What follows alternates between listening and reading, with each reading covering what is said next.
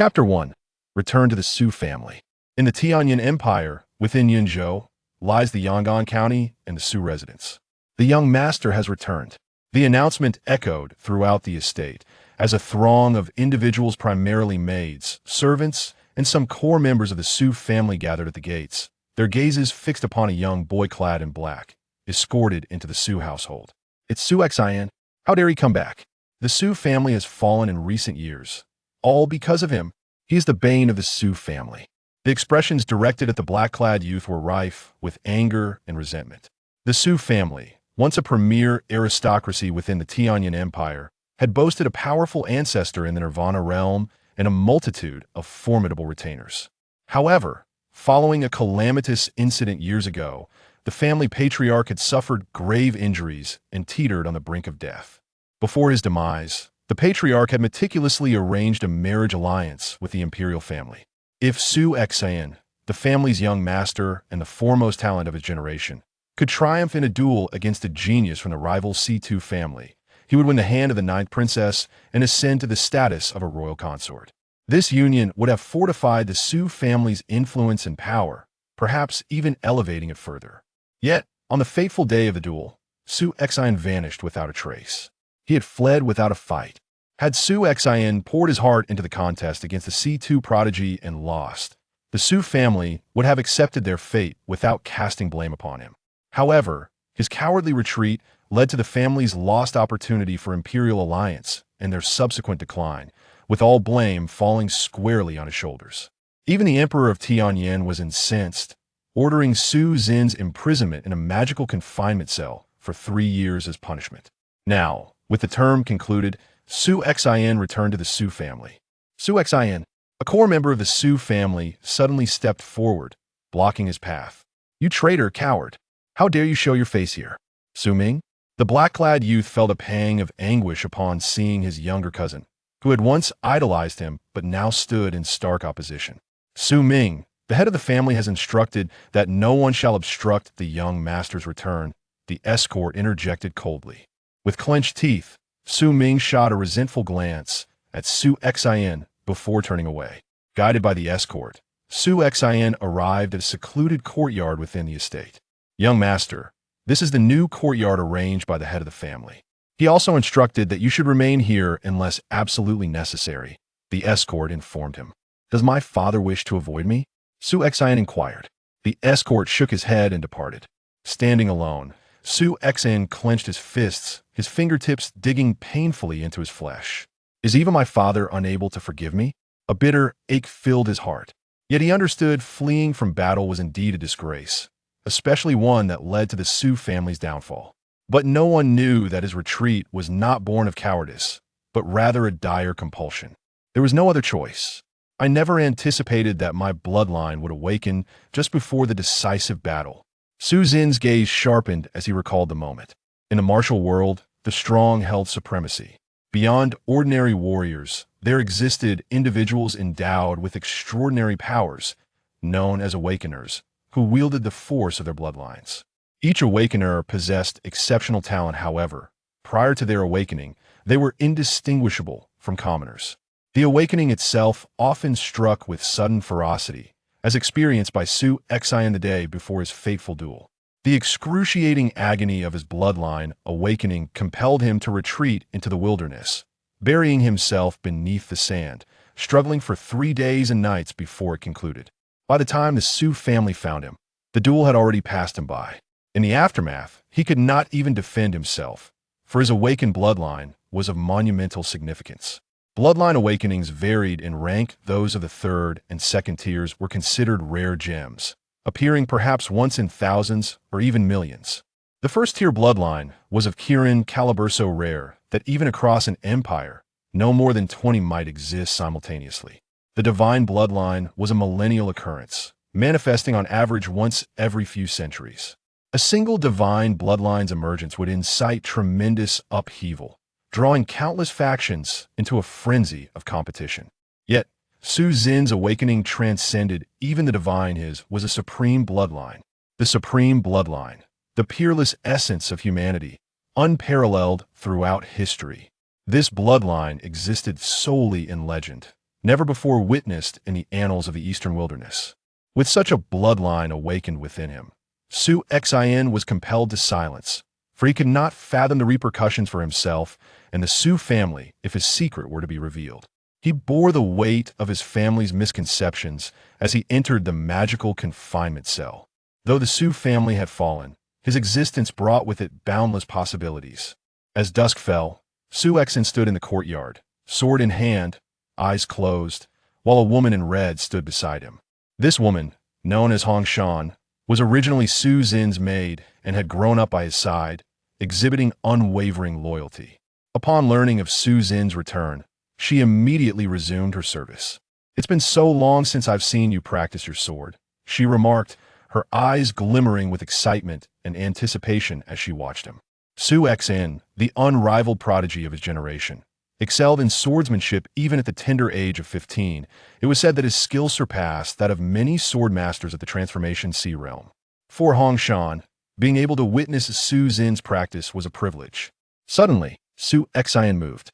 The glimmer of his sword flickered, akin to snowflakes cascading through the air, his speed astonishingly swift. The snowfall sword technique. Hong Shan's eyes widened in realization. This technique, among the Su family's martial arts tomes, was renowned for its speed and peculiarities. Notably, the pinnacle move within this technique, Snow Slash, could accumulate momentum with each strike, allowing for a rapid succession of attacks if mastered. One could unleash 9 strikes in a row, an awe-inspiring feat. "Here comes the Snow Slash," Hong Shan observed intently. Su Xin's form was ethereal, his sword light like lightning as he unleashed a flurry of 7 rapid strikes, followed seamlessly by the 8th and 9th. The fluidity of his movements was mesmerizing. Snow Slash, the 9th strike. The young master has indeed reached the pinnacle of this technique, Hong Shan thought, her initial delight quickly giving way to alarm as she realized. What?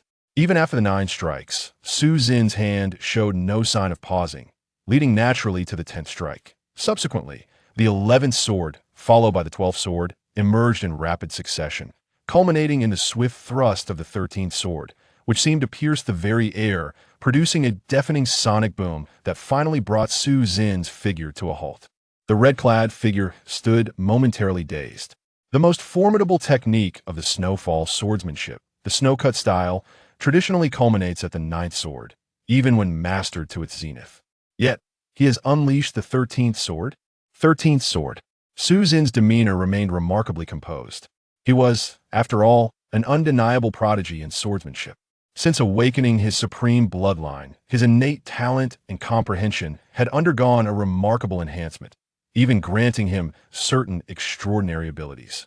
Though he had not wielded a sword during his 3 years in the demon ceiling prison, he had continuously engaged in mental rehearsal, evolving beyond the traditional techniques recorded in manuals, thus deriving stronger moves through his own deductions.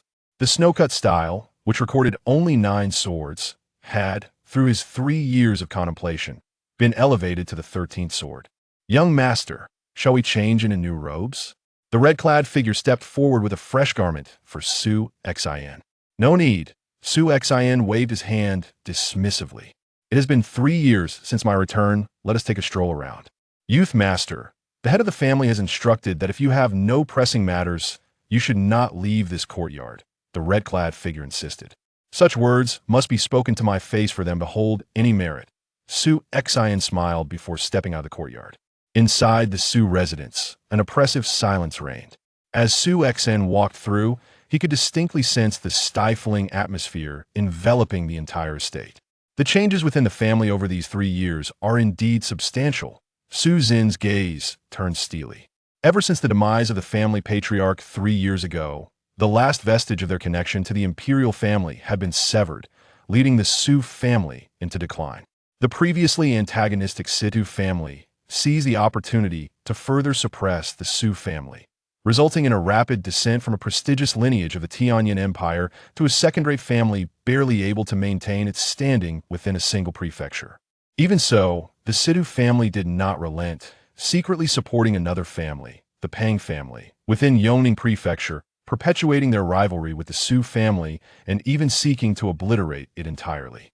Moreover, the Su family was not a monolithic entity. With the absence of the patriarch's deterrence, the numerous dependents who had previously aligned with the Su family had departed, leaving behind a faction led by a formidable void-breaking expert named Zhao Tianlei. This faction disregarded the Su family's authority, employing both overt and covert tactics to seize the family's dwindling resources and influence, subtly aiming to render the Su family powerless. It could be said that the Su family faced both external threats and internal strife. Su Xian had now arrived at a martial arts arena, where he noticed a considerable gathering of individuals, two of whom were engaged in fierce combat. Haha, Su Ming, no wonder you dare to challenge me. It seems you have made a breakthrough in your cultivation. But do you believe this makes you my match? What a jest! A voice laced with arrogance echoed across the arena. Su Ming? Su Zin's expression shifted as he focused on the two combatants. One was indeed Su Ming, who had previously obstructed him at the estate's entrance. The other, Zhao Qing? Su Zin's gaze hardened. The Zhao family, notably not among the core descendants of the Su family, were instead scions of the family's retainers. Zhao Qing was the leader of the independent faction formed by Zhao Tianlei within the Su family. Zhao Tianlei had two sons, Zhao Ling, the elder, and Zhao Qing, the younger.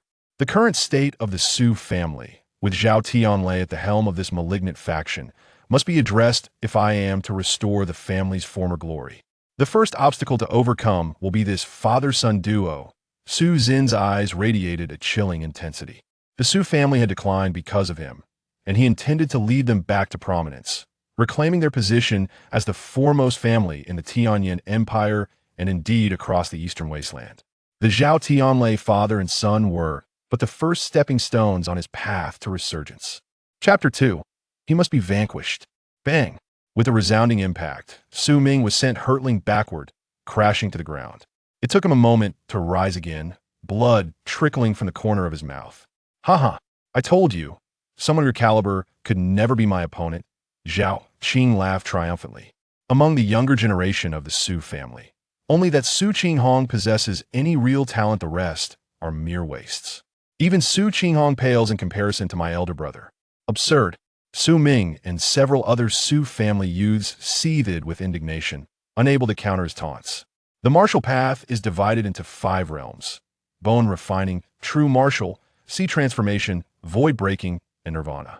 Bone refining is foundational, typically completed within 2 to 3 years, after which one truly enters the martial domain, achieving true martial status. True martial encompasses 10 levels.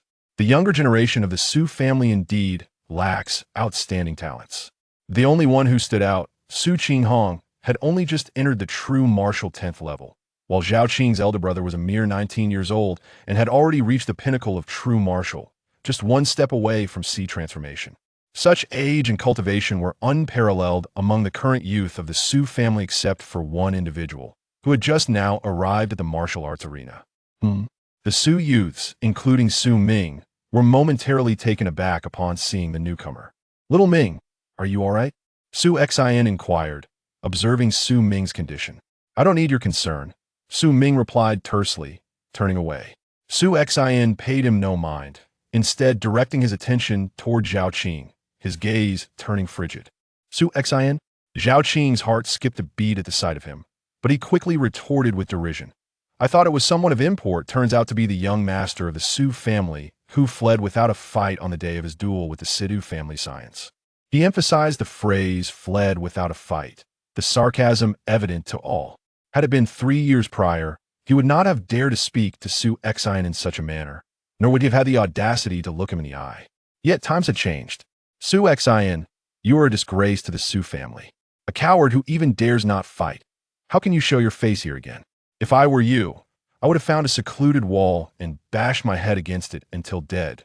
Zhao Qing mocked, joined by his companions in raucous laughter. Su Xian regarded Zhao Qing coldly. Zhao Qing, son of Zhao Tianlei, the retainer of the Su family. Over the years, you and your father have undoubtedly benefited immensely from my family. Your father, when he first entered the Su family, was but at the mid-stage of sea transformation. It was through the resources of the Su family that he gradually ascended to the void-breaking realm. And you, from the moment you began your training, have received ample resources and elixirs from the Su family each month. Have you not? Zhao Qing's expression shifted. You and your father are merely riding on the coattails of the Su family's resources to attain your current strength and status. In other words, you are but dogs raised on the Su family's table. When did dogs ever dare to bark at their master? Su Xan stated coldly, Su, do you dare to insult me? Do you think it is still 3 years ago? Zhao Qing exclaimed in fury. 3 years ago, you were indeed the foremost among the younger generation of the Su family, achieving the pinnacle of the true martial 10th realm at the tender age of 15. Yet, you have languished in the forbidden magic prison for a full 3 years. As far as I know, anyone incarcerated in the forbidden magic prison cannot sense even a trace of the world's spiritual energy. Their cultivation not only stagnates, but typically declines significantly. Now, how much strength do you have left? With that, Zhao Qing let out a cold, mocking laugh, then took a bold step forward. His palm, imbued with formidable spiritual power, clenched tightly as he hurled a punch towards Su Xan. Su Xan's expression remained impassive, and he retaliated with a punch of his own. Boom! The two fists collided with a resounding impact. Zhao Qing staggered back a step, while Su Xan was forced to retreat 3 steps. This scene elicited raucous laughter from Zhao Qing. Haha, Su Xan, I knew it. Anyone who spends 3 years in the forbidden magic prison inevitably sees their cultivation decline. 3 years ago, you were at the pinnacle of the true martial 10th realm, but now you can barely claim to have entered the 7th realm. You are significantly weaker than I am. With such feeble cultivation, you dare to act arrogantly before me? You seek death. Zhao Qing sneered, charging forward once more. His tightly clenched right hand radiated a faint, fiery bloodlight, indicating that he not only exerted his full strength, but also employed martial techniques. My lord, Hongshan could not help but exclaim in alarm. Su Ming and others nearby wore tense expressions, their concern for Su Xan evident. From their brief exchange, they discerned that Su Xan had only just entered the true martial 7th realm, while Zhao Qing had already reached the pinnacle of that realm. In terms of cultivation, Zhao Qing clearly held a significant advantage. Foolishness. As Zhao Qing's punch came hurtling towards him, Su Xan merely chuckled coldly. Just as the bloodlit fist approached within half a foot, Su Xan pivoted effortlessly to the side, allowing the punch to whiz past him and strike the air. Simultaneously, Su Xan raised his hand and delivered a resounding slap. Smack! The crisp sound of the slap echoed. This slap struck Zhao Qing's face, sending him flying, with a bloodied tooth soaring through the air. Truly foolish, Su Xan remarked, looking down at Zhao Qing, who lay struggling to rise. A hint of disdain flickered across his lips. Do you truly believe that a slight edge in cultivation guarantees your victory over me? What a joke. In this world, while cultivation is indeed the foundation of strength, it is not the entirety of it. Two individuals may possess the same cultivation level, yet differ vastly in actual power. Zhao Qing may have had a slight advantage in cultivation, but his talent was mediocre at best. Before someone like Su Xan, who had awakened the supreme bloodline, Zhao Qing was utterly outclassed. Su Xan need not draw his sword. A mere casual strike would suffice to overpower him. Zhao Qing, consider this a lesson. Remember, you are merely a dog raised by the Su family, feasting on our resources. You cannot dare to bare your teeth at us. Should you cross me again, it will not end with just this slap. Su Xan spoke coldly. Suxing, you. Zhao Qing, filled with rage and disbelief, stammered, pointing an accusatory finger at Su Xan. Su Xan had already turned away. Hongshan, let us return.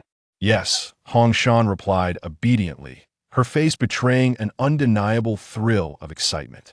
The others, including Su Ming, felt equally exhilarated, though they restrained their emotions. Just as Su Xan was about to exit the training ground, Zhao Qing finally stood, his face flushed with anger as he growled, Su Xan, just wait. Soon, my elder brother will return, and I will make him repay this humiliation to you tenfold. Your elder brother? Zhao Ling, is it? Su Xan chuckled lightly. He had some recollection of Zhao Ling, who was indeed a talented individual among the younger generation, but he was still vastly outmatched in comparison. It was important to note that Zhao Ling, at the age of 19, had only reached the pinnacle of the true martial 10th realm, whereas Su Xan had achieved that at the age of 15, even before his supreme bloodline had awakened.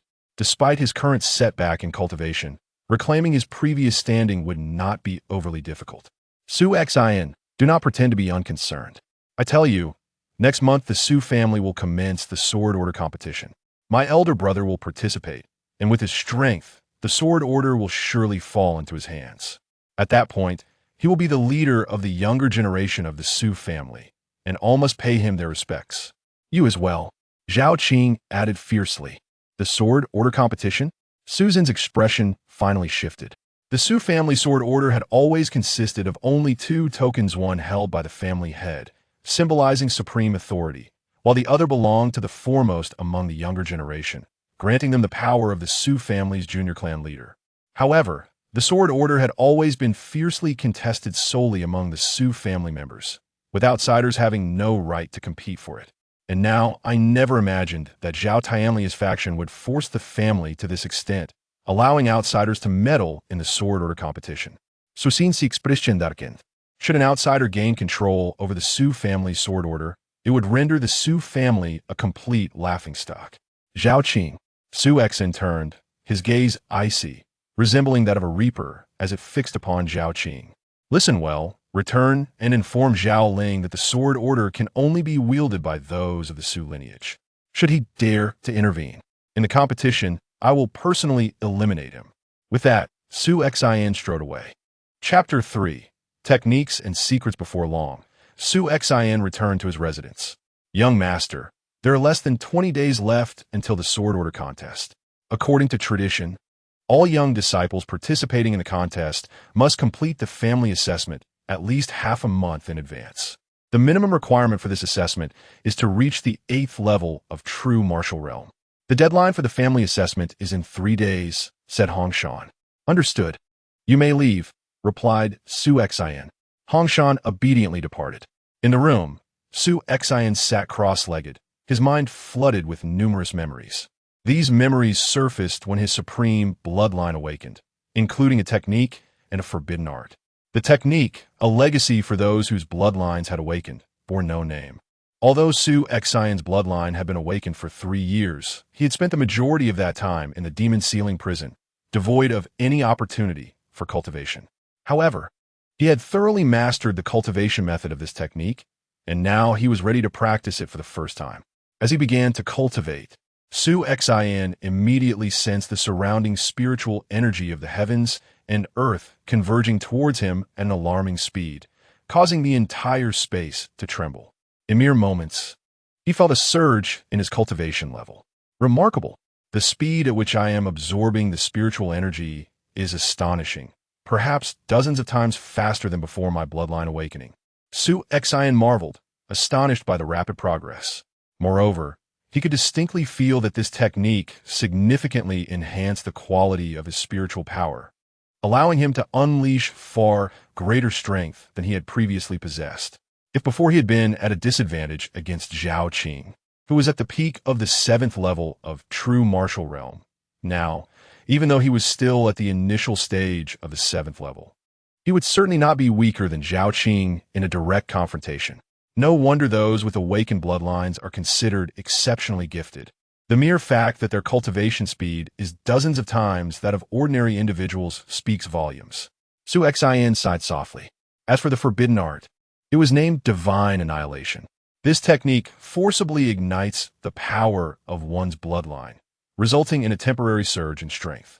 However, as a forbidden art, it comes with significant side effects and should only be employed in life and death situations.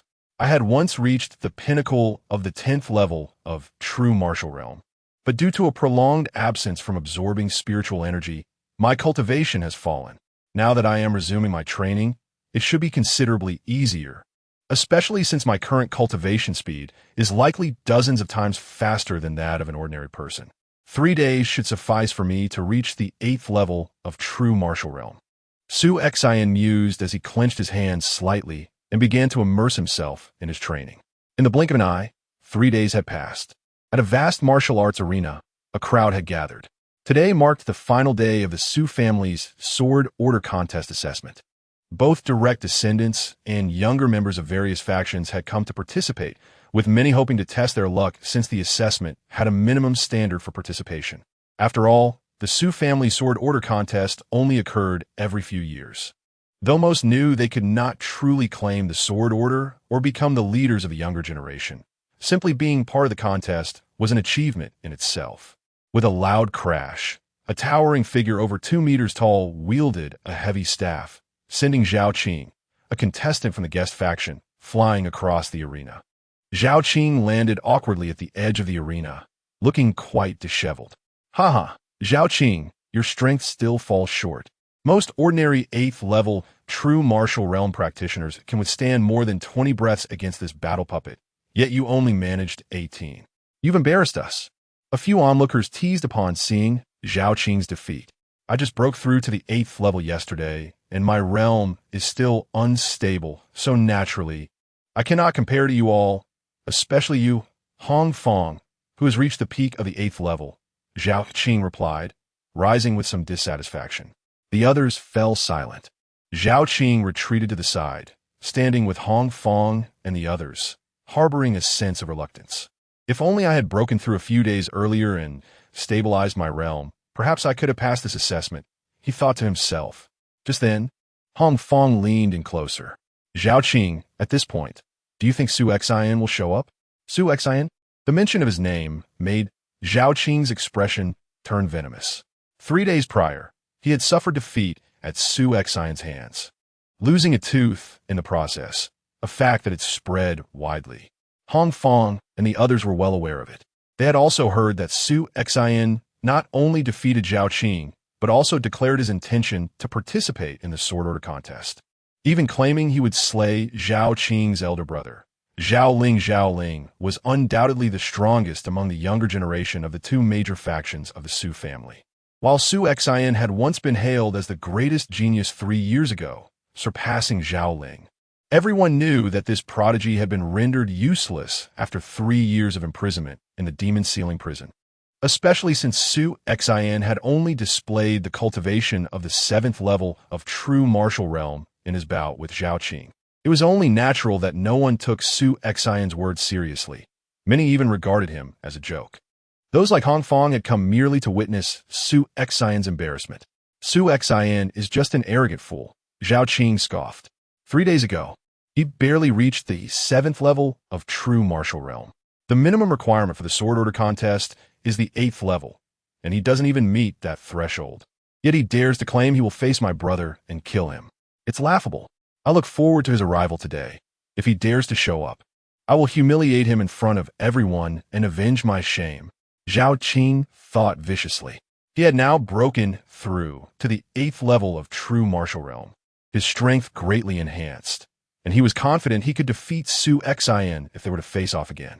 After all, he did not believe Su Xian could make significant progress in just 3 days. At that moment, Zhao Qing noticed a figure slowly approaching the center of the arena. Su Xian, he actually dares to come. Zhao Qing's expression twisted into one of malice. Meanwhile, everyone in the arena turned their gaze toward the once great prodigy, who had languished in the demon ceiling prison for 3 long years. Chapter 4. 38 breaths. Su Xian arrived at the center of the training ground and slightly bowed to a middle-aged man in gray standing there. This man, known as Su Bohang, had achieved the pinnacle of the transformative sea realm and was responsible for overseeing the assessment of the sword decree competition, making him Su Xian's paternal uncle by blood. Su Xian, are you here to participate in the assessment?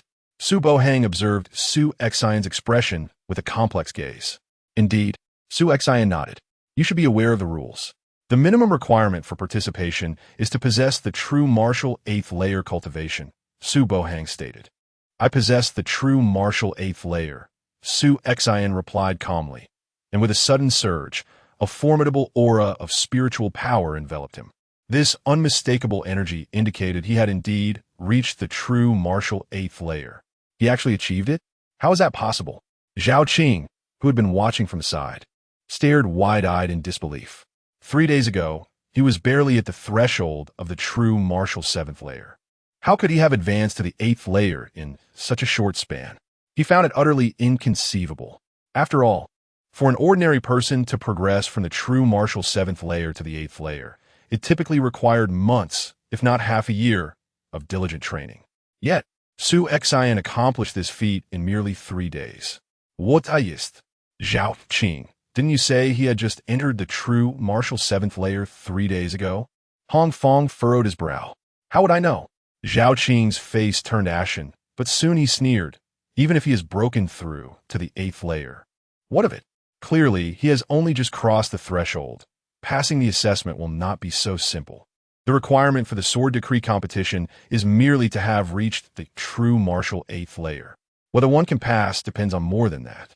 For instance, I too am at the true martial 8th layer, and I just failed. If he couldn't pass, how could Su Xian, who has just broken through, succeed? In the center of the training ground, Su Xian held his sword with one hand, gazing at his opponent for this assessment. A humanoid war puppet standing over 2 meters tall, wielding a long staff. Despite being a puppet, its strength was formidable. Just moments ago, Zhao Qing had been sent flying by a single strike from it. Su Xian, your task is to utilize all your abilities to withstand the attacks of this war puppet for as long as possible. As long as you endure for 25 breaths. You will pass the assessment, Su Bohang instructed. Understood, Su Xian nodded. Let's begin. With a wave of his hand, Su Bohang signaled, and the war puppet immediately raised its arm, swinging the nearly 2-meter-long black staff directly at Su Xian. Simple and brutal, Su Xian casually drew his sword to collide with the staff, resulting in a clash that seemed evenly matched, with Su Xian even gaining a slight upper hand. This did not surprise Su Xian. The war puppet was initially quite weak, even inferior to those who had just entered the true martial 8th layer. However, its strength continuously improved over time. Although the puppet did not employ any sophisticated techniques or martial arts, merely swinging its staff, the power and speed of that staff would grow increasingly formidable. Facing such a primitive adversary that relied solely on brute strength and speed, Su Xian found little interest. After a brief exchange, he resorted to evasion, avoiding combat altogether. To the spectators, Su Xian appeared extraordinarily agile. The puppet's power and speed were escalating. It had failed to graze even the hem of Su Xian's garment. This kid, Zhao Qing's expression darkened significantly.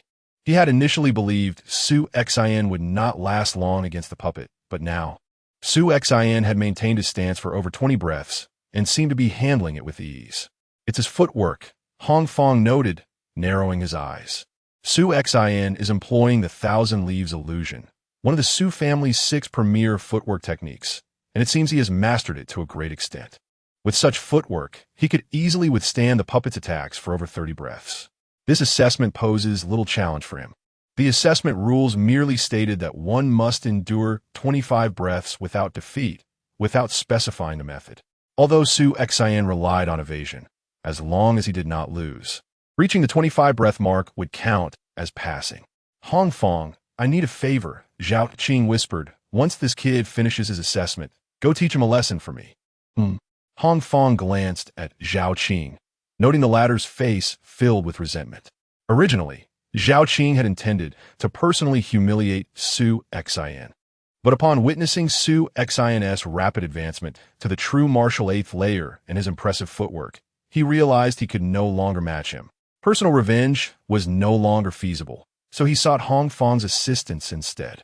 After all, Hong Fong was at the peak of the true martial 8th layer and had trained in several powerful techniques, making him exceptionally strong. Even against weaker, true martial 9th layer opponents, he could hold his own. In this sword decree competition assessment, among all the Su family members at the true martial 8th layer, Hong Fong had endured the longest against the puppet, an impressive 41 breaths. Having him handle Su Xian would be a piece of cake. Sure, Hong Fong agreed, considering the request. Their relationship was already amicable, and both belonged to the same faction. With Zhao Qing and Amp, Appo's father, and Hong Fong and Amp, Appo's brother having ties as well. Teaching a mere Su Xian a lesson was trivial. He had no reason to refuse. Good, just make it count. I don't need you to be too ruthless. Just knock out a few of his teeth and break an arm, Zhao Qing said coldly. Not a problem, Hong Fong chuckled. In the past, he would have never dared to touch Su Xin, the young master. However, the current situation was different. Despite Su Xin and Appo's noble status, even members of the Su family held deep-seated disdain for him. As long as he did not take Su Xin and Appo's life, merely knocking out some teeth and breaking an arm would not be considered a significant matter. At that moment, Su Xin had finally fallen in his confrontation with the war puppet. However, his defeat was a matter of choice, as he opted to exit the combat zone. Ultimately, he had endured 38 breaths against the puppet. 38 breaths, quite close to my 41 breaths. Yet, he merely relied on footwork to last this long. Were he to face me directly, I doubt he could withstand even 30 breaths. And I am not a mere puppet that only knows simple and brutal attacks. His footwork will have little effect on me. Hong Fong remained utterly confident. After Su Xin passed the assessment, he approached him. Su Xin, your footwork is impressive. Do you have the courage to face me in battle? Face you? Su Xin frowned. He did not recognize the man before him. What's the matter, Su Xin? Are you afraid? Zhao Qing mocked from behind.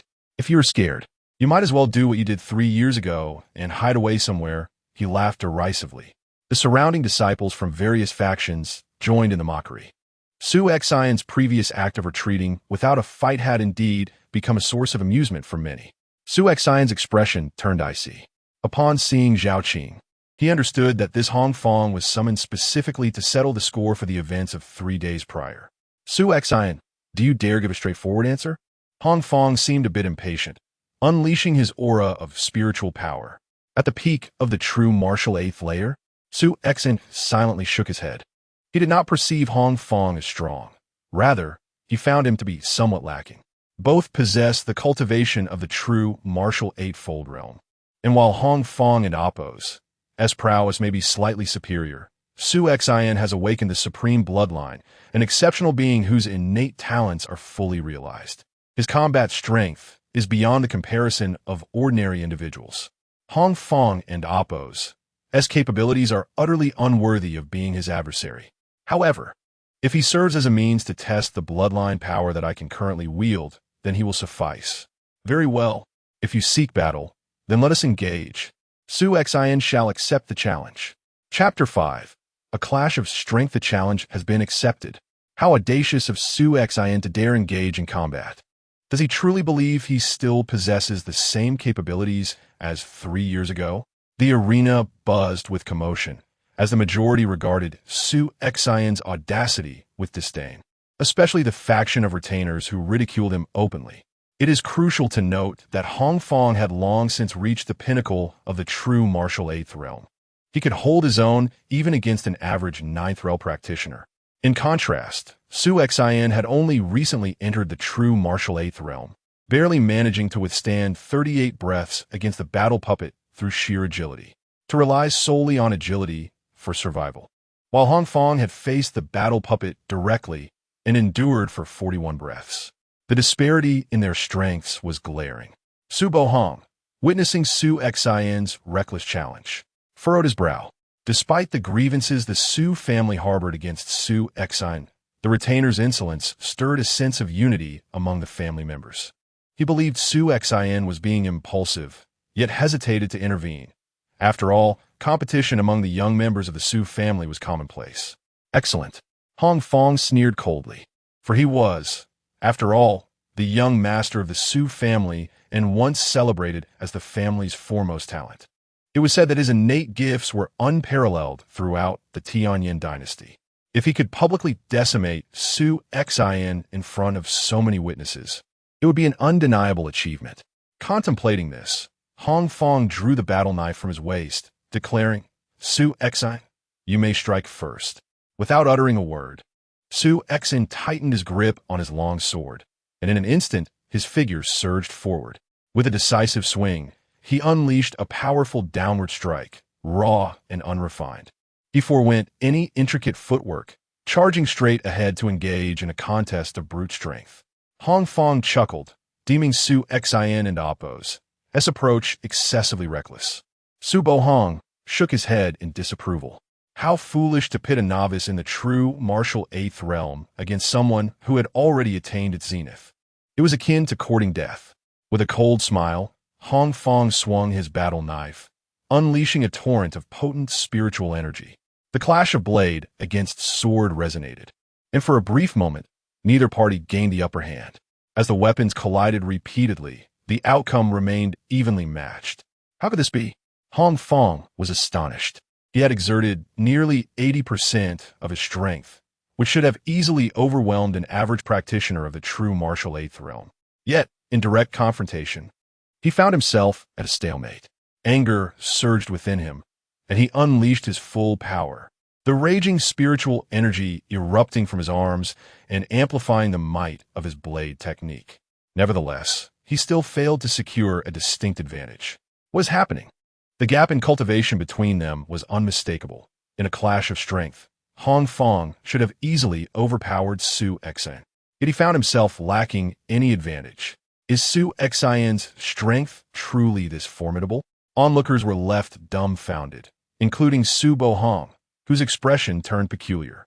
They recognized that Su Xian was employing the ordinary mountain-breaking sword technique, which, while emphasizing power, was relatively simplistic compared to Hong Fong and Appo's evidently superior knife technique.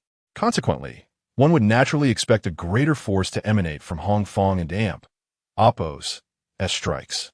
At this moment, Su Xian, however, was secretly amused.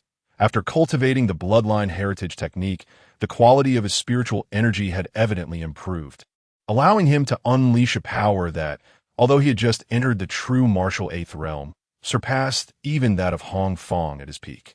Then, Su Xian narrowed his gaze. Prepare to meet your end. Enraged and frantic, Hong Fong resembled a maddened beast, disregarding all caution. He emanated crackling arcs of lightning from his body, wielding his knife with ferocity as he unleashed his most powerful strike, the Seven Thunderblade. This was Hong Fong's ultimate move, the mountain-crushing strike.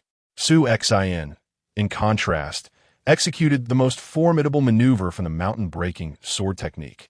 Yet it paled in comparison to Hong Fong and Appo's Seven Thunderblade. However, as Su Xian swung his sword, a thread of bloodline power harmoniously merged with his spiritual energy. With a thunderous boom, shockwaves rippled outward. Hong Fong, confident that his strongest technique would crush Su Xian, was met with the overwhelming force of Su Xian's strike upon the collision of their weapons. A terrifying power surged forth, akin to that of a primordial beast. Blood erupted from Hong Fong and Appo's mouth, his battle knife flying from his grip as he was propelled backward, crashing violently into the ground like a cannonball. Ninth Realm. This power could only belong to someone of the Ninth Realm. The thought flashed through Hong Fong's mind before he succumbed to unconsciousness. The arena fell silent. All eyes were incredulously fixed on Su Xian and the injured, unconscious Hong Fong. Clearly, Hong Fong had exerted himself to the utmost, even employing his strongest technique, only to be vanquished by Su Xian. And to make matters worse, it was a contest of brute strength that left him gravely wounded. How could this happen? They struggled to comprehend how Su Xian, a newcomer to the true martial eighth realm, could so decisively overpower Hong Fong, who had already ascended to the peak of the eighth realm. Furthermore, Su Xian and Appo's swordplay was evidently inferior to Hong Fong and Appo's. This young man, even Su Bohong, was engulfed in confusion. Only Su Xian himself understood the reasons behind this extraordinary outcome. In that moment, he felt a surge of elation. The power of the bloodline. It is indeed the power of the bloodline. Clenching his fists, a radiant light glimmered in Su Xian's eyes. He had merely tapped into 2 or 3/10 of his bloodline power, yet the might of his strike had increased nearly tenfold, severely wounding Hong Fong with a single blow. What would occur if he unleashed his full potential? Moreover, his bloodline awakening was still in its infancy, and his current strength was insufficient. Only when he grew stronger could he harness a greater portion of his bloodline power, making it even more formidable. Taking a deep breath, Su Xian realized that all eyes were upon him. Without uttering another word, He composed himself and departed, never once glancing back at Hong Fong. After all, he had never regarded Hong Fong as a worthy opponent. Their confrontation was merely a means to assess the might of his bloodline power. Meanwhile, Zhao Qing, who had summoned Hong Fong to confront Su Xian, wore a dark expression. Su Xian had managed to defeat Hong Fong in a direct confrontation. It seemed that he would have to wait for his elder brother's return to exact his revenge. Clenching his fists, Zhao Qing glared fiercely at Su Xian's retreating figure. "Just wait, Su Xian. Though you possess some strength, it is nothing compared to my brother's.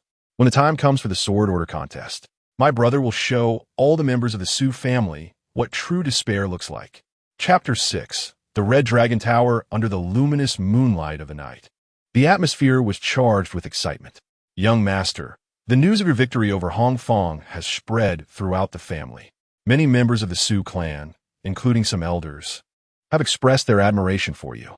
Some even say that despite your 3-year confinement in the demon suppression prison, your innate talent has not diminished significantly." Hong Shan exclaimed with palpable enthusiasm. A smile crept on Su Xian and Appo's face. Defeating a mere Hong Fong held little significance for him. What truly mattered was the family's attitude towards him.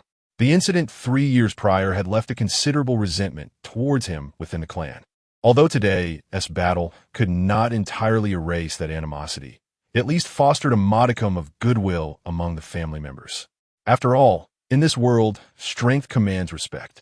The fact that he had managed to confront and defeat a peak 8-fold realm practitioner like Hong Fong, despite merely being a novice in the 8th true martial realm, was enough to earn him admiration from many within the Su family.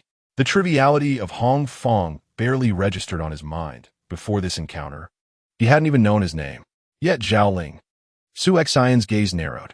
Zhao Ling, a peak practitioner of the 10th true martial realm, was considered a genius with formidable combat prowess, said to rival even those in the Transformation Sea realm.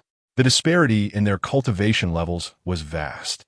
Unless he resorted to the perilous secret technique of annihilation, Su Xian had little confidence in overcoming Zhao Ling at this stage.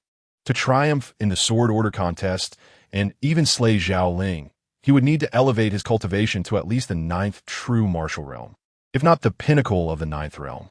However, with only half a month remaining until the contest, even with his bloodline inheritance and accelerated training speed, reaching such heights seemed implausible. Perhaps, with the aid of elixirs, this goal could be achievable, Su Xian mused. The next morning, Su Xian visited the Su family's treasure pavilion, overseen by an elder of the clan. "Young master, I regret to inform you that while I can provide a few ordinary spirit gathering pills, the premium ones are scarce. Given the imminent sword order contest, the family head has already distributed the few premium spirit gathering pills we possess to the strongest and most promising members of the clan to enhance their cultivation." The elder explained. "Distributed already?" Su Xian's brow furrowed slightly, though he was not entirely surprised. Since the family's decline, their resources had dwindled significantly compared to 3 years ago. In the heyday of the Su clan, they could procure numerous premium spirit gathering pills annually, but now they barely managed a dozen each year. With the sword order contest approaching, the clan's higher-ups, including his father, prioritized distributing the few premium pills to those most capable of contending with Zhao Ling. As for Su Xian, no one believed that someone just released from the demon suppression prison could pose a threat to Zhao Ling. Even after his victory over Hong Fong, the latter was merely a peak practitioner of the 8th true martial realm, and while the clan acknowledged Su Xian and Appo's as exceptional talent, few considered him a viable contender against Zhao Ling. Lacking premium spirit gathering pills, he would have to venture elsewhere, Su Xian contemplated before departing the estate alone. In the heart of Yongning County, 2 towering black spires loomed, resembling colossal sentinels surveying the city. These formidable structures housed the renowned Red Dragon Tower of the Tianyan dynasty, established by the founding sovereign of the Tianyan dynasty centuries ago. The Red Dragon Tower was a symbol of power, with one in each of the 36 states and counties throughout the realm. The purposes of the Red Dragon Tower were twofold: to monitor the realm and to gather the world and Appo's as talents. The Red Dragon Tower encompassed 2 well-known structures, the True Martial Pavilion and the Seek Dragon Tower. The True Martial Pavilion assessed the skills of true martial realm warriors across its 15 levels, with those who could surpass the 10th level deemed geniuses throughout the Tianyin dynasty. The Sikh Dragon Tower, designed for practitioners of the Transformation Sea realm, evaluated comprehensive strength, despite having only 3 levels. Any Transformation Sea practitioner who could conquer the first level was considered exceptional. Surpassing the second level marked one as a top-tier genius, a rarity with perhaps only 30 or 40 such individuals across the entire dynasty at any given time.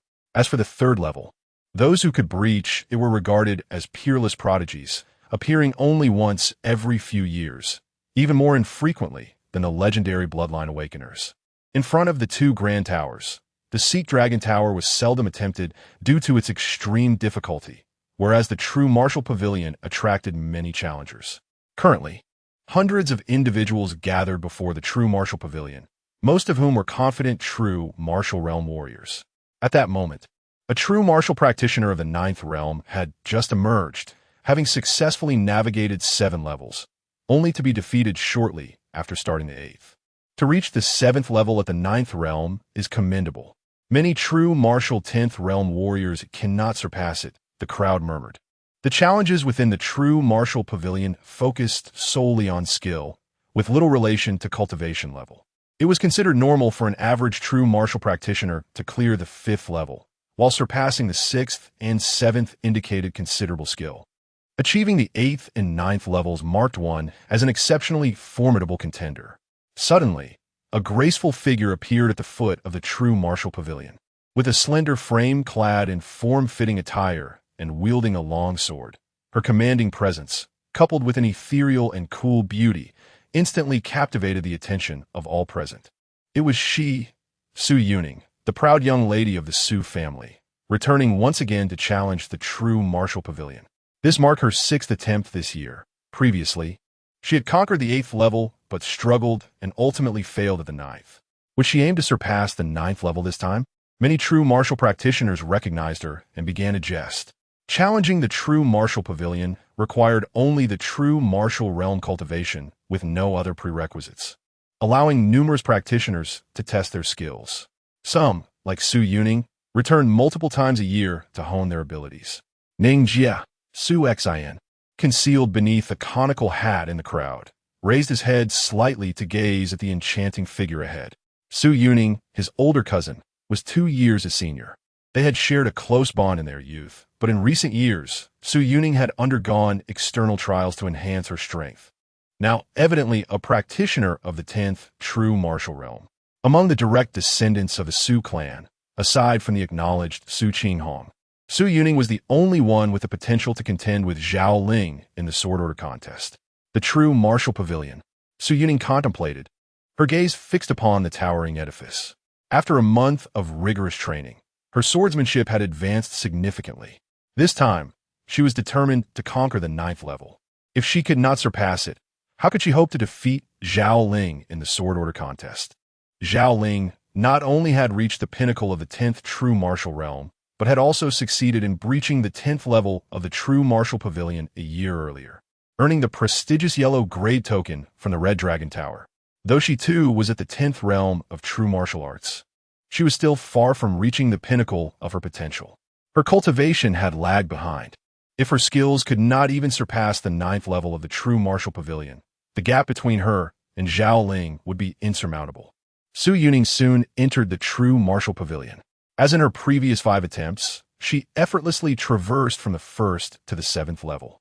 Upon reaching the 8th level, she spent some time, but eventually succeeded in overcoming it, only to face the 9th level thereafter. In that level, she employed all her skills and battled for a considerable duration, yet ultimately, she was defeated.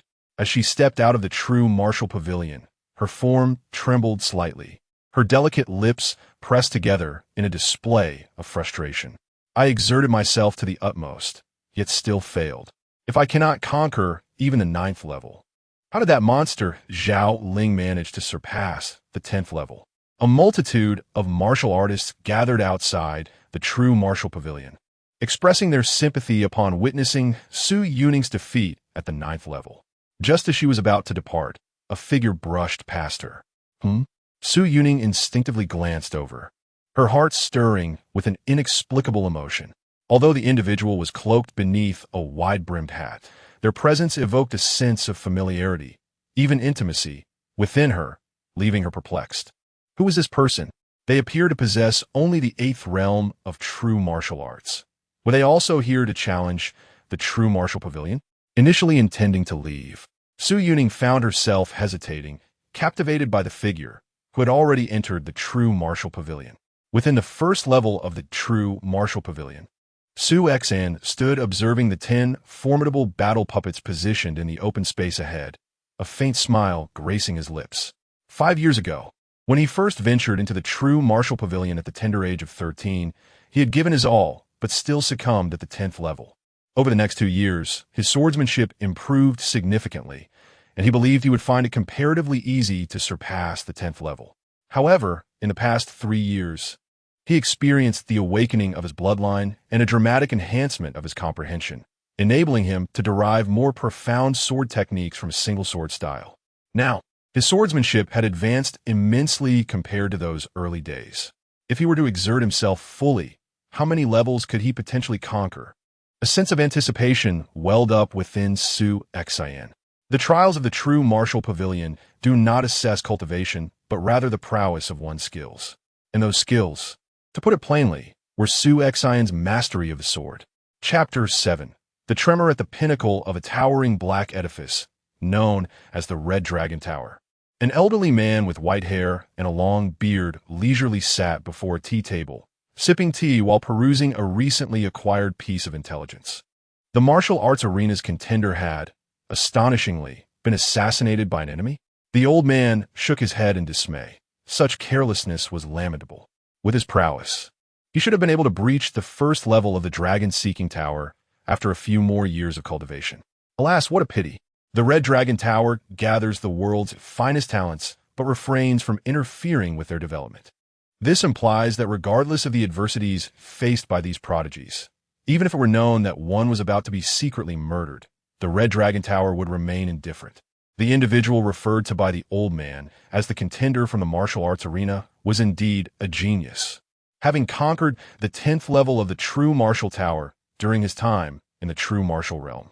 The Red Dragon Tower had been monitoring his progress, but regrettably, he was assassinated before fully realizing his potential. Suddenly, hurried footsteps echoed as a figure clad in black appeared before the old man. Supervisor.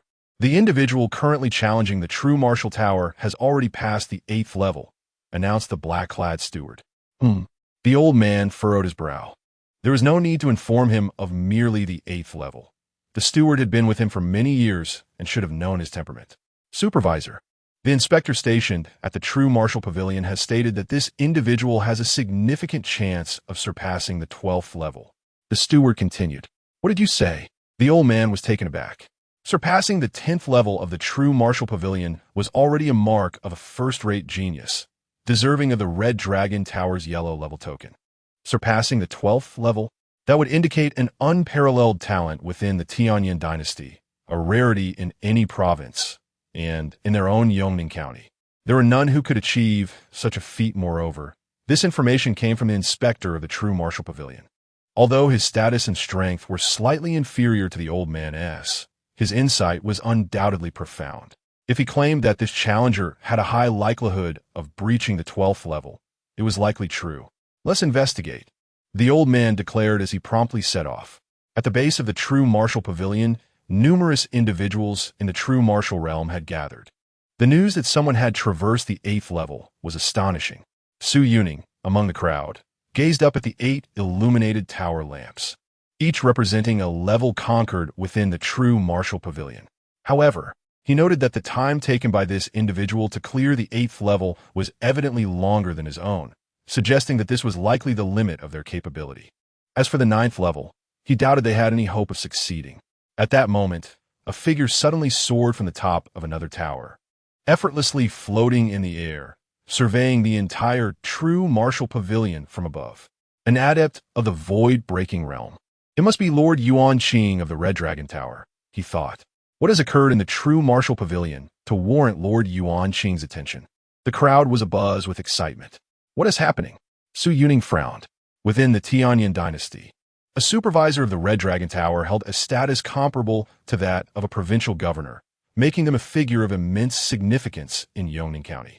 Such high-ranking individuals rarely made appearances, even when someone successfully breached the 10th level of the true martial pavilion. Yet now, it was evident that Lord Yuanqing had come specifically for the true martial pavilion. Was it due to the ongoing challenge? That seemed implausible, as the individual had yet to surpass the 9th level. Meanwhile, in midair, the white-haired Yuanqing stood with his hands clasped behind his back, observing the tower below. Within the 9th level of the true martial tower, a young man clad in black and wearing a wide-brimmed hat was engaged in combat against 10 formidable battle puppets wielding silver halberds. These battle puppets served as the challengers in the true martial pavilion, with 10 facing off against each challenger. As the levels increased, the combat skills of these puppets became increasingly sophisticated and their coordination more seamless. In terms of strength, from the 1st level onward, the power of these puppets matched that of the challengers. By the 9th level, their skills were exceptional, and many experts in the sea transformation realm found it challenging to proceed. Yet, as the 10 puppets assailed him, Su Xian moved like a specter, appearing in every corner of the battlefield. His seemingly casual strikes were deceptively intricate and precise, effortlessly neutralizing the puppets' lethal maneuvers.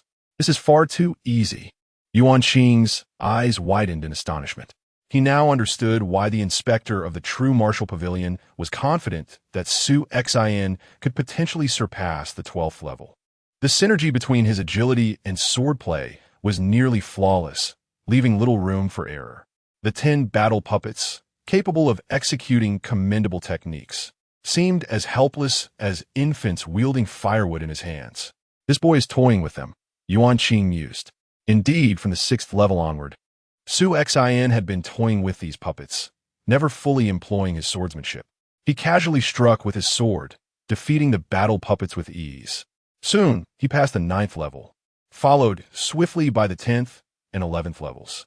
Despite the significant enhancement in the puppets and oppos, skills, particularly at the 11th level, where each puppet and oppos, techniques approach that of peak sea transformation experts, Su Xian remained unfazed, effortlessly advancing through the 11th level.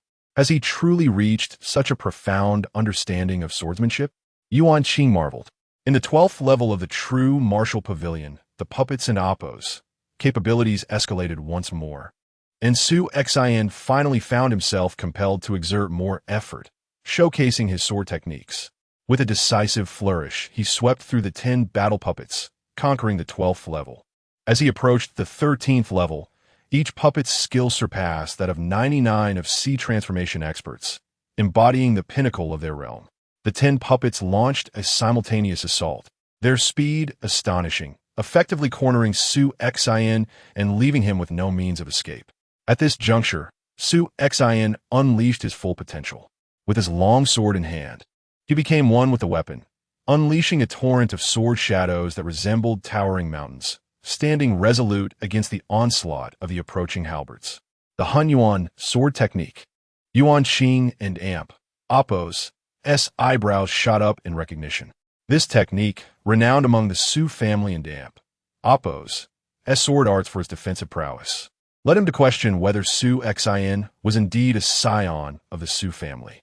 However, the fleeting thought was quickly dismissed. Something is amiss. Yuanqing scrutinized Su Xian, who was engaging the battle puppets. The sword technique he had just executed bore an uncanny resemblance to the Su family's Hunyuan sword technique. Upon its manifestation, it appeared as an overwhelming mountain, impervious to the tempestuous assaults surrounding it. Yet, as Su Xian and Oppos' swordplay unfolded, it transformed from a formidable mountain into a colossal grinding wheel, mercilessly crushing through the battle puppets. He had conquered the 13th level. As he approached the 14th level of the true martial pavilion, Su Xian unleashed his full might. His swordsmanship had transcended the confines of mere techniques, becoming unpredictable and enigmatic.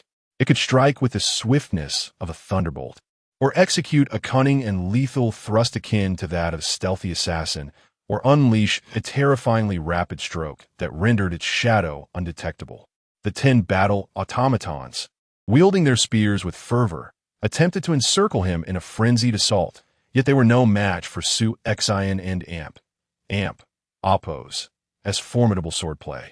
After a grueling battle, he had successfully breached the 14th level. Could it be that he had taken that fateful step? The astonishment within Yuan Qing was beyond the capacity for verbal expression. He gazed at Su Xin as if he were a creature of legend. The battle automatons of the 14th level of the Jinwu Tower had achieved a prowess comparable to that of ordinary void-breaking realm experts. Even 10 of these automatons working in unison could thwart many void-breaking realm warriors relying solely on skill. Yet this young man, merely at the 8th level of Jinwu, had surmounted the 14th level. How could one from the 8th level of Jinwu surpass the skills of an average void-breaking realm expert? Who was this ancient figure responsible for nurturing such a prodigious talent in martial arts? Now he aspired to challenge the 15th level, the final tier of the Jinwu Pavilion. Yuan Qing watched with eager anticipation. However, upon reaching the 15th level, Su Xin merely engaged in a brief skirmish with the 10 automatons before he withdrew from the battlefield. The 15th level was significantly more daunting than the 14th. If he unleashed his most powerful strike without reservation, there might have been a chance to advance. Yet, such a display would be too conspicuous, and his identity would likely be compromised. Moreover, relying solely on skill to conquer the 15th level of the Jinwu Pavilion would be an extraordinary feat, one that could send shockwaves not only through Yongning County, but throughout the entire Tianyan Empire. He recognized the limitations of his current strength and deemed it prudent to avoid unnecessary ostentation. With this self-awareness, Su Xin exited the Jinwu Pavilion, having conquered the 14th level, but halted at the precipice of the 15th. Chapter 8 Guidance. Outside the Jinwu Pavilion, hundreds of people had gathered, including Su Yuning, all fixated on the flickering lights atop the Black Tower. When they witnessed the shock of Lord Yuan Qing, the overseer of the Red Dragon Tower, they realized that the individual attempting to breach the Jinwu Pavilion was undoubtedly remarkable. Indeed, one by one, the tower lights began to illuminate. The 9th, the 10th, the 11th. Ultimately, even the lights of the 14th floor shone brightly. Everyone was left in a state of astonishment. The once bustling square fell into an eerie silence, enveloping all in an unprecedented sense of awe and disbelief. The 14th floor. Su Yuning gasped. Initially, she had observed that Su Xin took considerable time to conquer the 8th floor and instinctively thought he might struggle to surpass the 9th. Little did she know that before reaching the 12th floor, Su Xin had only been playing with the battle puppets, casually wielding his sword, thus extending the time taken. To breach the 14th floor of the Jinwu Pavilion signifies that one's skills are comparable to, if not surpassing, the typical practitioners of the void-breaking realm. Such extraordinary talent is seldom found in the current era of the Tianyan dynasty. Nearby, someone exclaimed in disbelief. At that moment, the 14 lights atop the Jinwu Pavilion extinguished simultaneously, and the tower door swung open. Look, he is coming out. All eyes abruptly turned toward the direction of the tower entrance. With a swift motion, a figure descended from the void, landing before the tower door. As Su Xin stepped out of the Jinwu Pavilion, he immediately felt a multitude of scorching gazes upon him. These stares were indeed fervent, revealing unabashed shock, reverence, and even envy.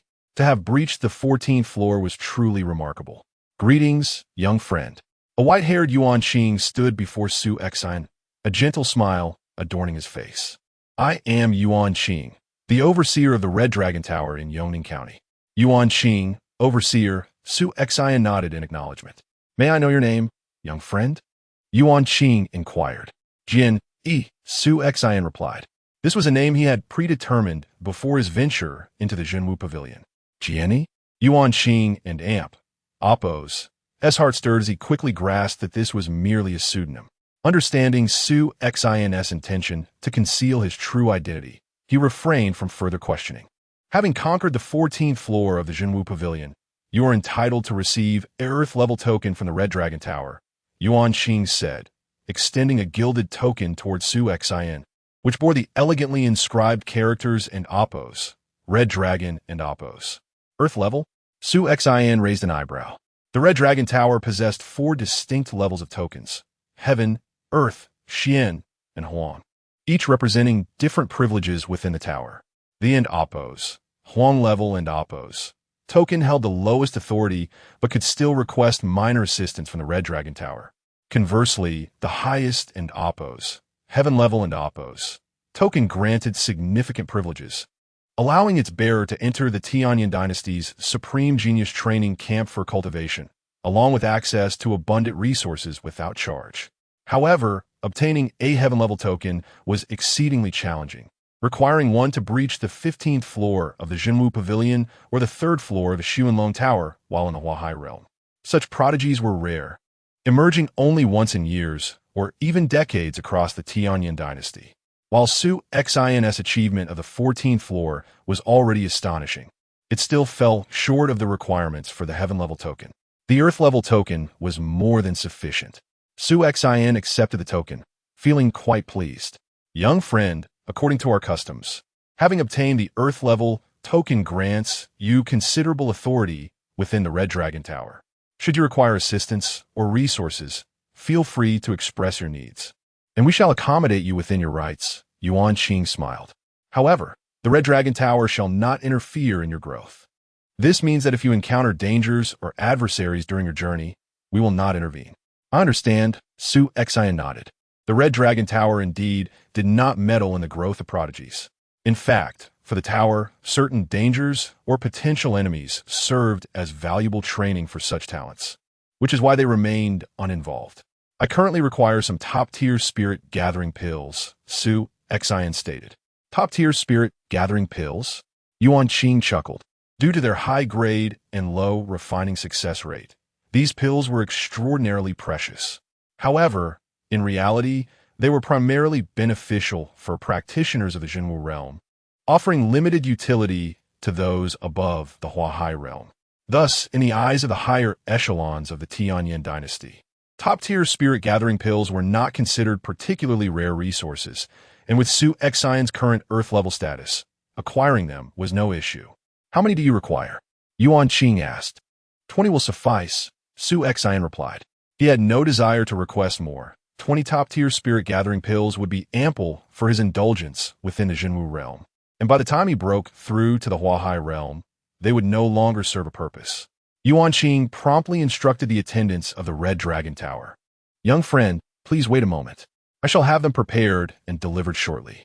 Thank you, Su Xin smiled slightly. At that moment, sir, a graceful figure approached. Ningjia? Su Xin's expression turned peculiar as the newcomer was none other than Su Yuning. Su Yuning of the Su family humbly requests your guidance, sir. Su Yuning clasped her sword and bowed deeply, adopting a posture of utmost humility. A stir of admiration rippled through the crowd. They marveled at Su Yuning's audacity. It was known that this mysterious swordsman, Jian, had just breached the 14th floor of the Jinwu Pavilion. His swordsmanship was unparalleled in the Jinwu realm of the Tianyan dynasty.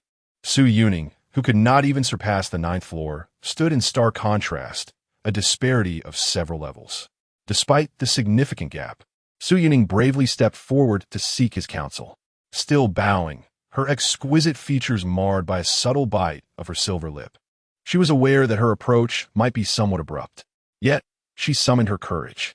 After all, she too wielded a sword, and the proficiency displayed by the other was a rare sight, certainly unmatched within the Su family.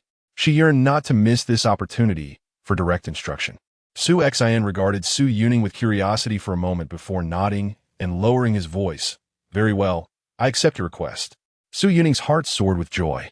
The surrounding crowd, including Yuan Qing, looked on in surprise, not expecting this evidently transcendent figure, Jian, to grant his consent.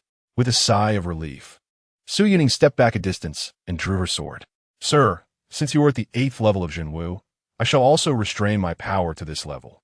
Feel free to proceed. Su Xin responded with ease. With a flourish, Su Yuning unleashed her blade, a dazzling sword light illuminating the air, akin to falling snowflakes. Snowfall sword technique? Su Xin chuckled. Su Yuning was performing the Su family's snowfall sword technique, one with which Su Xian was quite familiar. A flurry of sword shadows, resembling drifting snowflakes, surged toward him. Su Xian merely stood there, casually striking with his sword, without employing any advanced techniques, yet his movements were precise, effortlessly intercepting the snowflakes and causing them to dissipate. Remarkable! Su Yuning gasped, quickly executing her most formidable strike within the snowfall sword technique. The snow-cleaving style? The snow-cutting style comprises 9 swords, each faster than the last. Su Yuning has practiced this swordsmanship for several years and has mastered the ability to unleash 8 swords in succession. He is acutely aware of the terrifying prowess of the initial sword strike, so he musters all his strength and releases all 8 swords at once. Yet, to his astonishment, Su Xian remains rooted in place, not moving an inch, effortlessly countering each strike with simplicity. The swift brilliance of his 8 sword lights is effortlessly deflected. Is it truly this easy to thwart my 8 strikes? Su Yuning is left in disbelief. Unleash your strongest technique, Su Xian commands. Sir, please be cautious, Su Yuning responds. Her face flushed as she leaps into the air, her figure resembling a magnificent phoenix descending upon the world. With her long sword, she strikes downwards, radiating a dazzling light. Such beauty! The onlookers are entranced by the sight. Phoenix descending sword? Su Xian narrows his eyes, but is regrettably only the first form. Clang! A sharp sound resonates as Su Yuning's sword slips from her grasp, while a keen edge rests perilously close to her neck. Has this truly resulted in my defeat? The chilling sensation against her neck leaves Su Yuning shaken.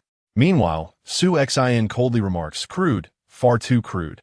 The technique itself is formidable, yet when executed by you, it becomes a disarray. You prioritize form over essence, focusing solely on the aesthetics of the swordplay while neglecting the fundamental spirit of the art. It may appear beautiful and intoxicating, but it serves no purpose. Reflect upon this. With that, Su Xian sheathes his sword and turns to leave. Prioritizing form over essence, focusing solely on the aesthetics while disregarding the true nature of swordsmanship. Su Yuning's mind is overwhelmed, as if struck by a bolt of lightning. After a moment, she regains her composure and respectfully bows to Su Xian, saying, "Thank you for your guidance, sir." Hearing this, Su Xian, with his back to her, absent-mindedly touches his nose, a playful smile creeping onto his face. He recalls how, in their childhood, Su Yuning often patted his head, promising to follow his lead in the future. Now he muses, if Sister Ning were to discover that the sir she addressed is the very child she once patted on the head, her reaction would surely be entertaining. Chapter 9. The battle for supremacy begins, young friend. Here is the exquisite spirit-gathering pill you requested. Yuan Qing presented a delicate jade box to Su Xian. Upon opening it and taking a brief glance, Su Xian stored the box carefully. Thank you. He expressed his gratitude before taking his leave. A throng of martial artists gathered outside the true martial pavilion, filled with awe and admiration as they watched Su Xian depart. Supervisor, should we send someone to follow him and ascertain his identity? Inquired a black-clad steward. No need, Yuan Qing replied, shaking his head. Since he is using an alias, he clearly wishes to keep his identity concealed. Our mission at the Crimson Dragon Tower is to befriend top-tier talents like him, fostering their gratitude towards us, which may encourage them to serve the Empire in the future. If we delve too deeply into his background or discreetly track him, it may backfire if he becomes aware of it. Moreover, a martial artist at the True Martial 8th level who could traverse the 14th floor of the True Martial Pavilion is undoubtedly a prodigy destined for greatness. Sooner or later, he will make a name for himself. We simply need to observe. Su Xian proceeded cautiously, taking considerable time to ensure he was not being followed before returning to the Su family estate. Inside his chamber, he gazed at the 20 fragrant, milky white pills nestled within the jade box, feeling a surge of joy in his heart. The exquisite spirit-gathering pill boasts effects dozens of times more potent than ordinary ones. With 15 days remaining until the Sword Order contest, if I consume one each day, coupled with the cultivation speed of my inherited techniques, within half a month, breaking through to the true martial 9th level will be absolutely achievable, and reaching the true martial 10th level is not beyond the realm of possibility, he thought with a smile. From that day forth, he devoted most of his time to cultivation, assisted by the spirit-gathering pills and his inherited techniques. His prowess ascended at an alarming rate. Days passed by. During Su Xian's secluded training, the Su family was anything but tranquil. First, the more prominent younger members of the family, such as Su Qinghong and Su Yuning, returned home after a period of external training aimed at enhancing their strength for the impending sword order contest against Zhao Ling. Each of them had made significant progress during their time away, particularly Su Qinghong. Rumors circulated within the Su family that Su Qinghong had reached the pinnacle of the true martial 10th level, rivaling Zhao Ling in strength. This sparked a wave of hope among the family members, with many believing he could truly defeat Zhao Ling in the contest. However, mere days later, Zhao Ling returned as well. On the very day of his return, he made his way to the Crimson Dragon Tower and successfully traversed the 11th floor of the true martial pavilion. The news sent shockwaves throughout the Su family. It is well known that reaching the 10th floor of the true martial pavilion is already an indication of exceptional talent, and those who can surpass it are exceedingly rare in Yongning County. While there had recently been reports of a prodigy named Sword One astonishingly conquering the 14th floor, that individual was not a member of the Su family, thus causing minimal stir within the family. In contrast, Zhao Ling, being a Su family scion, created a much larger uproar. The members of the Su family were all astounded. The followers of the guest faction rejoiced exuberantly, while the core members of the Su family remained subdued, particularly those who had placed their hopes on Su Qinghong to defeat Zhao Ling. Upon hearing the news, they fell silent. It was a bitter realization. Despite having comparable cultivation levels, Su Qinghong had only managed to ascend the 9th floor of the true martial pavilion, still falling short of the 10th. In contrast, Zhao Ling had already conquered the 11th floor, highlighting a significant disparity in skill. Consequently, the morale among the younger generation of the Su family plummeted, with many feeling a sense of despair. Nevertheless, the inevitable approached. The day of the sword order contest had arrived. Creak! Su Xian opened his door and stepped outside. Young Master, Hong Shan awaited impatiently. The contest for the sword order is today. Su Xian lifted his gaze toward the distant horizon. Your expression suggests you have made some progress in your cultivation? Hong Shan inquired. Progress? One might say so. Although it does not fully meet my expectations, it is still commendable, Su Xian replied with a faint smile. Over the past half-month, his cultivation had surged rapidly. Initially, he had hoped to ascend to the true martial 10th level within this time frame, but he ultimately remained at the pinnacle of the true martial 9th level, a mere half-step away from the 10th level. Given another 2 or 3 days, he felt confident he could break through to the 10th level. Alas, the sword order contest was about to commence. Despite the imperfection of his progress, Su Xian considered his peak 9th level cultivation sufficient. Although he was at the 9th level, the techniques he practiced endowed him with explosive power that rivaled that of an average true martial 10th level expert. Additionally, he possessed bloodline strength, which, when fully unleashed, would surpass even the peak of the 10th level. Su Xian clenched his fists, confidence radiating from his eyes. Zhao Ling, an outsider dares to covet my Su family's sword order. He must be eliminated. I have delayed for 3 years. The Su family has lost the respect due to me as the young lord. Today, I shall use him to establish my authority. Su family, martial arts garden. This vast garden housed a training ground at its center, previously overlooked, but now teeming with people. Each year, the Su family held a grand tournament for its younger members, but this time, the stakes were particularly high, as it would determine the rightful owner of the sword order. The core members of the Su family, along with numerous powerful disciples from the guest faction, gathered, accompanied by a multitude of maidservants and servants, totaling over 1,000 individuals. At the top of the training ground, 3 chairs were set upon the platform, with 2 already occupied by the elders of the Su family. Under the family head, there were 3 prominent elders. The great elder, Su Boyong, a formidable expert at the void-breaking level, was currently stationed elsewhere and not present. The two-seated elders were the second elder, Su Tai Tong, and the third elder, Su Bai Hu, both peak experts at the C transformation level. The third elder, Su Bai Hu, was the younger brother of the family head, making him Su Xian's uncle. Before the two elders stood four of the strongest Su family disciples, all having reached the true martial 10th level, including Su Qinghong and Su Yuning. To allow an outsider to participate in the contest for our Su family sword order is a disgrace. If that outsider were to win and claim the sword order, it would turn our family into a laughingstock. The second elder, Su Tai Tong, a robust man with eyes like copper bells, bellowed furiously. You four are the last hope for our Su family. Whether or not you can defeat Zhao Ling and restore our family's honor rests solely upon you. Remember, at all costs, bring him down. Even if it costs you your lives, you must succeed. Yes. Su Qinghong and the others nodded solemnly, fully aware of the battle's significance. As a family that had once been a prominent power in the Tianyin dynasty, the pride and dignity embedded in the Su family could not be trampled upon. Allowing an outsider to wield the sword order would obliterate that pride, a fate more unbearable than death for many within the Su family. On the opposite side of the training ground, numerous powerful disciples from the guest faction had gathered, and among them stood a defiant young man with a battle sword slung across his back, standing out among the crowd. He was none other than Zhao Ling.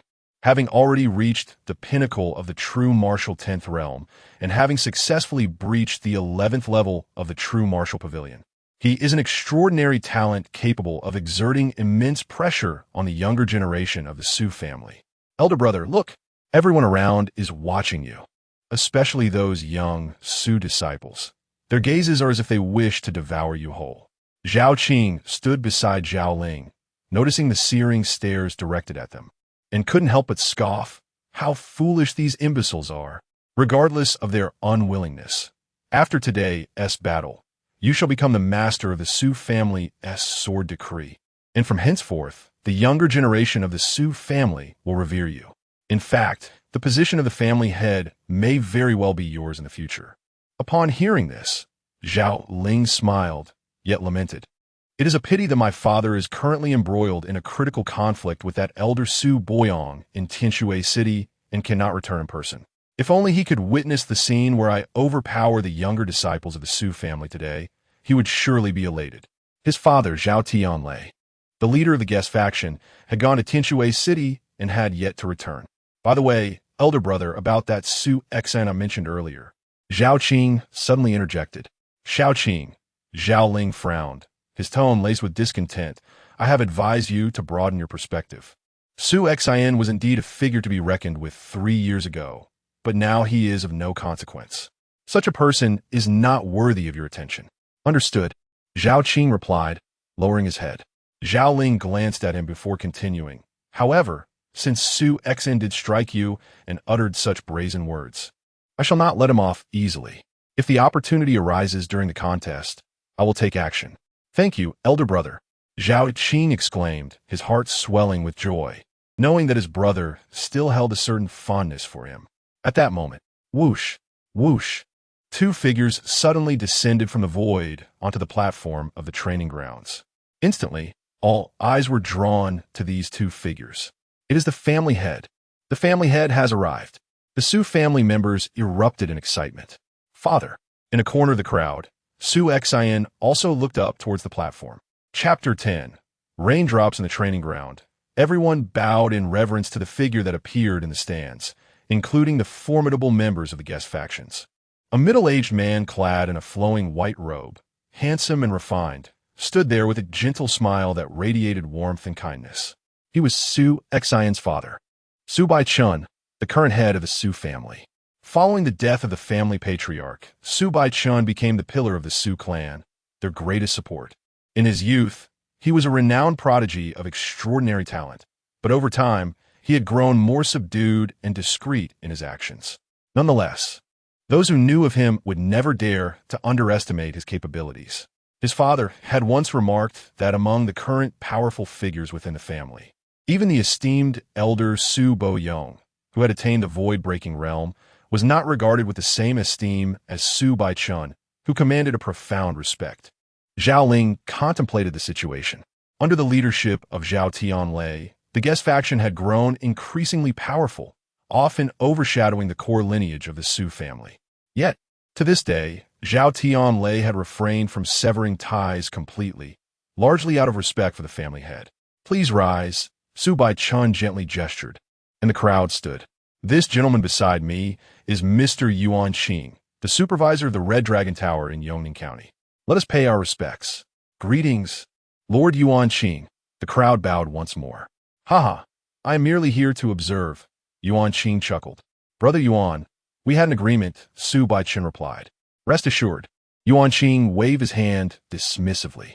"Come, let us provide a seat for Mr. Yuan Qing," Su Baichun commanded, and immediately a chair was brought forth and placed beside him, where the two formidable void-breaking realm experts settled. A murmur of astonishment rippled through the training ground. Who would have thought that the head of the family would invite the supervisor of the Red Dragon Tower to this contest? This was no ordinary family competition. It concerned the coveted Sword Order. Thus the family treated it with utmost seriousness. Amidst the crowd stood Su Xian. The mention of Yuan Qing stirred unease within him.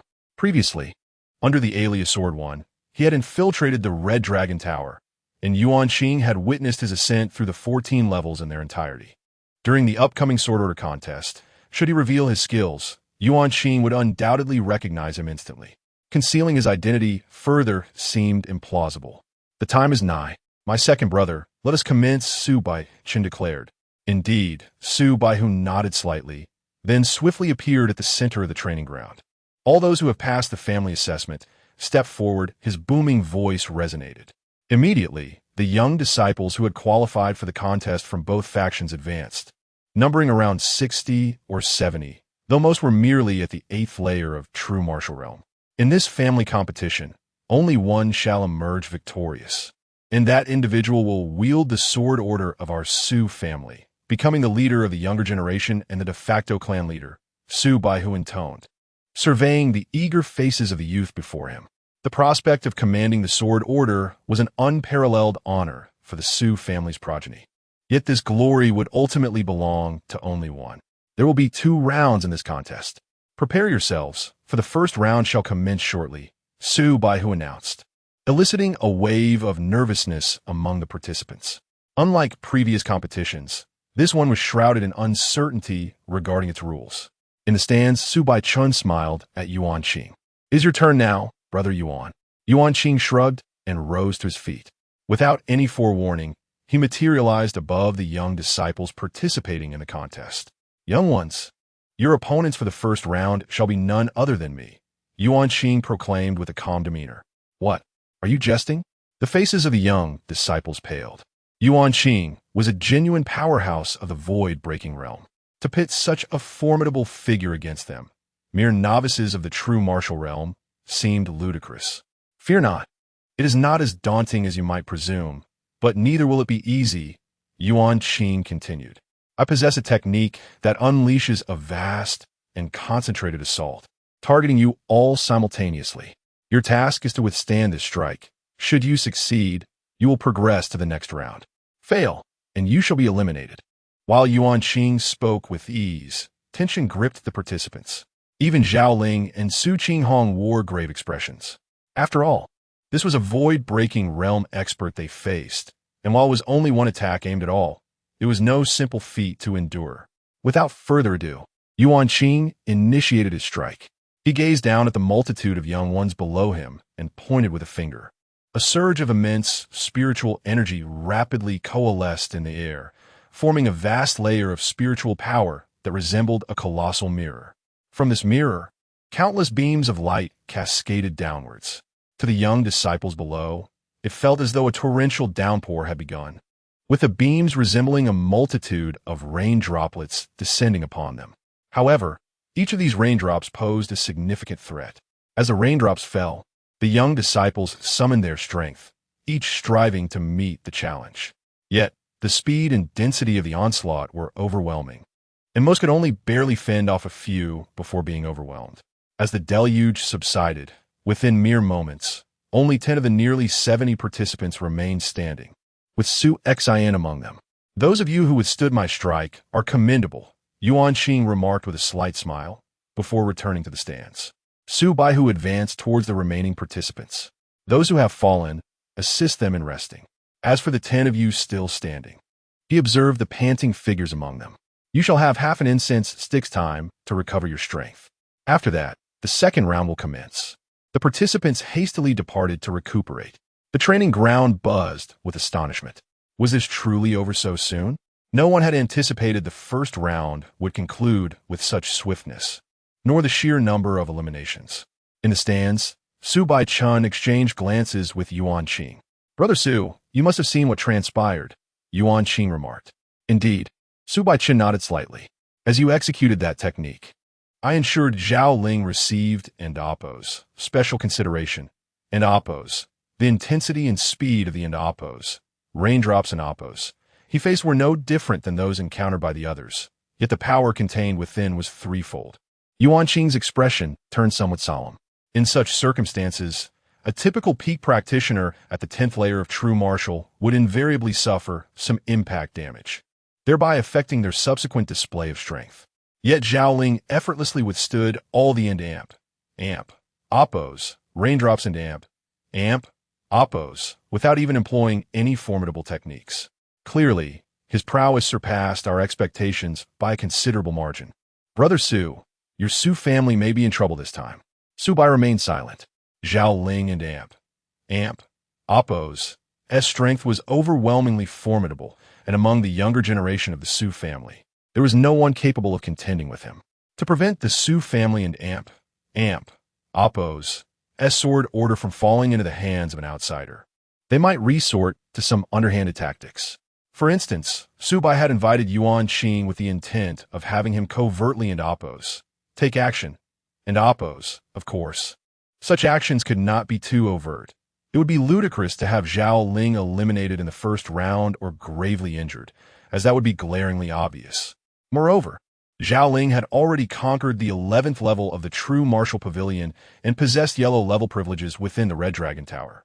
Yuan Qing could not genuinely antagonize Zhao Ling. He would assist Su Bai merely out of personal friendship, perhaps by subtly complicating Zhao Ling's path, such as causing him to experience a minor setback, thus slightly affecting his performance in the second round. However, it was evident that despite Yuan Qing and oppos' machinations, the results were less than ideal. Zhao Ling and oppos' combat capabilities remained unscathed. After all, Zhao Ling had successfully navigated the 11th level of the True Martial Pavilion, and his strength was already widely acknowledged. It was not surprising that he could so easily deflect my and oppos, raindrops and oppos, yet that young lad. Yuan Qing's gaze suddenly shifted to a sword-wielding boy with closed eyes on the training ground. He recognized the youth, Su Xian, the young master of the Su family, who had once been a prodigy in his own right. Among those who had withstood my round of raindrops, a total of 10 individuals emerged, 9 of whom were above the 10th layer of true martial, with the lone exception being this lad, who was merely at the pinnacle of the 9th layer. Moreover, in comparison to the others at the 10th layer, he seemed to withstand the raindrops with remarkable ease. It was worth noting that several of the 10th layer practitioners were left gasping for breath after enduring the raindrops, indicating that the process was exceedingly arduous. Yet Su Xian, he exhibited no signs of fatigue, and Yuan Qing could discern that Su Xian appeared rather relaxed throughout the ordeal. Aside from Zhao Ling, Su Xian seemed to be the most at ease in withstanding the raindrops, despite only being at the 9th layer of true martial. This was indeed intriguing. Yuan Qing's expression took on an odd nuance. Chapter 11. 1 against 4. The fleeting moments of half an incense sticks soon passed, and the 10 who had persevered through the raindrop stepped forward once more. The second round, a series of one-on-one elimination battles, was to be initiated. You 10 will draw lots to determine the order of combat, announced Su Baihu, his voice resonating with authority. However, before he could finish, a slightly rebellious voice interjected. There is no need for such complexities. Zhao Ling stepped forward, drawing the attention of all present, including the 9 who were entering the second round.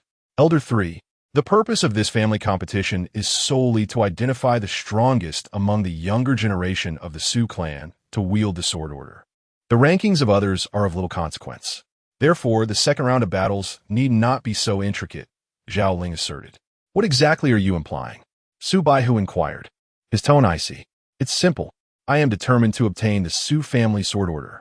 Among this generation of young disciples, none are worthy opponents. A one-on-one duel is far too dull. Why not have those who wish to contest the sword order challenge me all at once? Zhao Ling's voice echoed coldly across the training ground. A silence fell, only to be shattered by an uproar. Zhao Ling intended to face everyone alone. Such arrogance. Who did he think he was? Did he regard the talented youths of the Su family as mere weeds?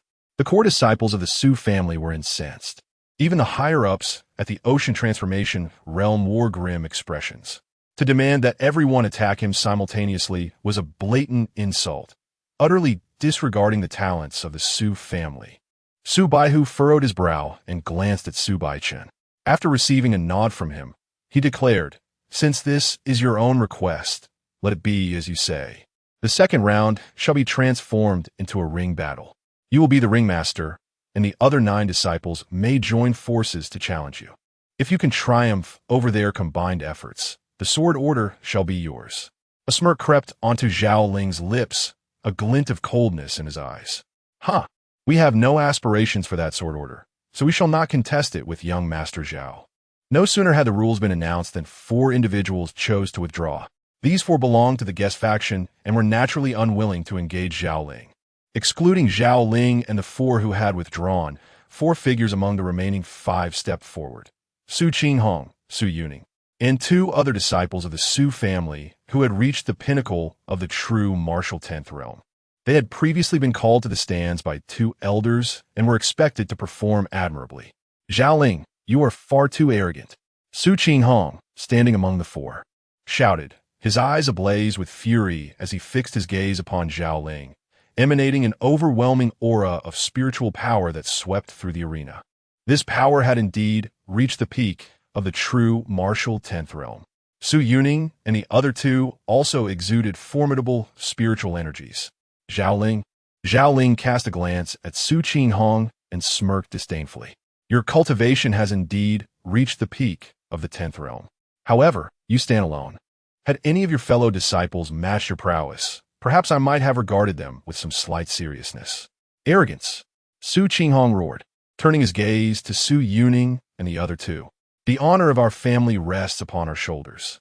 According to Elder 2 and Appo's previous instructions, even if it costs us our lives, we must defeat him.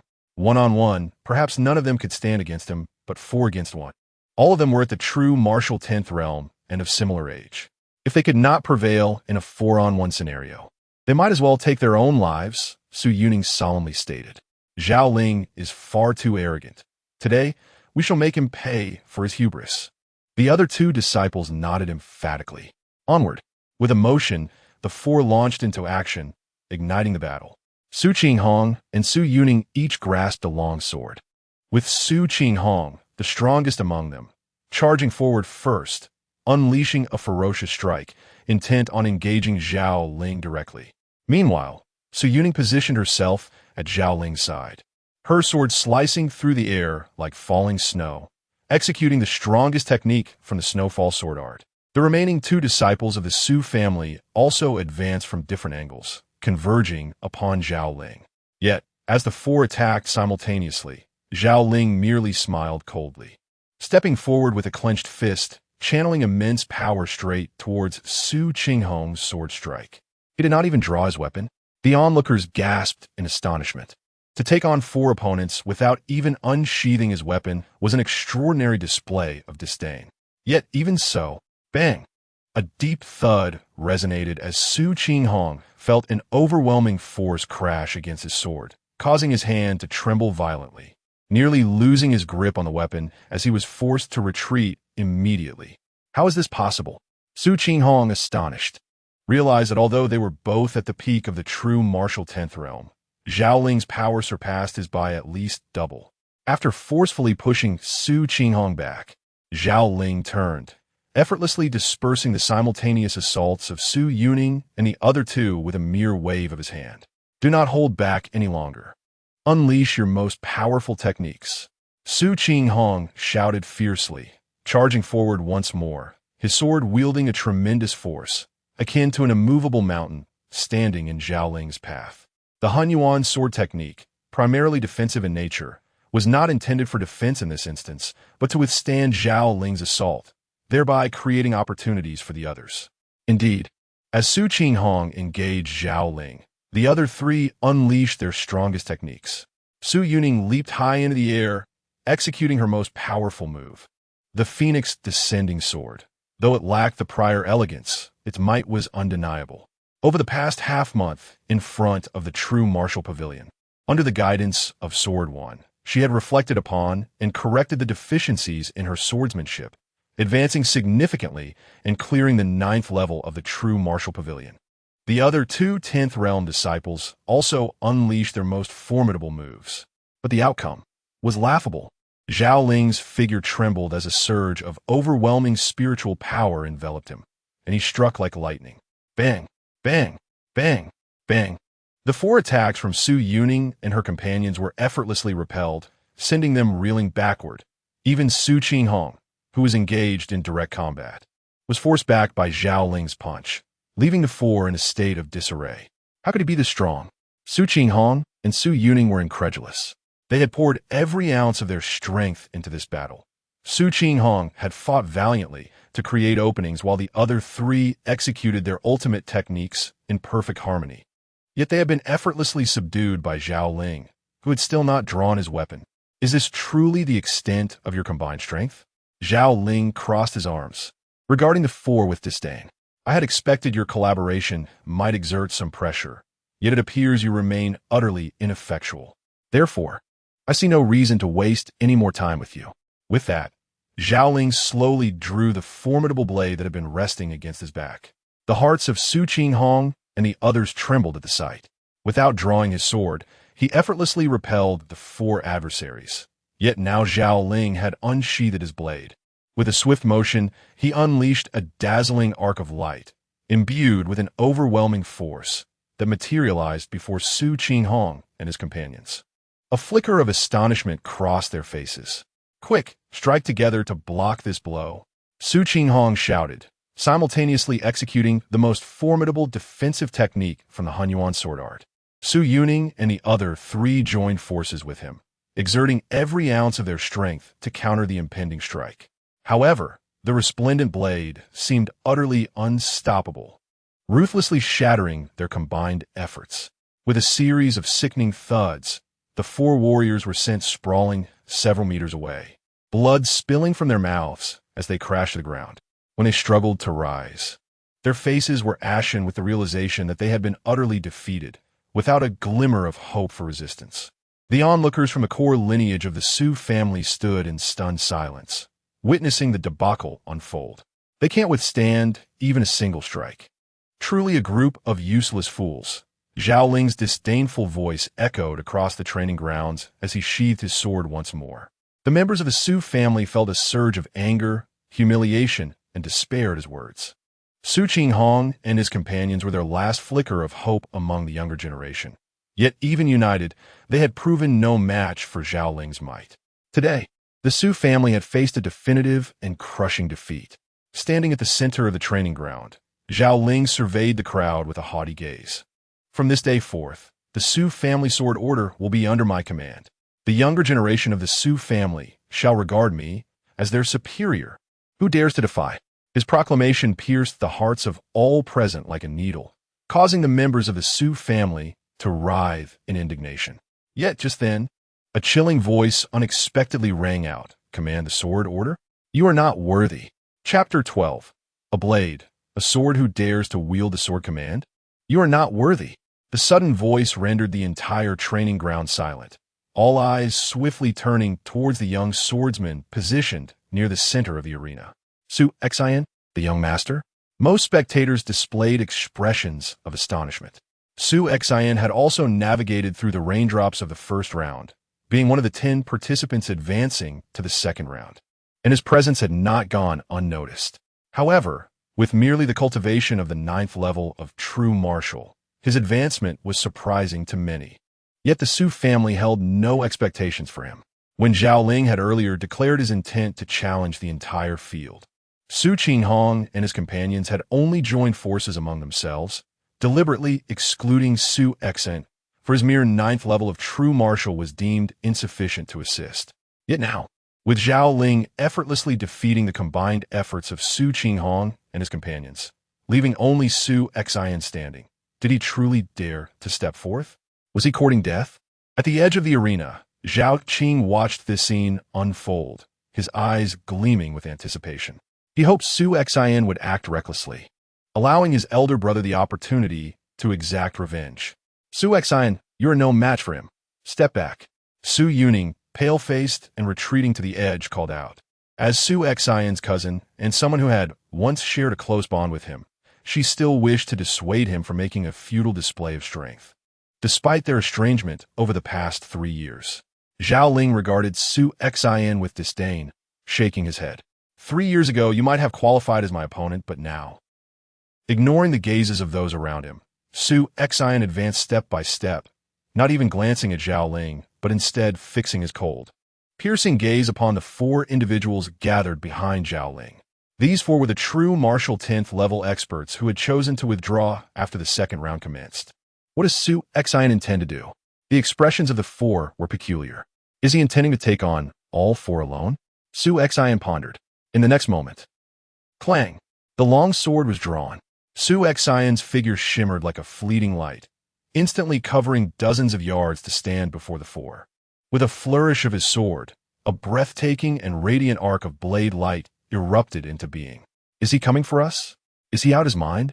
The 4 true martial 10th level experts were taken aback, their expressions a mix of shock. They had already opted out of the competition, and yet Su Exant dared to attack them? In that instant, one of the stronger, true martial 10th level practitioners suddenly paled, shouting, "Be careful!" The other 3 quickly recognized the extraordinary nature of the strike and attempted to defend themselves. Swish! Swish! Swish! Swish! The sound of swords piercing flesh echoed almost simultaneously as Su Exant's figure appeared behind the 4. Fear illuminated their eyes. Some even gasped in shock, feeling a sharp pain in their chests, while blood gushed forth. With a whoosh, all 4 were sent flying, their energies immediately draining away. One sword, 4 true martial 10th level practitioners, struck down in an instant. At this moment, Su Exant turned, his cold eyes resembling those of a reaper, fixating on Zhao Ling. His voice emerged, icy and resolute. Zhao Ling, draw your blade. Unleash your swordsmanship. Bring forth all your might. Utilize every technique at your disposal to engage me. Because after this battle, you shall meet your demise. Silence. The previously boisterous martial arts arena, filled with over 1,000 spectators, fell into a hushed stillness. All eyes widened, gazing in disbelief at the young figure at the center of the arena. One sword had instantaneously incapacitated 4 true martial 10th level experts. What kind of power was this? Moreover, it was known that just moments ago, Zhao Ling had faced 4 opponents and had only needed a single strike to defeat Su Qinghong and his companions. Zhao Ling used 1 blade, and now Su Exant had accomplished the same with merely 1 sword? In fact, Su Exant's strike appeared far more decisive. Along with his preceding declaration, draw your blade, unleash your swordsmanship, bring forth all your might, utilize every technique at your disposal. In this moment, the hearts of all the Su family members stirred with emotion. Subsequently, those who had just been overwhelmed by Zhao Ling's prowess now felt a spark of hope rekindle within them. Su Exant, all eyes were once again drawn to him. On the viewing platform, Su Baichun, Elder Su Taitong, and even Yuan Qing of the Red Dragon Tower cast their gazes upon Su Exant. He had undeniably become the focal point of this grand competition. That recent sword strike, Zhao Ling furrowed his brow, fully aware of the strength possessed by the 4 true martial 10th level practitioners from the guest faction. Although none matched the peak level of Su Qinghong, their combined efforts were formidable, and to simultaneously injure all 4 with a single strike was no easy feat, even for him. It seems I underestimated you. Zhao Ling finally regarded Su Exant with a serious expression, acknowledging a slight shift in his demeanor.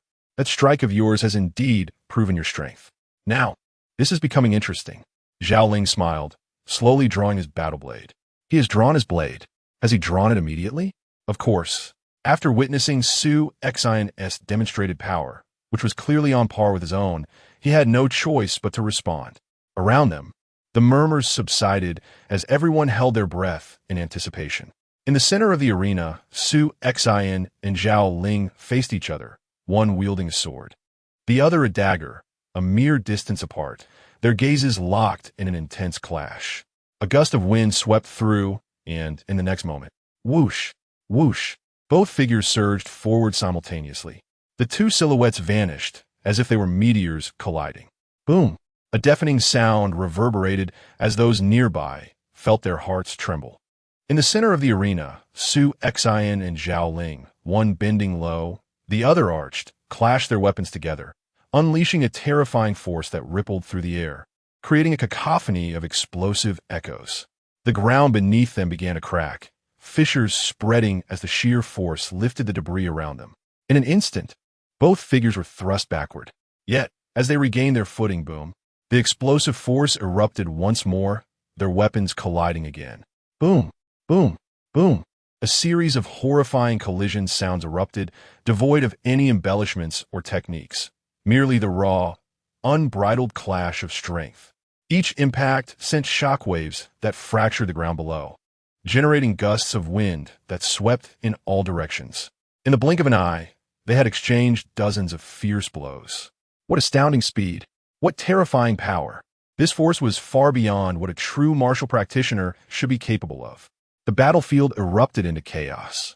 Young Master, Su Xian's maid, clad in red, exclaimed in excitement as she witnessed her master unleash such formidable power, her voice ringing out with joy. Su Xian! Su Xian! The younger generation of the Su family roared in unison, their spirits ignited. They had long forgotten the events of 3 years past, as well as the decline brought upon the Su family.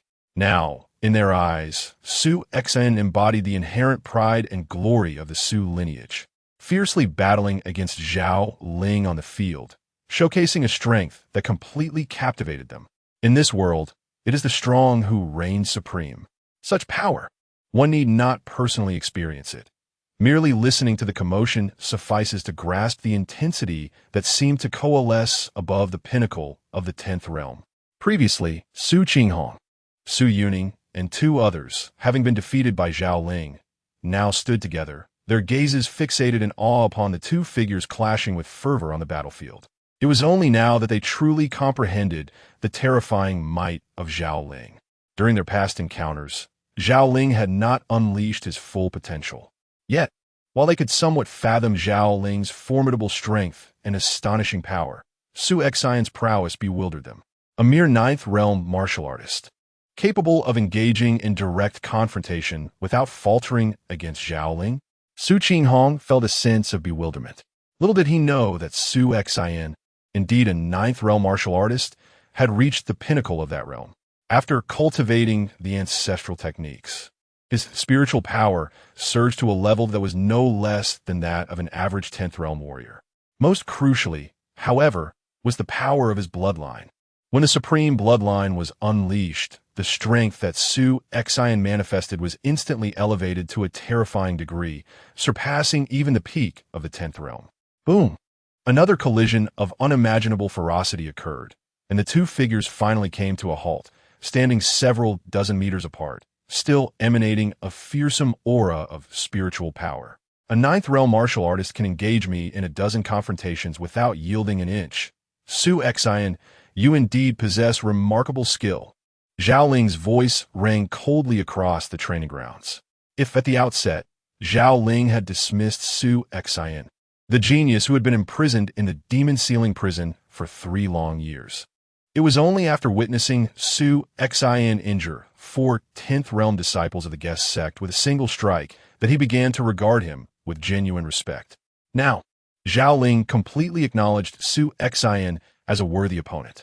Let's not discuss anything else. The mere fact that a 9th realm martial artist can withstand my full 4 strikes and not falter is sufficient for you to be deemed my rival. Su Xian, I shall now commence my sword technique. The very ability of a ninth realm martial artist to compel me to employ my sword technique is something you should take pride in. Zhao Ling's voice continued to resonate.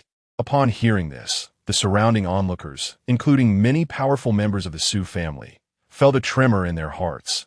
Their anticipation for Su Xian's strength heightened. They suddenly remembered that Zhao Ling had once breached the 11th level of the martial pavilion. His skills had long reached a remarkably high standard. Just how powerful could his sword technique be? Could Su Xian possibly contend with him? Sword techniques, you say? I am quite eager to witness them. Su Xian replied with a cold smile, pointing his long sword at Zhao Ling whoosh. In an instant, Zhao Ling drew his blade. Chapter 13. Su Xian. With a swift stride, Zhao Ling appeared before him, his body still faintly crackling with traces of thunder. It was as if a bolt of lightning had manifested, and the battle blade in his hand followed suit, slicing through the air. Boom! The blade's radiance descended, accompanied by flickering lightning. The Thunderbolt 36 Techniques. This is the most formidable technique recognized in the Su family's blade manual. The very aura surrounding Zhao Ling shimmered with electricity, indicating that he had mastered this technique to its fullest extent. The onlookers, some of whom were formidable figures in the sea transformation realm, displayed expressions of astonishment. To wield the Thunderbolt 36 techniques at such mastery places one at the pinnacle of skill within the sea transformation realm. No wonder Zhao Ling could penetrate the 11th level of the Jinwu Pavilion. As Zhao Ling continued to wield his blade, streaks of light, akin to world-destroying thunder, enveloped Su Xian. Yet Su Xian's gaze was electrifying. Although the speed of the incoming blade light was staggering, in his mind, it was as if time slowed down. This was a unique ability he had acquired after awakening his supreme bloodline. He could identify the deficiencies or flaws within the sword techniques he had studied, enhancing them, and even deducing more powerful moves. Similarly, in combat, as long as his opponent's strength did not vastly exceed his own, he could pinpoint weaknesses in their techniques. Clang, clang, clang. The continuous sound of metal colliding echoed. Su Xian's swordplay appeared casual, its power seemingly unimpressive. However, the terrifying blade light, descending like a bolt of lightning, was repeatedly dismantled by him. In the blink of an eye, all 36 strikes were countered by Su Xian, who had merely taken a few steps back. How could this be? Zhao Ling's breath became chaotic, disbelief etched across his face. The spectators, particularly those powerful figures in the sea transformation realm, were equally stunned.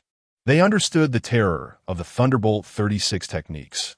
Under normal circumstances, to counter such a technique, one would need to unleash equally formidable moves or rely on speed to evade. Yet witnessing Su Xian nonchalantly deflect all 36 strikes was a first for them. This scene felt strikingly familiar. Among the crowd, Su Yuning, who had returned to her companions, wore an oddly peculiar expression. She recalled the time before the Jinwu Pavilion when she had sought guidance from the master known as Sword One, who had effortlessly countered all her sword techniques with a casual flick of his wrist. Is this your blade technique? Su Xian smirked with a hint of derision as he regarded Zhao Ling. You fool. Zhao Ling was clearly enraged, his aura turning increasingly violent. Boom! With another explosive charge. The traces of thunder enveloping Zhao Ling seemed to coalesce into something tangible. Thunder's fury. With a fierce shout, Zhao Ling gripped his blade with both hands and struck down ferociously, as if cleaving mountains and severing peaks. A fearsome blow. This was Zhao Ling's ultimate move. Su Xian remained calm, observing until the mountain-splitting strike reached him before he moved with the speed of lightning. He thrust his sword directly at the point where the blade light converged, and Zhao Ling felt a peculiar force acting upon his weapon, causing the terrifying momentum he had gathered to dissipate instantly. With a twist of his wrist, Su Xian's sword edge glided eerily along Zhao Ling's arm. Swish! The blade grazed Zhao Ling's shoulder, leaving a distinct scar. It was not deep enough to impede his combat abilities, yet it bore an unprecedented humiliation for Zhao Ling. Not long before, he had confidently declared that forcing him to employ his blade technique was already a source of pride. Yet in the blink of an eye, Su Xian had effortlessly parried his technique, even dismantling his ultimate move and inflicting a wound. How could he accept such an outcome? Su Xian, you have enraged me, Zhao Ling growled, his eyes flickering with fury. The next moment, he charged forward once more, unleashing his formidable blade technique with reckless abandon against Su Xian. Yet the result was clang. Another clash rang out, as Su Xian effortlessly neutralized the strike, the sword edge gliding past Zhao Ling's waist. Clang. After yet another encounter, Su Xian left a small scar on Zhao Ling's wrist.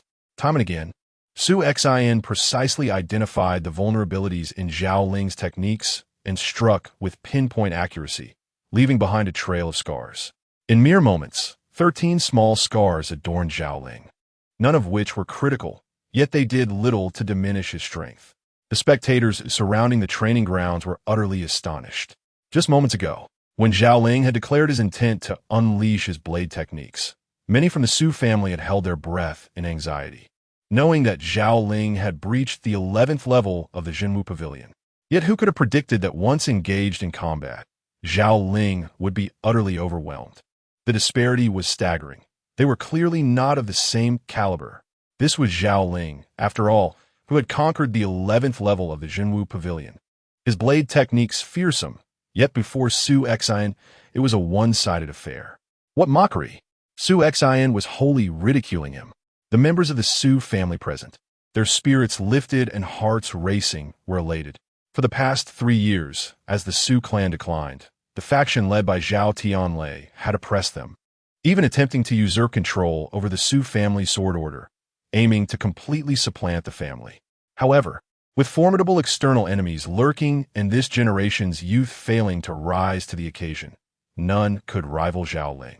They had resigned themselves to watching Zhao Ling claim victory in the grand competition and seize control of the Su family sword order.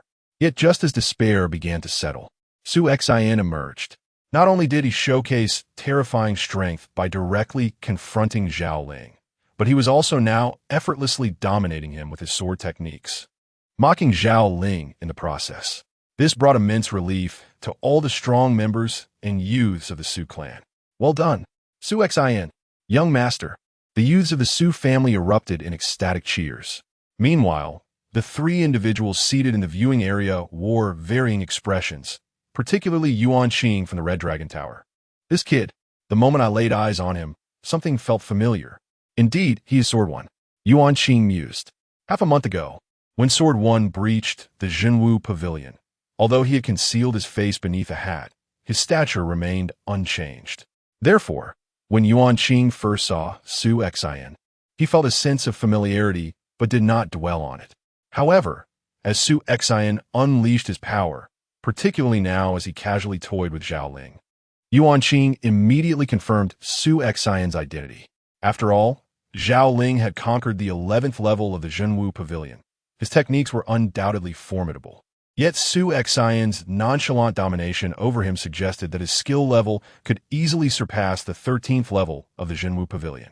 Presently, there was only one recorded individual in Yongning County who had breached the 13th level or higher, Sword One. Given that Su Xian also wielded a sword and Yuan Qing found his stature familiar, it was undeniable that Su Xian was indeed Sword One. Since he is Sword One, it is no wonder he can so effortlessly dominate Zhao Ling with his sword techniques. Yet what exactly does this young man intend to accomplish? With his exceptional swordsmanship, after numerous encounters, he could have effortlessly seized any opportunity to severely injure and defeat Zhao Ling, rather than merely leaving a series of insignificant sword marks upon him. Could it be that he was truly only seeking to avenge the Su family? Yuan Qing pondered.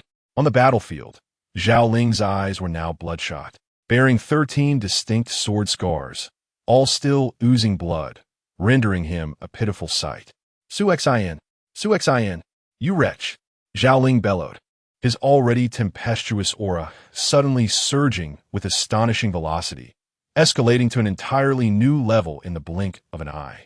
This is the Sea Transformation Realm. No, the surrounding members of the Su family, who had previously been exhilarated, now displayed expressions of horror and anger upon witnessing this scene. Some could not restrain themselves from letting out furious roars. The Sea Transformation Realm? Su Qinghong and Su Yuning, the prodigies of the Su family, were also engulfed in despair. Su Xin had seemingly secured victory, yet at this critical juncture, Zhao Ling actually managed to break through. His cultivation surged from the 10th stage of true martial arts directly into the Sea transformation realm. This signified a monumental leap in realms, representing a qualitative transformation in strength. Su Xin, do you know that I could have broken through to the Sea transformation realm long ago? I have merely been deliberately suppressing my cultivation. Zhao Ling's cold voice echoed across the training ground. Not long ago, I received an extraordinarily powerful technique from my father. I intended to cultivate this technique as a foundation for my breakthrough into the Sea transformation realm, so that my strength would be even greater post-breakthrough. However, because of you, because of your existence, I have been forced to advance prematurely. Su Xin, you are truly damned, Zhao Ling roared. His words instantly enlightened those around him, revealing that Zhao Ling had long been capable of breaking through to the Sea transformation realm, having merely suppressed his own cultivation. No wonder his strength was so formidable. He was already on the brink of the Sea transformation realm. Su Qinghong realized. Brother, do you see? This is my brother's true strength. In a nearby gathering of attendants, Zhao Qing beamed with pride, shouting wildly. In the stands, Yuan Qing's brow furrowed deeply. That young man had previously possessed the opportunity to decisively defeat Zhao Ling, yet he chose to hold back, allowing Zhao Ling to break through. Moreover, upon witnessing Zhao Ling's breakthrough, the young man's expression changed little, as if it were all within his expectations. Could it be that he still held confidence in dealing with Zhao Ling, now that he had ascended to the Sea transformation realm? Chapter 14. Boom, boom, boom. At the heart of the battlefield, Zhao Ling, who had successfully broken through to the ocean transformation realm, exuded an overwhelming aura. His gaze towards Su Xin was filled with coldness and resentment. Fueled by hatred, Zhao Ling swung his battle knife, and a terrifying blade of light instantly coalesced, striking down upon Su Xin with unstoppable force.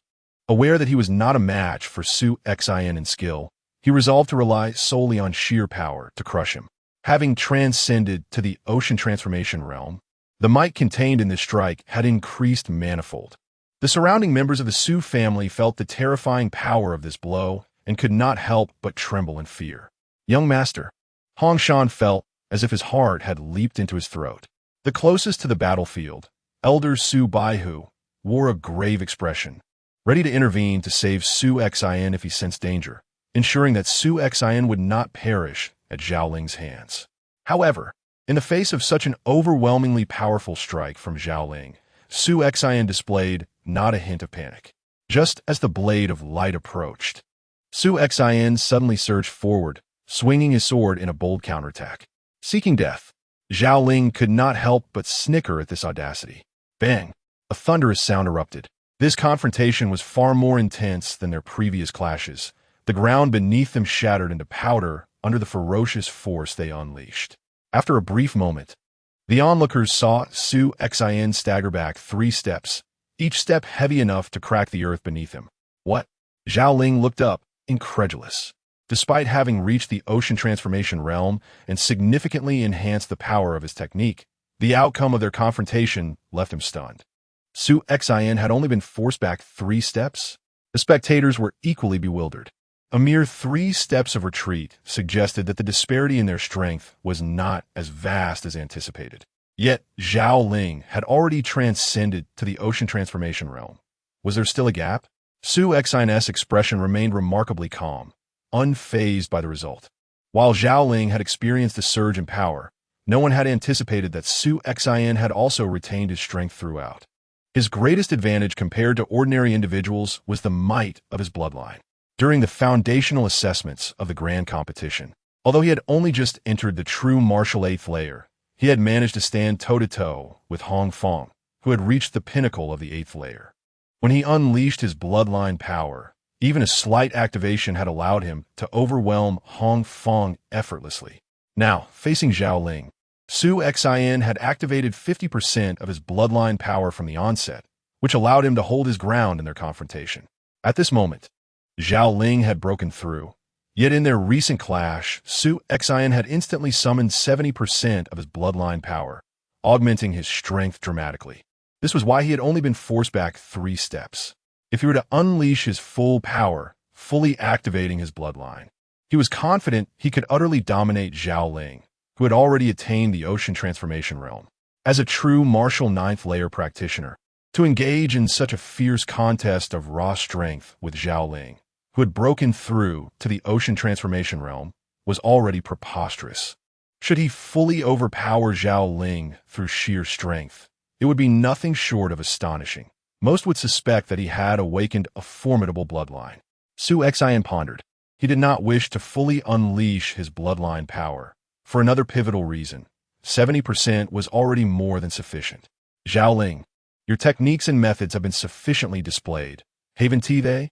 Su Xian's gaze turned icy as he fixed his stare upon Zhao Ling. Now, allow me to demonstrate my swordsmanship. Zhao Ling's expression darkened. The onlookers suddenly recalled that since the beginning of the battle, aside from their initial clash, Su Xian had yet to truly showcase his sword skills. Indeed, he had not genuinely employed his swordsmanship, even when countering Zhao Ling's attacks. He had merely wielded his sword casually, but it was evident to all that his swordsmanship was far more terrifying than Zhao Ling's techniques. The sword won technique. In the stands, even Yuan Qing, who had reached the void-breaking realm, became engrossed in the unfolding spectacle. Su Xian tightened his grip on the long sword, and then, with a swift motion, the air around him erupted in a flurry of sword light, resembling countless snowflakes dancing in the wind. The snowfall sword technique. The spectators immediately recognized this technique, recalling how Su Yunying had previously employed it against Zhao Ling when the 4 of them had joined forces. However, the execution of this technique by Su Xian was an entirely different realm of prowess. It was astonishingly swift. The frantic flickering of the snowflakes was overwhelming in both quantity and density. A typical true martial 10th layer practitioner caught within this tempest would likely be pierced through in an instant. Yet Zhao Ling, having achieved the ocean transformation realm, experienced a tremendous boost in both power and speed. Most importantly, his awareness and perception had significantly advanced. Thus, he swiftly countered the incoming snowflakes, slicing through them. Su Xian, you are insulting me, Zhao Ling bellowed. Use the snow-cutting style. As you wish. Su Xian immediately adjusted his sword technique. Swish! A chilling sword shadow ignited.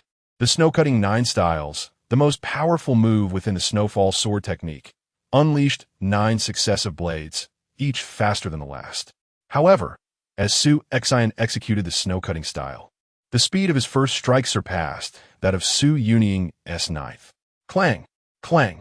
Clang! Zhao Ling focused intently on wielding his battle knife. Despite the escalating speed of the sword shadows, he managed to fend them off with all his might. In the blink of an eye, he had successfully blocked the ninth sword.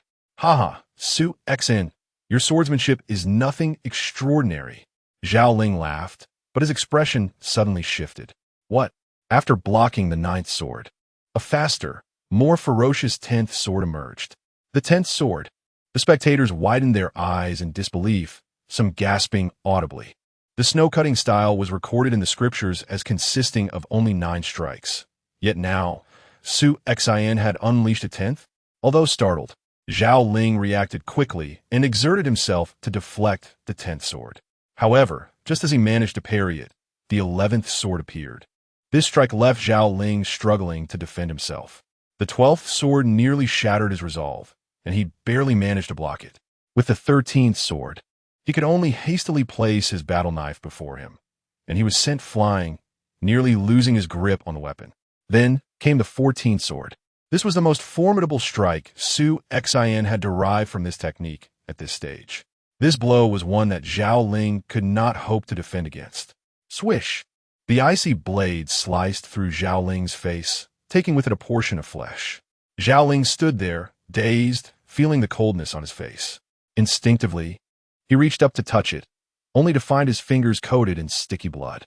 Clearly, a deep sword mark had appeared on his face, one that was far more profound than the other 13 scars adorning his body. It was evident that this scar would remain on his visage for eternity. Zhao Ling could no longer maintain his composure. Su Xian, I will kill you. I will kill you. His frenzied screams echoed throughout the martial arts arena. His eyes turned crimson, veins bulging on his neck and forehead, and a mist of blood enveloped him, signaling his descent into madness.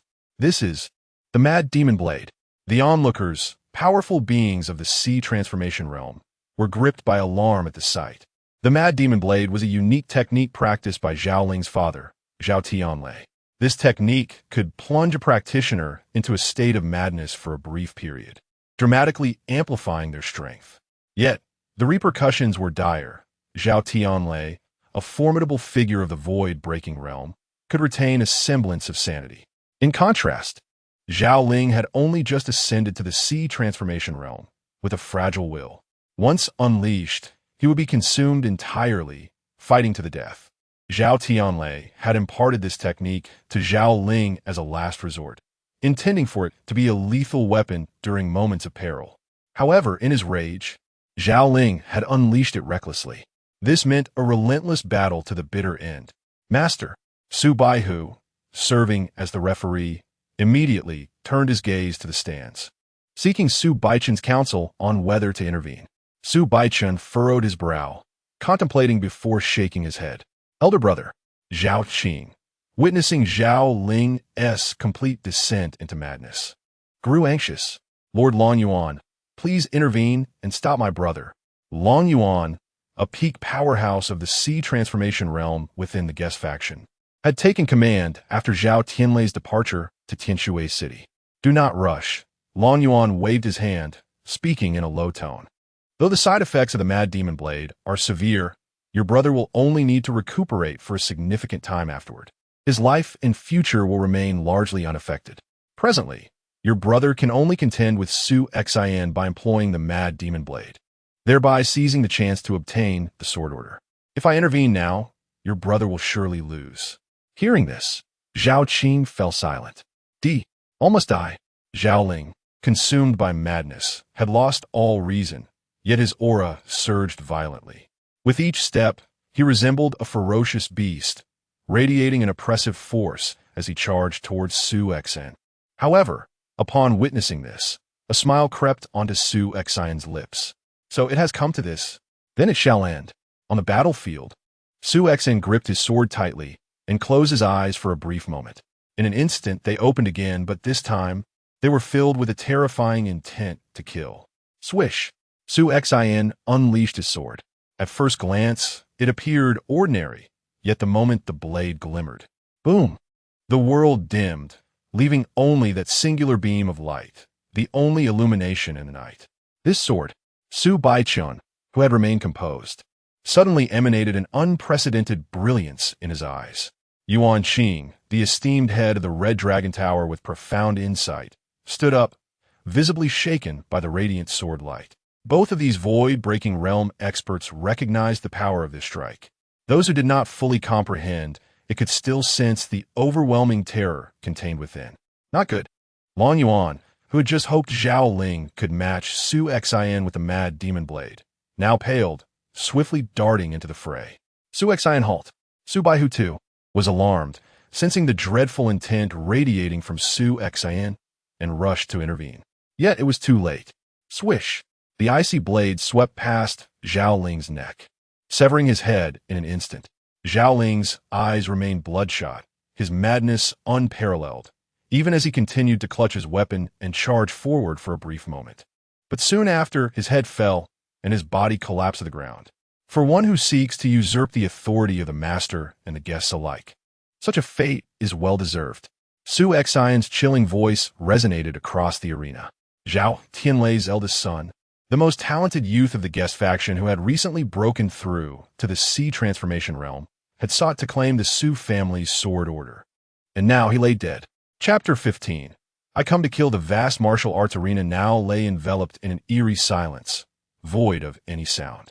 All eyes were fixated on the severed head rolling on the ground and the lifeless body beside it, their astonishment beyond the realm of expression. That was Zhao Ling, who had not only reached the Sea Transformation realm, but had also unleashed the frenzied blade, his power surging dramatically. Yet, he was still slain by Su Xin with a single stroke. Zhao Ling is dead? After a brief moment of stunned silence, the arena erupted into a cacophony of excitement. Su Xin! Su Xin! Young master! The elite descendants of the Su family were in a frenzy, reveling in the moment, particularly the younger generation. For the past 3 years, Zhao Ling had loomed over them like an insurmountable mountain, leaving them feeling utterly powerless. But now that mountain was gone, obliterated by Su Xin's sword. Moreover, the words Su Xin had uttered before the deed echoed in their minds. A servant who dares to usurp the authority of his master deserves to die. Indeed, over the past 3 years, the faction of servants had grown increasingly powerful, ruthlessly seizing resources and influence within the Su family. The young heirs of the Su family had been oppressed under Zhao Ling's dominance, unable to find a way to fight back. Now, however, that oppression had ceased. Zhao Ling deserved to die. The young Su family members glared at Zhao Ling's corpse, their teeth clenched in fury. At that moment, bold! A furious shout rang out as Long Yuan appeared on the battlefield, exuding an overwhelming intent to kill as he charged towards Su Xin. Stop! The third elder, Su Baihu, immediately intercepted him. Long Yuan, what are you trying to do? Su Baihu's gaze was sharp, locking onto Long Yuan. Are you going to stop me, Su Baihu? Long Yuan and Appo's murderous aura surged, a tempest of rage enveloping him. He had refrained from intervening when Zhao Ling unleashed the frenzied blade, hoping Zhao Ling would vanquish Su Xin. However, he never anticipated that Su Xin would kill Zhao Ling with a single strike. This is the Su family competition. The two engaged in a direct battle, and casualties are a risk inherent to such contests. Given that Zhao Ling had already resorted to the frenzied blade, it was a fight to the death, and Su Xin could not possibly hold back. You should understand this, Su Baihu, he retorted. Though furious, Long Yuan found himself unable to argue with Su Baihu's reasoning. The frenzied blade was indeed a lethal technique, a last-ditch effort. Once unleashed, it signified a fight to the death. Zhao Ling had chosen this path against Su Xin, leaving no room for mercy. Su Baihu, you must realize this is Zhao Ling, the son of Zhao Tianlei. Long Yuan gritted his teeth. Su Xin is still my brother's only son, Su Baihu responded directly. Long Yuan's rage intensified. At that moment, Su Baichun, who had been seated in the viewing area, finally rose. A powerful aura radiated from him, silencing the crowd once more. This ends here. His indifferent gaze swept across the arena. In this competition, Su Xin emerges victorious. From this day forth, he shall wield the Su family sword command among the younger generation. Su Xin's excessive force resulted in Zhao Ling's death. Though the circumstances warrant consideration, he shall still face punishment, a 10-day confinement as retribution. After delivering his decree, Su Baichun ignored the reactions of those present, nodded to Yuan Qing, and departed. Long Yuan and the servants' faction, though filled with resentment, dared not confront Su Baichun openly. Su Xin accepted the Su family sword command from Su Baihu and prepared to leave. Brother! Brother! Zhao Qing cradled Zhao Ling's corpse, weeping uncontrollably. Su Xin, you have killed my brother. My father will not let you go. He will surely kill you. I will wait for it. I await your father's wrath. Su Xin replied coldly, casting a brief glance at Zhao Qing before turning away. As he navigated through the crowd, he was met with the fervent gazes of numerous Su family members, their eyes filled with admiration. 3 years prior, the Su family had been on the brink of decline due to him. Yet today, he had restored their dignity and pride, reclaiming respect as the young master of the Su family. In the viewing area, Yuan Qing, the head of the Red Dragon Tower, regarded Su Xin with a mix of astonishment and fear. That last sword strike, it couldn't be mistaken. It must have been a shadow style from the Baitsong sword technique. Yuan Qing reflected on Su Xin's stunning display of skill. It seems my previous suspicions were correct. He has indeed crossed that threshold and grasped a hint of the essence. In martial arts, form is critical, but essence is paramount. Regardless of the weapon or technique one practices, the initial focus is often on the rigid execution of forms. However, It is the essence that embodies the true spirit of a weapon. For instance, when wielding a sword, achieving a sense of essence translates into a deeper understanding of swordsmanship, liberating one from mere mechanical movements. Reaching this stage signifies a qualitative leap, allowing one to enter an entirely new realm of swordsmanship. Previously, when Yuan Qing witnessed Su Xian conquer the 14th level of the true martial pavilion, he had suspected that Su Xian had crossed that threshold and grasped a hint of the essence. Now, seeing Su Xian wield the Beitsong sword technique, Yuan Qing recognized that the Beitsong sword technique is regarded as the premier sword technique of the Tianyin dynasty, renowned for its grand legacy. Yet its manuals are not exceedingly rare.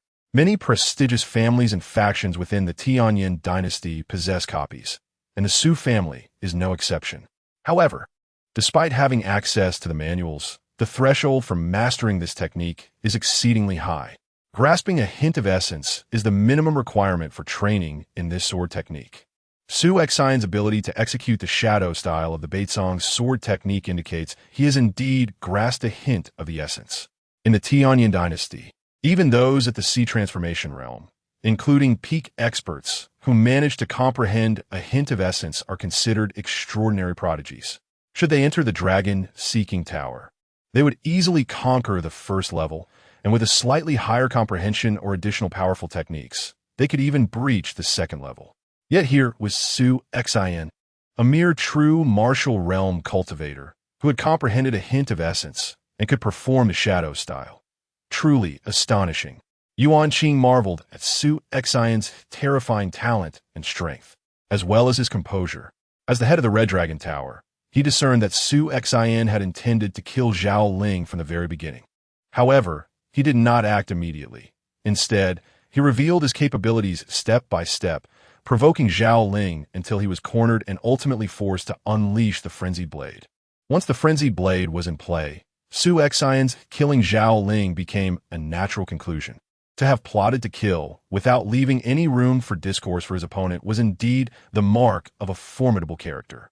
Yuan Qing smiled lightly, lamenting that Su Xian remained in the true martial realm, yet to break through to the Sea transformation realm. Otherwise, he would have been eligible to participate in this year's Imperial City Hunt. Alas, having missed this year, he would likely have to wait another 5 years for the next opportunity. Upon returning to his courtyard, Su Xian was met by a guard bearing an order from Su Baichun, requesting his presence. The dimly lit study, despite being daytime, was only illuminated by a few faint rays of light. Father, Su Xian stood there with a hint of excitement in his eyes. It had been half a month since he returned to the Su family from the magic confinement prison, and only today did his father agree to see him. Su Baichun, with his back turned, was engrossed in painting a scroll, paying him no heed. Su Xian quietly observed, refraining from interruption. From a young age, he knew of his father's passion for painting and had often watched him create. In his memories, every piece his father painted exuded a sense of wildness, freedom, and defiance. However, today's artwork depicted a solitary eagle soaring through the sky, casting its gaze down upon the prey below. It conveyed not only a sense of rebelliousness, but also an air of solitude and fierce intent towards its quarry. After a considerable time, Su Baichun finally set down his brush and turned to face Su Xian. Having endured 3 years of hardship, Su Xian appeared considerably more mature. Su Baichun scrutinized his son's visage and, after a pause, revealed a faint smile. This smile, imbued with affection, eased Su Xian's heart, and he too smiled in return. Please, take a seat, Su Baichun gestured. Su Xian sat down. You do not speak of the events from 3 years ago, nor do I inquire, but today let's discuss why you felt compelled to kill Zhao Ling. Su Baichun regarded Su Xian with calm scrutiny. Su Xian was not surprised. It was common knowledge in the Su family that Zhao Ling had practiced the mad demon blade, and in today's confrontation, he had evidently driven Zhao Ling into a corner, forcing him to unleash the blade before ultimately slaying him. With a little contemplation, it was apparent that he had intended to eliminate Zhao Ling from the very beginning. Zhao Ling, a mere retainer, dared to encroach upon the authority of the Su family. He deserved death, Su Xian asserted. And what comes next? Su Baichun inquired. 3 years ago, the family harbored great prejudice against me, and I, as the young master, have been looked down upon. Slaying Zhao Ling not only preserves the dignity of the Su family, but also serves as a testament to my power, allowing me to regain respect and standing within the family. Su Xian elaborated. Is there more? Su Baichun maintained his placid demeanor. I have heard that Zhao Tianlei has gone to Tianshui City to contest with the Grand Elder for our family's interest there, and he has reached a critical stage. That interest is vital for the Su family at present. If Zhao Ling's death can provoke Zhao Tianlei, compelling him to return in haste for revenge, we can safeguard that asset, Su Xian continued. Upon hearing this, Su Baichun finally smiled. To consider a third point is commendable, yet you underestimate Zhao Tianlei. From what I know of him, Zhao Ling's demise will indeed incite his fury, but it will also galvanize him to seize our family's possessions. Thus, should this news reach him, he will likely choose to bide his time, waiting until he has secured that interest before returning to exact his vengeance. Zhao Tianlei can choose to suppress his emotions even in the face of his son's death. Su Xian furrowed his brow and replied earnestly, Father, forgive my bluntness, but the faction led by Zhao Tianlei has long ceased to be an asset to our family. It has instead become a malignant tumor.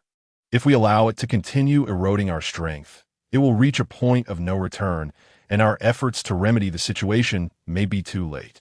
I am aware of what you speak. Su Baichun nodded slightly, sighing. The Su family has already fallen from grace, and the faction led by Zhao Tianlei wields formidable power. It will not be easy to eradicate this tumor, and first and foremost, we must eliminate Zhao Tianlei. However, he has already broken through to the mid-stage of void breaking over a year ago, and I alone possess the capability to slay him within the family.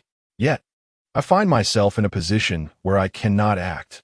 Unable to act, Su Xian felt a surge of realization.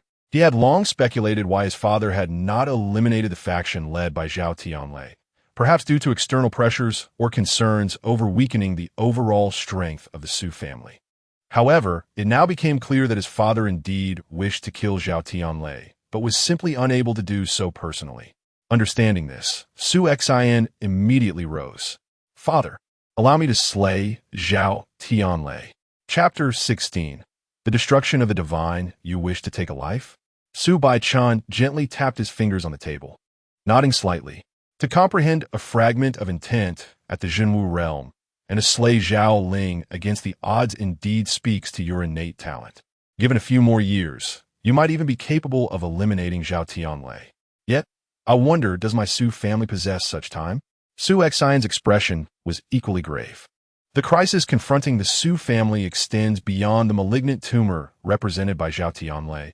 A far greater peril looms from external threats, such as the Pang family, who reside within the same county, and the Situ family, which has long covertly supported the Pangs, relentlessly suppressing the Su family through various means over the past 3 years. The Situ family is a premier noble clan of the Tianyin dynasty, possessing strength that slightly surpasses the once mighty Su family. Had they not feared that our ancestors might still hold hidden cards, the Situ family would have likely eradicated us entirely. Enough of this worrying. You need only focus on your cultivation. Su Baichun spoke gently. During today's grand competition, you struck down Zhao Ling while he was executing his frantic blade technique. Thus, no matter how much Zhao Tianlei resents you, he would not dare to openly confront you. Be wary of the underhanded tactics instead. I will keep a watchful eye on your behalf.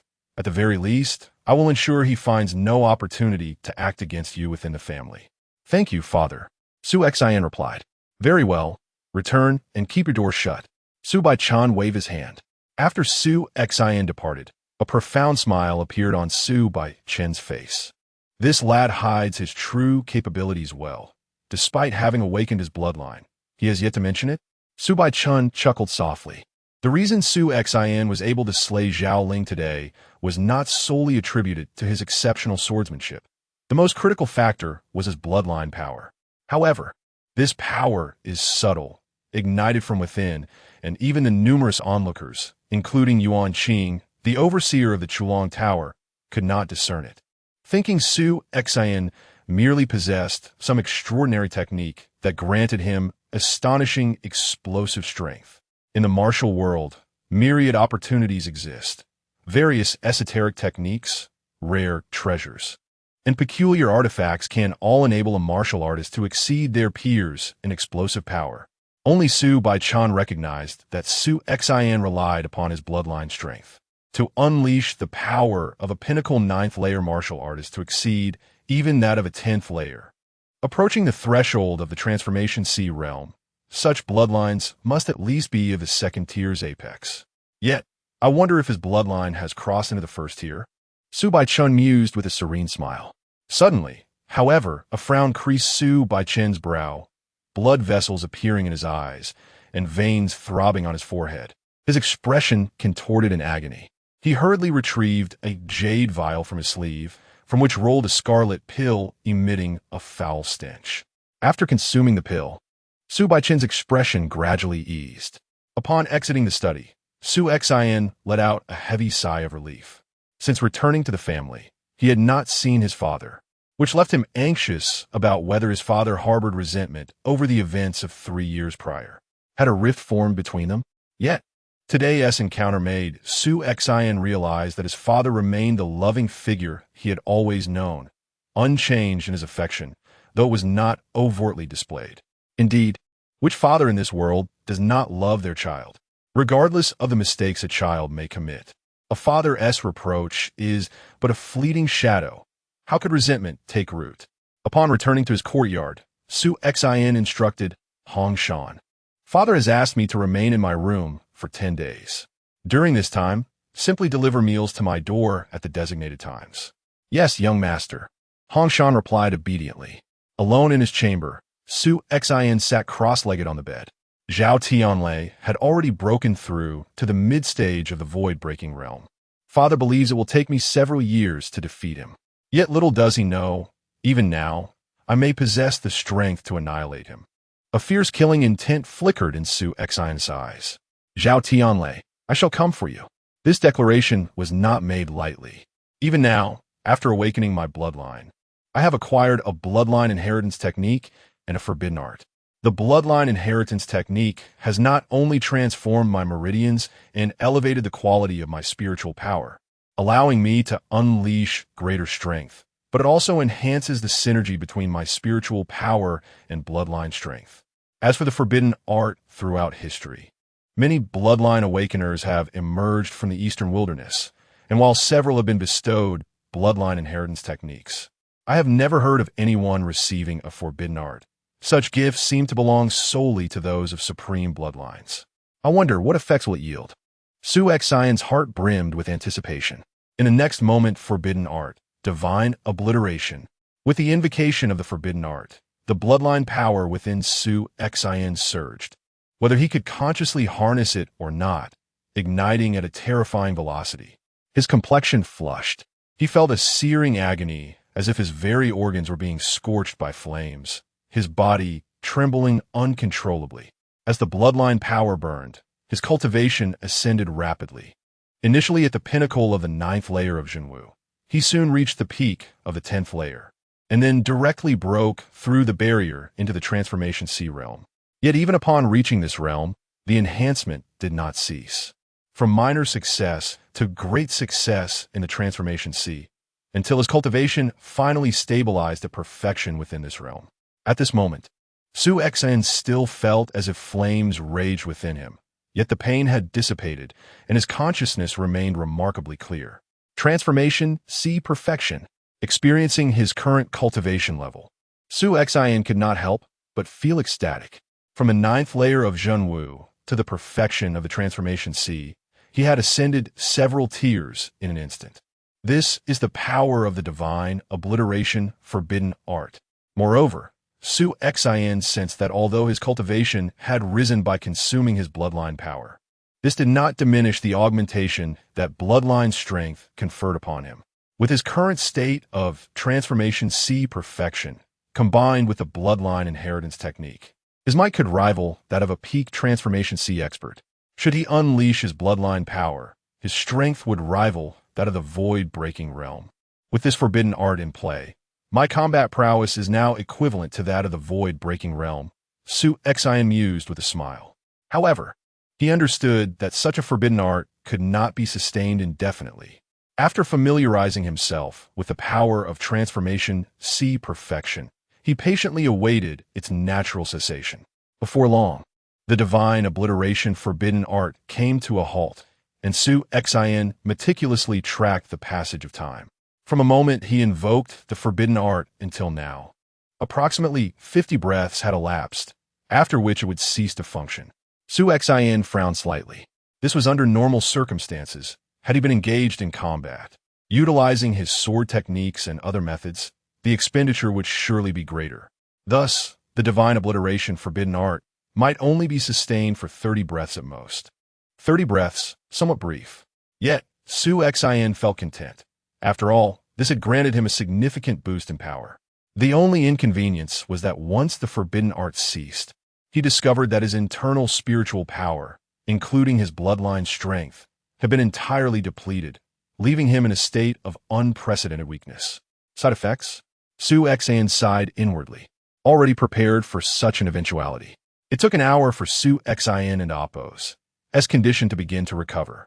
At present, having employed the divine annihilation forbidden technique, I believe I could contend with Zhao Tianlei using my swordsmanship. However, to end his life, Su Xian shook his head. After all, Zhao Tianlei has already reached the mid-stage of the void-breaking realm, and those who have attained such a level possess extraordinary abilities. Even with the divine annihilation forbidden technique, I lack the confidence to slay Zhao Tianlei in a one-on-one scenario, especially considering I have merely 30 breaths of time, after which I would succumb to weakness. This implies that if I cannot eliminate Zhao Tianlei within these 30 breaths, it would be my own life at stake. Fortunately, Zhao Tianlei would take a while to return to his clan, granting me the opportunity to exert all my efforts in enhancing my strength and cultivation during this interval. For the next 10 days, Su Xian remained secluded in his chamber, diligently engaging in profound meditation. Remarkably, on the third day of his seclusion, his cultivation advanced as anticipated, breaking through from the pinnacle of the true martial 9th layer to the true martial 10th layer. This elevation in realm naturally bolstered his strength. Soon, 10 days had elapsed. Creak! Su Xian emerged from his room, squinting against the glaring sunlight, and could not help but stretch lazily. Young master, Hongshan stood respectfully to the side. During your 10 days of seclusion, Miss Yu Ning and young master Su Ming both visited, hoping to see you. Upon learning of your retreat, they left. Additionally, Zhao Qing from the guest faction departed on the first day of your seclusion, reportedly taking Zhao Ling's remains to Tianshui City to find his father, Zhao Tianlei. Zhao Qing took Zhao Ling and Apos' body to Tianshui City. Su Xian smirked coldly. Has Zhao Tianlei returned? No, Hongshan shook his head. As my father indicated, Su Xian sighed lightly. Zhao Tianlei still bears it. Hongshan, accompany me for a stroll, Su Xian instructed. Of course, Hongshan nodded. Within the Su family, Su Xian and Hongshan wandered leisurely. Young master, cousin Su Xian, you have concluded your seclusion? As they traversed, they encountered numerous maids, servants, and younger members of the Su family, including some elders, all greeting Su Xian with smiles. Compared to a fortnight ago, when he had just returned to the Su family, the attitudes had shifted dramatically, filling Su Xian with immense joy. It had been a long time since he felt the warmth of family. Before long, he arrived at a training ground where many Su family members had gathered, honing their skills. Among them, he immediately spotted a strikingly graceful figure. Hongshan, we must hurry, Su Xian said, eager to depart. Just as he intended to leave, Su Xian, stop right there. A sharp voice suddenly rang out. Su Xian stiffened, turning awkwardly to face the speaker. Ning, Sister Ning, Su Xian and Apos' lips twitched slightly. Currently, within the Su family, his greatest apprehension lay in encountering this cousin of his. Chapter 17. Can you return? In the training arena, Su Xian stood there with his head lowered, appearing honest and obedient. Su Xian, my dear cousin, no, I should say Master Jianyi. Very well, you are indeed remarkable. You have concealed yourself quite well. How could I have overlooked it until now? Su Yuning circled around Su Xin, her demeanor fierce and imposing. Su Xin could only manage a bitter smile. He understood that with the display of his strength in the family competition, especially his swordsmanship, his identity as Jian, he could no longer be hidden. After all, Su Yuning had previously sought guidance from and Oppos, Jian Yi and Oppos, and Su Xin and Oppos. S demonstrated swordsmanship was undoubtedly above the 13th level of the true martial pavilion, confirming his identity. Nyang Jia. I was initially trying to hide my identity. Su Xin couldn't help but say, "Be quiet. Who told you to speak?" Su Yuning snapped, prompting Su Xin to immediately shut his mouth. Subsequently, she began to reprimand him. Su Xin listened quietly, refraining from retorting, while several other members of the Su family suppressed their laughter nearby. After a considerable time, Su Yuning finally concluded her scolding. She stepped closer to Su Xin and lightly tapped his forehead. "Although you have been pretending in front of me, which is rather ungracious, you did well in the competition by defeating Zhao Ling, providing a much-needed relief for our clan." Su Xin grinned. "All right, don't get too pleased with yourself. While it was satisfying to kill Zhao Ling, the aftermath will not be trivial. His father, Zhao Tianlei, will certainly not let this matter rest." "I know. Father has already warned me. I will be cautious," Su Xin replied. "That's good." With the family head around, Zhao Tianlei will not be able to stir up much trouble. Su Yuning nodded slightly, but then she quickly leaned in again. "Cousin, I have taken to heart what you told me before at the True Martial Pavilion. My swordsmanship has improved considerably during this time. Shall we spar again?"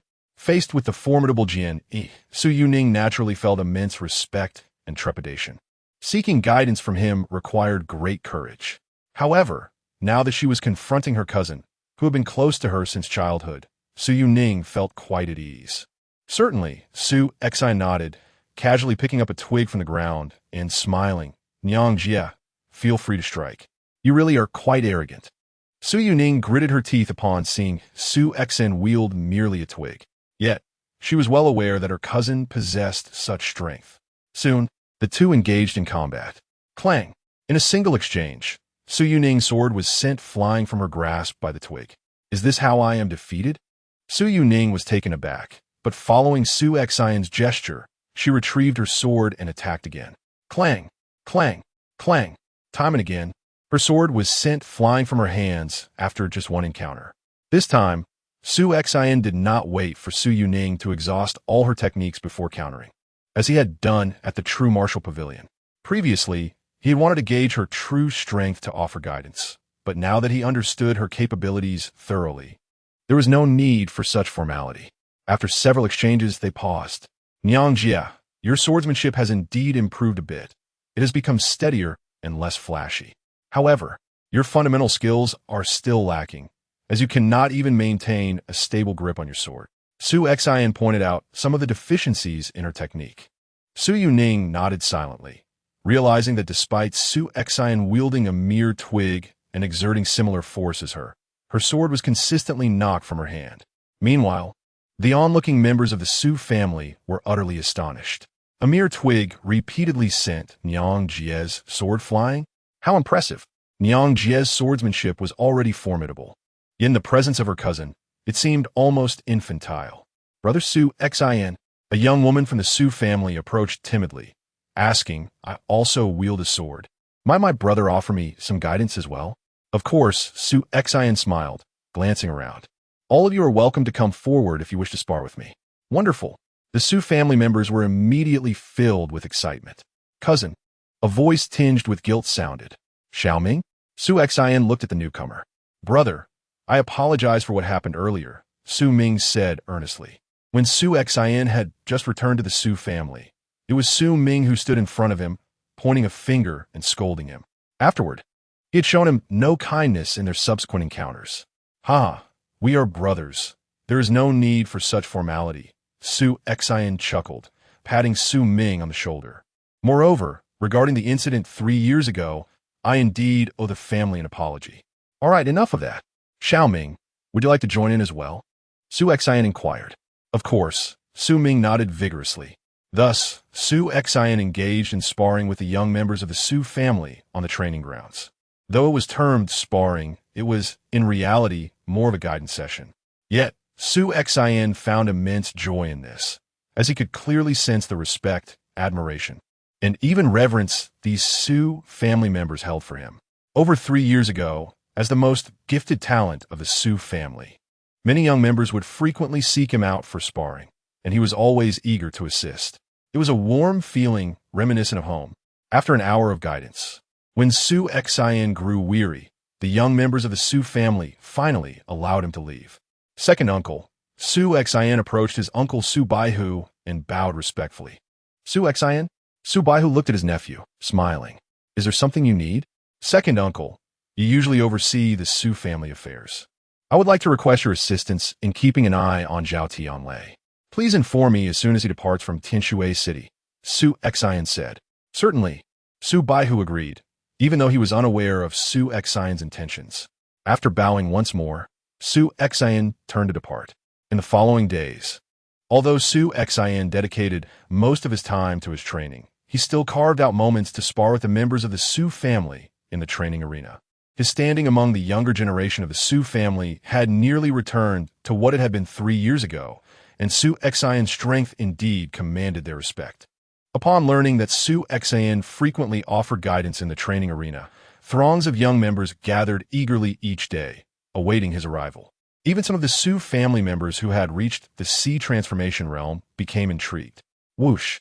A shadow of a sword, seemingly vague, yet possessing a speed imperceptible to the naked eye, collided with a long spear, then deftly traced along the shaft, striking the wrist of the spear wielder. Swish! The middle-aged man in gray felt a sharp pain in his wrist, causing the spear to drop from his hand, and he staggered backward several steps. Impressive. Remarkable. The numerous Su family members watching were wide-eyed with admiration. Uncle Hang, I appreciate your guidance. Su Xian smiled at the gray-clad middle-aged man, still holding a twig in his hand. The young master's swordsmanship is truly commendable. Su Bo Hang chuckled lightly. Beside him stood a young swordsman, Su Qinghong, who had previously been regarded as the sole contender capable of challenging Zhao Ling before Su Xian. At this moment, his eyes blazed with fervor, overwhelmed by profound astonishment. Su Bohong, a pinnacle powerhouse who had long attained the pinnacle of the Sea transformation realm, was renowned for his exceptional marksmanship. Even though this encounter was purely a test of skills rather than cultivation levels, his prowess was undeniably formidable. Yet, Su Xian had effortlessly defeated him with nothing more than a mere twig, and in a single exchange, Su Qinghong's heart surged with tumultuous waves. He was acutely aware of Su Xian's extraordinary swordsmanship, which was frighteningly high. However, he had not anticipated it to be to such an extent. The concept of a fully realized Sea transformation expert being vanquished by a twig in a single confrontation was staggering. Suppressing his inner astonishment, Su Qinghong seized the opportunity to approach Su Xian for a sparring session for several consecutive days. Su Xian had engaged in duels with the members of the Su family in this training arena. Following each bout, he generously provided insights and guidance, a rare privilege indeed. Within just a few days, numerous disciples had significantly improved their skills under Su Xian's mentorship. Su Qinghong himself had been fortunate enough to receive Su Xian's guidance 3 times. And after each session, he diligently studied the lessons imparted, discovering advancements in his own swordsmanship.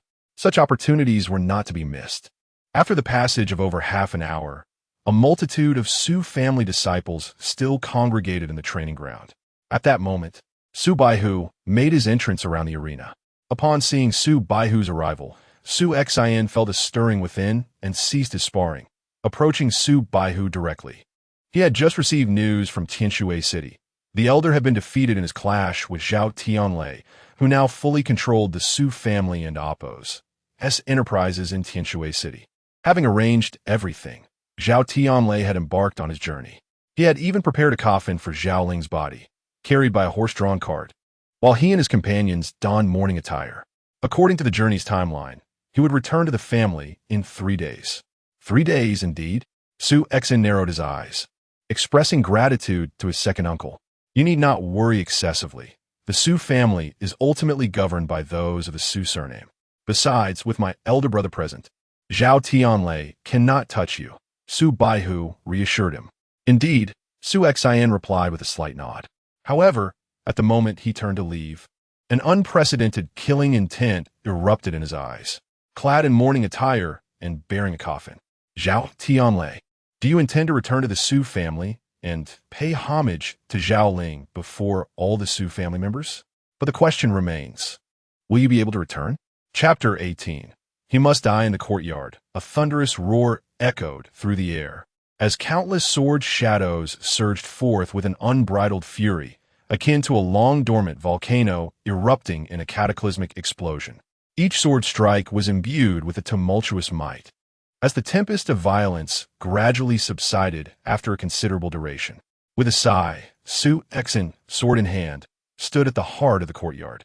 Truly, the North Song sword technique, revered as the pinnacle of swordsmanship in the Tianyin dynasty, is formidable. I have pondered the Thunderfire volume for several days, and I have barely scratched the surface, he murmured. The North Song sword technique consists of 3 volumes: the Shadow volume, the Thunderfire volume, and the Mountain Sea volume. The Shadow volume emphasizes speed, the Thunderfire volume embodies power, and the Mountain Sea volume focuses on defense. The harmonious integration of these 3 volumes forms the supreme swordsmanship of the Tianyin dynasty. Among them, the Shadow volume has the lowest threshold, and after grasping a hint of sword intent, Su Xian swiftly mastered the first technique of the Shadow volume. In recent days, he delved into the Thunderfire volume, and after a few days, he had barely entered its realm. Although he was not entirely satisfied with his progress, it was nothing short of astonishing to the average person. In truth, the Mountain Sea volume has a lower threshold than the Thunderfire volume, making it easier for Su Xian to comprehend. However, given that the Mountain Sea volume is primarily a defensive technique, and considering his intent to employ forbidden techniques to eliminate Zhao Tianlei, he had to act with relentless aggression within a limited time frame, leaving no room for hesitation. Even a mere initiation of the Thunderfire volume could yield terrifying offensive capabilities. That night, Su Xian remained in his chamber, holding 2 exquisite spirit-gathering pills. Previously, he had acquired 20 such pills at the Red Dragon Tower, consuming 18, leaving only these last 2. Without a moment's hesitation, he swallowed both pills in one go, simultaneously activating his bloodline inheritance technique to absorb the surrounding spiritual energy with fervor. As time passed, it soon became the eve of Zhao Tianlei's return. With the operation of his bloodline inheritance technique, the surging spiritual energy within Su Xian reached a state of saturation. He opened his eyes, revealing an unmistakable gleam of exhilaration. Over the past few days, he had exerted every effort to elevate his cultivation, consuming the spirit-gathering pills, and finally, on this last night, he reached the pinnacle of the true martial 10th realm. Once he unleashed the divine annihilation forbidden technique, his cultivation could instantaneously ascend to the peak of the sea transformation realm. With the support of his bloodline inheritance technique and the power it conferred, in terms of sheer strength, he was not inferior to Zhao Tianlei, and perhaps even surpassed him. In terms of skill, Zhao Tianlei in Oppo's talent was rather mediocre. His breakthrough to the void-breaking realm had been largely fortuitous, and his abilities were merely at the mid-level of the void-breaking realm. It was likely he could only pass the 14th level of the true martial pavilion, whereas Su Xian had grasped a hint of intent and could, with full exertion, conquer the 15th level. Moreover, he had studied the North Song sword technique, having entered the realms of both the Shadow volume and the Thunderfire volume. With these 2 formidable techniques at his disposal, he held a 90% certainty of vanquishing Zhao Tianlei. Su Xian rose, clenching his fists, his eyes alight with determination. The members of the Su family, his father Su Baichun, his uncle Su Baihu, and his cousins Su Yuning and Su Qinghong, were all concerned that Zhao Tianlei would seek vengeance upon his return from Tianshui City. Yet, who could have known? He had never intended to allow Zhao Tianlei to return alive to the Su family. Tomorrow, Zhao Tianlei must die. Under the night sky, Su Xian departed from the Su residence alone. The following day, at noon, the sky was overcast, A convoy made its way along the official road leading back from Tianshui City to the county town. This convoy consisted of only 2 carriages, one of which bore a black coffin, surrounded by more than 10 riders clad in mourning attire. Indeed, they were Zhao Tianlei and his company returning to the Su family. In the other carriage sat Zhao Tianlei alongside his surviving son, Zhao Qing. "Father, in 2 hours we shall return to the Su family. Once there, you must ensure that Su Xin is ground to dust, and his head severed to be placed upon my brother's altar for 49 days as an offering," Zhao Qing declared with a fierce intensity. "Silence," Zhao Tianlei retorted, his gaunt face marked by piercing hawk-like eyes that were both sharp and cold. Despite the agony of losing a son, he remained far more composed than Zhao Qing. "I have told you before, upon our return to the Su family, you may weep and wail as you wish. The more noise, the better. But you must not show any disrespect towards Su Xin, nor speak of killing him in vengeance for your brother. The entire Yongning County must know that it was the young master of the Su family who murdered my son, that the Su family's injustice came first." Zhao Tianlei and Appo's voice dripped with venom, his gaze fixed on Zhao Qing. As for Su Xin, for daring to slay his son, he would ensure that he met a death devoid of burial. However, they must wait for the opportune moment to strike. Do you understand? "Yes," Zhao Qing gritted his teeth in affirmation. At that moment, a voice came from outside the carriage. "My lord, someone requests an audience." Zhao Tianlei pulled back the carriage curtain and glanced outside, instructing them to enter. Soon, a figure cloaked in a black robe ascended into the carriage. Once the curtain was drawn shut, he revealed his face. An elderly man, appearing to be in his 60s, with graying temples, greeted Zhao Tianlei with a slight bow. "Brother Tianlei, it has been months since we last met. I hope all is well." The elder sighed, saying, "I have also heard of your son's demise. Please accept my condolences." "Condolences? What nonsense! My son is dead, but they shall not have it easy. I will ensure that every man, woman, and child of the Su family pays for my son's life." Zhao Tianlei and Appo's voice was frigid. "Pang Shan, let us dispense with pleasantries. You should have already guessed the purpose of my invitation today. Your Pang family has been in contact with me in secret, hoping for an alliance to annihilate the Su family. However, I previously found your terms lacking in sincerity and did not agree. But now I accept.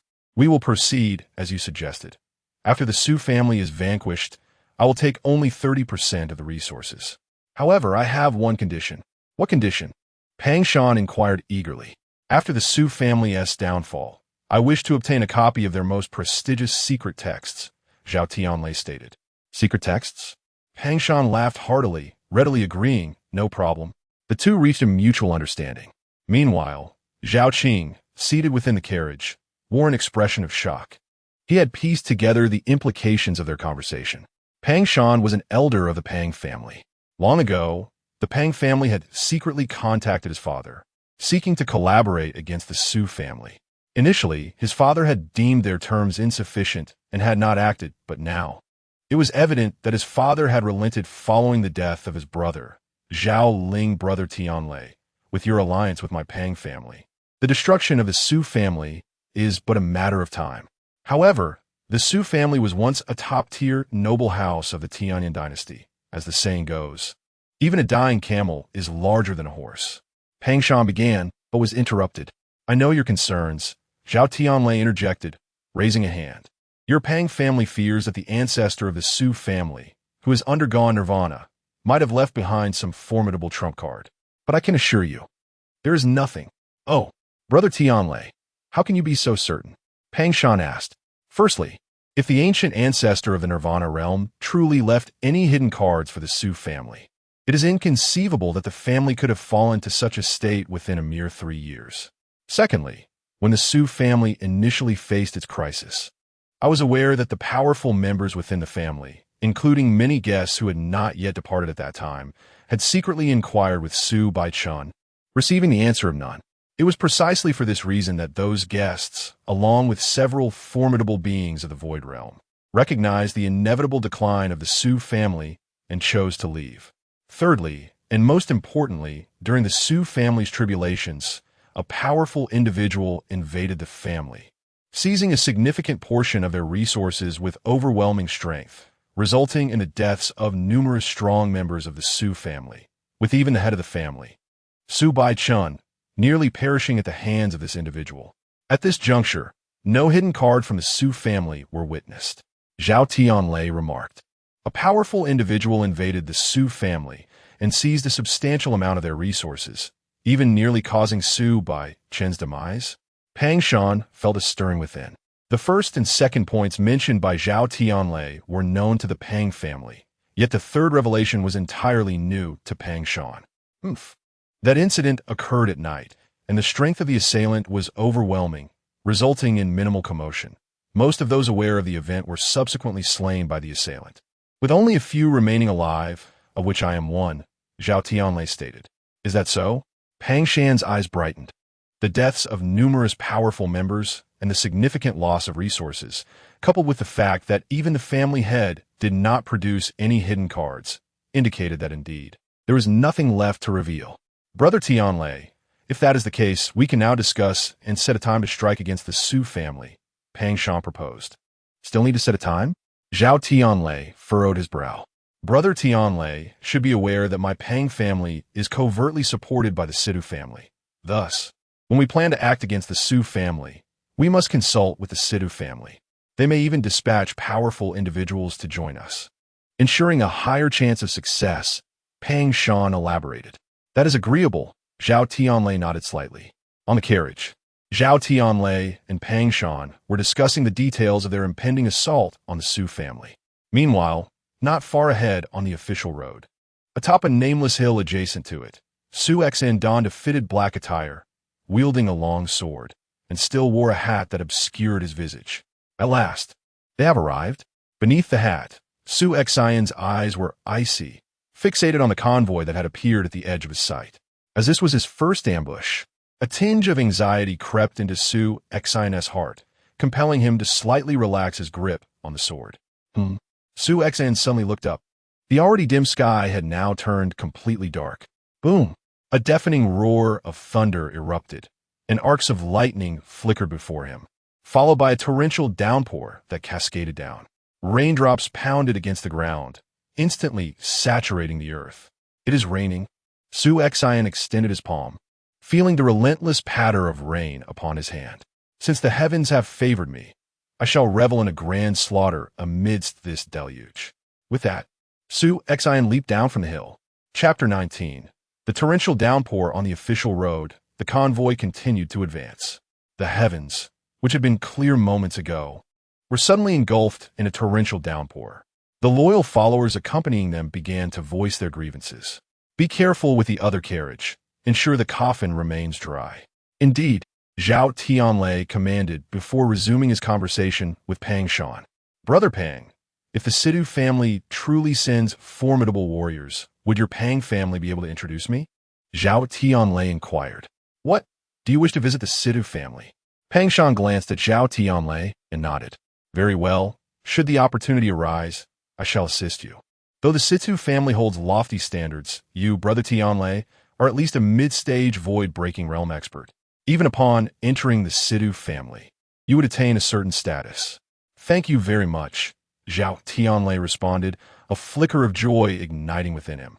At that moment, the carriage came to an abrupt halt amidst the rain. What was happening? Zhao Tianlei furrowed his brow. My lord, someone is blocking the way ahead, came the voice of a confidant from outside the carriage. Zhao Tianlei slightly lifted the curtain, and despite the deluge, he could see a figure standing at the center of the official road, a man clad in black, wielding a sword and wearing a wide-brimmed hat. Who dares obstruct our path? One of the confidants, mounted on a war horse, advanced forward. May I inquire if the carriage contains Zhao Tianlei, Lord Zhao? Came the hoarse voice from beneath the hat. You recognize my lord? The confidant asked. I have been entrusted by young Master Zhao Ling to deliver a message to Lord Zhao. The swordsman replied. Young Master Zhao Ling? The confidant was taken aback. Did Linger leave a message before his demise? Zhao Tianlei's brow furrowed. Yet, the swordsman smiled and continued. Young Master Zhao Ling appeared in my dreams, expressing his loneliness in the Yellow Springs and wishing for Lord Zhao to join him and young master Zhao Qing for a family reunion. Presumptuous. The confidant's anger surged instantly. Zhao Tianlei's expression darkened. He thought, what lunatic dares to speak such madness? Eliminate him. With that, Zhao Tianlei pulled down the curtain.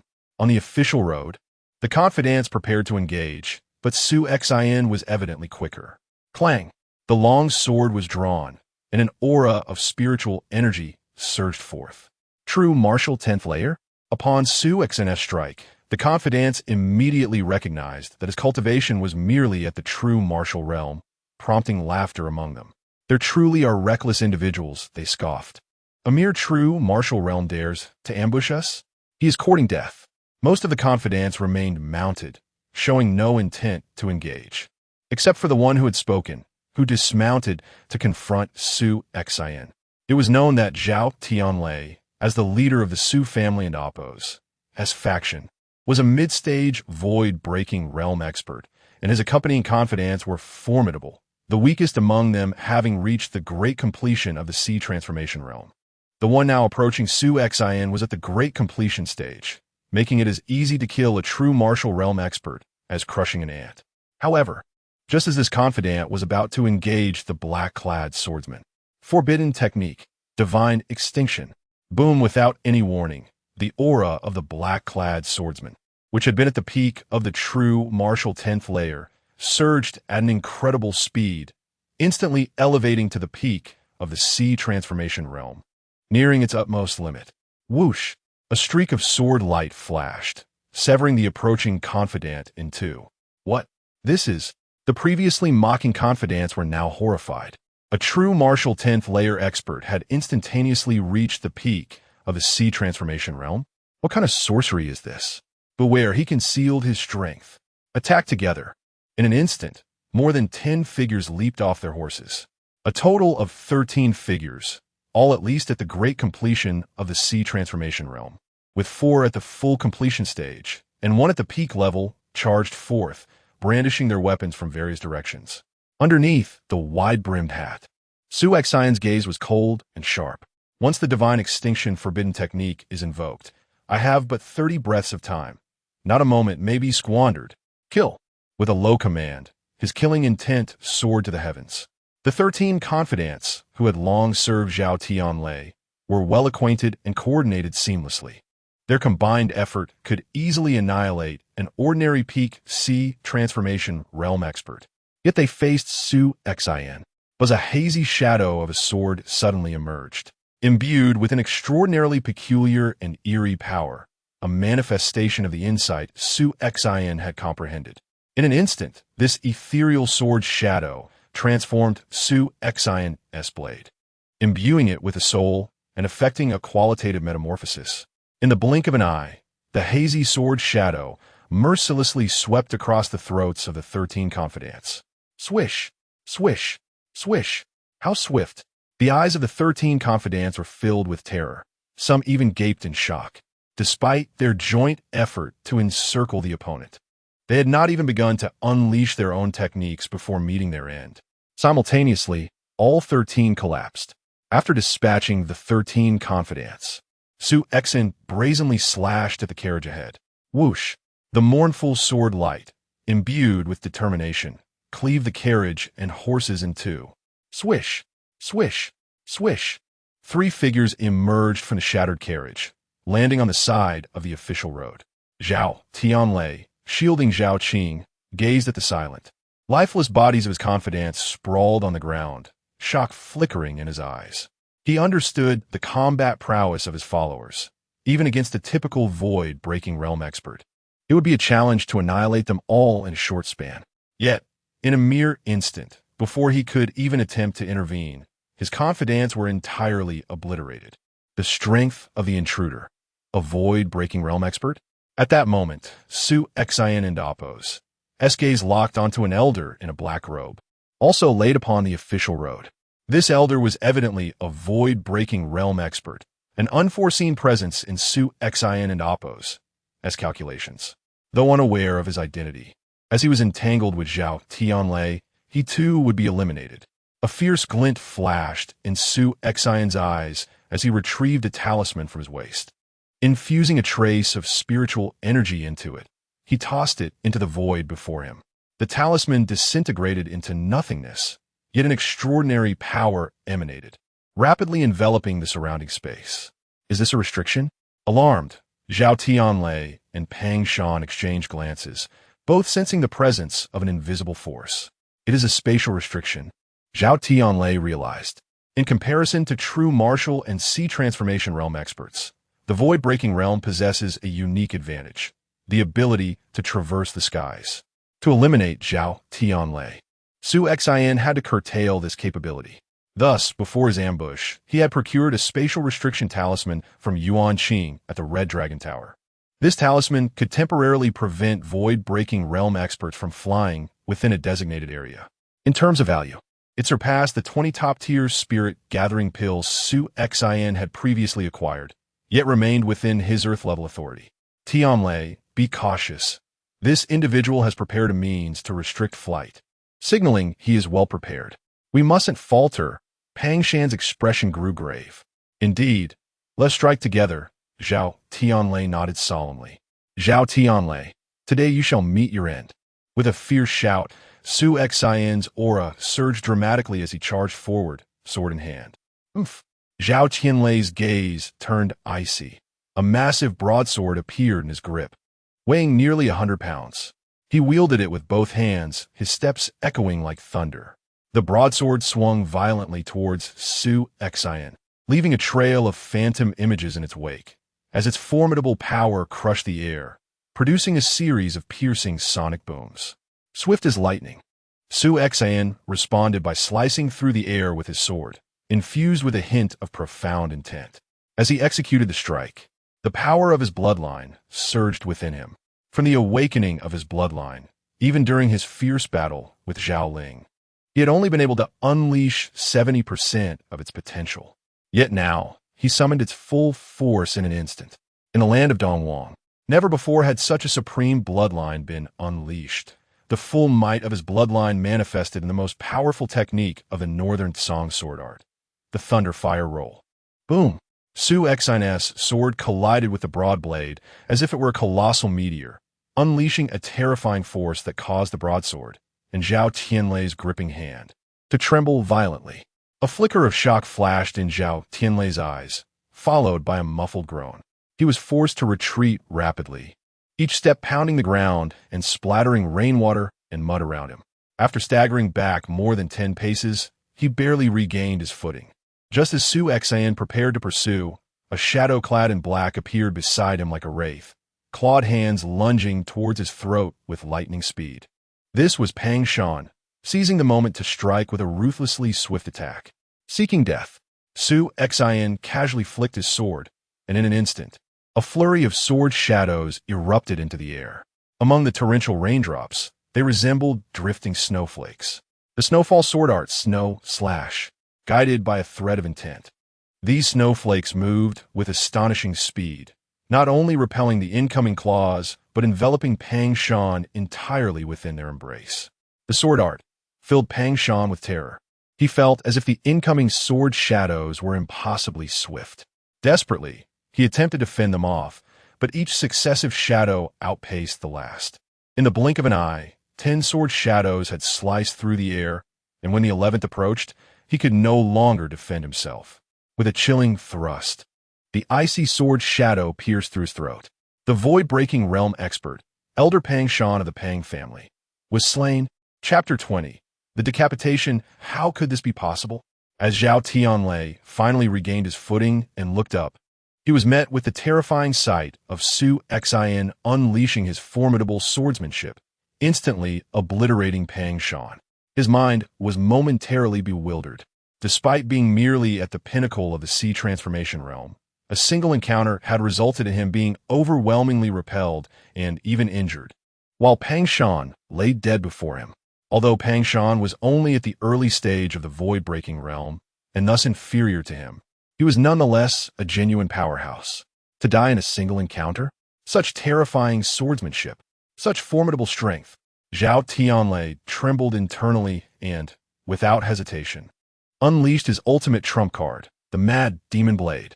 A wave of frenzied and violent energy surged forth, enveloping Zhao Tianlei in a mist of blood, his eyes turning crimson with madness. Unlike Zhao Ling, who succumbed to complete insanity, Zhao Tianlei retained a sliver of rationality, refusing to be entirely consumed by madness. With a fierce cry, Zhao Tianlei brandished his blade. Su Exin, in response, swung his sword with the fury of thunder and fire, channeling his bloodline power to merge with his spiritual essence, resulting in a cataclysmic explosion. Boom! A tremendous sound reverberated, as if the very air were about to shatter. Zhao Tianlei staggered back 3 steps. I have unleashed the Mad Demon Blade, yet I am still at an absolute disadvantage in this clash. The disbelief etched across Zhao Tianlei's face was palpable. However, Su Xian's sword showed no signs of faltering. Blades of light sliced through the air, akin to a volcano erupting unexpectedly or a lightning bolt striking from clear sky. Swift, frenzied, each strike bore an overwhelming and relentless might, ceaselessly assaulting Zhao Tianlei. Despite Zhao Tianlei exerting all his strength, he found it increasingly arduous to fend off the terrifying onslaught of sword shadows. So overwhelming, his strength surpasses mine, and his swordsmanship is leagues beyond my own. The realization struck him. Within Su Xian's swordplay lay a hint of profound intent. The astonishment, shock, and dread within Zhao Tianlei reached a crescendo. Intent.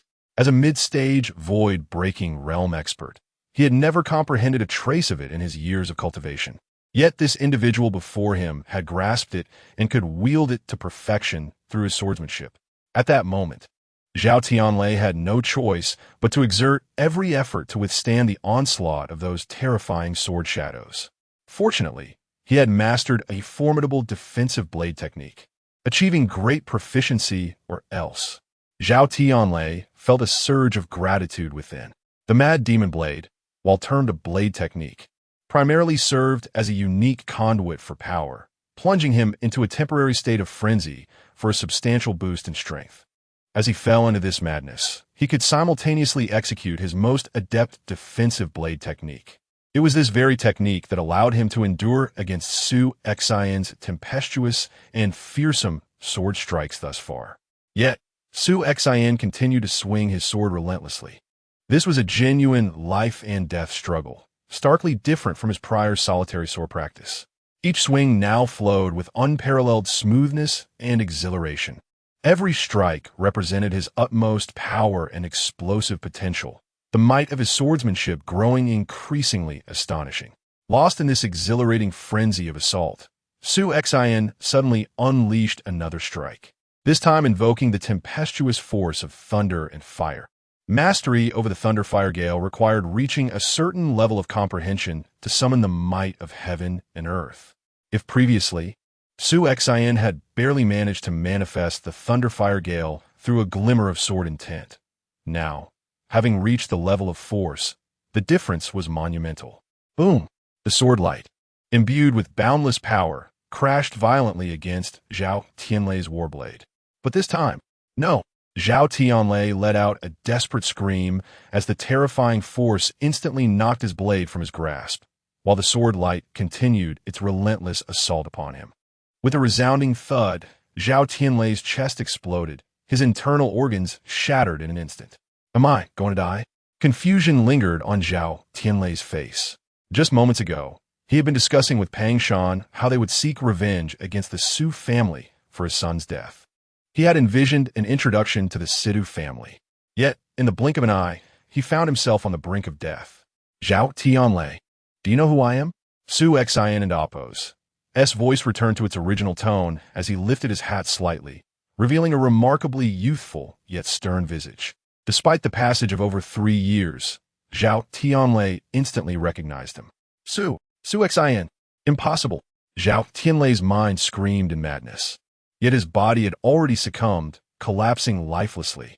In his final moments, he could hardly believe that the one who had slain him was none other than the very Su Xian who had killed his son at the Su family's grand competition, and who was still merely at the true martial realm. He, Zhao Tianlei, a dignified mid-stage void-breaking realm expert, never imagined he would fall to the hands of a true martial realm practitioner. Father.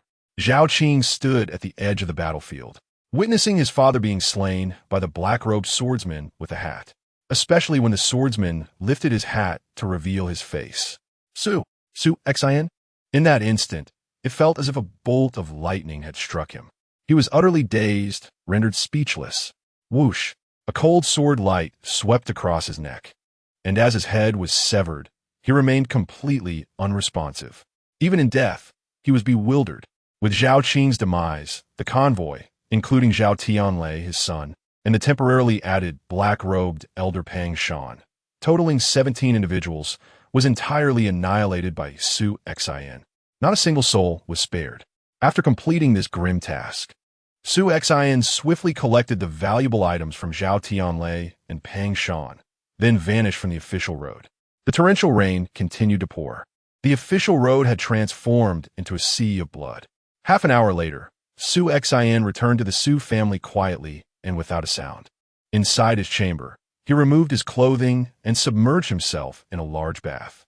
The consequences of employing the divine annihilation forbidden technique exceeded his expectations, leaving Su Xin feeling extraordinarily fatigued and weak. Only in this bath could he find a modicum of comfort. I had previously underestimated Zhao Tianlei. A void-breaking realm expert is far more formidable than I had imagined. Su Xin lamented, reflecting on the experience of this ambush. He had initially believed that after employing the divine annihilation forbidden technique, he would easily eliminate Zhao Tianlei. However, he was taken aback that Zhao Tianlei possessed an incredibly powerful defensive blade technique that allowed him to barely withstand his Thunderfire Gale for a brief period. Fortunately, during the battle, Su Xin had gleaned insights from the Thunderfire Gale, reaching the level of force. Otherwise, he might not have been able to defeat him within 30 breaths.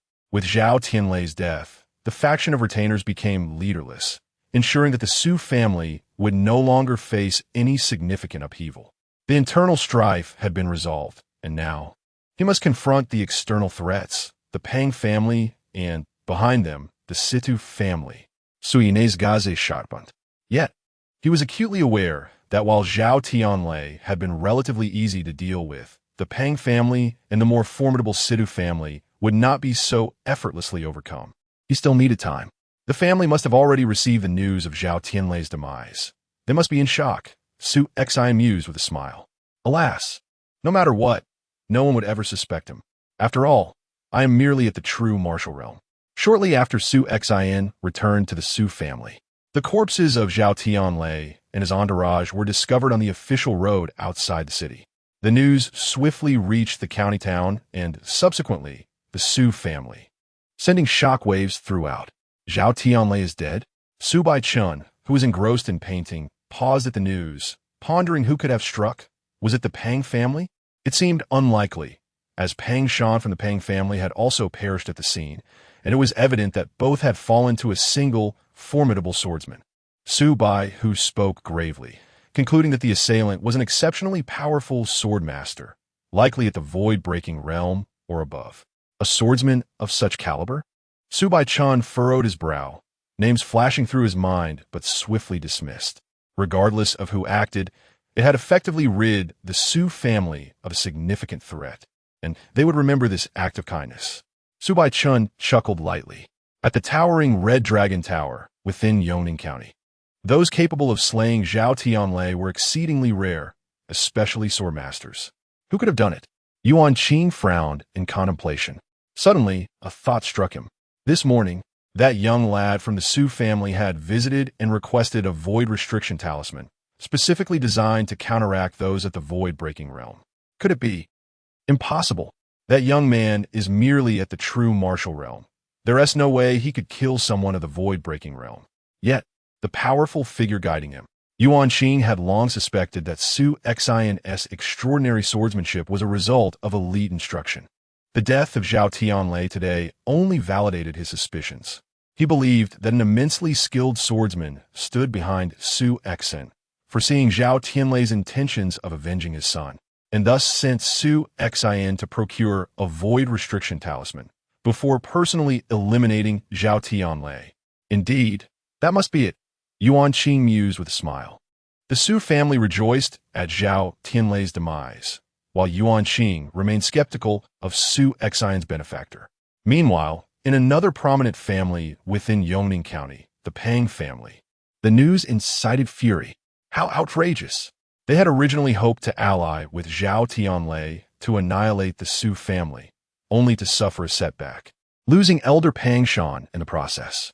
In a fit of rage, the head of the Pang family, Pang Shaoqing, smashed the tea table to pieces. The Su family. What a formidable clan! Who would have thought that they still harbored such strength? Flames of fury blazed in Pang Shaoqing's eyes. The loss of an elder was inconsequential. What truly alarmed him was the hidden might of the Su family. If they could conceal a swordsman, could they not hide another? He immediately dispatched a message to the Sidu family, advising them to temporarily shelve their plans against the Su family and reconsider their strategy. Throughout Yongning County, the death of Zhao Tianlei sent ripples of disturbance. Yet, as Su Xian had anticipated, no one suspected him. Even Yuan Qing merely speculated about the identity of his backer, utterly unaware that it was he himself who had taken action. Chapter 21. The Black Yin Gang in the blink of an eye. A month has elapsed. During this period, the faction of the guests has been completely dismantled, and Zhao Tianlei's subordinates and confidants have been systematically eliminated. The Su family has now shed its malignant influences entirely. Su Xian has been diligently cultivating, relying on the inherited bloodline techniques. Over this time, his internal spiritual power has already reached the pinnacle of the true martial realm. Standing on the brink of breaking into the Sea transformation realm, poised for an imminent breakthrough, he frequently appears in the martial arts arena, engaging in sparring with the younger generation of the Su family, including several formidable individuals. The subtle display of his prowess has increasingly won the admiration of his peers. His status as the young master of the Su family has grown significantly. One day, in the martial arts arena, Su Baihu approached, accompanied by a man clad in purple. Second uncle, Su Xian greeted with a slight bow. This is Yi Luo, a guest of the Su family, Su Baihu introduced. Young master, Yi Luo addressed him respectfully. Although the Su family has fallen from grace, they have still managed to attract a number of guests, not all of whom are treacherous. Yi Luo has remained loyal to the Su family. Su Xian, a little over a month ago, you were at the pinnacle of the true martial ninth layer and could directly slay Zhao Ling, who had broken through to the Sea transformation realm with exceptional skill. Now that you have reached the true martial 10th layer, how does your combat power compare to that of a fully realized Sea transformation expert? Su Baihu inquired. Su Xian was taken aback. He did not expect such a question from Su Baihu. Nevertheless, he nodded. I believe I can. Yi Luo, let's test this. Su Baihu commanded. Of course, Yi Luo replied, stepping forward. Young master, I am at your service. Feel free to unleash your full strength. Su Xian said with a confident smile. Soon, the two engaged in combat. In mere moments, Su Xian executed 3 strikes. The first forced Yi Luo to retreat in disarray. The second sent Yi Luo and Appo's weapon flying. The third strike rested lightly upon Yi Luo and Appo's shoulder, a clear demonstration of dominance. The disparity in their abilities was stark. At present, Su Xian and Appo's spiritual power, when fully unleashed, equates to that of a small Sea transformation. A slight enhancement of his bloodline power allows him to rival a fully realized Sea transformation expert, making it effortless for him to defeat an ordinary opponent of that caliber. Your prowess is truly impressive, young master, Yi Luo conceded, genuinely awed. Previously, he had only heard tales of Su Xian and Appo's exceptional talent, but today he had witnessed it firsthand. Su Xian, your swordsmanship has improved remarkably over the past month, Su Baihu remarked, his eyes sparkling with admiration. In terms of swordplay, no one in the entire Su family could surpass you. The strongest member of the Su family, the patriarch Su Baichun, was not primarily known for his swordsmanship. Second uncle, you did not come merely to assess my strength, did you? Su Xian observed. Indeed, Su Baihu smiled, producing an envelope. Contained within is a letter. Take a look. Su Xian opened the envelope and quickly scanned its contents. Gang conflicts? He mused, his expression shifting. The letter was from Wan Chong, the leader of the Black Yin Gang. Over the years, the Black Yin Gang had shown respect towards the Su family, consistently delivering tributes. Now that the Black Yin Gang faced adversity, Wan Chong had sent a generous gift, seeking the Su family's assistance. I have already agreed to help, Su Baihu explained. Su Xin understood immediately. Yongning County, although merely a county, housed numerous cities and a population of millions. Such a populace inevitably gave rise to various gang factions, each requiring a powerful ally to ensure their stability. As one of the two most powerful families in Yongning County, the Su family served as a significant backing. Thus, many factions would present tributes to the Su family annually, and by accepting these tributes, the Su family acknowledged their existence, allowing these factions to thrive. The Black Yin Gang, in particular, had provided substantial tributes over the years, and this time, they had sent an additional generous offering. Wan Chong had intended to request 2 powerful Sea transformation experts from the Su family, but I ultimately decided to send you along with Yi Luo, Su Baihu stated. Now that Zhao Tianlei is dead and the threat from the guest faction has dissipated, coupled with your strength, it is time for you to broaden your horizons. Broaden my horizons? Su Xin felt a stirring in his heart, fully aware of what Su Baihu meant. Do you wish to go? Su Baihu asked. Of course. Su Xin replied, though he worried that Wan Chong might not be pleased to see him. Wan Chong sought 2 fully realized Sea transformation experts, yet based solely on cultivation. Su Xin was merely at the true martial 10th layer. Though young Master S cultivation is lower, your strength far exceeds that of an ordinary Sea transformation expert. Wan Chong would be fortunate to have you, Yi Luo remarked coldly. Very well, after lunch. You two shall depart on swift horses and should reach the Black Yin Gang's stronghold in Danyang City before nightfall, Su Baihu instructed. Before long, Su Xin and Yi Luo set off. Danyang City lies in the western part of Yongning County, not far from the county seat. At the Black Yin Gang's base, as night approached, Wan Chong, the gang leader, sat restlessly in a chair, unable to find comfort. His face was etched with worry. Originally a bandit, he had clawed his way up from a lowly position to become the leader of the Black Yin Gang in Danyang City, commanding thousands of followers, thus establishing himself as a local power. Despite the significant tributes he was required to pay to influential figures in Yongning County, he still led a relatively comfortable life. However, recently another gang, the Lu Shui Gang, had risen abruptly. The leader of the Lu Shui Gang was also a former bandit chief who had quickly established a formidable presence in the city. Within less than 2 months, they had gained the capability to challenge the Black Yin Gang, boasting even more high-ranking experts. After several skirmishes, the Black Yin Gang found itself at a disadvantage, having lost 2 of its 4 hall masters. In a few days, the conflict between the Black Yin Gang and the Lu Shui Gang would reach its climax, culminating in a final showdown.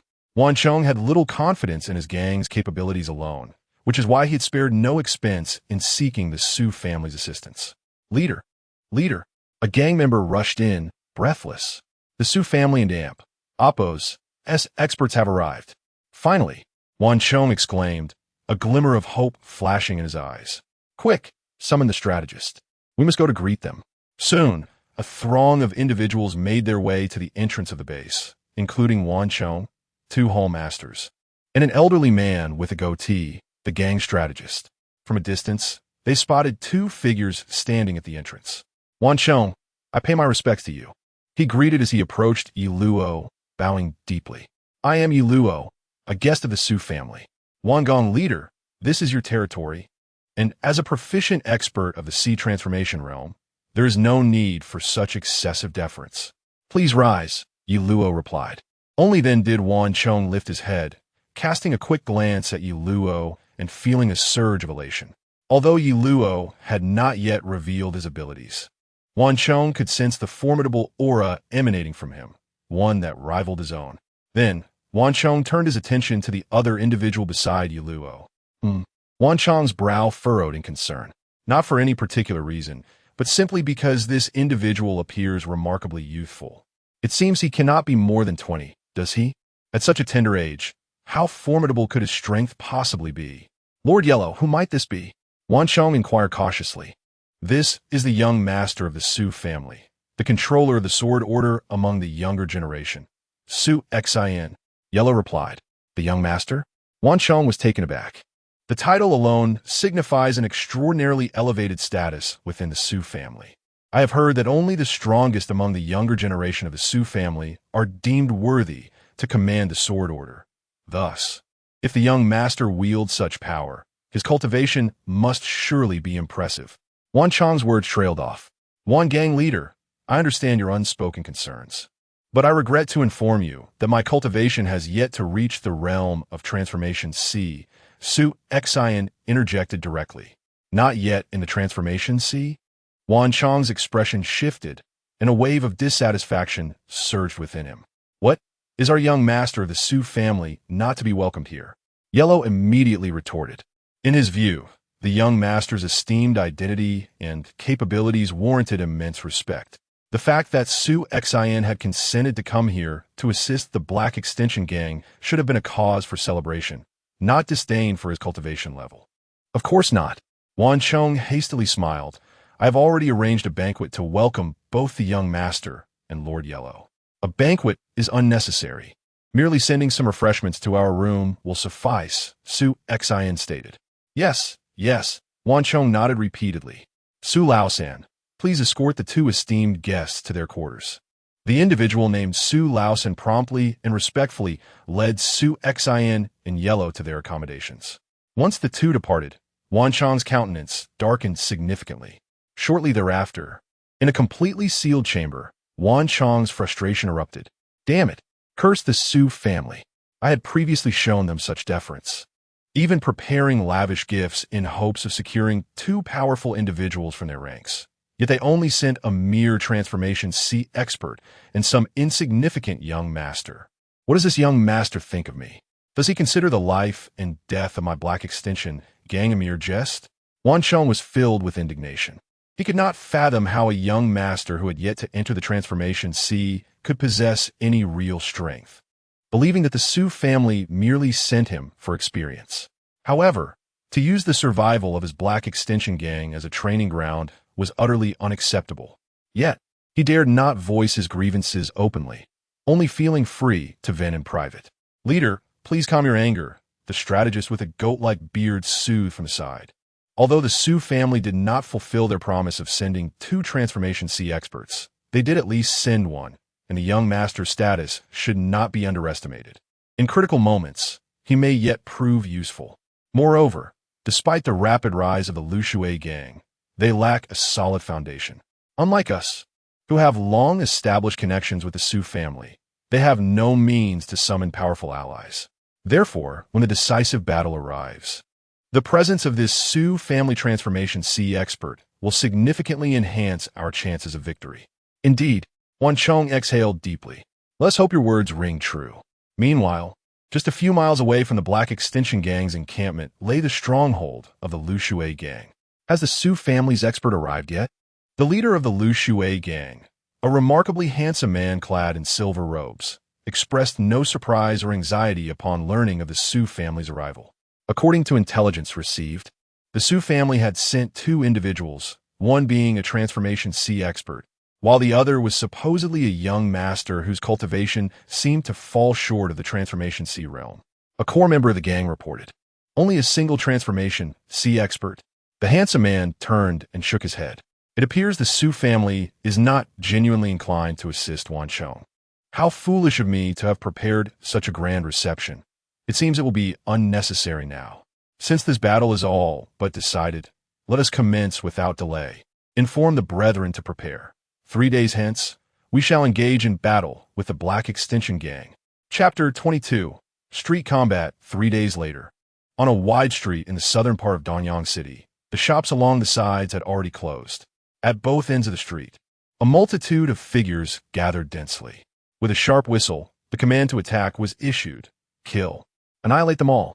A torrent of figures surged into the street, colliding violently in the center. The decisive battle between the two major factions of Danyang City, the Haiyan Gang and the Lu Shui Gang, had commenced. On the second floor of a tavern beside the street, Su Xin stood with his hands clasped behind him, observing the large-scale slaughter unfolding below. My uncle wanted me to witness the world. Is this the scene he meant for me to see? Su Xian murmured. He had taken lives before, even secretly ambushing Zhao Tianlei's convoy, thus having some experience. However, he had never witnessed the frenzied clash of over 1,000 men from two gangs. Moreover, many of these combatants were common ruffians employing various means, hidden arrows, lime, and poisonous mists, everything conceivable. Su Xian was indeed witnessing a spectacle. In most duels among formidable warriors, the confrontation typically revolves around genuine strength, eschewing such base tactics. Yet, these underhanded methods, while vile, could indeed fell even a powerful figure in the sea transformation realm if struck. Advisor, isn't your Haiyan gang said to have thousands of members? Why are there less than 1,000 participating in this decisive battle?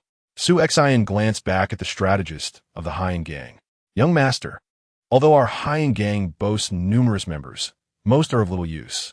The true core strength lies within these 890 men now engaged, the strategist replied. Is that so? Su Xian nodded in understanding. While the Haiyan gang had a greater number of members than the Lu Shui gang, the latter's upper echelon was indeed stronger. As the battle raged on, both gangs had already suffered significant casualties. The street ran crimson with blood, and the prominent figures from both factions had begun to engage. Wan Chong, the leader of the Haiyan gang, was a master of the sea transformation realm, accompanied by two hall masters who were also at the same level. In contrast, the leader of the Lu Shui gang, while also a master of the sea transformation realm, commanded 4 subordinates at the same level, outnumbering the Haiyan gang by 2. Thus, the conflict among the higher-ups found the Haiyan gang at a disadvantage from the outset. Yi Luo, you may proceed, Su Xian commanded. Understood, Yi Luo nodded, leaping from the second floor and charging into the fray. The addition of a master of the sea transformation realm instantly altered the tide of battle. As for Su Xian, he preferred to refrain from intervening unless absolutely necessary. Suddenly, his attention was drawn to a seemingly inconspicuous corner of the street, where an individual lounged against the wall. Clad in tattered robes with disheveled hair, this individual appeared to be a beggar. Yet, he wielded a long knife that was anything but ordinary. While chaos reigned around him, with bodies falling at his feet, he remained undisturbed, sound asleep. This person is rather intriguing, Su Xian noted, recognizing the oddity but not paying it much mind. At that moment, a booming laughter echoed throughout the street. Ha ha! Wan Chong, today your Haiyan gang shall be annihilated. 3 powerful presences erupted from a nearby corner, and the figures surged forth, ruthlessly slaughtering the Haiyan gang members in their path. In an instant, the 3 had reached the center of the battlefield. 3 masters of the sea transformation realm. The members of the Haiyan gang paled. How could you summon the Pang family's forces? Wan Chong stared incredulously at the 3 masters before him. Why is it that you can invite the Su family, while my Lu Shui gang cannot invite the Pang family?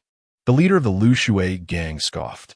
He was aware that the Haiyan gang had long been allied with the Su family, yet he dared to challenge their status. Confident in his own backing, emerging from notorious bandit faction in Yongning County, he was one of the leaders of the Haishan's High, which had thrived under the Pang family and Appos as patronage. The tribute the Haishan's High provided the Pang family far exceeded what the Haiyan gang offered the Su family. However, following recent internal discord, he and his men had relocated to Danyang City to establish the Lu Shui gang. Despite the dissolution of the Haishan's High, his ties to the Pang family remained intact. He had exhausted his resources for this battle, securing the assistance of the Pang family's masters. With the arrival of 3 masters from the Pang family, despair washed over Wan Chong.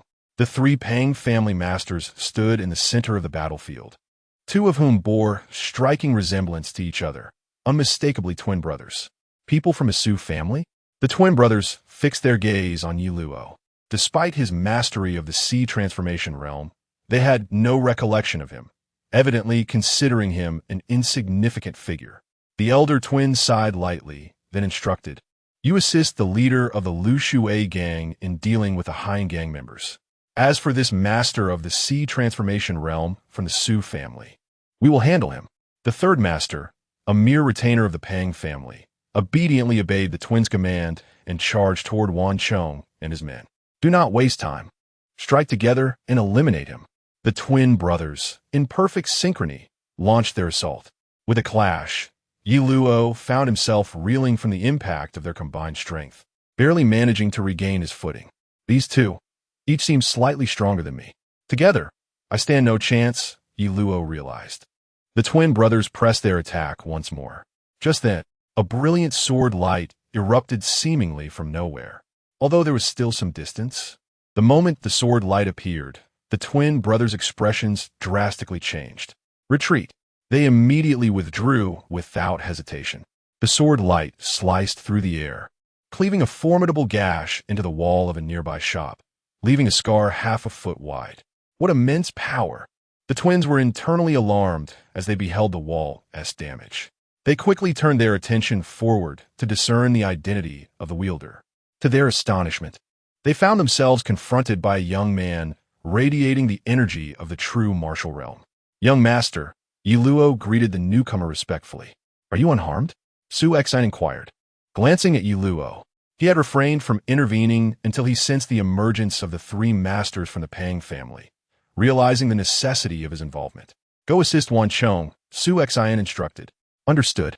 Yi Luo was acutely aware of Su Exine's remarkable prowess, and without hesitation, he turned to the nearby battlefield, leaving Su Exine alone to face the formidable twin brothers of the Pang family. Young master? Upon hearing Yi Luo's address, the elder of the twins remarked, not long ago, I heard that the young master of the Su family made a stunning debut at the grand competition, slaying a formidable opponent of the Sea transformation realm with his true martial cultivation, securing first place, and now wields the sword decree of the younger generation of the Su family. You must be the young master, correct? Indeed, that is I, Su Exine acknowledged directly. How splendid! The twins simultaneously smiled, having initially deemed their outing a mere endeavor to eliminate a Sea transformation expert from the Su family. They now saw the opportunity to kill the young master himself, which would surely cause the Su family considerable grief. To kill me? You must first ascertain whether you possess the strength to do so, Su Exine replied calmly. The twins exchanged glances, and in the next moment, they moved as one. Like phantoms, they advanced from both sides towards Su Exine, wielding slender swords with a grace that belied their speed. In an instant, two sword shadows lunged towards Su Exine's throat and heart. Unmoved as a mountain, Su Exine simply took a step forward, his sword sweeping through the air, an invisible aura rising around him. In that moment, he seemed to transform into a towering mountain. Clang, clang, clang, clang. The twins, attacking from the left and right with frenzied swordplay, found their efforts met with Su Exine and Oppos as casual yet precise counterstrikes, thrusts, sweeps, and parries. Each strike emanated an uncanny, soft power that effortlessly dismantled their assault like crashing waves. What is this? What kind of power is this? The twins, while relentlessly attacking, were filled with shock. They realized that their sword techniques, when clashing with Su Exine and Oppos, S-Blade, felt as though they were striking against a mass of cotton. Despite the apparent weakness of Su Exine's power, a significant portion of their might was inexplicably nullified upon contact, rendering their efforts futile. Mountain and Sea Roll. This technique, primarily defensive in nature, was cultivated by Su Exine after he had perfected his understanding of the Thunderfire Roll. Throughout the past month, he had devoted his time and energy to mastering the Mountain and Sea Roll, allowing him to absorb and dissipate the force of incoming attacks with remarkable efficacy. He found that he need not exert tremendous strength. Even now, he had not tapped into his bloodline power, relying solely on pure spiritual energy, which equated to that of a typical Sea transformation minor success. Yet, throughout his engagement with the twins, he had not moved an inch. The swordplay. In a corner of the street, a beggar who had been leaning against the wall, lost in slumber, suddenly opened his clear, yet astonished eyes to behold Su Exine executing the Mountain and Sea Roll. One impressive defensive sword technique, as steadfast as a mountain and as fluid as the sea. I wonder if my blade technique can breach his defenses, he mused. instinctively tightening his grip on the long knife in his hand. Meanwhile, on the battlefield, the twins had exhausted their strength, employing every tactic they knew. It still could not compel Su Xian to budge. "I tire of this," Su Xian declared, no longer willing to squander time. A chilling, murderous intent ignited in his eyes. Phantom strike. The surrounding atmosphere shifted instantaneously as Su Xian unleashed his sword, simultaneously awakening the power of his bloodline within him. Boom! The world seemed to darken, leaving only the radiant light of Su Xian and Appo's sword as the solitary beacon in the night. Chapter 23. The Beggar Boy, alas. At the moment Su Xian executed his shadow strike, a figure dashed into the battlefield from afar. The hazy glimmer of the sword was astonishingly swift. Fear flashed in the eyes of the twin brothers as they realized they could not possibly block this strike in time. Swoosh! The sword light first swept past the elder brother, sending his head flying.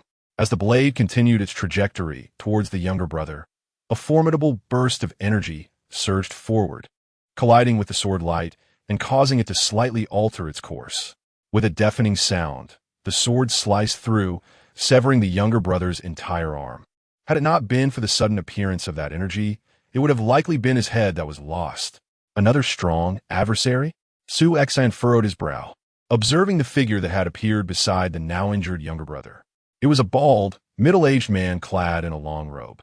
Given the power of the energy he had just unleashed, it was evident that he had reached the pinnacle of the transformation sea realm. This time, the Lu Shui gang had paid a hefty price to enlist the help of the Pang family, and knowing that the Su family would also send someone, the Pang family had prepared to ensure that the Su envoy would not leave unscathed. Thus, they dispatched not only 3 formidable transformation sea experts, but also this bald middle-aged man, who covertly oversaw the operation. Damn it, I should have acted sooner. The expression on Pang Tiyun's face was grim as he regarded the twin brothers, one dead and the other injured. He was well aware of their formidable strength. Even a peak transformation sea expert would struggle against them when they united. Yet here stood Su Xian, evidently just a true martial rel practitioner. Though his strength was commendable and his swordsmanship exquisite, it was purely defensive, leading Pang Tiyun to underestimate him. Little did he expect that Su Xian, when he finally took action, would push the twin brothers into a desperate situation. He had barely managed to save one, and even that one had lost an arm.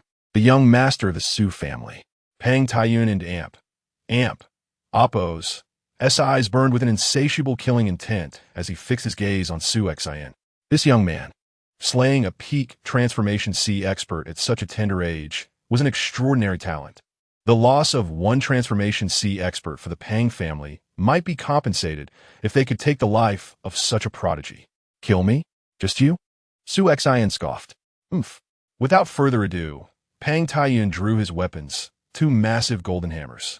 Each hammer weighed several hundred pounds, yet he wielded one in each hand with effortless ease. In the next moment, bang! With a single step, the ground shattered beneath him, and Pang Tiyun appeared before Su Xian in a flash, wielding the hammers like twin wheels of fire. 18 hammer strikes of the mountain. Pang Tiyun's face flushed as he unleashed the full extent of his power. Boom, boom, boom. The twin golden hammers rained down in a furious assault, each strike compressing the air and generating a cacophony of explosive sounds. Yet, as the hammers descended, Su Xian remained undaunted. His swordsmanship erupted like a volcano, shaking the very heavens and earth, reminiscent of a thunderous storm that could obliterate all in its path. With the true essence of the mountain sea roll, each sword strike unleashed a terrifying might akin to the wrath of thunder. The power within him surged, previously only slightly activated during his shadow strike against the twin brothers, now ignited to 70%. Su Xian had long devised a strategy for utilizing his bloodline power. In ordinary battles, he would harness 50%, but against formidable foes, he would push it to 70%. As for a full release, unless it was a crucial battle, he would never unleash all of his bloodline's potential. Bang, bang, bang. The thunderous sword light collided fiercely with the descending hammers. Each clash echoed violently, sending ripples through the surrounding space, causing nearby bystanders to bleed from their orifices from the shockwaves. After 18 successive strikes, Pang Taiyun's hammers faltered, and in the next instant, he was sent reeling back by Su Xian's sword. A true martial practitioner actually defeated me in a direct confrontation with his swordsmanship? Pang Taiyun was incredulous. Just moments ago, he had spoken of trading Su Xian and Appo's life to compensate for the loss of a Transformation C expert. Yet now, indeed, at this moment, Su Xian wore a strange smile. Though he was merely at the pinnacle of the true martial realm, by invoking his bloodline technique and channeling 70% of its power, he wielded strength akin to a peak Transformation C expert, nearly at the level of perfection. Coupled with his swordsmanship, an ordinary peak Transformation C expert would be no match for him. In terms of raw power, Pang Taiyun was slightly stronger. However, when it came to his swordsmanship and technique, Su Xian far surpassed him, and even in a direct clash, he felt no fear against the terrifying might of the Thunderfire roll. You wish to kill me? Su Xian and Appo's eyes grew icy. Now, let us see who shall be the hunter and who the hunted. Just as Su Xian prepared to advance, his strength combined with the Thunderfire roll and shadow technique could surely leave Pang Taiyun utterly defeated. But at that moment, you lot are making too much noise. With a flourish, an exquisite blade light erupted from a corner of the street. The blade light swept across the area, enveloping a radius of several dozen meters in an instant. Within that range, where numerous gang members have been engaged in fierce combat, the blade light cut through, severing figures cleanly in two. In mere moments, the area was left devoid of any presence, save for the wielder of the blade light. Heavens, what is this? The once chaotic battlefield fell silent at that instant. Members of both gangs, receiving no command, ceased their actions, all eyes filled with terror and astonishment as they turned towards the source of the blade light. Even Su Xian and Pang Taiyun could not help but gaze in that direction. There stood the beggar boy, who had previously leaned against the wall, now risen to his feet, his head lifted to reveal an extraordinarily youthful face. Judging by his appearance, he was hardly older than Su Xian. This disheveled beggar boy hoisted his long knife upon his shoulder, grinning widely to reveal a row of pristine white teeth. Yet, his smile sent chills down the spines of those around him. A master, a true master, an expert tenfold, even 100-fold stronger than the bald middle-aged man from the Pang family. Su Xian's gaze sharpened. He had noticed the beggar boy's peculiar presence long ago. The exquisite blade light that had just erupted sent tremors of fear through him.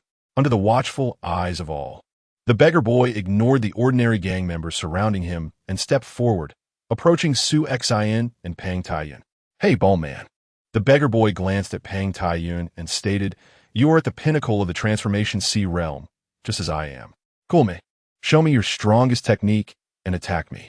At that moment, the beggar boy revealed his own cultivation level, confirming that he too had reached the pinnacle of the Transformation C realm, matching Pang Taiyun's prowess. In terms of spiritual energy, the beggar boy far surpassed Pang Taiyun. It was evident that the unique martial arts he practiced enabled him to unleash a power that greatly exceeded that of others at the same level. You're neither a member of the Su family nor a part of the Black Yin gang. We're not enemies. There is no need for. Pang Taiyun hesitated to strike. In truth, he was already intimidated by the beggar boy's earlier attack and lacked the courage to retaliate. However, before he could finish his sentence, the beggar boy furrowed his brow and exclaimed, I told you to make your move. Stop the prattle. With a grim expression, Pang Taiyun, realizing there was no way to defuse the situation, summoned his courage and launched an attack. Boom! He swung his two golden hammers with tremendous force, aiming them ferociously at the beggar boy. Yet, the beggar boy merely frowned at this display. Clumsy, lacking substance, merely brute strength, he thought disdainfully, and then drew his blade. Whoosh! The dazzling flash of his sword illuminated the air, resembling a delicate boat gliding through the void. Splat! The golden hammers were cleaved in two by the blade's brilliance, and Pang Taiyun himself was severed from top to bottom, unable to utter a single cry before meeting his demise. Useless. You can't even withstand a casual strike from me. Truly the epitome of ineptitude, the beggar boy complained, visibly unsatisfied. The onlookers from the two rival gangs, along with the high-ranking experts who had attained the sea transformation realm, were left in utter shock at this sight. One strike, a mere casual strike, had claimed the life of a fully realized expert at the same level. The beggar boy's gaze then fell languidly upon Su Xian. Su Xian's expression turned grave, his heart brimming with trepidation. The beggar boy before him possessed terrifying strength, and even more alarmingly, his actions were utterly reckless. Clearly not a member of either gang, he had inadvertently become embroiled in this street brawl. Yet with a single move, he had slain dozens of gang members, including Pang Taiyun, with whom he had no prior connection or animosity. And still, the beggar boy had effortlessly ended his life.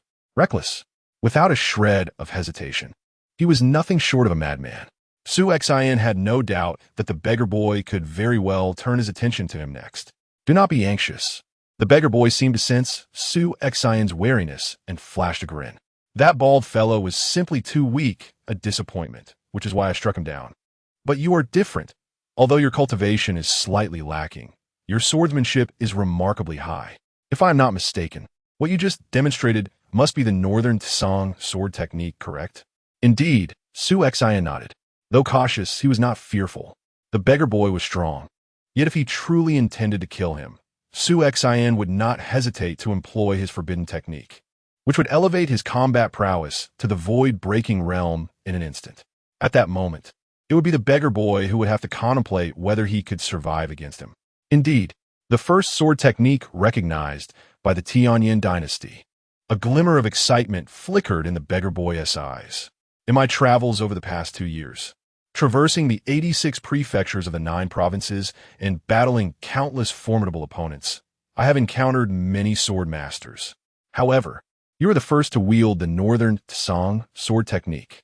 Come, showcase your swordsmanship and let us engage in a duel. Let me see whether your Northern Tsang sword technique is superior or if my blade technique reigns supreme. Chapter 24. Breakthrough. Rest assured, I will control my power to a level comparable to yours. We shall compete solely in skill. A glimmer of anticipation shone in the eyes of the beggar youth. Truly a madman, Su Xian thought to himself. He had traversed the world, challenging countless formidable opponents, all the while striving to surpass his own limitations. Such individuals possess an absolute obsession with strength, an exhilarating madness that is both awe-inspiring and terrifying. Then you may proceed, Su Xian replied, his expression devoid of emotion.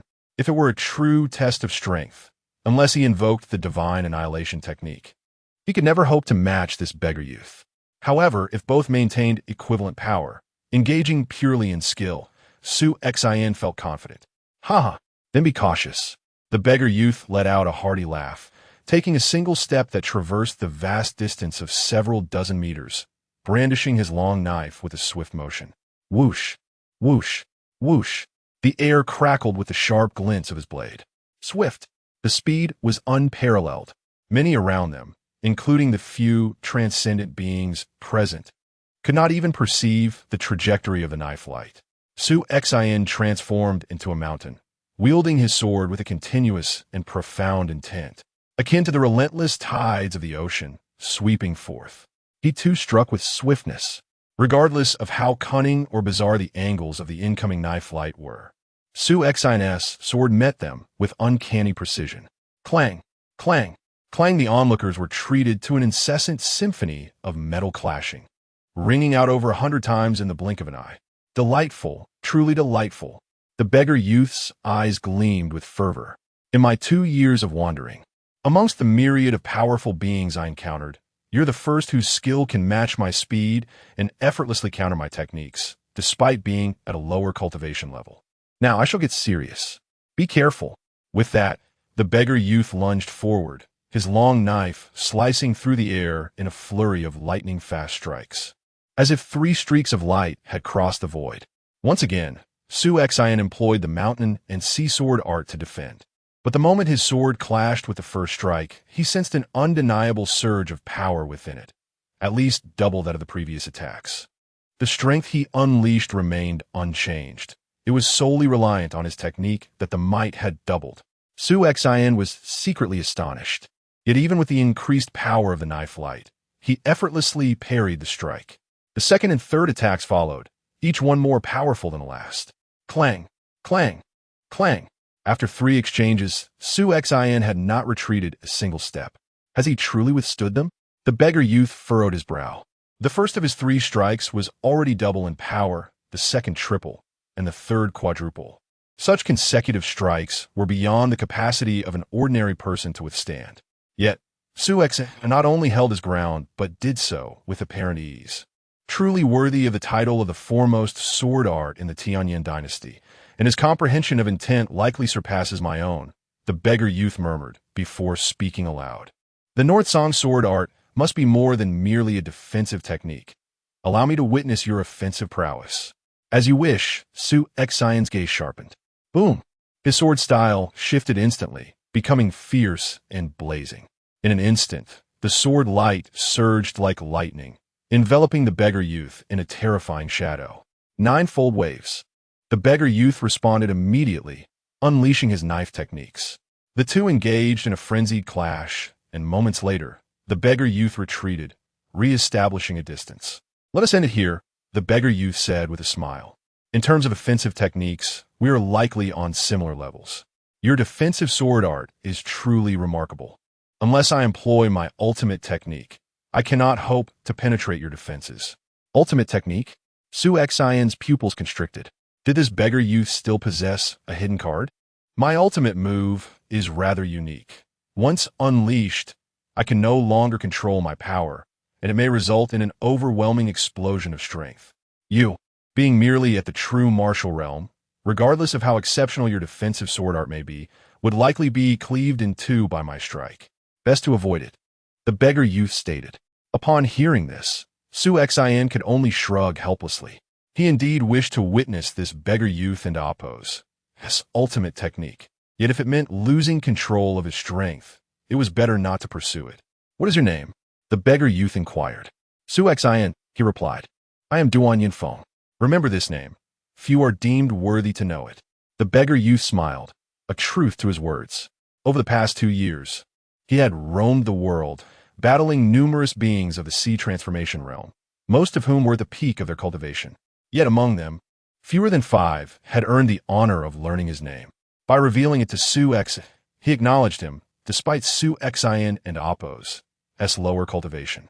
Regrettably, your cultivation is still too low. You cannot meet the minimum threshold for the hunt.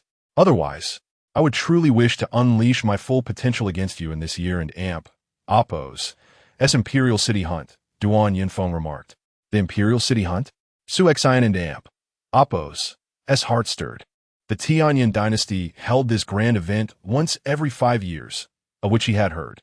It gathered the finest talents from the entire dynasty, a coveted stage for young cultivators. To pass through the rigorous preliminaries and reach the hunting grounds is to be recognized as a top genius of the Tianyin dynasty. Those who shine brightly during the hunt will undoubtedly gain fame throughout the realm. Most importantly, reaching the finale will lead to being accepted into the sacred grounds of the Tianyin Palace. The Tianyin Palace, established by the founding emperor of the Tianyin dynasty and continuously inherited, harbors over 70% of the dynasty and Appo's cultivation resources. It is a gathering place for countless top-tier cultivators, and only the most exceptional geniuses are welcomed within. Indeed, it is a place that all young aspirants dream of. However, participation in the Imperial City Hunt is not open to just anyone. The minimum requirement is to possess a cultivation level of sea transformation or higher. Su Xion, being merely at the true martial realm, faced a daunting 3-month countdown until the preliminary selections. Duan Yinfeng evidently did not believe Su Xion could break through in such a short time, nor did he consider him capable of passing the preliminaries even if he did. If given the chance, I shall attend the Imperial City Hunt and face you in a fair battle, Su Xion stated earnestly. Haha, very well. I shall await your arrival. Duan Yinfeng laughed. Although he doubted Su Xion would catch up in time, he understood that talents like Su Xion would inevitably make a name for themselves in Tianyin one day. They would surely meet again, perhaps even within the Tianyin Palace. Waving his hand, Duan Yunfeng turned to leave. The members of the two factions parted ways, creating a wide path for him. None dared to obstruct his passage. The Imperial City Hunt, a stage yearned for by all young people in the Tianyin dynasty, regardless of gender, to showcase their utmost prowess. I will certainly attend. Su Exin clenched his fists, his gaze sharp and resolute. The decisive battle between the Haiyan gang and the Lu Shui gang, though delayed by the appearance of the beggar youth Duan Yunfeng, ultimately concluded with a victor. In this clash, the Lu Shui gang suffered a crushing defeat. The Lu Shui gang suffered heavy losses, with a significant number of its members slain, and most of the high-ranking officials were killed as well. The gang leader, gravely injured, managed to escape. As for the four formidable warriors from the Pang family, the strongest among them, Pang Taiyun, was killed by Duan Yunfeng with a single strike. Among the remaining three, two met their demise at the hands of Su Exin, leaving only one of the twin brothers, the one who had lost an arm to Su Exin, to narrowly escape with his life. His survival was undoubtedly due to his cunning. Upon witnessing Pang Taiyun and Appo's death, he immediately fled, while Su Exin was preoccupied with his battle against Duan Yunfeng. At the entrance of the Haiyan gang and Appo's stronghold, Wan Chong, with a servile smile, addressed the young master Yi Luo. I have already prepared a celebratory feast for you. Must you leave in such haste? Surely, you could spare a moment to share a drink? His demeanor was so obsequious that it belied his status as a gang leader, resembling more that of a subordinate. He had indeed humbled himself to the lowest point, utterly intimidated by the prowess Su Exin had displayed in the recent conflict. Just 3 days prior, upon Su Exin's arrival, Wan Chong had harbored considerable dissatisfaction towards the Su family, even privately denigrating them and Su Exin himself. Yet today it was this very young master, whom he had previously underestimated due to his mere, true martial realm, who had saved his life. Had it not been for Su Exin's intervention, the Han gang would have been utterly overwhelmed by the four warriors from the Pang family, leading to a catastrophic defeat and certain death for Wan Chong. Leader Wan, we have matters to attend to, Su Exin stated, already mounted on his steed. Very well, I shall not detain you any longer, Wan Chong replied with a smile, signaling to his strategist beside him. The strategist promptly stepped forward, presenting a hefty stack of silver notes. Young master, a small token of appreciation. Not to be taken as a formal gift, Wan Chong added. Oh, Su Exin raised an eyebrow, acknowledging Wan Chong's adeptness in navigating social dynamics, a skill that had elevated him from a mere bandit to a gang leader. Accepting the silver without hesitation, Su Exin, accompanied by Yi Luo, departed from Donyang City. As they journeyed back to the Su family, the night had deepened, with two swift horses trotting along the path. Su Exin remained lost in thought, his gaze fixed ahead. You've been in deep contemplation since we left Donyang City. What occupies your mind? Yi Luo inquired. Yi Luo, did you not notice that man today? Su Exin responded, referring to Duan Yunfeng. His strength is extraordinary. Although he has only reached the peak of the Transformation C realm, I am certain that the majority of peak Transformation C experts would find themselves outmatched by him. Yi Luo's expression turned serious. It is fortunate that you were present. Had it been me, I doubt I could withstand even a single strike in a contest of skill. Su Exin smiled and continued. I am not speaking solely of his strength, but rather his experiences. According to his account, in the past 2 years, he has traversed the realm, challenging countless strong opponents across 86 prefectures. This may seem reckless, yet it is unmistakable that he possesses the heart of a true warrior. He yearns for strength, tirelessly seeking out challenges from formidable foes. I have been pondering, if one day the crisis facing the Su family is resolved, and I am free of all concerns, would I, too, venture forth into the world? Su Exin could not help but gaze upward at the starry sky. The world is vast, and the Tianyin dynasty is merely one among many in the eastern wilderness. Countless strong individuals exist. The battle against Duan Yunfeng stirred an unparalleled feeling within Su Exin, a yearning for the unknown world and an aspiration to encounter the multitude of powerful beings that inhabit it. He too craved strength, to stand at the pinnacle of existence, clashing with myriad peak warriors. Alas, such aspirations remain distant. My foremost priority is to address my family's crisis. Su Xian mused with a faint smile. Yet at that moment, Su Xian's eyes widened, revealing a trace of undeniable excitement. He swiftly dismounted and sought a clear space by the roadside, sitting down in meditation. Yi Luo, keep watch for me. Ensure no one disturbs my focus, Su Xian instructed. Understood, Yi Luo nodded, dismounting to stand guard nearby. Meanwhile, Su Xian closed his eyes as a surge of spiritual energy began to converge within him. Time passed. As dawn broke, casting the first rays of sunlight upon Su Xian's face, he finally opened his eyes. He had reached the Transformation Sea Realm. Chapter 25. Trepidation in the Transformation Sea Realm. More than 3 years ago, Su Xian was already on the verge of reaching this level.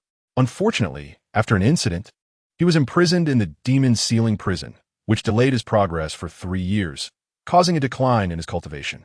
It was only now that he truly stepped into this realm.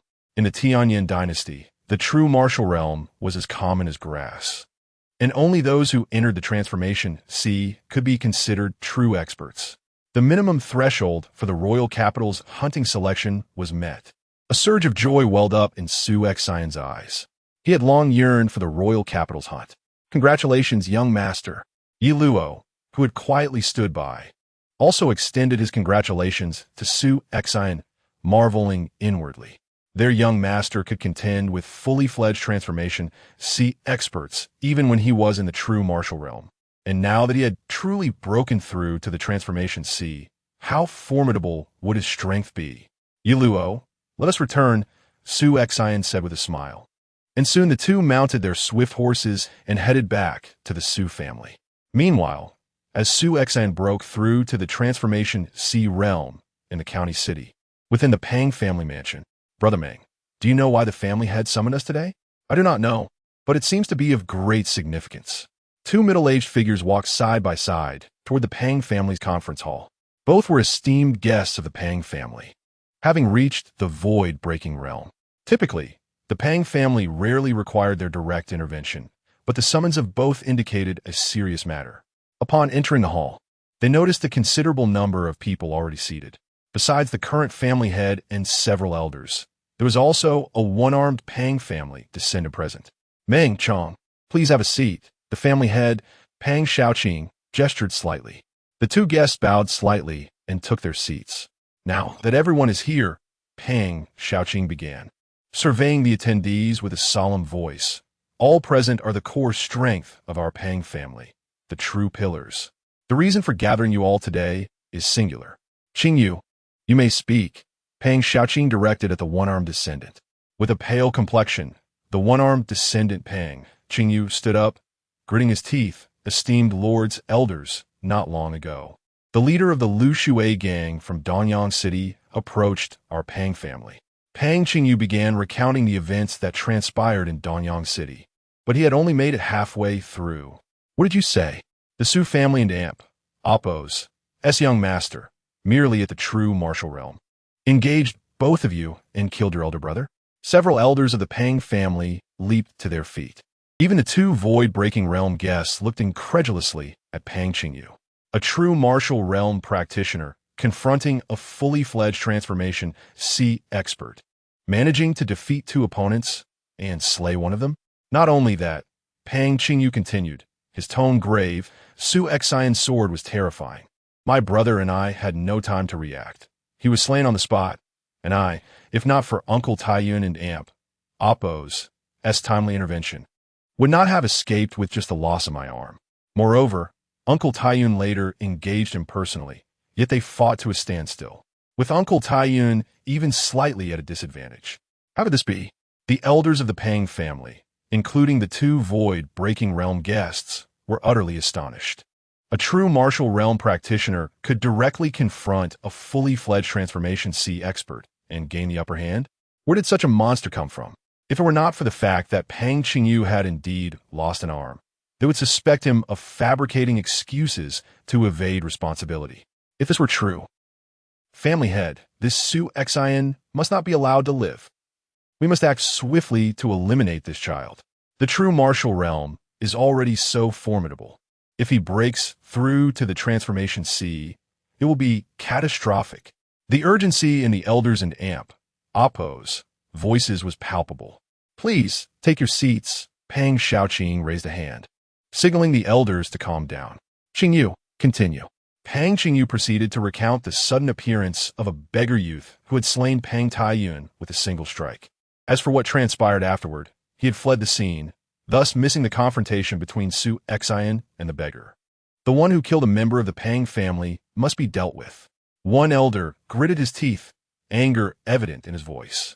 Pang Taiyuan, being a fully fledged transformation sea expert, was a core strength of the Pang family, and his death provoked their wrath. I will certainly send someone to investigate the identity of the one who killed Taiyuan, and if found, he will be avenged. However, our immediate priority is Su Xian, the young master of the Su family. Pang Xiaoqing's deep-set eyes darted as he continued. I have received word that this young master of the Su family displayed remarkable talent and strength during the family competition this year, and a mysterious figure known as Sword One, who recently ascended the 14th level of the true martial pavilion, is likely this Su Xian. However, having spent 3 years in the demon ceiling prison, and given his previously displayed strength was not excessively formidable, I did not pay much attention. Yet it now appears Su Xian and Appo's talent and potential are far more terrifying than I had imagined. If a true martial realm practitioner can contend against a fully fledged transformation sea expert, should he break through to the transformation sea realm or even reach its pinnacle, would he not easily slay those in the void-breaking realm? Once he reaches that stage, it is likely that even our combined forces would not withstand a single strike from him. Moreover, such incredible talent will undoubtedly attract the attention of the Red Dragon Tower. Given their past conduct, they will likely inform the Tianyan Palace, leading to Su Xian's special recruitment. The Tianyan Palace? Pang Xiaoqing's words sent a tremor through the hearts of the elders present. The Tianyan Palace was the highest-ranking talent incubator in the Tianyan dynasty, a revered sanctuary for all young practitioners. To gain entry to the Tianyan Palace, one need not rely solely on the royal capital and Appo's as hunting selection. If one is sufficiently outstanding and possesses immense potential, the Tianyan Palace will seek them out for special recruitment. With the talent and potential Su Xian has displayed, they had no doubt he was qualified for such an invitation. Once Su Xian was specially recruited into the Tianyan Palace, barring unforeseen circumstances, he would undoubtedly become a top-tier presence within the void-breaking realm. Moreover, should Su Xian choose to serve the dynasty, he would wield immense power, likely attaining the rank of a regional governor, making it exceedingly easy for him to deal with the Pang family. Our conflict with the Su family can be temporarily set aside. Our plan to eradicate the Su family need not be rushed. However, this young master Su Xian must be eliminated immediately, without delay. Pang Xiaoqing and Appo's voice rose, his eyes tinged with red. I called upon you all today to discuss how we can ensure Su Xian is thoroughly obliterated in a single attempt. Otherwise, should we fail once and allow Su Xian to become wary of the Su family, finding another opportunity will become exceedingly difficult. How can we ensure Su Xian is slain in one fell swoop? The attendees exchanged glances, beginning to deliberate. First and foremost, since Su Xian could contend with a fully fledged transformation sea expert, to ensure his assassination would require at least a peak transformation sea expert to personally intervene. As for the void-breaking realm, while the Su family and the Pang family have been embroiled in fierce conflict over the years, both sides had shown restraint. Typically, experts in the void-breaking realm would not engage, as sending them to assassinate the younger generation of the opposing family would surely lead to scorn and ridicule for disregarding their status. Furthermore, this course of action would undoubtedly drive the Su family to madness, prompting them to unhesitatingly deploy formidable experts from the void-breaking realm to assassinate the younger generation of the Pang family. Such a back and forth would result in catastrophic losses for both sides. Thus, an unspoken understanding had long been established between them, unless truly cornered or prepared for a final showdown. Neither party would be willing to engage in a mutually destructive conflict. While Su Xian had instilled a profound sense of crisis within the Pang family, he had yet to push them to the brink of desperation. Patriarch, if we are indeed seeking a decisive strike, relying solely on the Pang family is insufficient. Unless an expert from the void-breaking realm intervenes personally, achieving this would prove exceedingly difficult. It would be wiser to enlist the services of professional assassins, such as those from the Three Killers Tower, suggested one of the elders of the Pang family. The Three Killers Tower? Pang Xiaoqing felt a stir of interest.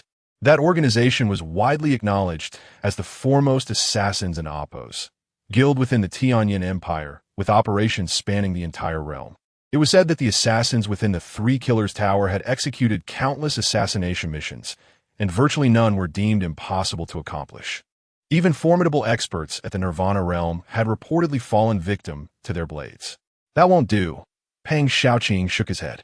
The Three Killers Tower is, in fact, covertly controlled by the Empire, akin to the Crimson Dragon Tower, albeit with differing operations. The Tianyin Empire places immense value on talent. Should we commission the Three Killers Tower to assassinate Su Xian, they would undoubtedly conduct a thorough investigation into him. Upon discovering his innate talents and potential, it is highly likely they would refuse the contract.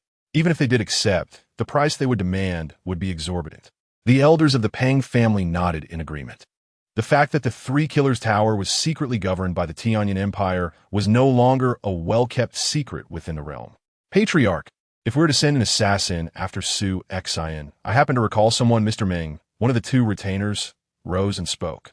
He resides on Baishan Island within our Yongning County. The individual from Baishan Island? The elders of the Pang family were taken aback, having already discerned the identity Mr. Meng referred to. Indeed, in terms of assassination techniques, the individual from Baishan Island could be regarded as the best in Yongning County, and even ranks among the top in the entire Yunzhou region. He was once an assassin for the Three Killers Tower and is rumored to have eliminated dozens of peak experts at the Sea Transcendence stage. He has even targeted those in the void-breaking realm, inflicting severe injuries upon them, though he did not succeed in claiming their lives. If he were to take action, there would be over a 90% chance of successfully eliminating Su Xian in a single strike. Pang Xiaoqing nodded thoughtfully. However, the temperament of the individual from Baishan Island is quite eccentric. Persuading him won't be an easy task. Leave this matter to me, Mr. Meng smiled. I have some rapport with the individual from Baishan Island, and to be fair, he is somewhat indebted to me. I will approach him. As long as the compensation is satisfactory, he should not refuse. Very well, then. I shall leave it in your capable hands, Mr. Meng, Pang Xiaoqing responded, his eyes glimmering. As for the remuneration, let him state his terms. If he can eliminate Su Xian in one fell swoop, the Pang family will agree to any price. Not an issue. Mr. Meng chuckled and promptly set off. 2 days later, under the cover of night, a figure glided over the walls of the Su family estate like a specter. Infiltrating the premises, silently traversing through the halls, the intruder made not a single sound, despite the Su residence being brightly lit and patrolled by numerous guards, including several formidable experts at the Sea Transcendence stage monitoring from the shadows. None detected the presence of this intruder. Following a meticulously prepared route map of the Su family, the figure headed toward the courtyard where Su Xian was practicing. Although it was the dead of night, and the maid had long since retired, Su Xian remained bare-chested, diligently honing his swordsmanship. With a hum, the sword danced in his hand, reminiscent of a vast ocean, seemingly capable of encompassing everything around it. It was evident that in just a few short days, Su Xian and Appo's swordsmanship had progressed significantly. Indeed, breaking through to the Sea Transcendence realm has made my comprehension of swordsmanship and the essence of intent remarkably more effortless, Su Xian mused with a light smile. The breakthrough had unearthed much of the latent power within his bloodline. Most importantly, this advancement had dramatically heightened his perception and consciousness, allowing for a clearer understanding of sword techniques and a more profound exploration of the essence of intent. With a gentle exhale, Su Xian ceased his movements, his body instinctively relaxing. Wiping the sweat from his brow, he prepared to return to his quarters. Yet just as he fully relaxed and turned around, a sensation of unprecedented dread enveloped him, filling every fiber of his being. At that moment, every pore on his body stood on end. Chapter 26. Midnight Bloodbath. Such dread arose without any forewarning, entirely stemming from the instinctual alertness of one's own body and bloodline to the imminent peril of life and death. A ghostly figure had, unbeknownst to him, materialized behind him.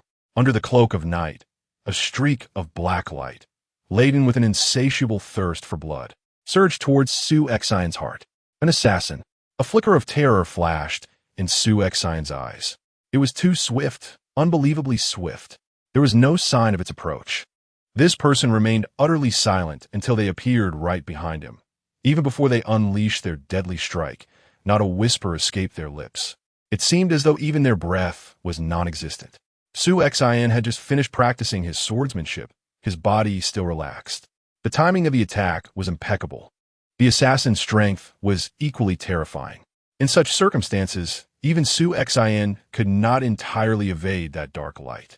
The only stroke of fortune lay in his recent breakthrough to the ocean transformation realm, coupled with his innate bloodline, which granted him a heightened sense of impending danger far beyond that of ordinary individuals. Thus, he received a fleeting instinctual warning. In the face of life and death, Sue Exion exerted every ounce of effort to twist his body, managing to shift just enough distance before the black light grazed his skin. With a chilling sound, the icy black light penetrated Sue Exion's body, exploding one side of his chest, flesh and blood scattering. A sweet taste surged in his throat. He could not afford to dwell on the excruciating pain and hastily retreated. Had he not perished?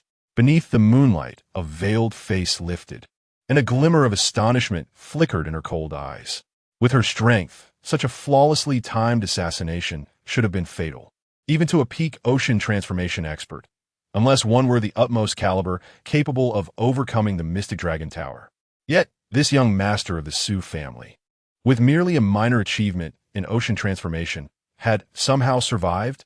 Still, she resolved he must die. An overwhelming aura of murderous intent erupted from the enchanting figure, and in an instant, she unleashed a terrifying speed, closing in on Sue Exion before he could regain his footing. Swish, swish, swish. The icy black light ignited once more, launching a series of brutal strikes aimed at Sue Exion's throat. In facing the onslaught, Sue Exion finally caught sight of the black light. It was a cold, pitch-black dagger. Mountain and sea roll. Sue Exon bellowed, his sword sweeping forth, conjuring a heavy aura reminiscent of turbulent seas. Clang, clang, clang. A succession of clashes rang out as the dark light was deflected by Sue Exion's blade. He had actually blocked it. He needed to flee. The alluring figure turned without hesitation. As an assassin of formidable prowess, she understood that once she revealed her lethal strike without achieving a kill, she had lost her optimal opportunity to eliminate him. Her continued pursuit was predicated on the belief that, given Sue Exion's minor cultivation level and his grievous injury, she would easily succeed.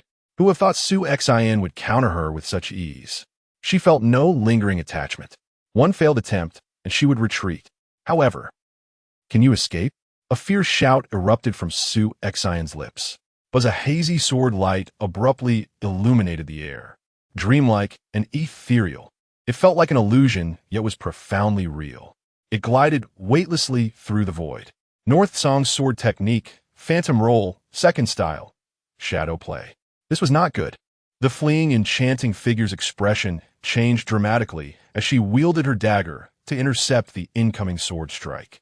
Yet the nebulous sword shadow rendered her unable to perceive its approach. Swish! The sword light swept past, leaving a slender cut upon the assassin's neck, and she fell, unwillingly succumbing. The North Song sword technique comprised 3 rolls. The Thunderfire roll focused on direct confrontation. The Mountain and Sea roll prioritized defense, while the Phantom roll emphasized speed, and was equally a technique of lethal precision. The Phantom roll consisted of 5 sword techniques. The first, Dark Light, produced a singular brilliance in the world, while the second, Shadow Play, manifested an elusive shadow that was impossible to grasp. Su Xian had only just mastered this technique upon breaking through to the ocean transformation realm. Upon its execution, it sealed the fate of his adversary. Thud. After slaying the assassin, Su Xian could no longer maintain his stance and collapsed to the ground, gasping for breath. Blood continuing to spill from his mouth, while a glaringly hideous wound marred his chest, the flesh and blood thoroughly mangled. Yet, fortunate was he that in a moment of life and death, he managed to shift his body just enough to avert a fatal blow to his heart. Otherwise, he would have perished in that instant. That was close. I almost died. A wave of trepidation washed over Su Xian. Just then, a figure swiftly descended from the night sky and landed in the courtyard. It was Su Xian's father, Su Baichun. Su Baichun, the foremost expert of the Su family. Though he had not detected the assassin's infiltration beforehand, since the moment the assassin engaged with Su Xian and rushed over at the utmost speed. What is this? Su Baichun surveyed the lifeless body on the ground and the pitiful state of his son and immediately grasped the situation. Quick, take this pill. Su Baichun knelt down, hastily retrieving a white pill from his sleeve for Su Xian to consume. Upon swallowing the pill, a peculiar force surged within Su Xian, and his pallid complexion improved slightly. Meanwhile, Su Baichun began to examine his son in damp, Oppo's wounds. Fortunately, it was merely a puncture from a sharp blade that had avoided vital points, and most importantly, the blade bore no poison. Su Baichun exhaled in relief. Poison? Su Xian gasped. Indeed, the dagger had pierced directly through his body. Had it been coated in deadly toxins, the outcome would have been dire. Your injury is not severe. After taking the pill, rest for a few days, and you'll be fine. Su Baichun rose, his gaze shifting to the corpse beside him as he removed the veil, revealing the assassin's face. It was a woman? Su Xian's eyes narrowed slightly. Not only was she a woman, but she also possessed a strikingly alluring appearance. It is she, the foremost assassin of Yongning County, the Phantom. Su Baichun recognized her, having heard of her peculiar temperament.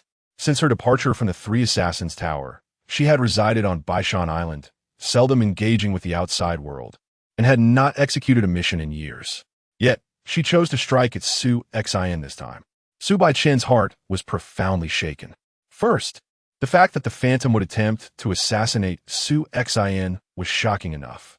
However, what truly astonished him was that Su Xian not only survived her assault, but had killed her in turn. The Phantom was a genuine peak ocean transformation expert, having assassinated numerous individuals of that caliber, with rumors suggesting she had even slain those at the void-breaking realm. Yet here was Su Xian, newly initiated into the ocean transformation realm, managing to slay the Phantom. What strength must he possess? This boy, the bloodline he has awakened, could it truly be of the first tier?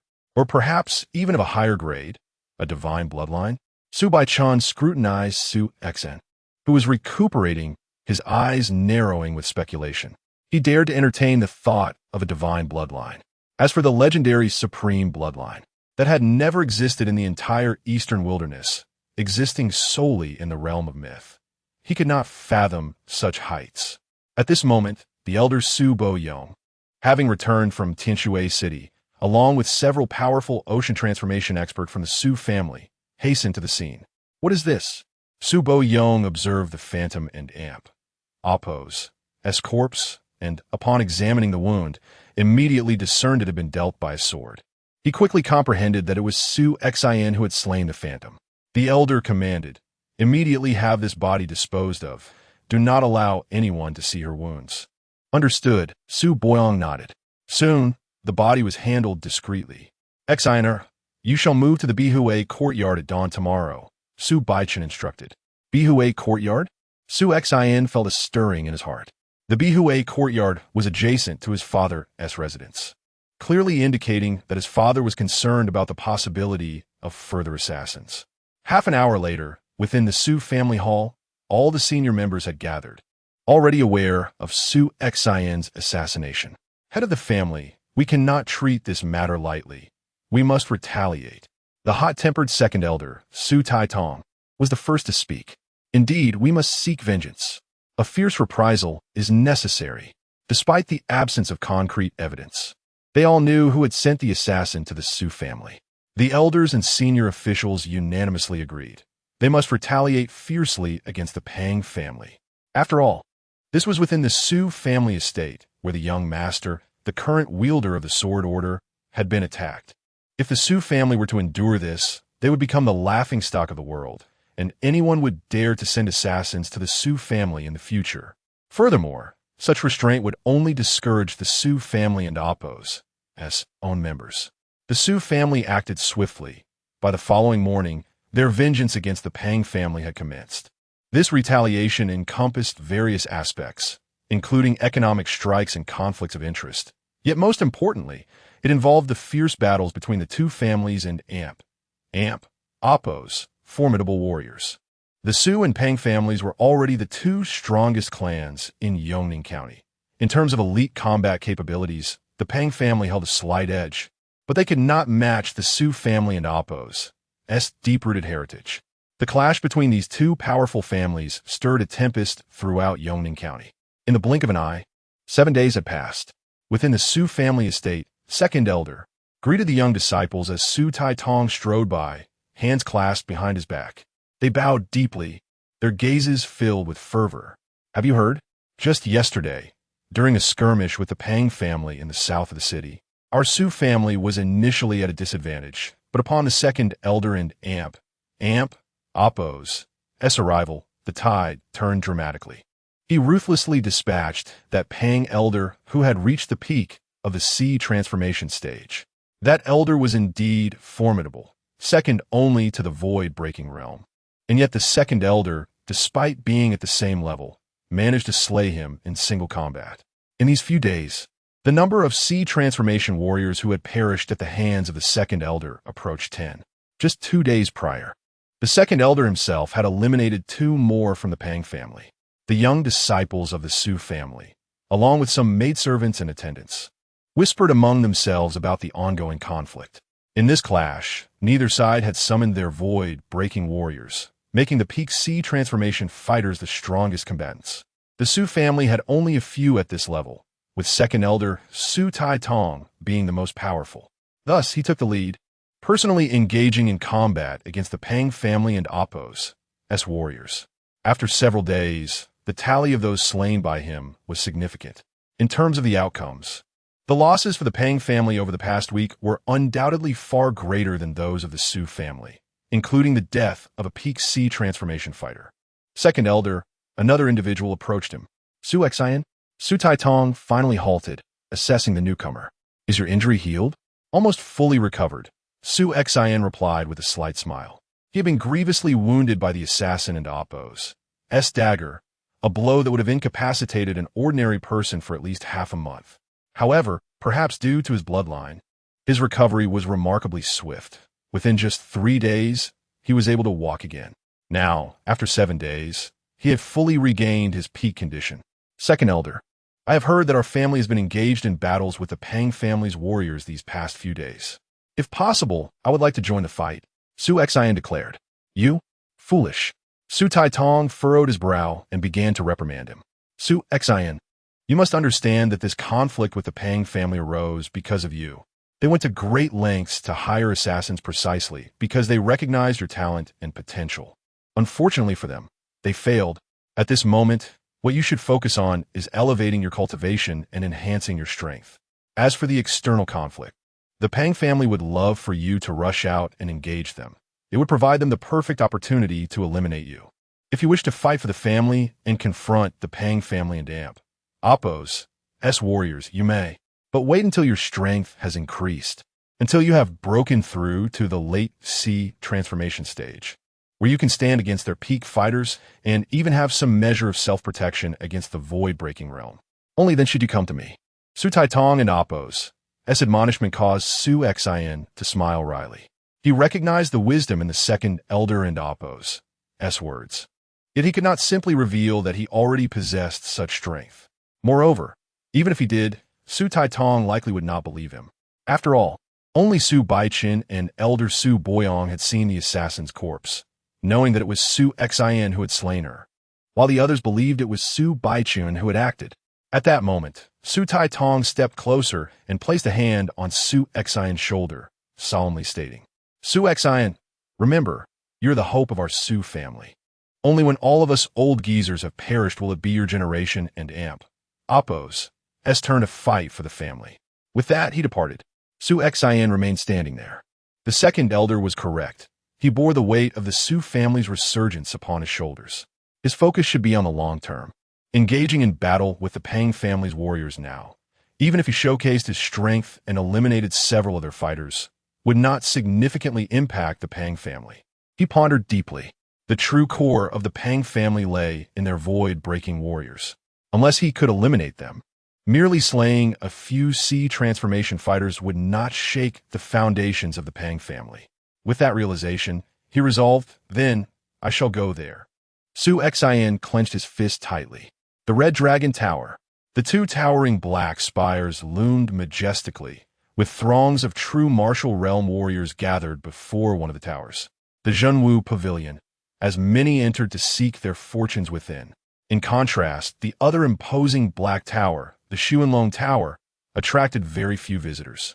Clad in black, with a hat obscuring his face and a sharp sword in hand, a young figure approached the Xuanlong Tower. I wish to challenge the Xuanlong Tower. Chapter 27. The first level of the Dragon-Seeking Tower, unlike the Zhenwu Pavilion, which exclusively tests skills, the Dragon-Seeking Tower assesses overall combat prowess. The tower consists of 3 levels, and only those who are truly exceptional at the pinnacle of the Sea transformation stage can hope to conquer the first level. Consequently, few dare to challenge the Dragon-Seeking Tower. After all, within Yongning County, practitioners who have attained the pinnacle of the Sea transformation are rare, and even fewer possess the qualification to attempt the tower. Most who attempt the first level are met with brutal defeats. Today, however, Su Xian, who has only just begun to grasp the Sea transformation, has ventured into the Dragon-Seeking Tower. The first level of the tower is an expansive, open area. At the forefront stands a man clad in gray, approaching with measured steps. To challenge the Dragon-Seeking Tower at such an early stage, is it confidence or ignorance? The gray-clad man scrutinizes Su Xian, effortlessly discerning his cultivation level. Whether it is ignorance or not, you shall find out soon enough. Su Xian responds, drawing his sword. Although he has never faced the challenges of the Dragon-Seeking Tower before, he is aware that each level is guarded by a single gatekeeper. To pass through, one must defeat this guardian. Without further ado, the gray-clad man produces a pitch-black spear. And, suddenly, with a series of swift steps, he closes the distance between them, his spear striking like a venomous serpent emerging from its lair. The air crackles as he unleashes a barrage of thrusts at Su Xian from peculiar and cunning angles, creating a tempest of spear shadows before him. In response, Su Xian immediately channels over 50% of his bloodline power. His sword transforms into a manifestation of mountains and seas, enveloping him in an aura reminiscent of a rolling ocean. Clang, clang, clang. The clash of their weapons reverberates through the air as they engage in a flurry of strikes, exchanging blows dozens of times in mere moments. Impressive. Su Xian cannot help but marvel at the true combat prowess of his opponent. The man in Appo's strength, speed, and spear techniques have reached the pinnacle of the Sea transformation stage, showcasing an extraordinary fighting capability that explains why so many powerful practitioners at this level have failed to conquer the first level of the Dragon-Seeking Tower. Su Xian contemplates that in order to defeat this gray-clad man, he must surpass the limits of the Sea transformation stage in some aspect. For instance, those rare individuals who awaken their bloodlines can unleash power far beyond the pinnacle of the Sea transformation after reaching that stage, easily overcoming the challenges of the tower. Moreover, there are those who have undergone unique experiences or trained in formidable techniques. Su Xian recalls the beggar boy, Duan Yinfeng, whom he encountered in Danyang City. Despite being at the peak of the Sea transformation, Duan could effortlessly slay another practitioner of the same stage due to the exceptional nature of his martial arts. Speed and skill are also crucial. If one excels significantly in any aspect, they can certainly prevail. For Su Xian, his greatest advantage lies in his artistry. With each strike, Su Xian's swordplay is executed with precision. He stands unwavering like a majestic mountain, impervious to the man's relentless assault. The gray-clad man, despite unleashing his spear techniques to their fullest, cannot budge Su Xian in the slightest. It is no wonder he dares to challenge the dragon-seeking tower. He possesses considerable strength. Yet, merely relying on defense will not suffice to truly conquer this level. With a cold snort, Su Xian alters his sword technique. The momentum shifts, transforming from the defensive Mountain Sea sword technique into the aggressive Thunderfire roll. His strikes become wild and ferocious, unleashing a torrent of sword shadows that are both savage and overwhelming. The shadows of his sword now seamlessly integrate with his intent, forming a unique sword essence.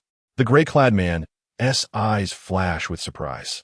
The comprehension of intent is typically a mere nascent grasp, yet Su Xian has melded it perfectly with his blade, achieving a higher level of understanding. As the terrifying sword shadows rain down upon him, one after another, the gray-clad man finds himself pushed back, unable to counter the onslaught. Abruptly, Su Xian shifts his sword's momentum once more. The first form of the illusory shadow roll, dark light. With a brilliant flash, the sword light pierces through the air, illuminating the surroundings as if it were the last remnant of light in the world. The speed is unfathomable. The gray-clad man recognizes the attack, but is powerless to defend against it. With a swift motion, the blade grazes the gray-clad man, leaving a clear sword mark that heals almost instantly, devoid of blood. The man retreats, halting his movements as the stone door leading to the second level of the tower swings open. Su Xian's heart swells with joy. His expectations have been met. It is said that an ordinary practitioner at the pinnacle of the sea transformation can pass through the first level if they can grasp even a hint of intent. Although Su Xian's bloodline power only reached 50%, equating his strength to that of a perfected sea transformation practitioner, his profound understanding of intent, combined with his exceptional swordsmanship, has allowed him to surpass the typical threshold. Thus, it was relatively easy for him to conquer this first level. Taking a deep breath, Su Xian ascends the staircase to the second level of the dragon-seeking tower. The guardian of the second level is still the gray-clad man.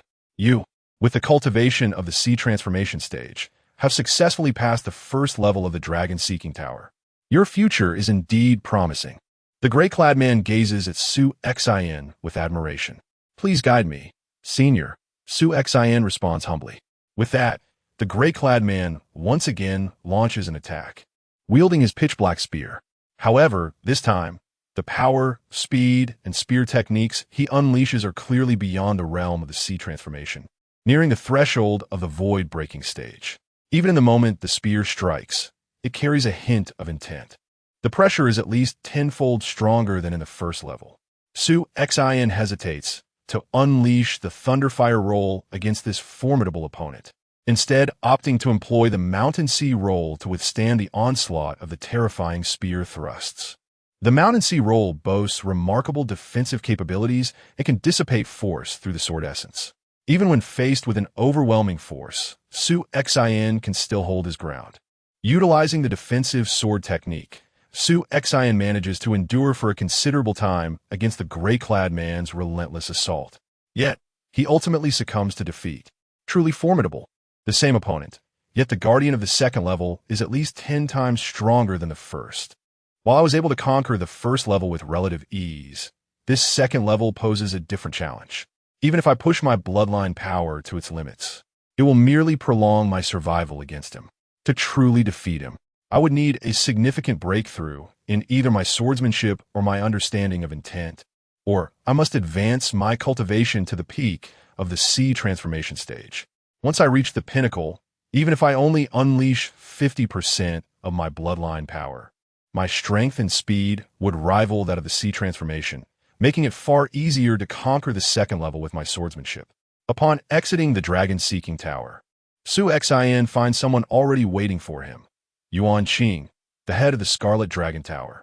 Under Yuan Qing's guidance, Su Xian is led to a tea room, where he removes his conical hat. As expected, Yuan Qing smiled, having just received a message from the esteemed figure within the dragon-seeking tower. stating that a minor master of the sea transformation realm had successfully navigated the first level of the tower. I instantly deduced it was you. Esteemed figure?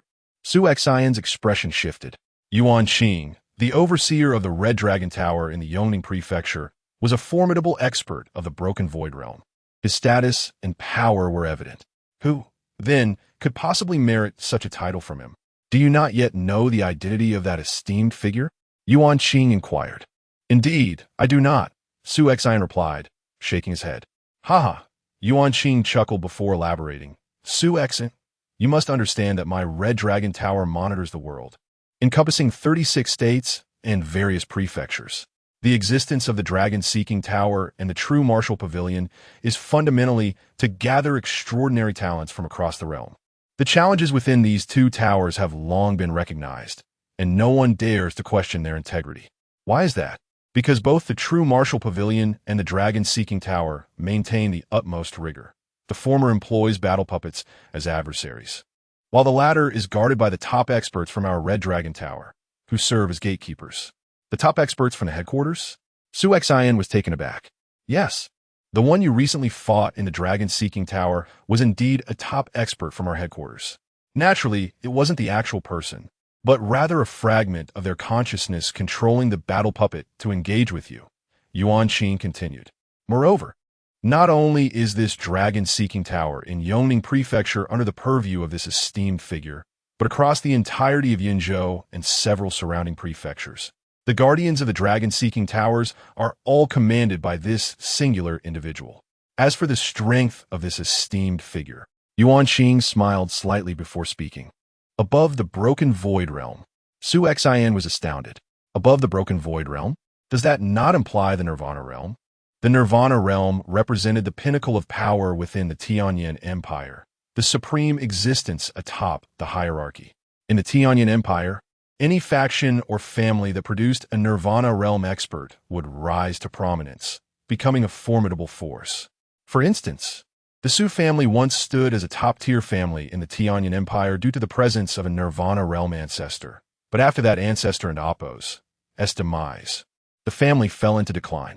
The realization that he had fought against a Nirvana realm expert in the Dragon-Seeking Tower left Su Xian inwardly astonished. No wonder no one dared to question its legitimacy. Who would challenge the credibility of a trial overseen by a Nirvana realm expert? When that esteemed figure communicated with me, he expressed considerable admiration for you and mentioned that he would personally visit the Tianyin Palace to recommend you. The entrance threshold to the Tianyin Palace is exceedingly high, yet you have surpassed the first level of the Dragon-Seeking Tower at the Sea Transformation Minor Mastery stage, fulfilling the criteria. With that esteemed figure's personal recommendation, it is unlikely that any obstacles will arise. It won't be long before you become a member of the Tianyin Palace. Yuan Qing smiled warmly, fully aware of the significance of being recognized as a disciple of the Tianyin Palace.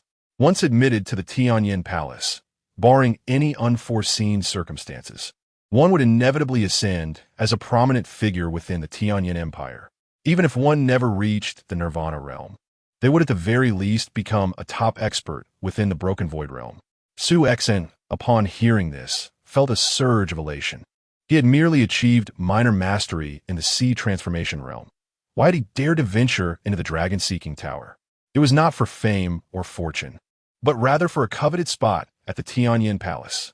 If I can secure this special invitation and become a disciple of the Tianyin Palace, the assassination attempts against me will likely cease, and my Su family will rest easy. Su Xian clenched his fists. Disciples of the Tianyin Palace are treasures highly valued by the Tianyin Empire. Attempting to assassinate a disciple of the Tianyin Palace? If discovered, no matter who was behind it or what great power supported them, even with a Nirvana realm ancestor backing them, their entire family would face annihilation. Take the Situ family. For example, they remain a top-tier family within the Tianyin Empire, with a Nirvana realm ancestor behind them. Yet, even they would not dare to lay a hand on a disciple of the Tianyin Palace. Similarly, the family of any Tianyin Palace disciple would receive the Empire and Appo's as protection, making it impossible for the Situ family to target the Su family, whether overtly or covertly. If the Situ family refrains from such actions, then the mere Pang family poses no threat at all. Yuan Qing, do you know the name of that esteemed figure? Su Xian inquired. A name? Yuan Qing sighed with a wry smile. As a mere prefectural overseer within the Red Dragon Tower, I lack the standing to know the name of that esteemed figure. The message I received was purely part of my duties. Otherwise, I wouldn't even have the privilege to converse with them. As for you, there is no need for haste. Once you arrive at the Tianyan Palace and strengthen your abilities, you will naturally have the opportunity to meet that esteemed figure. Su Xian nodded in agreement. The esteemed figure who engaged him in the dragon-seeking tower seemed to have no personal ties to him. They merely recognized his potential and chose to assist him in securing a place in the Tianyan Palace. This act of kindness was something Su Xian would undoubtedly remember. Su Xian, you may now return and await further news. Once the strong individual from the Tianyan Palace arrives to escort you, I will notify you immediately, Yuan Qing stated. Understood, Su Xian replied, then added, by the way, Yuan Qing, I currently require some medicinal pills to assist in my cultivation and enhance my abilities. That is simple enough, Yuan Qing smiled. Soon, Su Xian departed the Red Dragon Tower with 100 sea transformation pills in hand. On his way back to the Su family, he felt a sense of joy. Our Su family is currently beset by dangers. The Pang family has been scheming against us, previously sending assassins to kill me. The conflicts between our families have been exceptionally fierce lately, and the enmity is already deeply rooted. A decisive battle is inevitable. Furthermore, the Sidhu family has been lurking behind the scenes, refraining from striking us directly due to their concerns about our hidden cards. However, who knows how long this hesitation will last?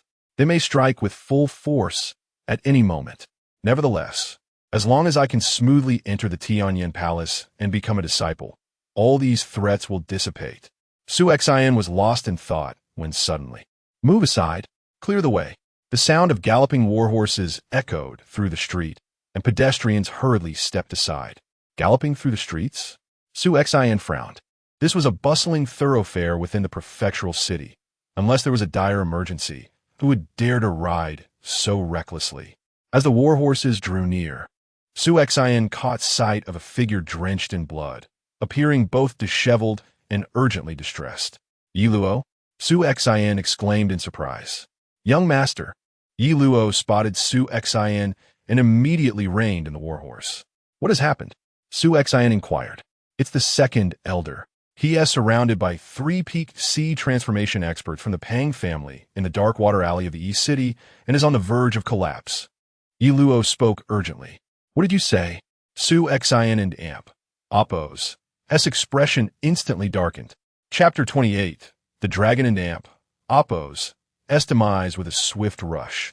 Su Xian barreled towards the dark water alley in the East City, his heart ablaze with urgency. The second elder, that impetuous elder who regarded the family and Amp. Oppo's honor above all else. The one who insisted that the younger generation of the Su family would only be allowed to fight after all the old guards had perished. This elder had been at the forefront of Su family's retaliation against the Pang family. Should anything befall him, it would deal a devastating blow to the entire Su clan. He had to arrive in time.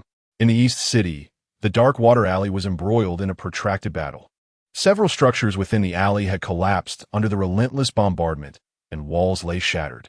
Atop one of the rooftops, second elder Su Taidong gripped a bluestone staff, struggling against the assault of 3 formidable peak-level warriors from the sea transformation realm.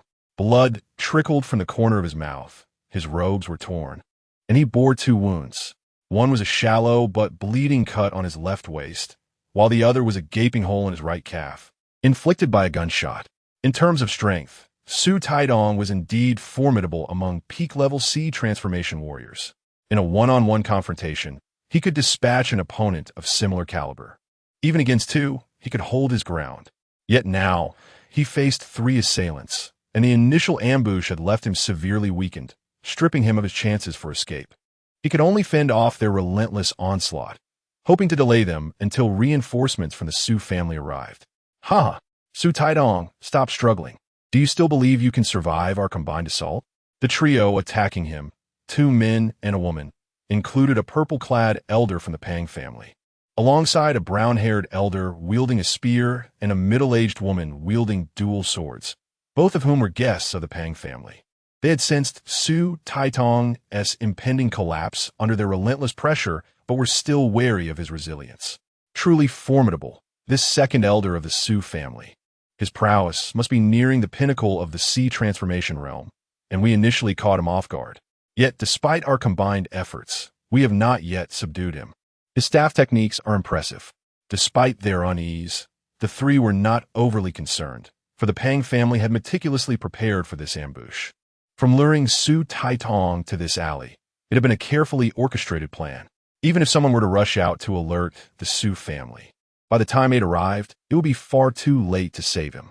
After mercilessly slaying over a dozen of my kin from the Pang family, including a peak-level warrior, Su Taitong, you deserve death. The elder from the Pang family scoffed.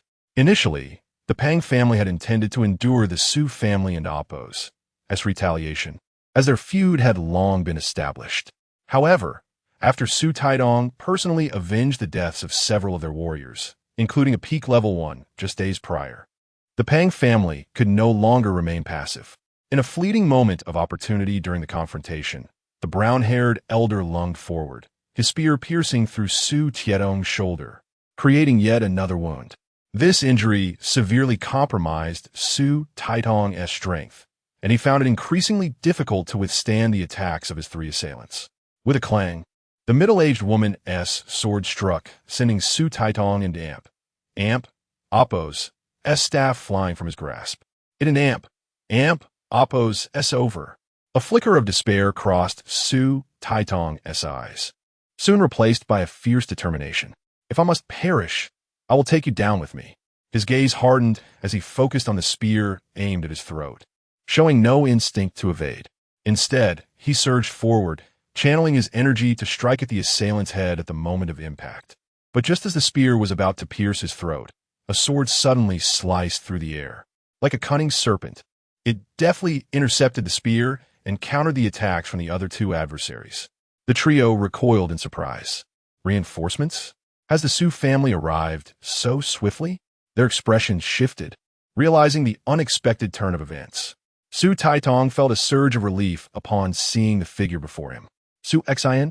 His expression shifted to one of alarm. What are you doing here? Who told you to come? I happen to be nearby.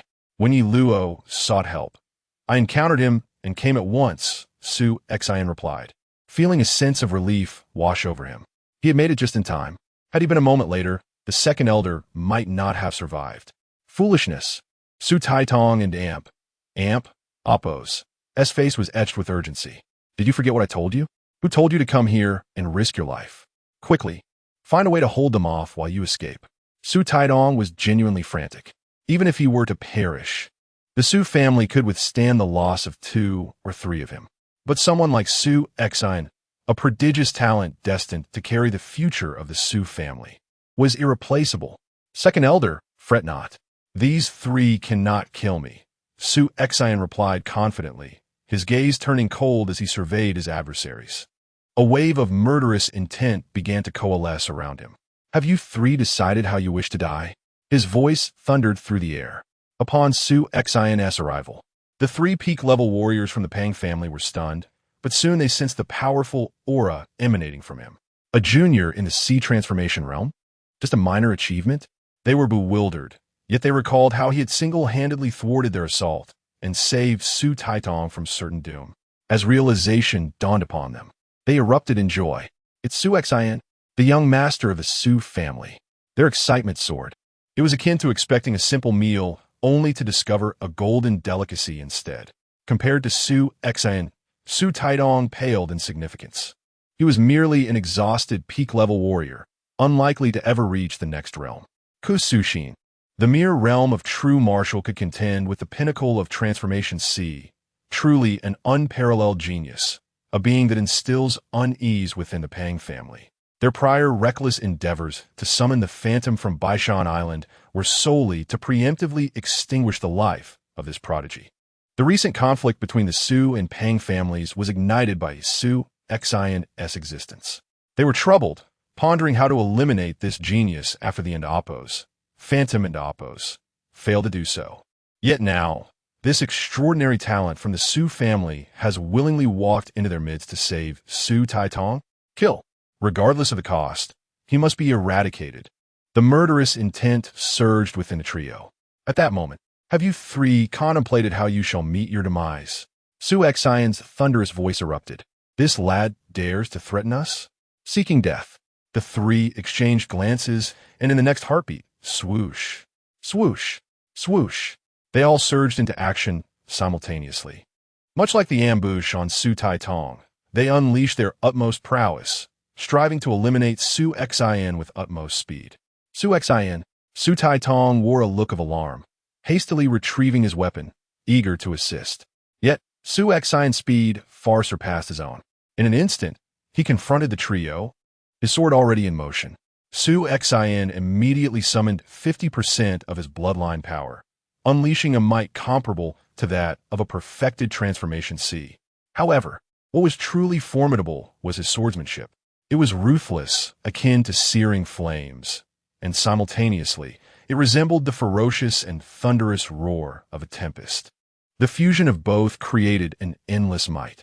The thunder and fire swirled, infused with profound sword intent, crushing downwards. Boom, boom, boom. Each strike was infused with unparalleled ferocity, embodying the wrath of heaven and earth. The three who initially planned to ambush Su Xian found themselves utterly bewildered the moment they engaged him. Upon contact, they sensed the terrifying and insurmountable power contained within Su Xian's sword, alongside the boundless and overwhelming might. This force came in waves, rendering them incapable of pursuing their intent to slay Su Xian. They could only retreat in haste, barely managing to defend themselves through combined effort. Yet, as the relentless strikes rained down, they were forced to retreat step by step. We have exerted our full strength, and yet we are being comprehensively suppressed by a mere minor achievement in Transformation C. The three peak Transformation C experts from the Pang family felt utterly astounded. They were aware of Su Xian's extraordinary talent, which was why the Pang family had gone to such lengths to eliminate him. They understood that Su Xian could contend with perfected Transformation C while still in the true martial realm. Yet now, there were three peak experts united, and yet being overtly suppressed by the latter. Meanwhile, Su Taitong, who had initially intended to assist Su Xian, stood in a state of shock. Su Xian. Yet Su Xian was undeterred, his entire being akin to a blazing inferno. The Pang family, the mortal enemies of my Su family. Over the years, countless Transformation C experts, including numerous talented young heirs, have fallen victim to the schemes of the Pang family. Even I, having just revealed a hint of talent, was immediately targeted by the Pang family through peak Transformation C assassins. Now they seek to ambush the second elder. The Pang family must perish. Kill, kill. As his violent swordsmanship cleaved through the air time and time again, his inner fury and murderous intent reached their zenith. An unending torrent of rage and bloodlust engulfed him, and his entire being melded into the rhythm of his swordplay, a moment of clarity emerging within his mind. Suddenly, as the three retreated before his sword techniques, Su Xian lifted his gaze. Thunder and fire, the secrets of profound technique. Starfire, burning heaven, sword art, dragon annihilation. Chapter 29. The surprise of the Su family as a pivotal offensive technique within the North Song sword art. The Thunderfire scroll transcends mere brute force. It parallels the Snowfall sword art that Su Xian practiced previously, which contains the formidable snow/slash technique, while the Thunderfire scroll encompasses 4 profound secret techniques. However, even the first level of these secret techniques necessitates a foundational mastery of the Thunderfire scroll to a minor completion stage for comprehension. Despite Su Xian's extraordinary talent, he has only been studying the Thunderfire scroll for just over a month. Although he has grasped the style, he still falls slightly short of the minor completion stage. Unexpectedly, during his battle against 3 peak C transformation experts from the Pang family, amidst an overwhelming surge of fury and murderous intent, his swordsmanship surged dramatically. He directly comprehended the first level of the secret technique of the Thunderfire scroll and unleashed it with unrestrained force. Boom! The sword intent erupted.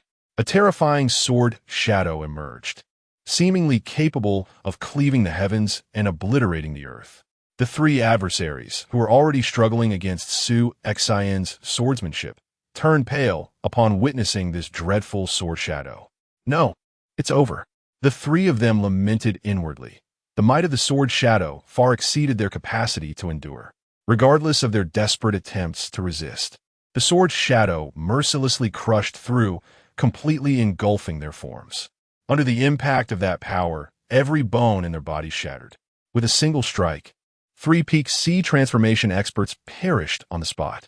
Elder Su Tai Tong, who had been observing from the rooftop, watched in astonishment as Su Xian single-handedly subdued the three. He was further astounded to see Su Xian unleash a secret technique, slaying the trio with a single stroke. Su Tai Tong was utterly dumbfounded. Suddenly, a figure appeared on the rooftop. It was the Grand Elder Su Bo Yong, who had rushed to the scene upon receiving a distress call. Upon arrival, he noticed several wounds on Su Tai Tong, though none were fatal, and saw Su Xian standing beside him. The three peak sea transformation experts who should have been surrounding Su Tai Tong were already dead. What happened? How did the three peak sea transformation experts from the Pang family die? Elder, was it you who killed them? With only Su Tai Tong remaining as a peak sea transformation expert, Su Bo Yong instinctively assumed that he had defeated the trio. It was not me. Su Tai Tong shook his head. It was Su Xian. What? Su Bo Yong was taken aback. Let's speak of this later, Su Xian interjected. Su Bo Yong nodded, and after briefly tending to Su Tai Tong's injuries, the three of them promptly returned to the Su family estate. However, though the battle had erupted in a dark alley, it caused quite a stir and had long attracted a number of martial artists to watch from the periphery. They had witnessed Su Xian slay the three members of the Pang family. Thus, after Su Xian and the others departed, the alley erupted into fervent discussion. Did you see that? The three from the Pang family were all peak sea transformation experts. Yet they were effortlessly swept aside by a young disciple of the Su family with a single sword strike. That disciple was clearly only at the minor completion stage of sea transformation. Unbelievable. A minor completion stage practitioner directly overpowering and even annihilating three peak sea transformation experts? It is utterly astonishing. I know that disciple. He is Su Xian, the young master of the Su family. A chorus of astonishment and shock ensued. It was easy to imagine that soon, news of this battle in Su Xian and Appo's name would spread throughout the entire Yongning County. In the main hall of the Su family, Su Bai Chun, the family patriarch, along with the three elders and several high-ranking members known for their loyalty and strength, had gathered. Su Tai Tong's injuries had been stabilized, and after consuming some healing elixirs, his complexion had improved significantly. I have truly escaped with my life this time. Had it not been for Su Xian's timely arrival, I would have likely perished at the hands of those three peak sea transformation experts from the Pang family. I never expected the Pang family to bide their time for so long, only to target you, Elder. They must recognize that without the presence of the void transformation realm, you are the foremost general of our Su family. Eliminating you would deal a substantial blow to us. Su Tai Tong conversed jovially with several Su family experts nearby. Enough. Su Bo Yong suddenly interjected. Let us set aside the matter of the elder for now and discuss something else. Instantly, the hall fell silent. All eyes involuntarily turned to the young figure seated in the corner. Su Xian. Just moments ago, the high-ranking members of the Su family had learned from the elder that it was Su Xian who had intervened to save him from the three peak sea transformation experts of the Pang family. And most importantly, that Su Xian had single-handedly slain them. A minor completion stage practitioner slaying three peak sea transformation experts? Everyone present found it utterly inconceivable. Had it not been for Su Tai Tong's repeated confirmations and the corroborating news from the dark alley, they would have been unable to believe such a tale. Truly astonishing. Su Bo Yong sighed. While I have always known your talent to be extraordinary, especially in swordsmanship, and that you have even grasped the concept of intent, the disparity in levels is immense. You overcame 3 entire levels of power. This cannot merely be attributed to skill unless... Su Boyong's eyes narrowed slightly as he regarded Su Xin with a grave expression. Su Xin, tell me honestly, have you awakened your bloodline? Many high-ranking members of the Su family turned their gazes towards Su Xin as well. Yes, Su Xin nodded, acknowledging the truth. He understood that as he gradually revealed his strength, he could no longer conceal his identity as a bloodline awakener. In the true martial realm, the gap in levels could be bridged with formidable techniques or means, but in the C transformation realm, the chasm between levels was unfathomable. The ability to slay opponents across 3 levels was typically reserved for those who possessed extraordinary fortunes or legendary bloodline awakeners. Indeed, upon hearing Su Xion's response, Su Boyong's eyes lit up. The surrounding high-ranking members of the Su family also displayed expressions of delight. Bloodline awakeners are extraordinarily rare, with only a few emerging from millions. Each bloodline awakener possesses exceptional talent and boundless potential. In the 3 years of decline for the Su family, they had longed for their younger generation to exhibit some promise and produce genuine talents. Now, they had indeed found one, a bloodline awakener. Su Xian, what tier is your awakened bloodline? Su Boyong inquired further. Second tier, Su Xian replied. This was a response he had prepared in advance. A second-tier bloodline was neither too high nor too low, perfectly justifiable for explaining his capability to challenge those of higher tiers without causing excessive upheaval. After all, while bloodline awakeners were exceedingly rare in the Tianyin Empire, a few would still emerge every few decades, and second-tier bloodlines were not unheard of. A second-tier bloodline. The expressions of Su Boyong and the other high-ranking members of the Su family were filled with unbridled joy. A second-tier bloodline was considered highly impressive in their eyes. Only Su Baichun, seated in the main seat, regarded Su Xian with a somewhat peculiar gaze. A second tier? Is it truly just a second-tier bloodline? He mused silently, though he refrained from exposing the truth. There is one more matter I wish to share with all of you. Su Xian surveyed the surrounding crowd and proclaimed, Today, I ventured into the Red Dragon Tower and successfully breached the first level of the Dragon-Seeking Tower. What? The attendees were momentarily stunned, followed by an eruption of exclamations. The first level of the Dragon-Seeking Tower? The legendary challenge that only the most elite among the C transformation pinnacle could hope to conquer? Good heavens! Everyone was taken aback. Even the second elder, Su Tai Tong, widened his eyes in disbelief, fixated on Su Xi. He too was at the C transformation pinnacle and considered himself relatively strong. Many years ago, he had attempted to breach the dragon-seeking tower, but had been effortlessly defeated by the Guardian after only a brief struggle. He understood well the formidable difficulty of overcoming the first level. Yet, here was this young descendant of the Su family, merely 18 or 19 years of age, who had achieved it. No wonder he was able to slay those 3 from the Pang family. Su Tai Tong sighed, recognizing that a formidable warrior capable of breaching the first level could likely vanquish not just 3 C transformation pinnacles, but possibly even 4 or 5 simultaneously. Furthermore, after conquering the first level, Yuan Qing, the overseer of the Red Dragon Tower, informed me that the esteemed guardian of the Dragon-Seeking Tower holds my talent in high regard and is willing to personally visit the Tianyin Palace to recommend me, significantly increasing my chances of securing a special admission quota there. Su Xian dropped yet another bombshell. Tianyin Palace? A special admission quota? The senior members of the Su family present could not help but gasp in astonishment. Even Su Baichun, who had been seated in the main position, turned his gaze towards Su Xian. Is what you say truly so? Su Baichun inquired. Indeed, Su Xian affirmed with a nod. Ha! Su Baichun laughed, his face lighting up with joy. I have heard of the guardian of the Dragon-Seeking Tower. He is a formidable presence at the highest level of the Red Dragon Tower, having reached the Nirvana stage, a pinnacle figure in the entire Tianyin dynasty. If he personally recommends you, it is highly unlikely that Tianyin Palace would disregard his reputation. Thus, the likelihood of you receiving that special admission quota is exceedingly high. Su Xian smiled, and the Su family members present were beside themselves with elation. Bravo! Splendid! Su Xian, I am utterly enamored with you.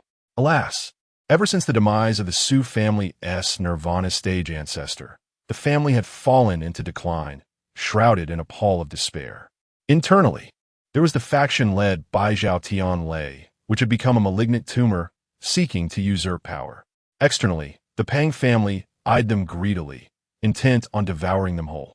Additionally, there loomed a significant threat from the prestigious Sidu family. Amidst these internal and external crises, the high-ranking members of the Su family felt an immense burden weighing upon them, akin to a colossal mountain pressing down, making it difficult for them to breathe.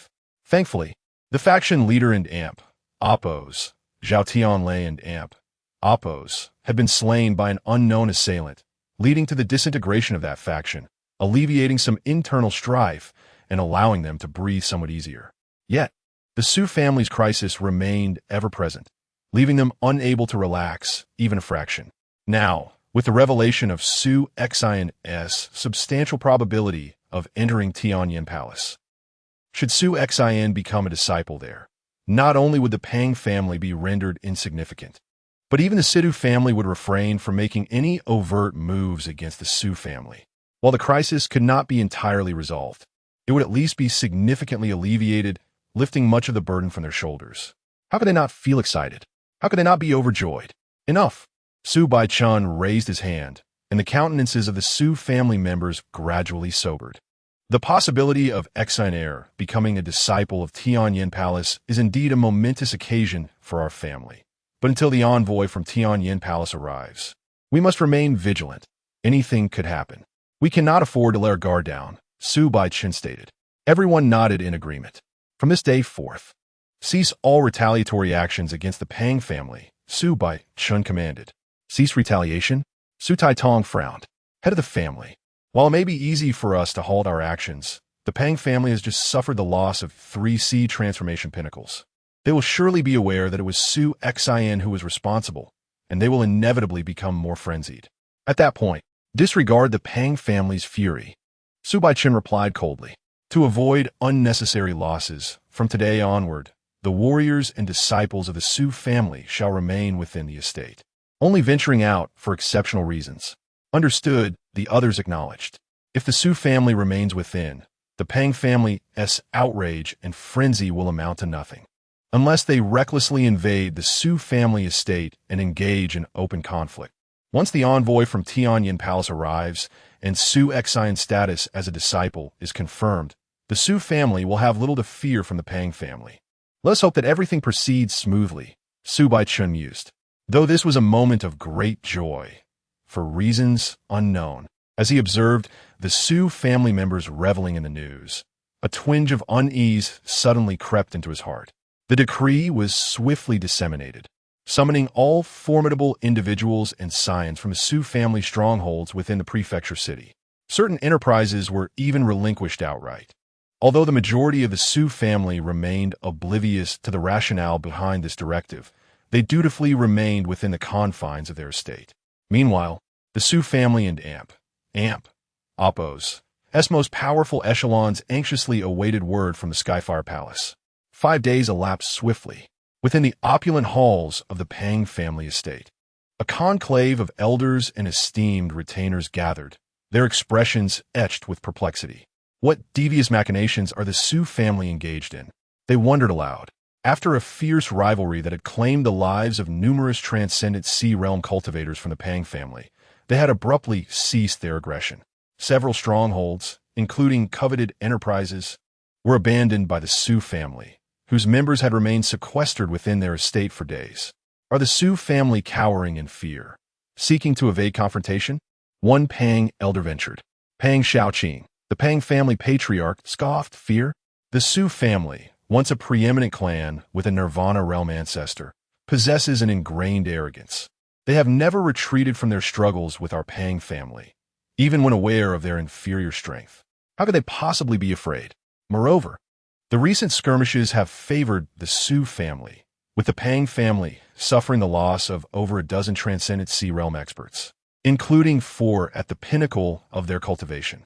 The Su family, on the other hand, has only lost a few ordinary transcendent Sea Realm cultivators, without a single casualty among their peak cultivators, barring the intervention of void-shattering realm cultivators. The Su family and Apos, transcendent sea realm forces, are now nearly on par with our own. What reason do they have to fear? Pang Xiaoqing and Amp, Apos, countenance grew increasingly grim as he spoke. The loss of transcendent sea realm experts, while significant, was not insurmountable. Even the demise of 4 peak cultivators could be absorbed by the Pang family. However, what truly unsettled and terrified him was the individual responsible for the deaths of 3 of those peak cultivators. Su Exin, the Su family and Apos, young master. Numerous witnesses in Darkwater Lane had seen Su Xin single-handedly crush and annihilate the 3 peak transcendent sea realm cultivators from the Pang family. Yet, Su Xin had only recently attained the lesser transcendent sea realm. The sheer force he unleashed was terrifying, instilling dread throughout the Pang family. Their desire to eliminate Su Xin intensified, and Pang Xiaoqing had even contemplated dispatching a void-shattering realm expert to accomplish the task. However, Su Xin, along with the rest of the Su family, remained confined to their estate.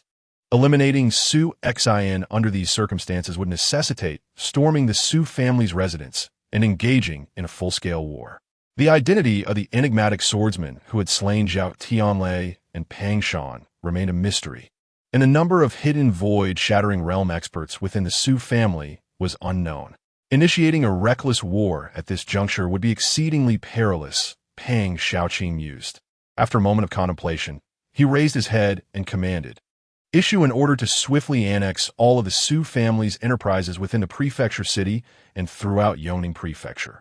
I refuse to believe that the Su family can survive without sustenance. Once their enterprises are seized, will they not become agitated?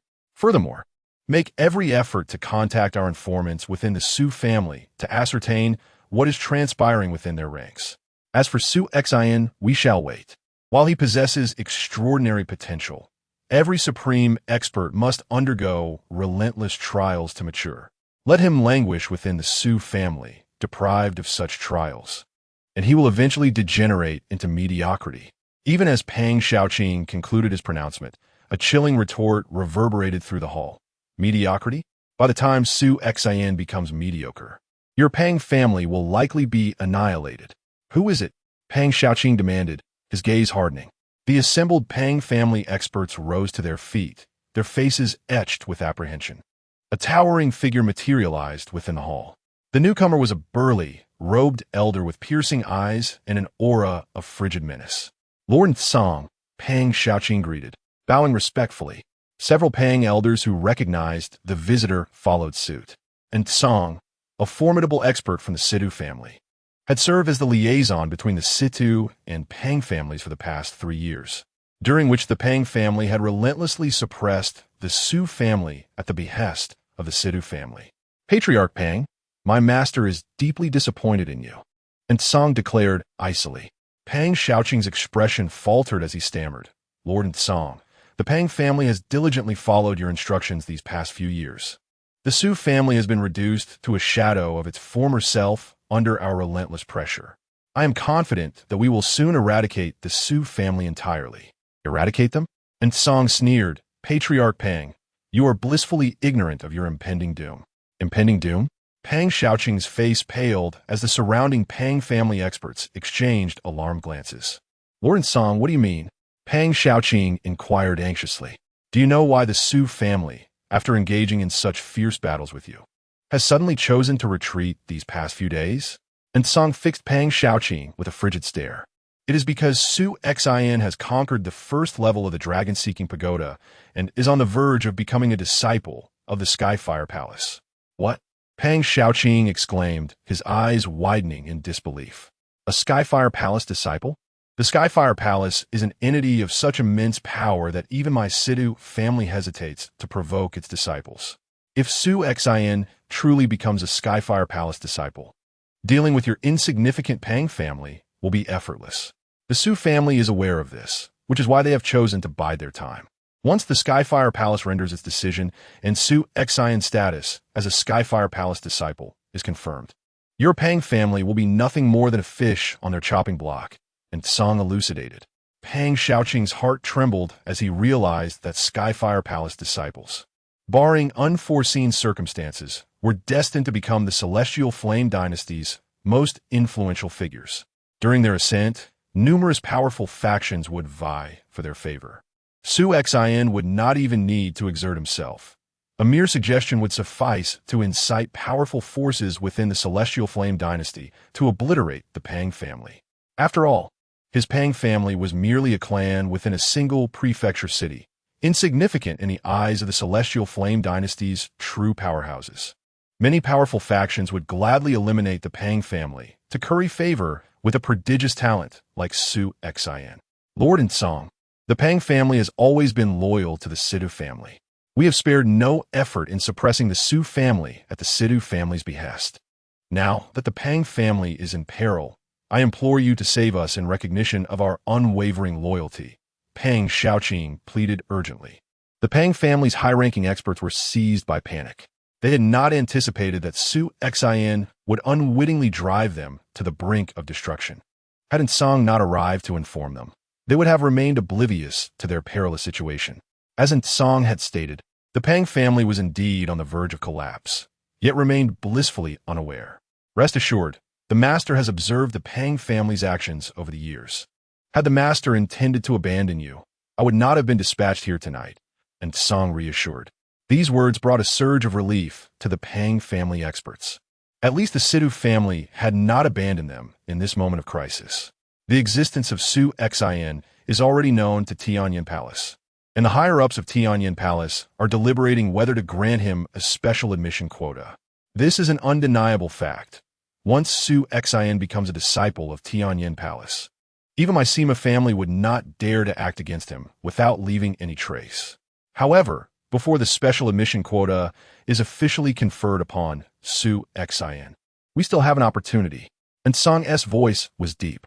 Lord Song, are you suggesting we take action in the next few days? Pang Xiaoqing furrowed his brows. But Su Xin will be staying at the Su family residence for the next few days. To act against him would mean engaging in a direct confrontation with the Su family. Let it be a confrontation. Does your Pang family fear it? And Song fixed his gaze on Pang Xiaoqing. It's not that we fear, but recently, a void-breaking elder from my Pang family was killed by a mysterious swordsman. I suspect there are other formidable warriors hidden within the Su family. Pang Xiaoqing's words trailed off. Does my Sima family not know if the Su family is hiding strong warriors? And Song retorted coldly. I can tell you with certainty that aside from those who left after the death of the Su family's ancestor, the remaining void-breaking experts perished in a massacre. Currently, there are only 2 void-breaking experts left in the Su family. Really? Pang Xiaoqing was taken aback. A massacre? All the remaining void-breaking experts of the Su family perished? When did this happen? And Song provided no further explanation. You need not worry about hidden experts in the Su family. As for whether the ancestor of the Su family left behind any hidden cards, given the scale of that massacre, with so many strong warriors dead and the Su family so severely pressed, they likely did not reveal any hidden cards. Therefore, the only real concern we have is the head of the Su family, Su Baichun. Su Baichun? Pang Xiaoqing was astonished. But Su Baichun has merely reached the late stage of void-breaking, comparable to myself. I have fought him before, and he is only slightly stronger than me. With your strength, Lord Song, dealing with him should be a simple task. Simple task?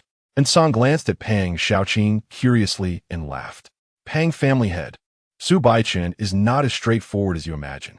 Back when the ancestor of the Su family was still alive, Su Baichun was among the top young talents of the Tianyin dynasty, similarly qualified to become a disciple of Tianyin Palace. However, Su Baichun, being carefree in nature, chose not to enter Tianyin Palace after reaching a certain level of cultivation, instead venturing into the world on his own. He continued. This venture lasted over a decade. When he returned, he brought with him a child of 2 or 3 years. Not long after, he became the head of the Su family. It can be said that since his return, he has seldom engaged in battle, so no one truly knows the extent of his strength. However, as a peer of my family's master, being at the pinnacle of void-breaking, my master could kill me with a single hand. Su Baichun may not be as strong as my master, but he certainly cannot be far off.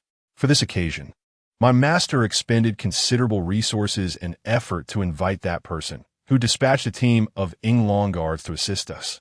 Yinglong guards? Pang Xiaoqing was astounded. It is said that only the Tianyin royal family is qualified to appoint such a formidable guard. Indeed, thus we cannot afford to fail this time. If we do not eradicate the Su family now, once Su Xian becomes a disciple of Tianyin Palace, it will be exceedingly difficult to act against them, and Song stated. Pang Xiaoqing felt both shock and delight. He was shocked that Su Baiqin was so formidable that the Sima family would go to such lengths to call upon the Yinglong guards. He was delighted that since the Yinglong guards were involved, unless Su Baiqin possessed Nirvana-level combat strength, he would undoubtedly perish, and the Su family would be annihilated. As for Su Xian, if the Su family were destroyed, this genius would also meet his end. 2 days from now, the Yinglong guards will arrive. They cannot linger for long, so we must strike against the Su family that very night. Prepare yourself accordingly, and Song instructed. Understood, Pang Xiaoqing nodded. Soon, Pang Xiaoqing began to discuss preparations with the elders of the Pang family. Although they were preparing, it was done in secrecy, as they were concerned about information leaking and giving the Su family a chance to defend themselves. Thus, only those absolutely loyal to the Pang family were privy to the matter. 2 days later, the Yinglong guards arrived as scheduled, under the dim moonlight of the night. Numerous figures lurked in the streets and alleys near the Su family estate. On the roof of a loft, over a dozen figures stood in a row. Remember, our mission is to completely annihilate the Su family. If that is not possible, we must ensure the deaths of Su Baiqin and Su Xian. And Song's voice was grave.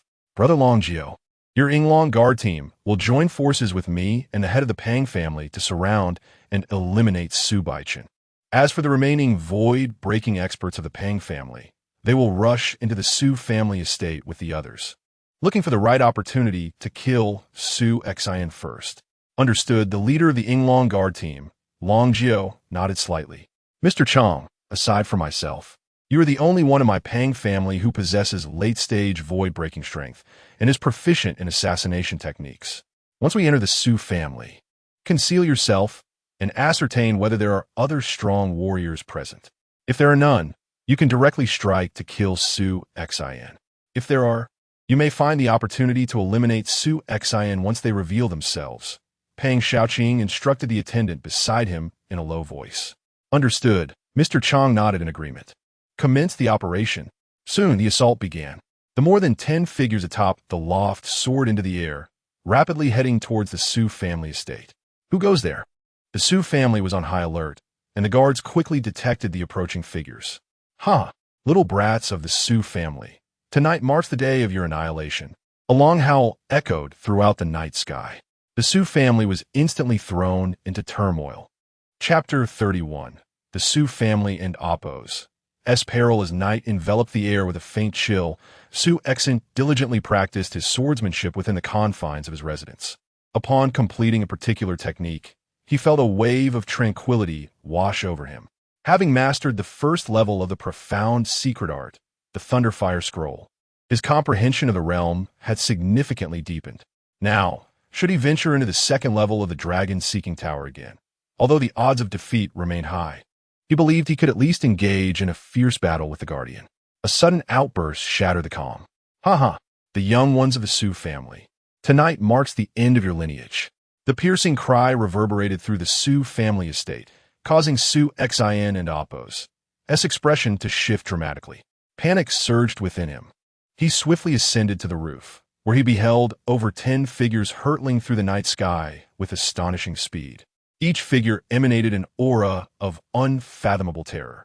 They rampaged through the estate, leaving the Su family and Oppos' guards powerless and paralyzed with fear. These were all formidable, void-breaking realm experts. Su Xian and Oppos' hearts sank. The Su family boasted only 2 individuals of that caliber, yet here were more than 10 descending upon them. Moreover, their presence was far more menacing than Zhao Tianlei, whom he had previously vanquished. Boom, boom. 2 figures soared into the air from within the estate. The family head, Su Baiqin, and the grand elder, Su Boyong. However, faced with the incoming onslaught of more than 10 void-breaking experts, Su Boyong dared not intervene. A few of the intruders engaged him in combat, while others began ransacking the Su household. Meanwhile, a complete team of Yinglong guards, comprising 9 late-stage void-breaking experts and a peak-stage captain, along with the equally powerful Song and the late-stage Pang Xiaoqing, charged toward Su Baichun, declaring, "Su Baichun, today you shall perish. The Su family will be annihilated." And Song and Appo's furious shout echoed ominously. "Father!" Su Xian and Appo's fury ignited, but before he could act, a signal arrow shot skyward. The numerous Pang family elites, who had long been lurking outside the Su estate, sprang into action from all corners, breaching the walls and rooftops with ease. Inside the estate, hidden agents of the Pang family activated their plans as the signal arrow illuminated the night, launching a savage assault on the unsuspecting Su family members. The atmosphere erupted into chaos as fury, bloodshed, and screams intertwined, plunging the Su family into utter turmoil. This was a war of extermination. Su Xian's gaze turned cold and terrifying. He had once believed that he would soon become a disciple of the Tianyin Palace, securing a future of safety for the Su family. Yet before the special recruitment from Tianyin Palace could even be finalized, the lurking Pang family, backed by the formidable Situ family, had launched their attack. Li Hu! A roar erupted from a nearby courtyard, drawing Su Xian and Appo's attention.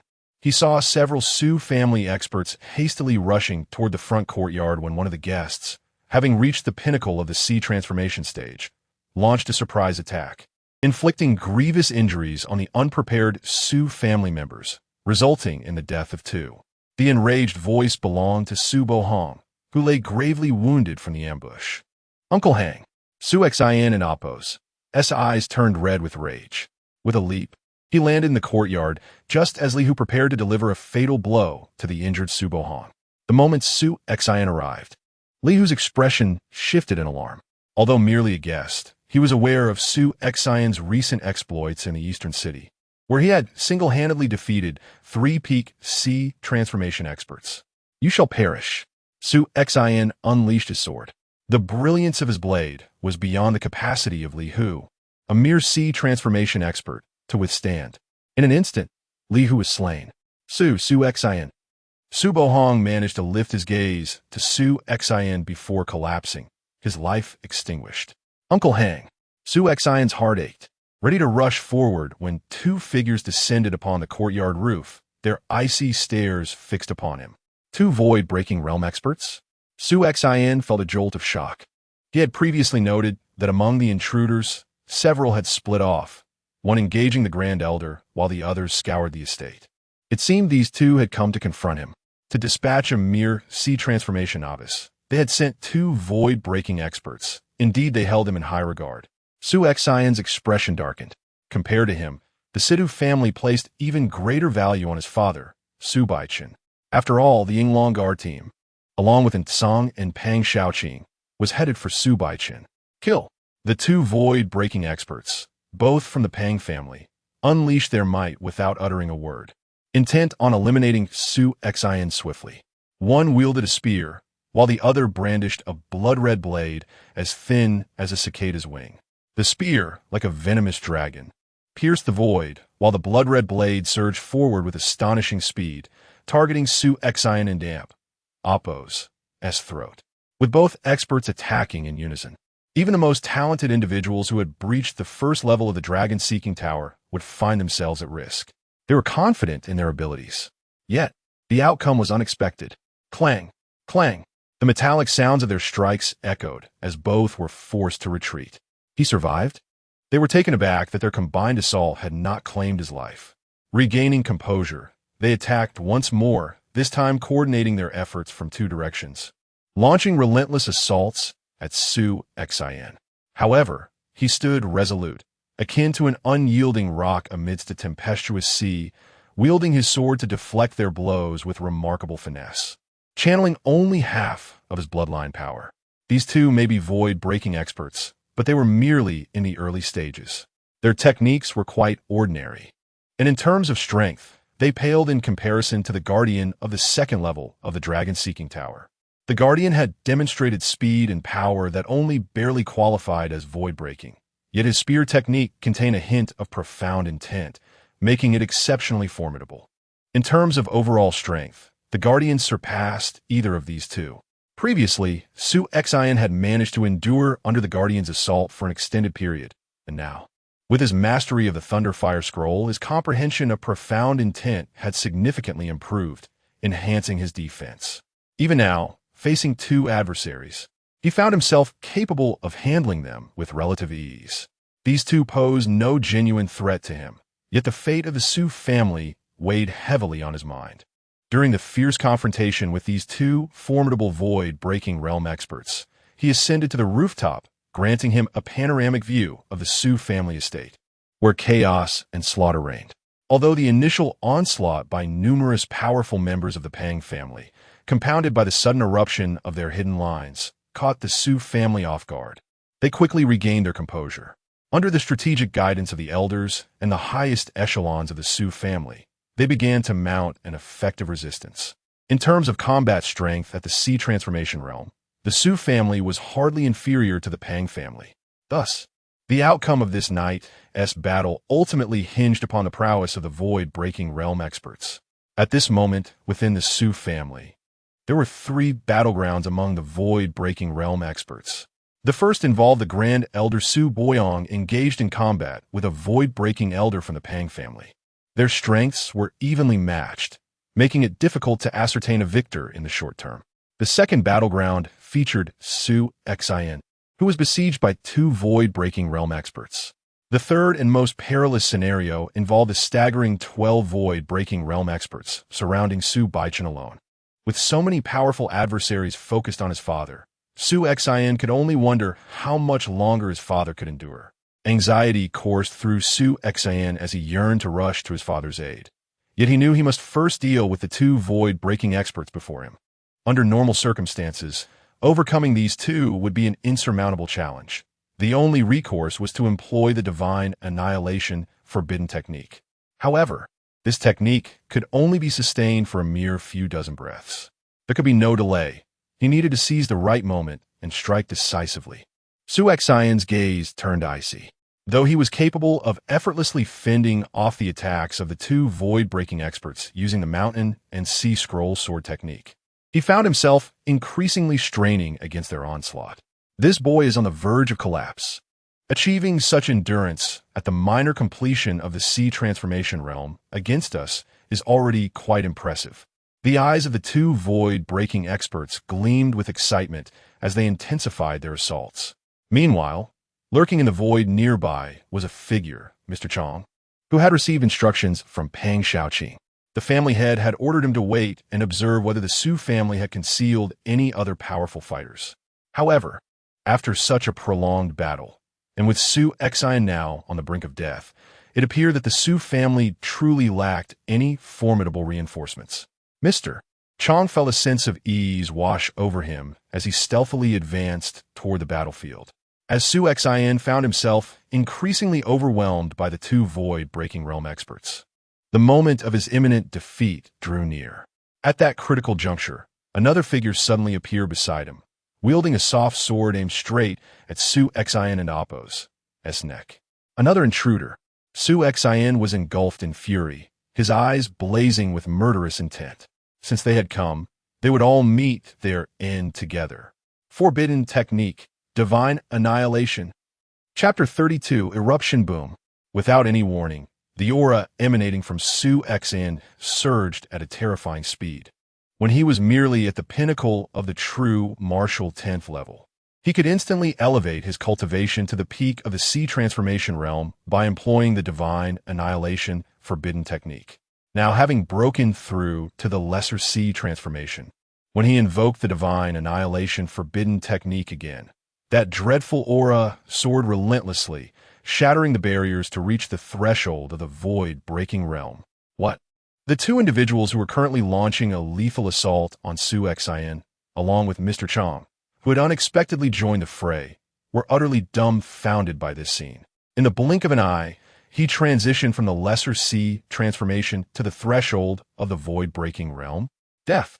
Su Xian's gaze was like lightning as he swung his sword. unleashing the full force of his bloodline power in that instant. The bloodline energy surged to its utmost limit.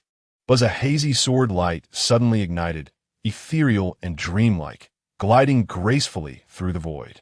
The Northern Song sword technique's illusory form unfurled, executing the second move, shadow play. It was astonishingly swift. After ascending to the threshold of the void-breaking realm and fueled by the explosive power of his bloodline inheritance, Su Xian's strength and speed now reached the late stages of void-breaking, nearly at its pinnacle. With this sword technique, swoosh, swoosh, swoosh, 3 heads were sent flying. Even Mr. Chong, who had suddenly attacked and was already in the late stages of the void-breaking realm, bore an expression of shock and disbelief as he perished. He never imagined that this young master of the Su family, who had previously seemed merely to be at the lesser sea transformation, could slay him with a single sword strike. Whoosh! After decimating these 3 void-breaking experts, Su Xian did not pause for a moment, immediately leaping through the air at breakneck speed towards the largest battlefield not far away. Boom! Boom! Bang! A series of earth-shattering roars and clashes erupted on the battlefield. A multitude of ferocious and overwhelming auras clashed, generating shockwaves that swept outward in layers, reducing the surrounding structures to mere dust. The might was tremendous and astounding. Even from a distance, Su Xian could feel the terrifying power emanating from the battlefield. Without invoking the divine annihilation forbidden technique, he would not even qualify to step into that arena. Merely approaching would likely result in severe injury from the residual waves. However, after invoking the forbidden technique, his combat prowess surged, granting him the capability to contend even against the peak powers of the void-breaking realm. Kill! Armed with only a sword, Su Xian plunged into the battlefield where all opponents were at least in the late stages of the void-breaking realm. Amidst that battlefield, 12 void-breaking experts were relentlessly besieging Su Bai Chun alone. Su Bai Chun wielded a spear with an aura of terrifying might surrounding him, while a uniquely profound ambience enveloped the area around him. It was evident that Su Bai Chun had also comprehended a certain level of profundity, with his understanding far surpassing that of Su Xian. His spear techniques were fearsome and formidable. Although he was merely in the late stages of the void-breaking realm, the power he unleashed was on par with that level. Against the 12 assailants, including 2 peak void-breaking experts, he found himself only slightly at a disadvantage for the time being. The 12 void-breaking experts were exerting their utmost effort, especially the 10-member Yinglong Guard Squad. As the most elite guard dispatched solely by the imperial family of the Tianyin dynasty, this squad coordinated flawlessly and utilized battle formations adeptly. Under normal circumstances, even when facing 2 or 3 peak void-breaking experts, they would be able to annihilate their foes effortlessly. Yet now, encircling Su Bai Chun alone proved far more challenging than facing 2 or 3 peak void-breaking experts. Truly, he was an extraordinary genius who could be compared to their master in his youth. Thankfully, he was still only in the late stages of the void-breaking realm. Had he reached the pinnacle, the 12 of them might not have been able to defeat him. Dark Song marveled inwardly. Although he himself was at the peak of the void-breaking realm, the primary effort in besieging Su Bai Chun relied on the Yinglong Guard, while he merely assisted from the sidelines, occasionally launching surprise attacks. How remarkably strong is this Su Bai Chun? Similarly, Pang Xiaoqing, who was coordinating with the Yinglong Guard, was engulfed in turbulent thoughts. He had always believed that Su Bai Chun's strength was comparable to his own, and even if he were stronger, it was by no significant margin. Yet, after today's battle, he realized the vast chasm between them. Despite being at the same late stage of the void-breaking realm, Su Bai Chun could undoubtedly sweep aside 10 of him simultaneously. But if he is so powerful, why had he remained so restrained before? Even allowing Zhao Tianlei to grow in strength without personally intervening to deal with him, Pang Xiaoqing was puzzled, but suddenly he sensed something amiss. Wait, Su Bai Chun's condition seems unusual. Not only him, but the commander of the Yinglong Guard, Long Jiao, and Dark Song also noticed it. During the battle, although Su Bai Chun had not sustained any substantial injuries, his expression bore a hint of pain, with veins visibly throbbing on his forehead, as if he were enduring immense suffering. Is Su Baichen already gravely injured? Dark Song gasped. Gravely injured? Pang Xiaoqing was equally taken aback. If he were indeed gravely injured and could still fight us for so long, how strong must he be at his peak? At that moment, a figure radiating the aura of the void-breaking realm dashed into the battlefield like a bolt of lightning. Whoosh! A chilling sword light ignited, casting a massive sword shadow imbued with formidable power directly toward several members of the Yinglong Guard who were surrounding Su Baichen using their formation. Not good. The Su family still has a void-breaking expert? The 12 void-breaking experts encircling Su Baichen shifted expressions, and those Yinglong Guard members ensnared by the sword shadow promptly evaded its trajectory. This person, Pang Xiaoqing's gaze was fixated on the youthful figure that had burst into the battlefield. As the greatest threat to the Pang family, who had previously kept him awake at night, he instantly recognized this figure. Su Xin. Pang Xiaoqing's eyes widened in disbelief. What? Dark Song was equally astonished. Su Xin was supposed to be merely at the lesser sea transformation, yet now he was clearly in the void-breaking realm. Had he employed some special secret technique to dramatically elevate his power? Dark Song narrowed his eyes. He hasn't perished yet? Pang Xiaoqing's fury and disbelief reached a boiling point. Several of the Pang family's void-breaking experts had been sent to kill him. He even dispatched Mr. Chong for a surprise attack. But now, he had appeared, and none of the Pang family's void-breaking experts had shown up. Could it be that they had all been slain by him? Pang Xiaoqing struggled to accept this notion. Yet soon after, he shifted his stance and charged toward Su Xin. Boom! Pang Xiaoqing donned a pair of dark red gauntlets, emanating faint flames.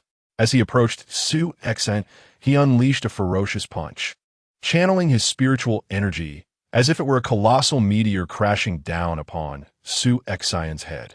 In response, Su Xin drew his sword.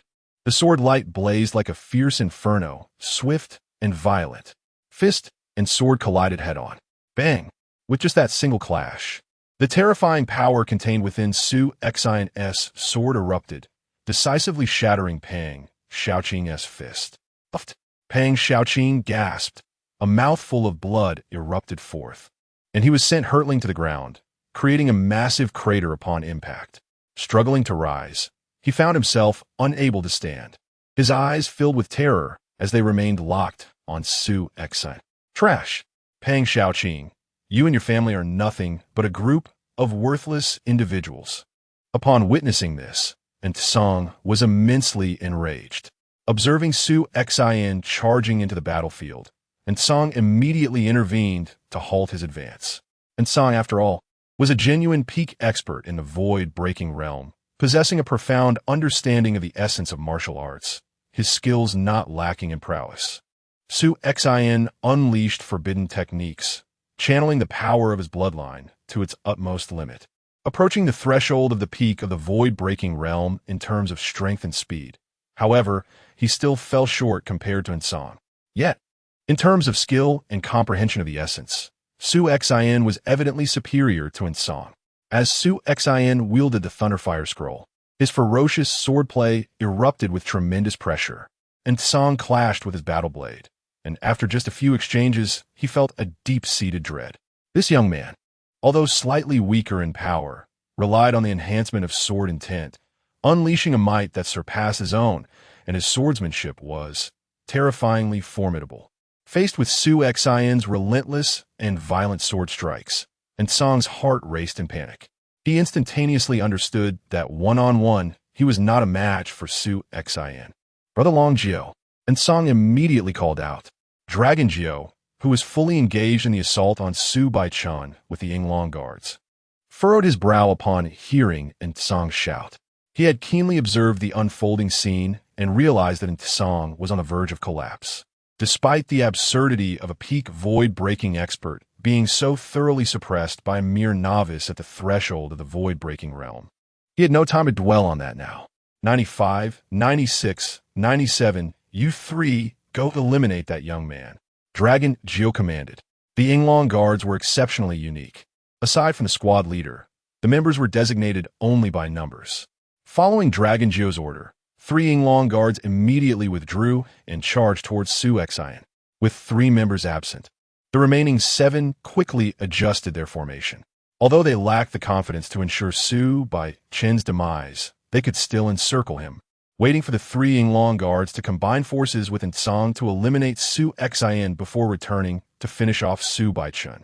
The 3 Yinglong guards, though merely at the late stage of the void-breaking realm, formed a trio battle formation that posed an even greater threat than a single peak expert, especially with Song joining forces. Thus, Su Xian found himself under immense pressure. With each clash, Su Xian's expression grew increasingly grave. My time is running out. Su Xian was meticulously calculating the remaining duration of the divine annihilation technique. The technique could not be sustained for long, lasting only a few dozen breaths, its greatest flaw.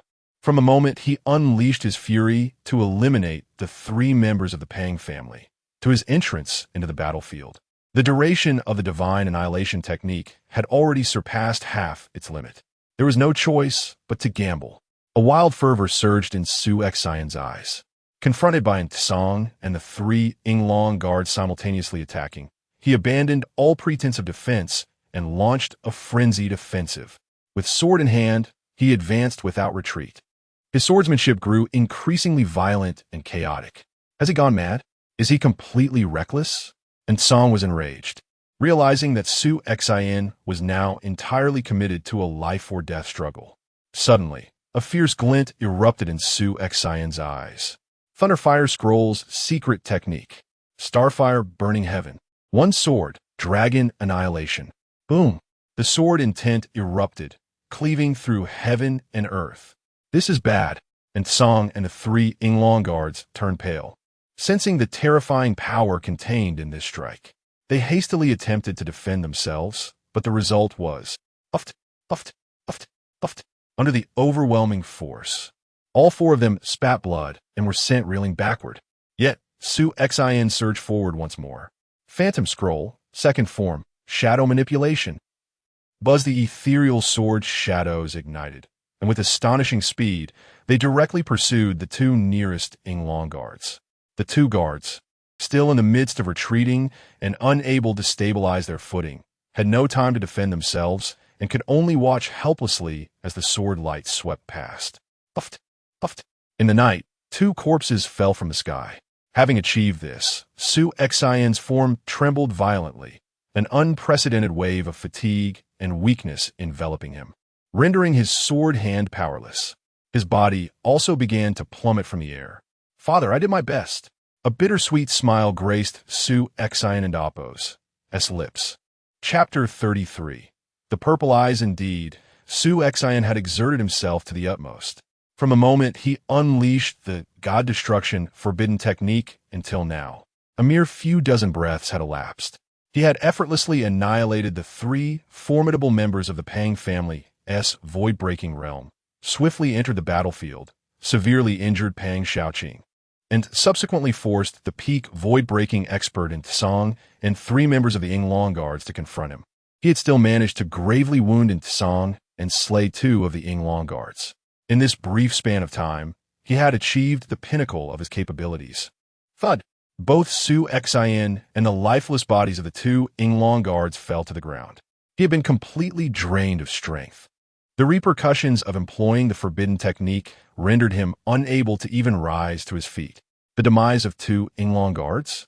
Long Jiu, the captain of the Yinglong guards, felt a heavy gloom settle over him upon witnessing the bodies on the ground. The Yinglong guards were the most elite force under the Tianyin royal family, and each one was a rare and precious asset. The loss of 2 in one fell swoop was a grievous blow to the royal family. What are you still hesitating for? Hurry and eliminate that brat. Long Jiu barked, and Song noted the fury simmering within Long Jiu. It had taken considerable effort and resources for their master to secure the dispatch of a Yinglong guard squadron, and now, with 2 members slain, it would be a difficult matter to explain to their superior. It is this brat. And Song's eyes brimmed with murderous intent as he looked down upon the immobile Su Xian, preparing to strike him down. But suddenly, boom! A terrifying aura erupted from the heart of the battlefield. This presence was frigid, chilling, and suffocating. The very air within 100-foot radius seemed to solidify. What? The Yinglong guards, who had been surrounding and attempting to eliminate Su Baichun, looked up in astonishment. They beheld Su Baichun, who had been barely holding on amidst their assault, standing there with his hair and robes billowing, his gaze icy and fixed upon them, as though he were the grim Reaper himself, plunging the surroundings into profound silence. In that instant, they felt a shiver run through their hearts, every pore on their bodies standing on end. You have forced me to unseal the first layer of my seal. You shall pay dearly for this. Su Baichun and Amp, Appo's voice was as cold as ice. With a swift step forward, he became a streak of light. The Yinglong guards, including the most powerful captain, Long Jiao, did not have time to discern Su Baichun's form. An overwhelming aura of death surged toward them, as if a colossal beast of ancient times had opened its gaping maw to devour them whole. Boom! A tremendous sound erupted as 4 figures were sent reeling away in disarray. In their flight, including Long Jiao, all 4 Yinglong guards spewed forth blood. The other 3, however, had already become cold corpses, drifting lifelessly to the ground. How could this be? Long Jiao was filled with horror. Even after diverting 3 members to deal with Su Xin, they still had 7 Yinglong guards remaining, which should have sufficed to entrap even the most formidable of peak void-breaking experts. Yet now, a single strike had annihilated 3 of their own and gravely injured 4. Is this the invincibility of the void-breaking realm, or the power of the Nirvana realm? Long Jiao stared incredulously at Su Baichun. In the next moment, he commanded a retreat without hesitation. There was no choice. Faced with Su Baichun and Appo's, as current might, if they did not flee, they would all perish here. Do you think you can escape? Su Baichun's voice remained frigid, laced with an astonishing murderous intent, akin to that of hellish fiends. He stood motionless in the void, yet his spear slowly lunged forward. This thrust appeared to pierce the very air. But at the moment the spear shot forth, whoosh, whoosh, whoosh, whoosh, the fleeing Long Jiao and Tsang, the 4 surviving Yinglong guards, and even Pang Xiaoqing, who had been severely wounded by Su Xin and was now seated on the ground, suddenly found themselves confronted by a figure that had materialized before them. It was none other than Su Baichun, his spear striking simultaneously. With a series of piercing sounds, the spear penetrated through their bodies. Long Jiao and Tsang, Pang Xiaoqing, and the 4 Yinglong guards all exhibited expressions of terror and disbelief as they crumpled to the ground, powerless. Witnessing this scene, Su Xion's heart was shaken. In an instant, all the void-breaking experts present lay dead. What power is this? After dispatching all the void-breaking experts, Su Baichun seemed poised to approach Su Xion and assess his condition, but he halted abruptly at the first step. Cough! A mouthful of black blood erupted from Su Baichun's lips, and his face contorted in agony. A multitude of dark and strange runes spread like a spider's web from his heart, rapidly enveloping his entire body, even his face becoming grotesque and terrifying. At that moment, he hunched over, his gaze turning crimson, his mouth issuing silent screams that tore his very soul, yet made no sound. The most horrifying sight was that he was desperately clawing at his own flesh and blood. What kind of torment must he endure to feel that tearing his own flesh might provide some relief? Father! Although Su Xion lay there, he witnessed the madness, the grotesqueness, and the helplessness of his father. His heart ached in anguish, but he was powerless to act. Suddenly, a dizzying wave of fatigue washed over Su Xion, and the intense weakness finally caused his consciousness to plunge into darkness. When Su Xion awoke, it was already the following day. Father! He opened his eyes to find himself in a chamber with a maid named Hong Shan tending to him. Young master, you are awake, Hong Shan exclaimed with delight, helping Su Xion to sit up. However, as soon as he did, Su Xion realized that he felt utterly hollow inside, devoid of any spiritual power. He could barely sense any strength remaining in his body. He was utterly weakened. The side effects of employing the forbidden technique were far worse than I had anticipated. Susim Gust. He had previously invoked the God Destruction forbidden technique once before in order to slay Zhao Tianlei. That time, The process had been relatively smooth, requiring little time. And once Zhao Tianlei was dispatched, he had immediately ceased the technique, allowing him to retain some strength for normal movement. Yet this time, he had truly pushed himself to the limits of his physical endurance, exhausting himself entirely. The repercussions of the two experiences were evidently distinct. Su Xian estimated that it would take several days for his body to recover. Hongshan, what has happened to the family? Su Xian inquired. Do not worry, young master. Although the intruders from the Pang family came quite suddenly last night, our Su family responded rapidly, under the guidance of several elders. We gradually resisted the onslaught of the Pang family and even mounted a counterattack. By dawn, the intruders had been repelled, Hongshan reported. And my father? Su Xian pressed further. The family head seemed to have sustained injuries. After repelling the intruders, he returned to his residence and has not emerged since, Hongshan replied. Hongshan, assist me in rising, Su Xian commanded. Hongshan immediately helped Su Xian to his feet as they moved toward the door. Just as they stepped outside, several guards bowed respectfully. These guards were formidable, and even Yiluo was among them. Clearly, after the battle last night, the Su family was concerned about whether the Pang family had any other hidden strategies. With Su Xian in a state of unconsciousness, it was imperative to dispatch some strong guardians for his protection. Hongshan, assist me to my father, Su Xian commanded. Hongshan helped Su Xian to the courtyard where Su Baichen resided. In front of the study, several guards stood vigil. I must see my father, Su Xian stated directly. Young master, the family head has instructed that no one is to disturb him. The leading guard interjected, blocking Su Xian's path. Let him in. A voice suddenly resonated from within the study, that of Su Baichen.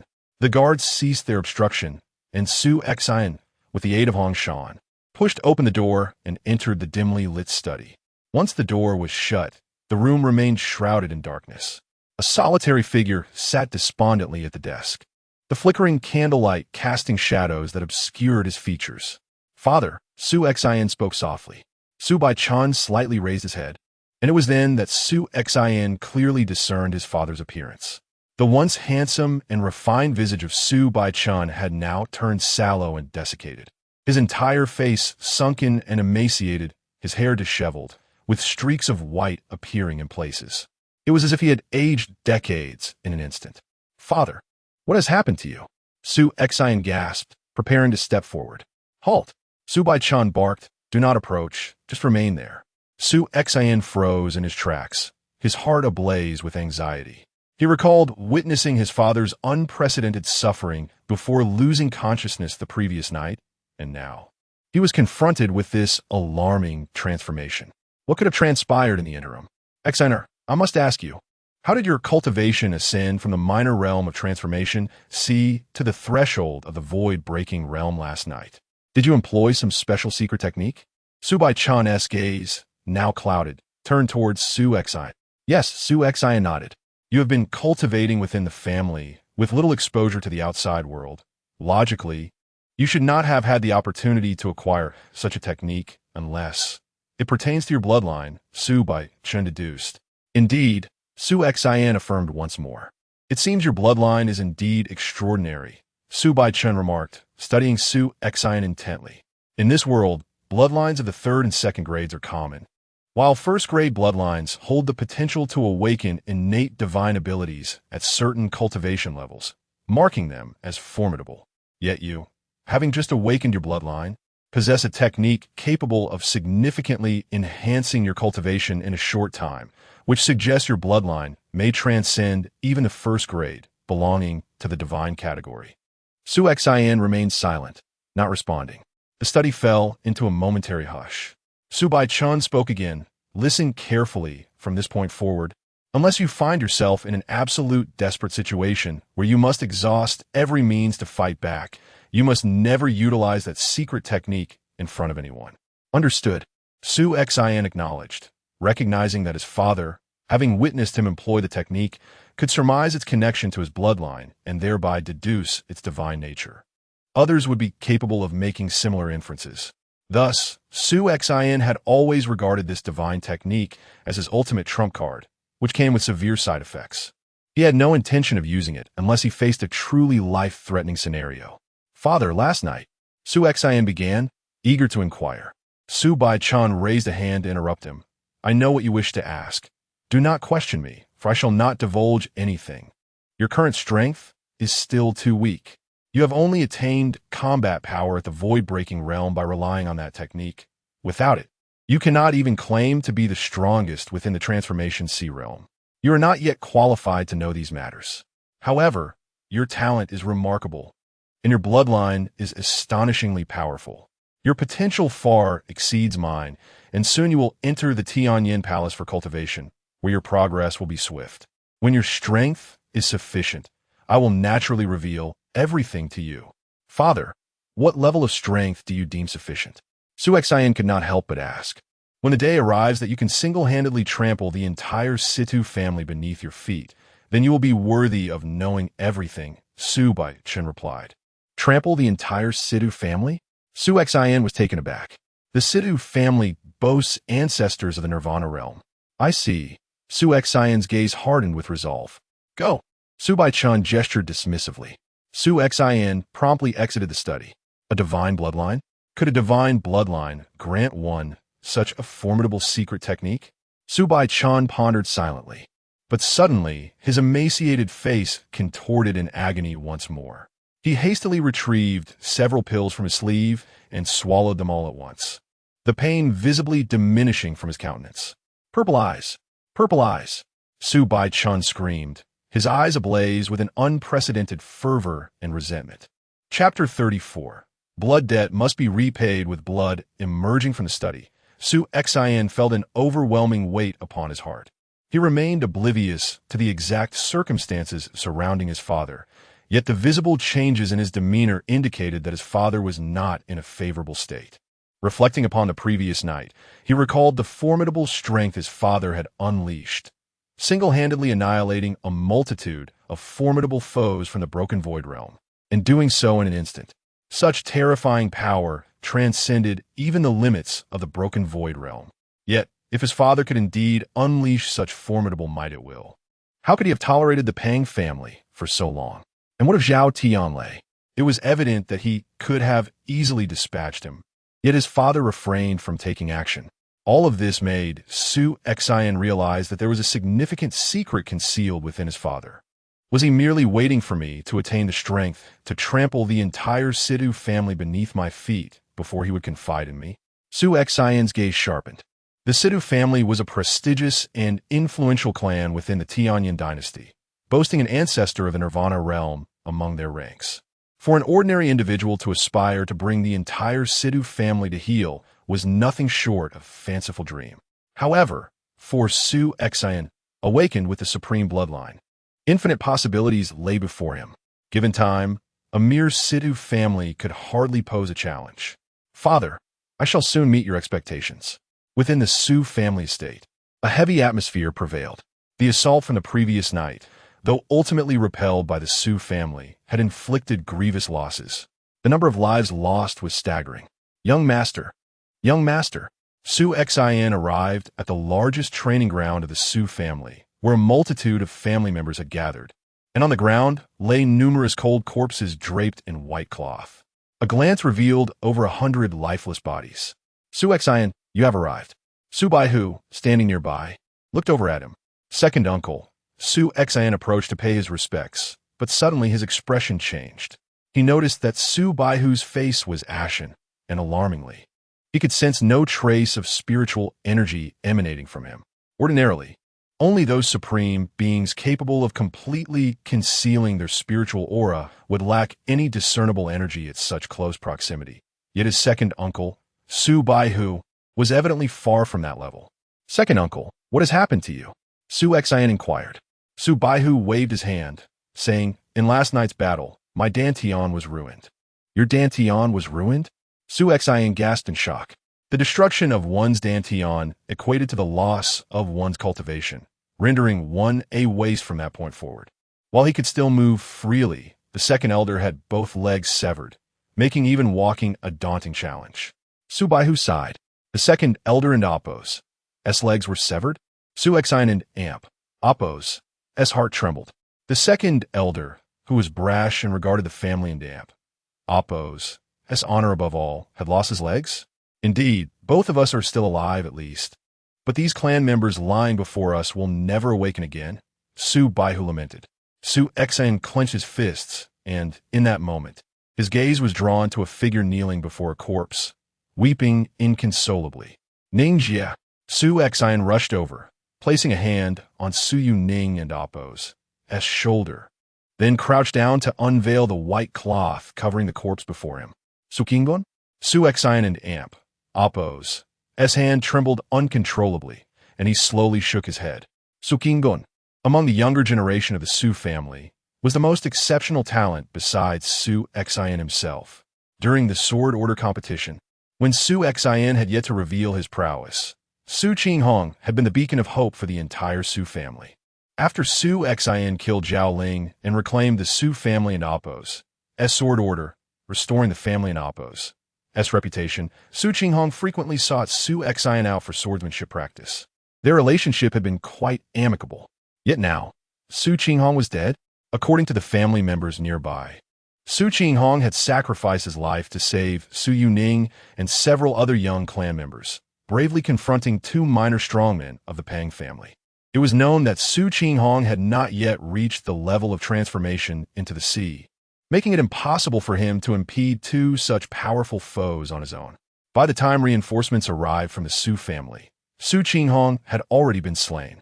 Yet his final strike had gravely injured one of the two minor strongmen, ultimately leading to their demise at the hands of the Su family's reinforcements. Su Exain wandered among the corpses of his kin, unveiling white cloths to reveal familiar faces. There were elders and strongmen of the Su family, loyal retainers, and younger members who frequently sought his guidance in the training grounds. Su Exain's heart was filled with profound sorrow, yet beyond the grief, an overwhelming rage surged within him. The Pang family. No, it must be the Situ family. Su Exain clenched his hands tightly, fully aware that the Pang family was merely a pawn, while the true orchestrators behind these events were the Situ family. They had previously pressured and oppressed the Su family with relentless cruelty. The previous night, powerful foes had directly assaulted, intent on exterminating the Su family. So many lives have been lost. This was a blood debt that must be repaid with blood. Young master, a servant rushed over. The Grand Elder requests your immediate presence in the front hall. Lord Yuan Qing from the Red Dragon Tower has arrived. Yuan Qing has arrived? Su Exain's heart stirred. This was related to that matter. Su Baihu glanced over intently. Su Exain did not dare to delay and swiftly made his way to the front hall. Su Exain, upon seeing him enter, Yuan Qing rose to greet him. I heard about last night's events. Thankfully, you are unharmed. Lord Yuan Qing, you have come today, so there must be news from the Tianyan Palace? Su Exain inquired directly. Indeed, Yuan Qing nodded, though his expression bore a hint of unease. I regret to inform you that it is bad news. Bad news? Su Exain's brow furrowed instantly.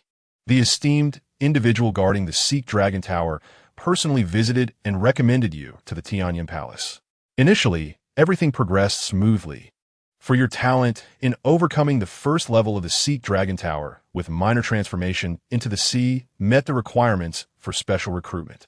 However, just as the final decision was to be made, unexpected resistance arose, seemingly due to external interference, Yuan Qing explained. External interference? Was it the Situ family? Su Exain's gaze turned frigid. To him, the Situ family was the only one with whom he harbored enmity within the entire Tianyan dynasty. Not the Situ family. Yuan Qing shook his head. Su Exain, you are unaware that the Tianyan Palace holds an immensely transcendent position within the Tianyan dynasty. Though the Situ family is a prestigious clan, they do not possess the authority to meddle in the affairs of the Tianyan Palace. The only ones with such authority are members of the royal family, and their influence is substantial. The royal family? Su Exain was taken aback. Among the numerous powerful foes who had attacked the previous night, there had been a remarkably formidable team of 10, whose coordination was exceptional. If Su Exain's memory served him correctly, this team was likely the legendary Yinglong Guard. Moreover, only members of the royal family had the privilege to deploy the Yinglong Guard. When did my Su family provoke the royal family? Su Xian's eyes narrowed. Yuan Qing continued, with external interference at play. Coupled with the fact that over 3 years ago you angered the emperor, this incident has also influenced the decisions of the higher-ups in the Tianyin Palace. Consequently, your special recruitment has been temporarily put on hold. The higher-ups of the Tianyin Palace wish to observe for a while longer. If your subsequent performance continues to be astonishing, then they may consider you for special recruitment. Is that so? Su Xian understood that he had indeed angered the emperor 3 years prior. Thus, the lord of the Tianyin Empire ordered his imprisonment within the forbidden magic prison. It is entirely reasonable for the Tianyin Palace to deliberate upon this matter. After all, the Tianyin Palace exists to nurture the most exceptional talents for the Tianyin Empire, and those cultivated must exhibit unwavering loyalty, or at the very least, possess no animosity towards the empire or its sovereign. Su Xian received a message from the esteemed guardian of the dragon-seeking tower, indicating that he would return to the Tianyin Palace in due course to advocate on his behalf once more. That won't be necessary, Su Xian replied, gesturing dismissively. Please convey my sincere gratitude to that esteemed individual on my behalf. I shall remember this kindness and repay it in the future. But the Tianyin Palace. Yuan Qing furrowed his brow. The Tianyin Palace is undoubtedly beneficial to my cultivation. However, should I be unable to gain entry, I shall not force the matter nor repeatedly beseech for it. Su Xian smiled. Moreover, entry into the Tianyin Palace is not solely reliant on special invitations. The Imperial City Hunt is soon to commence, is it not? The Imperial City Hunt? Yuan Qing was taken aback, indeed. Participation in the Imperial City Hunt can grant entry into the Tianyin Palace. But do you comprehend the multitude of talents converging from various states and counties? Ultimately, only the 10 strongest who persevere to the end are afforded the privilege of admission to the Tianyin Palace. Although you have successfully navigated the first level of the dragon-seeking tower, you're still quite young, and your cultivation is merely at the minor completion stage of the sea transformation realm. To participate in the Imperial City Hunt and aspire to reach the final stages is exceedingly difficult. Yuan Qing reiterated the word difficult thrice. Su Xian was not surprised. Indeed, his current abilities would not suffice even to conquer the second level of the dragon-seeking tower. In such a state, he would not even rank in the top 10 within the entirety of the Tianyin Empire, let alone in Yinzhou. Yet he felt no urgency. After all, there remained a full 2 months until the preliminary round of the Imperial City Hunt. For others, 2 months might seem fleeting, but for him, it was ample time to achieve a profound enhancement in his abilities. Not to mention, given his lineage and the cultivation speed of his bloodline technique, coupled with the assistance of the first-grade C transformation pill, he could easily progress from the minor completion stage to the major completion stage of the C transformation realm within that time frame. Such an elevation in cultivation would bring about a qualitative transformation in his power. Su Xian, do you truly intend to participate in this year's Imperial City Hunt? Yuan Qing turned his gaze back to Su Xian. Indeed, Su Xian affirmed with a nod, then suddenly inquired, by the way, C2U is also expected to participate in the upcoming Imperial City Hunt, correct? C2U? Yuan Qing's brow raised. Fully aware of the complexities between Su Xian and C2U. Indeed, he is the foremost talent of the C2 family. Although he possesses considerable aptitude, he cannot directly receive a special invitation to the Tianyin Palace, which compels him to partake in the Imperial City Hunt as his only avenue for entry. Excellent. A smirk danced upon Su Xian's lips, his eyes gleaming with determination. C2U, the long-awaited showdown that has been delayed for over 3 years. This time, I shall not flee without a fight. 3 years prior, the ancestor of the Su family had sought a union with the Tianyin Emperor, proposing a marriage with the 9th princess. At that time, as the foremost talent of the Su family, Su Xian was destined to confront none other than C2U of the C2 family. Chapter 35. One person, one sword in a fierce battle. Over 100 clansmen perished. The entire Su family was engulfed in profound sorrow. Soon, 7 days had passed. The Pang family was annihilated. It was said that the Grand Elder personally took action exterminating all the remaining high-ranking members of the Pang family, with only a handful of the younger generation managing to escape by sheer luck. Good riddance. The despicable Pang family has finally been dealt with. Upon receiving this news, the members of the Su family felt an overwhelming sense of relief. In the battle 7 days prior, the Su family had suffered heavy losses. Yet the Pang family endured even greater devastation. Particularly, the top-tier experts of the Pang family in the void-breaking realm were completely wiped out that night. Without their powerful presence, the Pang family could no longer contend with the Su family. Just yesterday, the Grand Elder Su Boyong took matters into his own hands and eradicated the remaining high-ranking experts of the Pang family, leading to their total downfall. Such is the nature of circumstances. Had the Su family failed to withstand the Pang family's assault that night, it would have been the Su family facing annihilation. Su Xin walked through the halls of the Su residence, hearing many clan members rejoicing over this turn of events, and he couldn't help but sigh inwardly. The Pang family had been vanquished, and the Sidu family would likely refrain from attacking the Su family in the near term. It was time for him to prepare for the upcoming royal city hunt. That night, the Sidu family had mobilized considerable forces, even dispatching a squad from the Yinglong Guards. But ultimately, all had been trapped within the Su estate. With this incident, the Sidu family would undoubtedly harbor renewed caution towards the Su family, hesitant to act recklessly again. Moreover, the loss of an entire Yinglong Guard squad would be a burden the Sidu family would have to bear, likely leaving them in disarray for some time. Thus, Su Xin felt a sense of relief as he began to prepare for the forthcoming royal city hunt. On this day, Su Xin set off alone from the Su family to embark on a journey of training. This marked the first true occasion since his birth that he ventured out independently for such a purpose. In less than 2 months, he wished to explore the depths of Yongning County on his own. Beihan City, among the numerous towns in Yongning County, stood as one of the more renowned cities. Its fame primarily stemmed from the presence of an elderly city lord. This venerable figure had surpassed the age of 100 and had held the position of city lord for a full 60 years. He was revered for his moral integrity and, most notably, possessed formidable strength. With only a handful of individuals below the void-breaking realm capable of contending with him throughout Yongning County. Within the city lord's estate, in an expansive open space, a robust elder, with a physique reminiscent of a tiger, wielded a sword with both hands, fully engrossed in the practice of a particular sword technique. His swordplay was immensely profound and expansive, exuding a commanding aura. After a considerable time, he finally completed his training. Seated upon a stone bench at the edge of the courtyard was a graceful young woman, the city lord's beloved granddaughter. Upon seeing her grandfather approach, she smiled and remarked, "Grandfather, despite being over 100 years old, you still exhibit such vigor." "Ha!" The city lord laughed heartily. "What of being over 100? With my spirit, living another 34 years is hardly a challenge." He was not boasting. In this world, individuals cultivated martial arts to strengthen themselves. The higher one as cultivation, the longer their lifespan. For instance, those at the sea transformation realm could naturally live over 100 years, provided no unforeseen circumstances arose. The city lord had long since achieved the pinnacle of the sea transformation realm.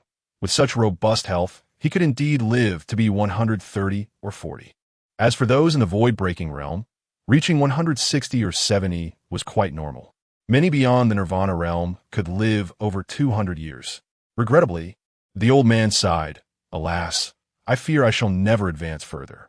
His cultivation had already reached the apex of the sea transformation realm, and the next step was the void-breaking realm. Yet this step felt like an insurmountable chasm.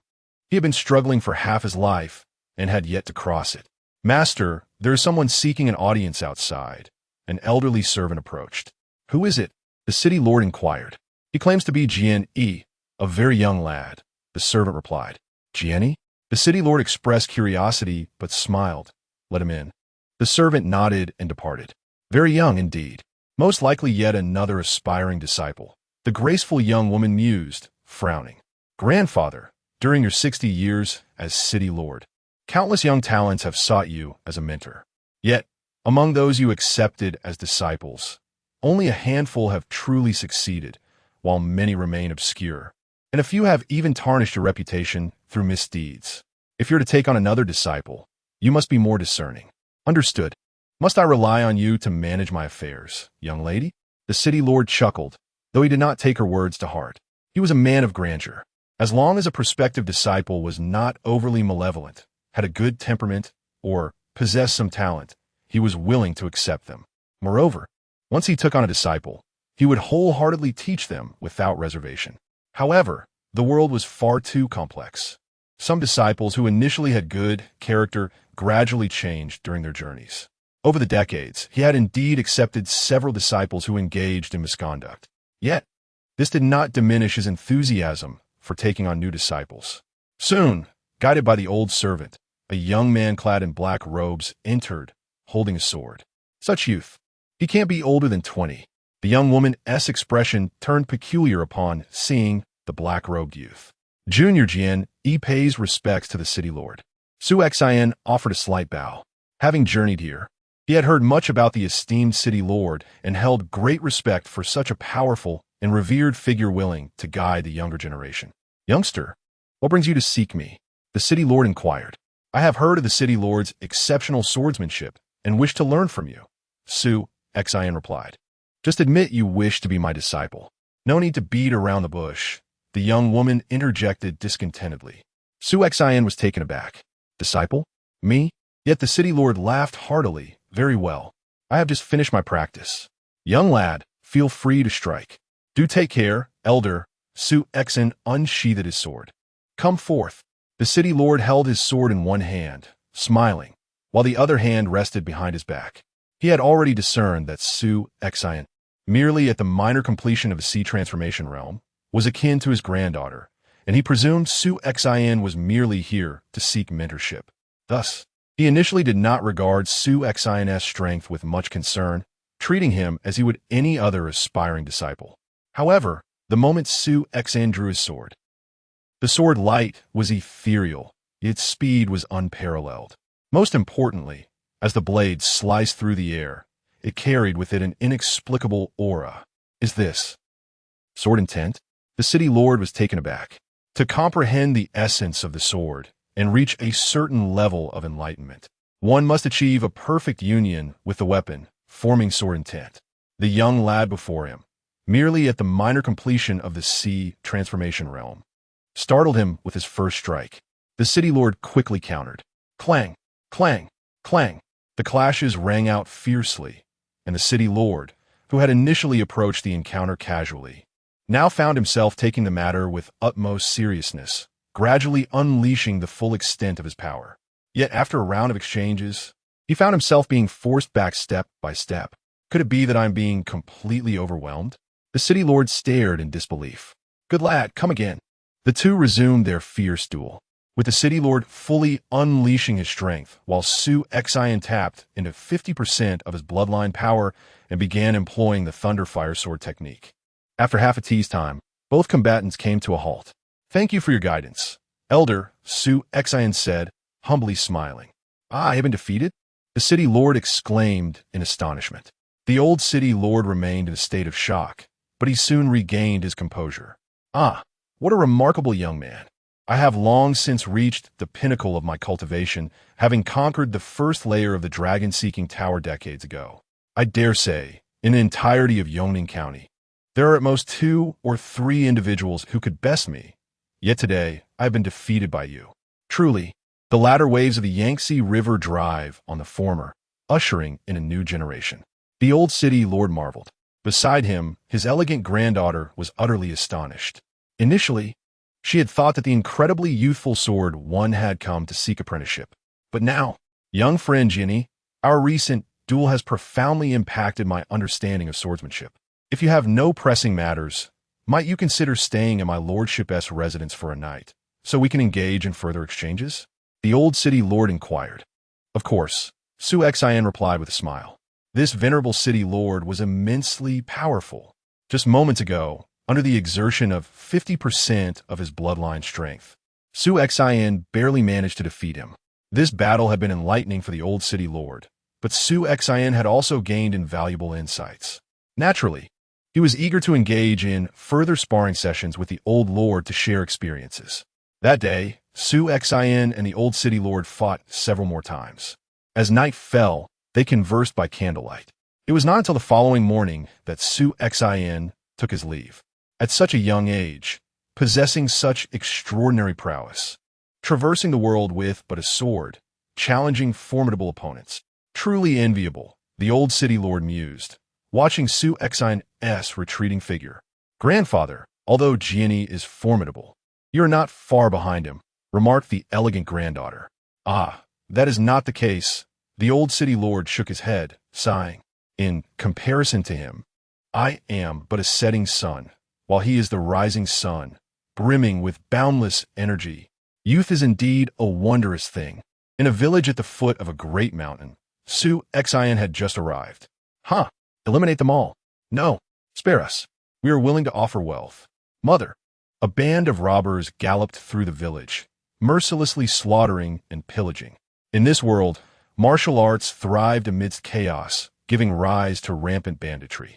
While cities were somewhat protected by imperial forces, those living in villages outside the towns, reliant on the mountains for sustenance, were constantly besieged by robbers. Even the empire could do little to protect them. Witnessing this scene, Su Xin and Appo's eyes blazed with fury, and he immediately intervened. These were merely ordinary bandits. Their leader was but a minor practitioner of the sea transformation realm. Before Su Xin, they had no chance to resist. Within moments, the dozens of bandits that terrorized the village were eradicated, sparing it from a fate of slaughter. In a splendid estate, the old Master Tang heard of Su Xin's arrival. I am Jianni. I have heard that the steward of the Tang Manor single-handedly vanquished several peak practitioners of the sea transformation realm in his youth, and I have come to seek his guidance. Another martial enthusiast, the old Master Tang, waved his hand.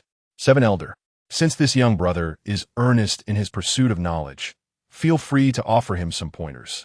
Certainly. The old steward soon engaged in combat. Mr. Song, I am Jianni, and I wish to request your guidance. A mere minor practitioner of the sea transformation realm dares to challenge me? Mr. Song dismissed him with a flick of his sleeve, uninterested in the encounter. Very well. I shall take my leave, Su Xin responded calmly, turning away without a trace of anger. With a sword in hand, Su Xin traversed the cities and mountains of Yongning County. Wherever he went, if he heard of someone particularly formidable or skilled, he would seek them out for a duel. Much like his earlier encounter with a beggar youth, Duan Yunfeng, in Danyang City, he roamed the world, challenging all manner of strong opponents. However, unlike Duan Yunfeng's reckless abandon, Su Xin approached these encounters as opportunities for mutual learning. He did not intend to cause harm. Should anyone decline his challenge, he would not persist or force a confrontation. If he encountered injustice during his travels, he would act without hesitation. Thus, time passed swiftly during his journey. Soon, the day of the initial selection for the imperial city as Hun arrived. Chapter 36, Seeking Guidance, the Royal City Hunt, although conducted within the confines of the imperial city, commenced with preliminary assessments held across various states and counties. This preliminary evaluation, however, also imposed certain prerequisites. First, one must have attained the realm of Transformation C. Second, candidates must be under the age of 40. Given that individuals at the Transformation C level typically live to be around 120 to 130 years, being 40 years old is considered relatively youthful. In Yongning County, within the governor's mansion, a training ground was bustling with dozens of qualified Transformation C practitioners. Some familiar faces engaged in cordial conversation. Brother Kong Jing, it has been quite a while. This young man beside you must be your brother, Kong Xian? I have heard tales of his prowess. He has reached the pinnacle of Transformation C. If both of you succeed in the preliminary round, not at all. The number of strong Transformation C practitioners in Yongning County is substantial, yet only about 10 will ultimately pass the preliminary assessment. I cannot say I am absolutely confident in my own success, and as for my brother, he still has a long way to go. He is merely here to enjoy the atmosphere. The two brothers stood at the center, surrounded by onlookers. They were of similar height, though the elder brother had a more robust build, while the younger appeared somewhat lean. The brothers were well known in Yongning County particularly Kong Jing, who was rumored to have conquered the first level of the dragon-seeking tower. It is worth noting that fewer than 10 individuals in Yongning County had successfully navigated the first level of the tower, most of whom were over 40 years old, such as the old city lord of Beihan City. Those under 40 who had triumphed at the first level were exceedingly rare. If Kong Jing had indeed conquered the first level, he would undoubtedly be among the 10 to pass the preliminary assessment. Brother, you are being overly modest. Your cultivation has already reached the pinnacle of Transformation C, and you recently grasped a fragment of insight. If you were to challenge the dragon-seeking tower, you would surely surpass the first level. Among the 10 who passed the preliminary assessment, you are bound to be one, perhaps even the strongest, Kong Xian whispered. Best to remain humble, Kong Jing replied with a smile, before adopting a serious tone.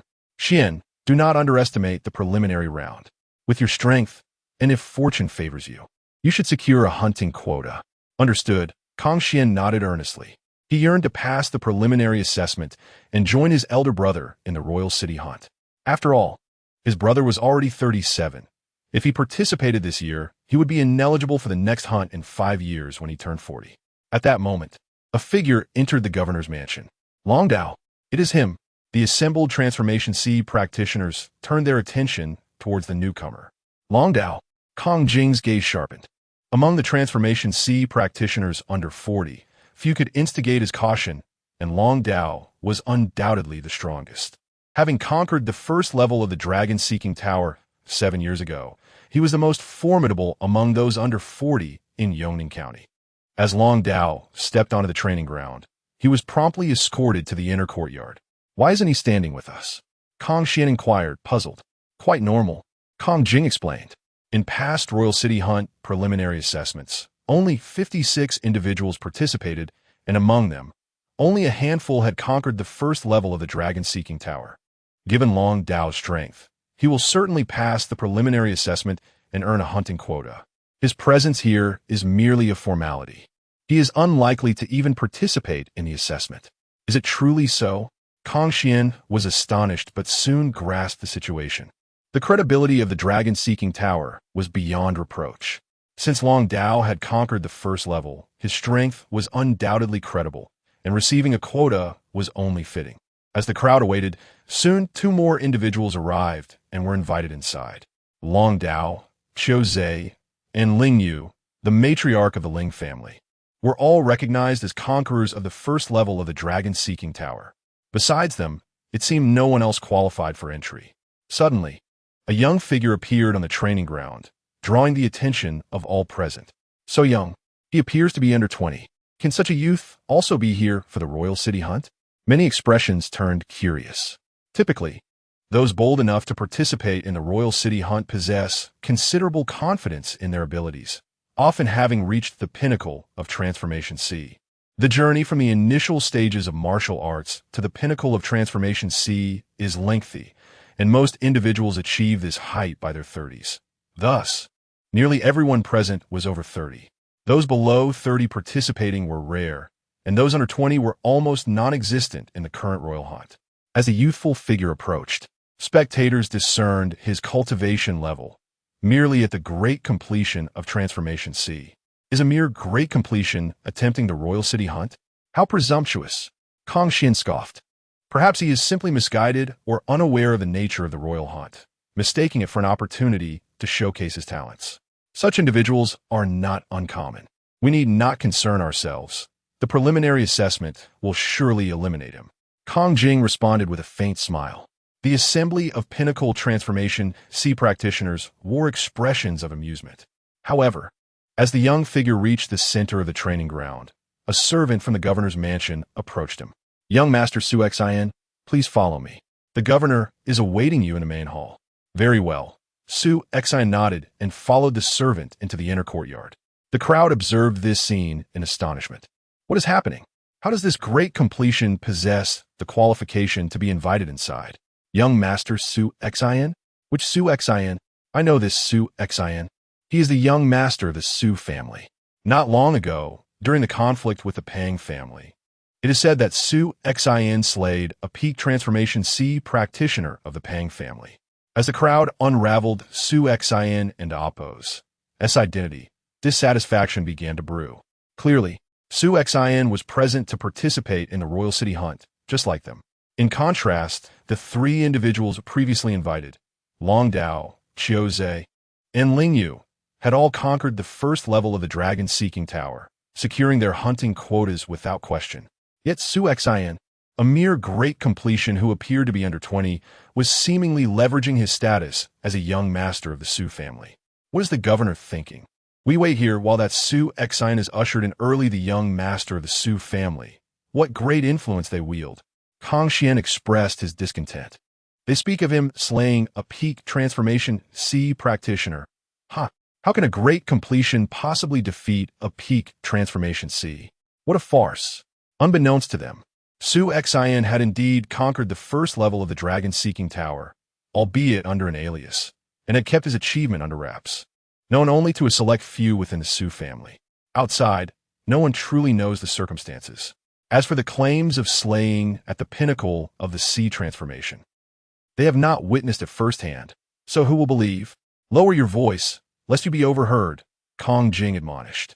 After all, the Su family is the foremost family in Yongning County, deeply rooted, and the county magistrate's differential treatment towards Su Xian is only to be expected. Although he reprimanded them, Kong Jing furrowed his brow, evidently harboring some dissatisfaction. Yet, despite their grievances, no one dared to voice their discontent due to the disparity in status. At that moment, a steward from the magistrate's office stepped forward. Since most have arrived, let us commence the preliminary selection. The rules for this selection process are quite simple. As the magistrate's representative announced the regulations, the curtain was drawn on the preliminary selection for the royal city hunt in Yongning County. However, this assessment was solely for the few dozen individuals gathered at the martial arts arena, including the Kong brothers. The four from the Su family, who had already been invited into the inner courtyard, were exempt from participation. Their hunting quotas had long been secured. Within the inner courtyard of the magistrate's office, in the East Hall, Su Xian arrived under the guidance of his attendant, where several individuals awaited his presence. Young Master Su Xian, this is the county magistrate. The attendant indicated to a middle-aged man seated at the front. I have the honor to meet the county magistrate. Su Xian responded promptly, having not previously encountered the magistrate, but aware that his surname was Wang. No need for such formality. Magistrate Wang waved his hand. Su Xian, I am quite familiar with your father. It is remarkable that even after the decline of the Su family, a talent like you has emerged. Su Xian merely smiled faintly. These three individuals, like you, have also conquered the first level of the dragon-seeking tower and can bypass the preliminary assessment to secure their hunting quotas. You should get acquainted with them, Magistrate Wang continued. I have the pleasure of meeting you three, Su Xian said, offering a slight bow to the three seated nearby. Among them, the seemingly simple-minded Qiu Zhe and the head of the Ling family, Ling Yu, exchanged peculiar glances with Su Xian. They had gleaned from Magistrate Wang's words that Su Xian had also passed the first level of the dragon-seeking tower. Yet, the Su Xian before them appeared to be under 20 years of age, and his cultivation seemed to be merely at the peak of C transformation. Is it truly you? The dragon blade, upon recognizing Su Xian's visage, stood up in astonishment. Mr. Dragonblade, you flatter me, Su Xian replied with a smile. Dragon brother, do you know this young master Su Xian? Ling Yu inquired. Indeed, Dragonblade nodded. Half a month ago, I encountered brother Su Xian, and we sparred. That battle was immensely beneficial to me. Beneficial? Qiu Zhe and Ling Yu were taken aback. Although they had both passed the first level of the dragon-seeking tower, Dragonblade had done so 7 years prior, making him undoubtedly the strongest among the three. The implication that he had gained from his encounter with Su Xian suggested that he had lost. I merely had a slight edge, Su Xian chuckled, clearly being modest. Over the past 2 months, he had traversed Yongning County, challenging various formidable opponents. However, not all were worthy of his challenge. Those he sought to engage were predominantly powerful individuals who had also conquered the first level of the dragon-seeking tower, such as the old city lord of Beihan City and the elderly steward of the Tang family estate. Having conquered the first level of the dragon-seeking tower 7 years prior, Dragonblade had indeed battled with Su Xian half a month ago, at a time when Su Xian's cultivation had reached the peak of sea transformation. By slightly unleashing his bloodline power, his strength was sufficient to rival the pinnacle of sea transformation. Thus, their duel had concluded with Su Xian emerging victorious with relative ease. Brother Su Xian, following our battle, I reflected extensively and have made some progress in my strength over the past half month. Since we meet again today, I wish to seek your guidance once more. If you would indulge me, Dragonblade requested. Of course, Su Xian replied with a smile. Qiuzhe and Ling Yu were both astonished by this exchange. Seek guidance? Ling Yu understood the distinction between the terms.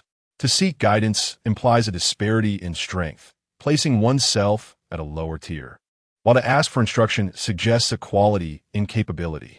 Su Xian was indeed stronger than Dragonblade, perhaps significantly so. Realizing this, Ling Yu could no longer remain seated. Young Master Su Xian, since even Dragon Brother wishes to consult you, might I also have the honor of receiving your instruction? Ling Yu asked. The seemingly simple-minded Qiuzhe also rose to his feet. If that is the case, then let us engage in a hearty exchange later, Su Xian said with a smile. Over the past 2 months, he had faced a plethora of strong opponents, and both Qiuzhe and Ling Yu, being adept at the first level of the dragon-seeking tower, were certainly welcome challengers. Chapter 37, 1 against 3. A stunning display in the training arena of the county governor's office. The preliminary assessments were drawing to a close. The dozens of participants, all at the pinnacle of the Transformation Sea realm, had showcased their utmost capabilities. The brothers Kong Jing and Kong Xian stood side by side. Xian, you did well, Kong Jing remarked. Kong Xian smiled in response. Among the participants in this preliminary assessment, only 6, including you, brother, performed better than I did. Adding the 3 who had already passed the first level of the Dragon Tower and secured their spots, that makes 9. And I happen to be the 10th. Although I am at the bottom, as long as I can pass the preliminary assessment and join you in the Royal City Hunt, I will be satisfied. At that moment, the steward of the county governor's office began announcing the results. Kong Jing, Tang Feng Guan Yu. The steward called out 6 names in succession, all of whom had performed exceptionally well during the preliminary assessment. Next, it is my turn, Kong Xian thought eagerly. However, after announcing the 6 names, the steward paused and continued. Congratulations to the 6 of you for securing a spot in the Royal City Hunt. As for the rest of you, perhaps you may try again in 5 years. What? Kong Xian's expression changed instantly. The others present appeared unfazed, as they had not anticipated ranking among the top 10. But for Kong Xian, who had believed he was ranked 10th, this was a shocking turn of events. What is going on? Why are there only 6 names? Counting the 3 from the Dragonblade, that makes only 9. Who received the last spot? Could it be Su Xian? Kong Xian's thoughts instantly turned to Su Xian, who had been invited into the inner courtyard in front of everyone, just like the Dragonblade. Furthermore, Su Xian had not participated in the preliminary assessment. It must be him. A flicker of anger flashed in Kong Xian's eyes. Sir, this is unfair, he protested, stepping forward defiantly. What did you say? The steward, a close and trusted aide of the county governor and a genuine expert in the Broken Void realm, darkened his expression upon hearing Kong Xian and Appo's words. If I am not mistaken, the previously invited Su Xian has also secured a spot in the preliminary assessment, correct? Kong Xian inquired. Indeed, the steward affirmed with a nod. Upon hearing the steward's confirmation, Kong Xian's fury ignited. What a farce! That Su Xian is merely at the peak of the Transformation Sea realm. What qualifications does he have to earn a spot for the hunt? His words garnered the agreement of most present. They had already nursed their discontent when Su Xian was invited into the inner courtyard. Who would have thought that Su Xian, unlike them, would receive such preferential treatment and secure a spot for the hunt, just like the Dragonblade, Qiuzhe, and Ling Yu? How could they accept this? Are you questioning the fairness of the county governor's office? The steward's gaze turned icy as he fixed his eyes on Kong Xian. Under the steward's scrutiny, Kong Xian felt a twinge of trepidation. Humph! A cold scoff suddenly echoed, and a figure landed beside the steward. Lord Yuanqing. The steward immediately greeted the newcomer with a bow. Greetings, Lord Yuanqing. The crowd in the training arena collectively bowed. Yuan Qing cast a cold glance at Kong Xian and said, "Every time the Royal City Hunt is held, the preliminary assessments determining the hunting spots among various states and counties fall under my oversight at the Dragon Tower. If you find it unfair, you may leave at once and refrain from participating in future hunts." I. Kong Xian stammered, visibly shaken. "Be quiet." Kong Jing, standing beside him, reprimanded. With the Dragon Tower and AMP, Oppo's supervision, no one dares to act unscrupulously. If Su Xian secured a hunting spot early, there must be a valid reason. Do not speak out of turn. Kong Xian dared not utter another word. At that moment, Su Xian and his companions, having learned that the preliminary assessment had concluded, emerged from the inner courtyard. Young friend Su Xian. Upon seeing Su Xian, Yuan Qing and Oppo's face broke into a smile as he approached. "Greetings, Supervisor Yuan Qing." Su Xian replied with a smile. The trio accompanying Su Xian, Dragonblade, Qiu Zhe, and Ling Yu immediately bowed to Yuan Qing, who merely nodded in acknowledgement. Although the three were considered talented for having passed the first level of the Dragon Tower before the age of 40, in Yuan Qing's eyes, their combined importance paled in comparison to that of Su Xian. "Brother Su Xian, let us spar right here in the training arena," Dragonblade suggested. "Very well," Su Xian agreed, and soon the four of them found themselves on the training grounds. The participants who had gathered in the arena instinctively made way for them. What is happening? Are Dragonblade and his companions going to spar? It seems Su Xian is among them. No, wait. Judging by their positions, it appears Dragonblade and his companions intend to face Su Xian.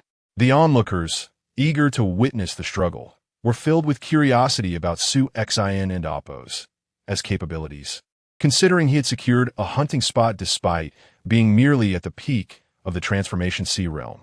Initially, they assumed Su Xian would engage with one of the three, Dragonblade, Qiu Zhe, or Ling Yu. However, as the three drew their weapons, the crowd was left stunned. This isn't a one-on-one. It's a 1 against 3. Su Xian is going to battle all three of them at once. What a joke. Both Kong Jing and Kong Xian's eyes widened in disbelief. Kong Xian wondered if Su Xian had lost his mind. A mere peak of the Transformation Sea realm, taking on 3 top-tier experts who had passed the first level of the Dragon Tower simultaneously? In reality, the reason for this 1 against 3 was not Su Xian's arrogance, but rather a request from Dragonblade. The gap in their previous encounter had been too vast. Although Dragonblade had made some progress in the past half-month, he was acutely aware that he was still far from being Su Xian's match. Therefore, upon learning that Qiu Zhe and Ling Yu also wished to challenge Su Xian, the three conspired to face him together. Su Xian, too, did not decline, leading to the current spectacle. "Brother Su Xian, do exercise caution. After all, it is 3 against 1, Dragonblade remarked, his confidence noticeably heightened. Whoosh, whoosh, whoosh. In an instant, the three launched their attacks simultaneously. 3 formidable auras of spiritual energy erupted, each far surpassing that of an ordinary peak Transformation Sea practitioner. The true strength lay in the techniques they unleashed. Among the trio, Dragonblade wielded a sword in each hand, leaping forth like an arrow, his blade slicing through the air with an ethereal grace, silent yet deadly. As one sword struck, the other followed suit without hesitation. Qiu Zhe, with his imposing stature, resembled a small mountain as he swung a massive axe that weighed hundreds of pounds. The force of his swing was overwhelming, as though cleaving through mountains and seas, leaving an aura of intent in its wake. As for Ling Yu, he moved like a phantom, wielding a sword as delicate as a cicada's wing, darting through the air with lightning speed, aiming for Su Xian's waist. Impressive, Kong Jing thought, astonished. Each of these 3 is stronger than I am, despite having performed exceptionally well in the recently concluded preliminary assessment and possessing the strength to pass the first level of the Dragon Tower. He felt dwarfed by the prowess on display before him. However, the trio consisting of Long Dao, Qiu Zhe, and Ling Yu, who had previously breached the first level of the Dragon-Seeking Tower, had now taken action. Until now, their prowess had remained concealed, but with their engagement, Kong Jing swiftly grasped that each of them surpassed him in strength. Particularly, the two blades wielded by Long Dao, when swung in succession, instilled in him the realization that if he were to confront them, he would likely falter within moments and succumb to defeat. In stark contrast, Su Xin, besieged by Long Dao, Qiu Zhe, and Ling Yu, appeared unfazed, as if the winds and clouds were merely a backdrop to his calm demeanor. With a single hand, he wielded his sword with nonchalance, effortlessly dispersing the flurry of attacks launched by the trio. Regardless of how frantically they assailed him, even when unleashing their ultimate techniques, Su Xin thwarted them with ease. Such overwhelming strength? Both Qiu Zhe and Ling Yu, having exerted their utmost efforts, found their hearts shaken. They had initially doubted Long Dao's assertion that even in unison, they might not be a match for Su Xin. Yet now, suddenly, Su Xin took a decisive step forward, his sword slicing through the air. The first form, Shadow Light. In that moment, it seemed as though only Su Xion's blade and its glimmer remained in the realm. Guided by his sword intent, this flicker of light moved with astonishing speed. Long Dao and his companions had no time to defend themselves. Clang, clang, clang. Their weapons fell to the ground under the force of his attack. "You three have my respect," Su Xian remarked with a gentle smile. Defeated, the trio found themselves momentarily dazed. How could they, despite their combined efforts, have been so easily bested? Yuan Qing, who had been observing from the sidelines, felt a spark of excitement upon witnessing this scene. Su Xian had evidently demonstrated the capability to conquer the second level of the dragon-seeking tower, and even among the talented individuals who had succeeded, he stood out as exceptionally formidable. Not only had he broken through in cultivation, but his swordsmanship and comprehension of sword intent had also seen tremendous improvement. To achieve such remarkable progress in just 2 months was beyond comprehension. Yuan Qing felt astonished, even believing that Tianyin Palace had been blind to overlook Su Xian's exceptional talent. As the battle concluded, Long Dao and his companions gradually regained their composure. Yuan Qing called out, "The 10 who have secured hunting quotas, please step forward. I shall brief you on the particulars of this hunt." The fortunate recipients advanced. "Xiao Xian, wait for me here for a moment," Kong Jing instructed before moving to join them. At that moment, Kong Xian stood in a daze, his mind a blank slate, utterly astounded. To single-handedly confront 3 opponents and emerge victorious with such ease. How could Su Xian possess such strength? He had previously questioned Su Xian's qualifications for the hunting quota, and now Kong Xian found himself at a loss for words. He could only feel grateful that Su Xian had not overheard his earlier remarks. Otherwise, given Su Xian's displayed prowess, even binding 10 of them together would scarcely suffice to withstand a single strike from Su Xian. After Yuan Qing's briefing, the crowd dispersed. Su Xian returned to the Su family. As the foremost clan in Yongning County, the Su family was well informed and had already learned of Su Xian's acquisition of a hunting quota for the imperial city. The entire family buzzed with excitement. The young master was truly remarkable, only 19 years of age, yet eligible for the imperial city hunt, with a chance to enter the legendary Tianyin Palace. It was said that the young master had shown brightly in today as preliminary assessment, defeating several formidable opponents who had also conquered the first level of the dragon-seeking tower. Discussions among the Su family members abounded, particularly among the younger generation, who were filled with admiration for Su Xian. Upon returning to his family, Su Xian sought out his father immediately. In the study, Su Baichun appeared much the same as 2 months prior, bearing the weight of age, looking frail and worn. "You aspire to enter Tianyin Palace through the imperial city hunt?" Su Baichun inquired, his gaze fixed on Su Xian. "Indeed," Su Xian affirmed with a nod. "Do you possess confidence?" Su Baichun pressed. "I do," Su Xian replied resolutely. Over the past 2 months, he had not only advanced in cultivation, but had also significantly enhanced his swordsmanship and comprehension of sword intent. He felt capable of effortlessly breaching the second level of the dragon-seeking tower, and if he exerted himself fully, securing a place among the top 10 in the upcoming Imperial City hunt was well within reach. If you truly succeed in entering Tianyin Palace, you will study there for an extended period. Do not worry about the family. No one would dare act against us while you hold the identity of a Tianyin Palace disciple. As long as I draw breath, the family shall remain safe. Su Baichen's voice was hoarse yet reassuring. Go forth with peace of mind. How far you can advance depends solely on your own efforts. Remember what I have told you. When you can trample the entire Situ family underfoot by your own strength, you will earn the right to know the true secrets of the Su family. Furthermore, when your cultivation reaches the level of breaking into the void, do return to the family. With that, Su Baichen waved his hand, turning back to his painting. Farewell, father. Su Exan bowed respectfully before turning to leave. Chapter 38. A convergence of geniuses. On the following morning, the 10 prodigies who secured their hunting slots had gathered at the governor's mansion. Before them stood a dozen agile purple wind beasts. Though considered lower-tier creatures, the purple wind beasts were known for their remarkable speed and gentle temperament, making them popular mounts for travel within the Tianyan dynasty. Let us depart, announced Yuan Qing, the supervisor of the Red Dragon Tower, who personally led the expedition. In merely 2 hours, the group reached the capital of Yinzhou. At this moment, the governor's mansion was bustling with numerous talented individuals selected from various counties within Yinzhou.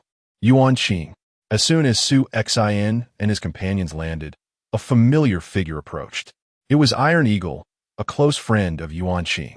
Is it the prodigy from Sisui County behind you? I heard there is someone who has conquered the 2nd level of the Red Dragon Tower. Who is it? Yuan Qing inquired, pulling Iron Eagle aside for a chat. Ah, he is right there. Iron Eagle gestured toward the stoic figure clad in black robes. The man in Oppo's icy demeanor resembled that of a sharp blade, exuding an aura of undeniable prowess. He appears to be quite formidable. Yuan Qing nodded in agreement. What about your Yongning County?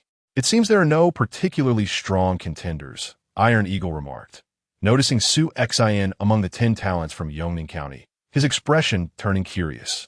Do not underestimate this young man. Although he has only reached the peak of the sea transformation stage, he is indeed the strongest among our Yongning County this time. Comparable to your top talent from Sisui County, Yuan Qing asserted. Oh, really? A peak sea transformation is your strongest? Please, do elaborate. Iron Eagle's interest was piqued. As the two, both supervisors of the Red Dragon Tower and friends, continued their conversation. Meanwhile, Su Xian and his fellow prodigies were taken aback by the sight before them. Countless geniuses from various counties were congregated, numbering around 2,000. There must be at least 2,000 here, Long Dao marveled. In Yinzhou, there are a total of 206 counties, each selecting 10 talents, resulting in 2,060 individuals, Su Xian noted with a serious expression. The Tianyan dynasty comprises 36 states, averaging 200 counties per state, that amounts to 72,000 talents, not accounting for the prominent families, powerful factions, and independent sects that do not require preliminary assessments to obtain hunting slots. If all were included, nearly 100,000 geniuses would participate in the royal hunt. Su Xian, having once belonged to a prestigious family, was well aware of the intricacies of the royal hunt. Prominent families and factions held fixed hunting slots, a fact not lost on him. In the past, when the Su family was thriving, they enjoyed numerous hunting slots, but their decline meant the loss of such privileges. Nearly 100,000 geniuses, Long Dao and the others felt overwhelmed. In Yongning County, there were indeed the CR de la CR. But in the vast expanse of Yinzhou, they merely ranked among the more exceptional talents. Surrounded by tens of thousands of prodigies from across the dynasty, they felt ordinary. As the gathering of talents intensified, Su Xian clenched his fists, a surge of ambition rising within him. Among the myriad of talents, the most common were those like Kong Jing, barely capable of passing the first level of the dragon-seeking tower, while the slightly stronger ones were at the level of Long Dao, Qiu Zhe, and Ling Yu. The truly formidable individuals were those who had surpassed the second level of the dragon-seeking tower, likely numbering in the thousands for this royal hunt. Swoosh, swoosh, swoosh. Dozens of figures emerged from the governor's mansion, led by a venerable elder, the governor of Yinzhou. As one of the 36 governors in the Tianyan dynasty, he was a powerful official whose strength had reached the pinnacle of the void-breaking realm. Now that the geniuses from all counties are assembled, it is time to set forth, the governor declared. With his command, the 206 counties of Yinzhou, comprising 2,060 talents, mounted their purple wind beasts, and proceeded toward the royal capital. The purple wind beasts moved with astonishing speed, covering a journey that would typically take over half a month in just 2 days. The group arrived at a vast plain, mere miles from the majestic royal capital. Yet they chose not to enter the city, but instead settled into a spacious camp nearby. This encampment, situated close to the royal hunting grounds, was specifically prepared for the multitude of talents participating in the royal hunt. Under the governor's guidance, the talented individuals from Yunzhou entered the camp in an orderly manner, registering their identities and receiving identification tokens, along with designated accommodations. Once everything was arranged, the prodigies were free to roam. As night fell, the camp buzzed with excitement. With less than 2 days remaining before the hunt commenced, nearly 90,000 talents gathered from across the Tianyan dynasty had already arrived, creating an atmosphere of exuberance. The camp featured over 100 arenas dedicated to sparring, with nearly all of them occupied. "Haha, that's the spirit. Keep going," jeered one participant. "Against you? You're no match for me. Take this blow." Su Xin strolled through the camp, observing the battles taking place in various arenas.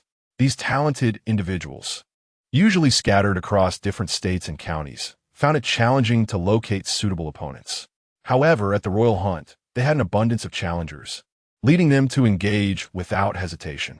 Those more inclined towards combat eagerly flitted from arena to arena, seeking out duels. Even Su Xin felt the urge to join in, but he ultimately refrained. After all, as a peak C transformation cultivator, defeating others who had surpassed the first or even the second level of the dragon-seeking tower would undoubtedly attract attention. Given that he was surrounded by enemies, it was prudent to remain inconspicuous. He resolved to reveal his talents only after the first round of the hunt, amidst the gathering of the dynasty's top experts and factions. At that moment, a familiar voice rang out, "Ha, you big oaf. Your attacking style is far too clumsy. Come, let us see who has the better blade technique." Turning towards the sound, Su Xin quickly recognized the scruffy youth wielding a long knife in a nearby arena. "It's him," Su Xin exclaimed with delight as he approached the arena. The giant referred to as Big Oaf was a muscular man, nearly 2 meters tall, wielding a heavy battle knife with formidable force and a weighty intent that was nothing short of terrifying. In terms of strength, this brawny man was undoubtedly capable of conquering the second level of the dragon-seeking tower. Such a formidable powerhouse appeared remarkably clumsy before the scruffy youth. Though his swordsmanship was formidable, he could not graze even a thread of the youth's attire. Instead, the scruffy youth wielded his blade with such ease that the burly man found himself in utter disarray.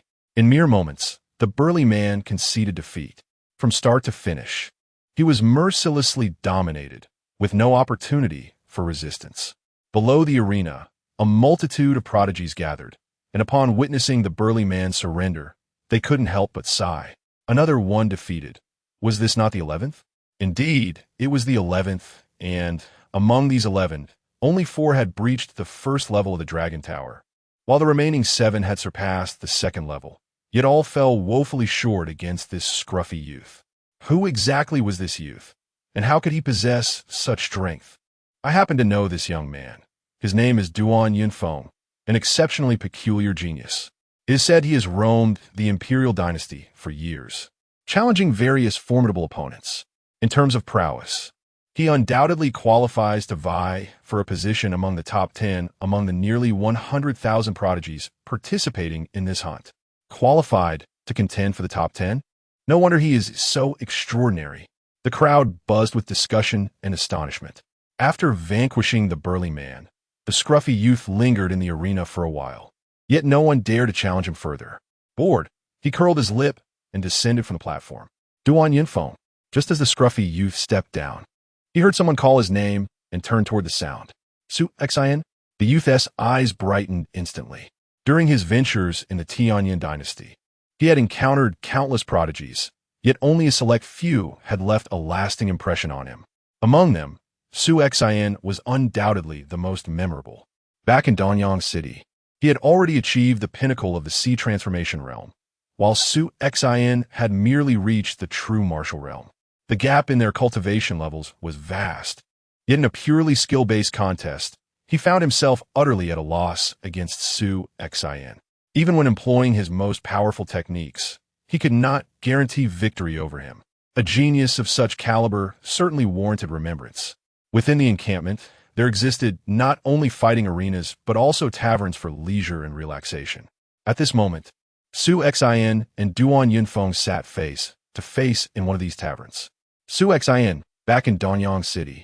You mentioned you would come to the Imperial City for the hunt, and I never expected you would indeed arrive, Duan Yunfeng said with surprise. Astonished that in just a few months, Su Xion's cultivation had advanced from the true martial realm to the pinnacle of the sea transformation realm. I promised I would come, Su Xian replied with a smile. Duan Yunfeng, it seems your cultivation has also progressed during our time apart. It appears you are indeed a contender for the top 10 in this hunt. Haha, I cannot say for certain about anything else, but I am confident about securing a place among the top 10, Duan Yunfeng replied with a confident grin. Su Xian nodded quietly. Having noticed Duan Yunfeng's cultivation had risen from the pinnacle of the sea transformation realm to its zenith. Previously, Duan Yunfeng's power, derived from his techniques, was already comparable to the peak of the sea transformation realm. Coupled with his exceptional swordsmanship and profound understanding of artistic intent, his current strength was indeed astonishing. Ordinary prodigies who had surpassed the second level of the Dragon Tower would likely find themselves unable to contend against him, even if they attacked in groups. And what of you? What level do you aspire to reach in this hunt? Duan Yunfeng inquired. Given your confidence in reaching the top 10, I certainly shall not lag behind, Su Xian replied with a smile. You too aim for the top 10? Are you certain? Duan Yunfeng scrutinized Su Xian closely. Absolutely, Su Xian affirmed with a nod. Ha, that is splendid. Back in Danyang City, your cultivation was too low for me to engage with you fully. This time in the hunt, the initial phase of competition can be set aside, but when we reach the final stage, should we cross paths, I will surely relish the opportunity to engage in a true battle with you, Duan Yunfeng declared. It is a pact. Su Xian thought eagerly of the prospect of facing Duan Yunfeng. At that moment, several figures passed by, and one of them pointed toward Duan Yunfeng's direction. The foremost among them, a woman, glanced at Duan Yunfeng, contemplated for a moment, then clasped her hands in acknowledgement before departing. Duan Yunfeng, do you know those individuals? Su Xian queried. I do not know them personally, but I am aware of them, Duan Yunfeng replied with a faint smile. The contemporary foremost genius of the Ziyun sect, Luo Xianzi, is also among those qualified to vie for a position among the top 20 in this hunt. Chapter 39. The hunt begins at the Ziyun sect. Su Xian felt a stir within as he heard the name of the sect, known for its profound heritage within the Tianyan Empire. Su Xian, you are the genius from Yunzhou who just arrived at the camp today, aren't you? Duan Yunfeng glanced over. Indeed, Su Xian nodded. It is no wonder you are unfamiliar with Lady Luo, Duan Yunfeng chuckled. Aside from the talented individuals participating in the hunt, there are merchants here who trade information about these geniuses. They should be appearing in this tavern shortly. Information? Su Xian acknowledged, intrigued. Before long, he spotted a merchant and purchased a piece of information from him. A thick notebook lay before Su Xian, and he began to peruse its contents. The first name that caught his eye was Xiaomeng. Xiaomeng? Su Xian examined the detailed introduction below. The foremost genius of the Tianyan royal family, 34 years old, reached the pinnacle of the Transformation Sea realm and cultivated the unique imperial essence technique of the Tianyan royal family. His spiritual power surpassed that of an average early-stage void-breaking expert, and his comprehension of the intent had already reached the first level. His mastery of the dragon spear technique was formidable, making him a super genius, certainly ranking among the top 3 in this hunting event, amidst nearly 100,000 talents. Xiaomeng is incredibly strong. Su Xian couldn't help but exclaim. Indeed, Duan Yunfeng nodded in agreement. Although we are both at the pinnacle of the Transformation Sea realm, the imperial essence technique he practices is a unique heritage of the Tianyan royal family, possessing astonishing explosive power, significantly surpassing my own technique in terms of raw strength. As for comprehension and spear techniques, he is no less formidable than I am. Against him, I would have to summon all my strength and unleash my ultimate moves to stand chance. despite Duan Yunfeng's immense confidence in his abilities. He held Xia Meng in considerable regard. It is said that Xia Meng has already secured a special invitation from the Tianyin Palace. However, as a member of the royal family, he wishes to avoid the impression that he relied solely on his status to gain entry, which is why he has chosen to participate in this hunt, Duan Yunfeng continued. Among the nearly 100,000 talents in this hunt, Xia Meng is recognized as the strongest, so he is certain to be among the top 3. As for the others, even I am merely considered capable of contending for the top 10. Su Xin continued to sift through the information on various geniuses and soon came across Duan Yunfeng's entry. Duan Yunfeng, the beggar boy, known for his eccentric temperament and mysterious origins, has traveled through the various states of the Tianyin Empire over the years, challenging numerous powerful adversaries. His swordsmanship is exceptional, and his comprehension is remarkably high. To date, no one has forced him to reveal his full strength, and he is deemed qualified to compete for a place in the top 10. Upon reading this, Su Xian's expression grew contemplative. He noted 2 points: the mystery surrounding Duan Yunfeng's origins and the fact that he had yet to exhibit his full strength. The recognition of his potential to contend for the top 10, coupled with his own confidence, prompted Su Xian to sigh inwardly as he continued his reading. Tusan, another name, caught his attention. Tusan was also recognized as a contender for the top 10, on par with Duan Yunfeng. But what piqued Su Xian's interest was his background. According to the information, Tusan emerged from the Qi Prince's residence, one of the orphans adopted by the Qi Prince. The Qi Prince? Su Xian's eyes narrowed. As far as he knew, this Qi Prince was the younger brother of the current emperor who had once vied for the throne. Even after his defeat, he retained significant power within the Tianyin Empire, maintaining intricate ties with many prominent families, including the Sidu family, which had a close relationship with the Qi Prince. It was known that a squad of Yinglong guards had previously attacked the Su family, and such guards could only be dispatched by members of the royal family who held considerable authority, such as the Qi Prince. Su Xian pondered silently, harboring suspicions, albeit without certainty. Is this the information on that Lady Luo? Su Xian's gaze landed on the details of the Ziyun sect's Lady Luo, whom he had just encountered. While she might not rival Duan Yunfeng or Tu San, her strength was commendable, qualifying her to vie for a position in the top 20. Furthermore, she was a bloodline awakener with a third-tier bloodline. Su Xian swiftly scanned through the information on various talents until he finally found the name he sought. Situ Yu. Situ Yu was not particularly dazzling. Su Xian scrutinized the introduction about him. Within the Tianyin Empire, Situ Yu was indeed among the most elite geniuses, eligible to break into the top 20, but his strength and achievements were evidently inferior to those of Duan Yunfeng and Tu San. With my current strength, defeating him would not be difficult.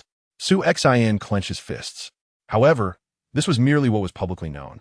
Who could say whether Situ Yu had any hidden abilities? This hunting event gathered nearly 100,000 talents, and while most had already demonstrated their capabilities, some truly formidable individuals remained undiscovered, possessing great strength yet choosing to act discreetly, such as Su Xian himself. His rapid ascension in power and limited engagements meant that only a few, like Long Dao, were aware of his true capabilities, and even then, he had not fought with his full might against them. Thus, his name was absent from the records. There were dozens of geniuses qualified to contend for the top 20 already documented, including several bloodline awakeners, alongside many others yet to reveal their strength. Too many to count. Su Xian felt a twinge of pressure within. Nevertheless, the spot for the Tianyin Palace disciple was his for the taking. He would soon discover how far he could go. As Su Xian and Duan Yunfeng enjoyed their drinks in the tavern, discussing the information on various talents, a commotion erupted from the arena. Someone is challenging Xiao Mo. The Xiao family's Xiao Mo? The one qualified to contend for the top 20? Quick, let us see. A wave of excitement surged through the tavern as numerous talents rose to head towards the arena. Xiao Mo? Su Xian rapidly recalled the details of this individual. Shall we go take a look? Duan Yunfeng proposed. Certainly, Su Xian nodded, and the two promptly made their way over. Soon, they arrived at the arena, where two figures were engaged in a swift and intense exchange. That is a genius from Yinzhou, Su Xin raised an eyebrow. As one of the 36 states, Yunzhou's talents were not particularly outstanding this year. Although a few had made it past the second level of the dragon-seeking tower, only 2 individuals were deemed worthy of being recorded in the talent information as contenders for the top 100. The one currently battling Xiao Mo was one of them. He's going to lose, Duan Yunfeng remarked.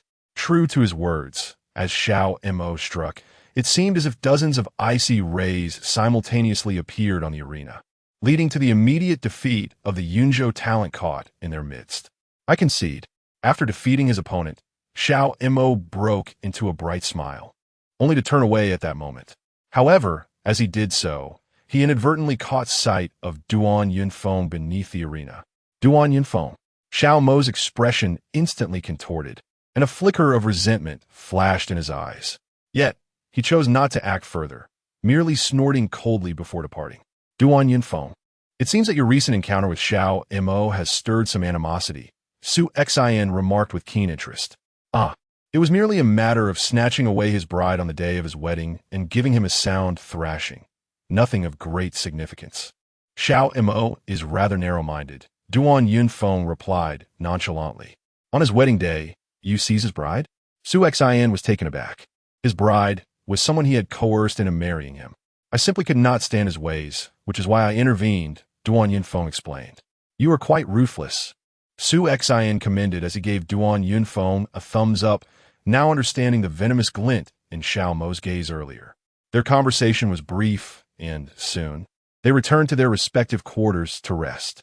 The following 2 days saw the camp bustling with activity. Duan Yunfeng, unable to contain his eagerness, frequently challenged others in the arena, while Su Xin maintained a low profile. At last, the day of the hunt arrived.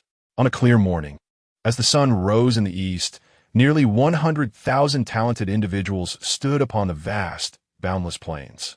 Su Xin stood alongside Long Dao and 9 other prodigies from Yongning County. Long Dao, what is amiss? Why do you all appear so glum? Su Xin inquired, noticing not only Long Dao, but also Qiu Zhe and Ling Yu wearing frowns. Su Xin, during our time in the camp, we have all faced off against others in the arena, but the outcomes. Long Dao's words illuminated the situation for Su Xin. Long Dao and his companions, while formidable, had only managed to conquer the first level of the dragon-seeking tower. Among the multitude of talents participating in this hunt, they were rather ordinary, and their encounters in the arena had dealt them a heavy blow. Most contenders they faced had already surpassed the first level of the dragon-seeking tower, with many having ascended to the second level.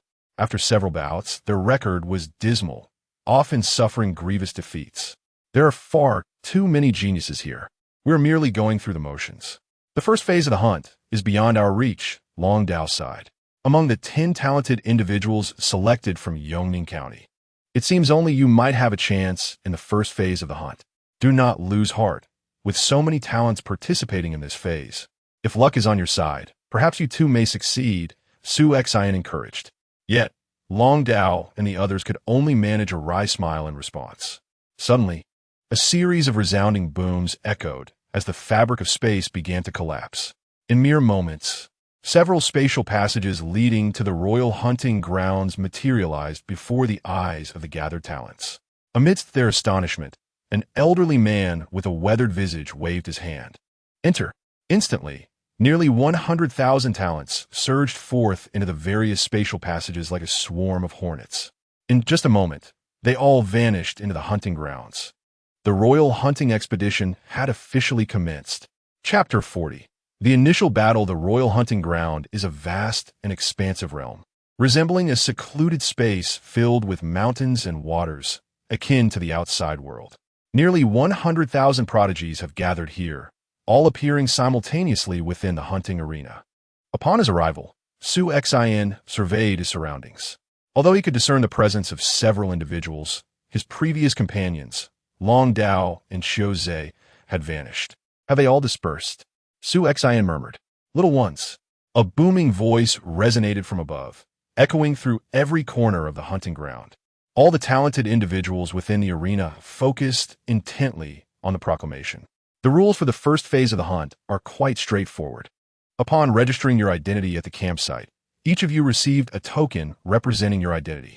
Your objective is to devise ways to eliminate those you encounter and seize their tokens. After 5 days, the 1,000 individuals holding the most tokens will be deemed successful. Moreover, the identity tokens are imbued with a special restriction that will protect your lives in moments of peril. Thus, you may act without restraint. Even if you kill your opponents, they will not truly perish but merely be eliminated. Now, little ones, let the frenzy begin. The grand voice gradually faded. As the rules became clear, the multitude of prodigies understood that they were thrust into a chaotic melee, a savage feast of slaughter uniting nearly 100,000 gifted individuals. Out of this vast assembly, only 1,000 would remain. Su Xian narrowed his eyes, realizing that upon entering the hunting ground, he could sense the precise locations of nearby talents through the token in his possession. This meant that regardless of the opponent's concealment skills, he would detect their presence immediately. It was a mechanism designed to compel them into frenzied combat. Upon grasping the rules, he sensed several prodigies approaching him at breakneck speed through the token. The 4 fastest were closing in on him. Are they coming for me? Do they mistake me for an easy target simply because I am at the Great Sea stage? Su Xian's gaze turned icy as he swiftly unsheathed his sword. The first 4 to reach him were 3 men and 1 woman, with a striking young man in purple standing directly before him. His hands gripped a war spear, his spiritual energy surging, eyes glinting with excitement. A mere Great Sea stage dares to join the royal hunt? Who else should I kill if not you? With nearly 100,000 participants, each death reduced the number of competitors. Even if one were to kill, the presence of the token ensured they would not truly perish, and thus these gifted individuals possessed no compassion. The young man in purple charged, his spear slicing through the air like a tempest towards Su Xian. Su Xian, wielding his sword with one hand, thrust it forward nonchalantly. Yet, the sword intent surged forth, deflecting the spear aside, and his blade swept toward the young man's throat. What?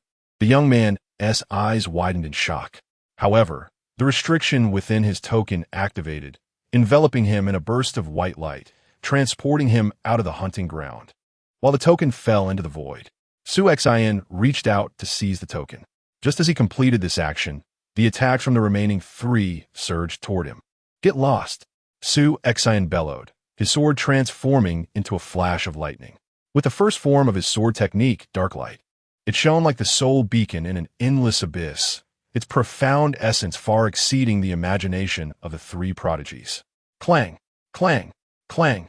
As the metallic sounds of clashing echoed, the trio's assault was not only thwarted, but one of them, the weakest female, was swiftly slain by Su Xian. How is this possible? So strong? The 2 surviving prodigies were struck with terror, and without hesitation, they turned to flee. Su Xian made no move to pursue them. Instead, he advanced to collect the token left behind by the fallen girl. These 4 must have barely possessed the strength to breach the first level of the dragon-seeking tower. He muttered to himself, to breach the first level of the dragon-seeking tower is indeed impressive. Ordinarily, an individual could easily eliminate several at the peak of the Great Sea stage.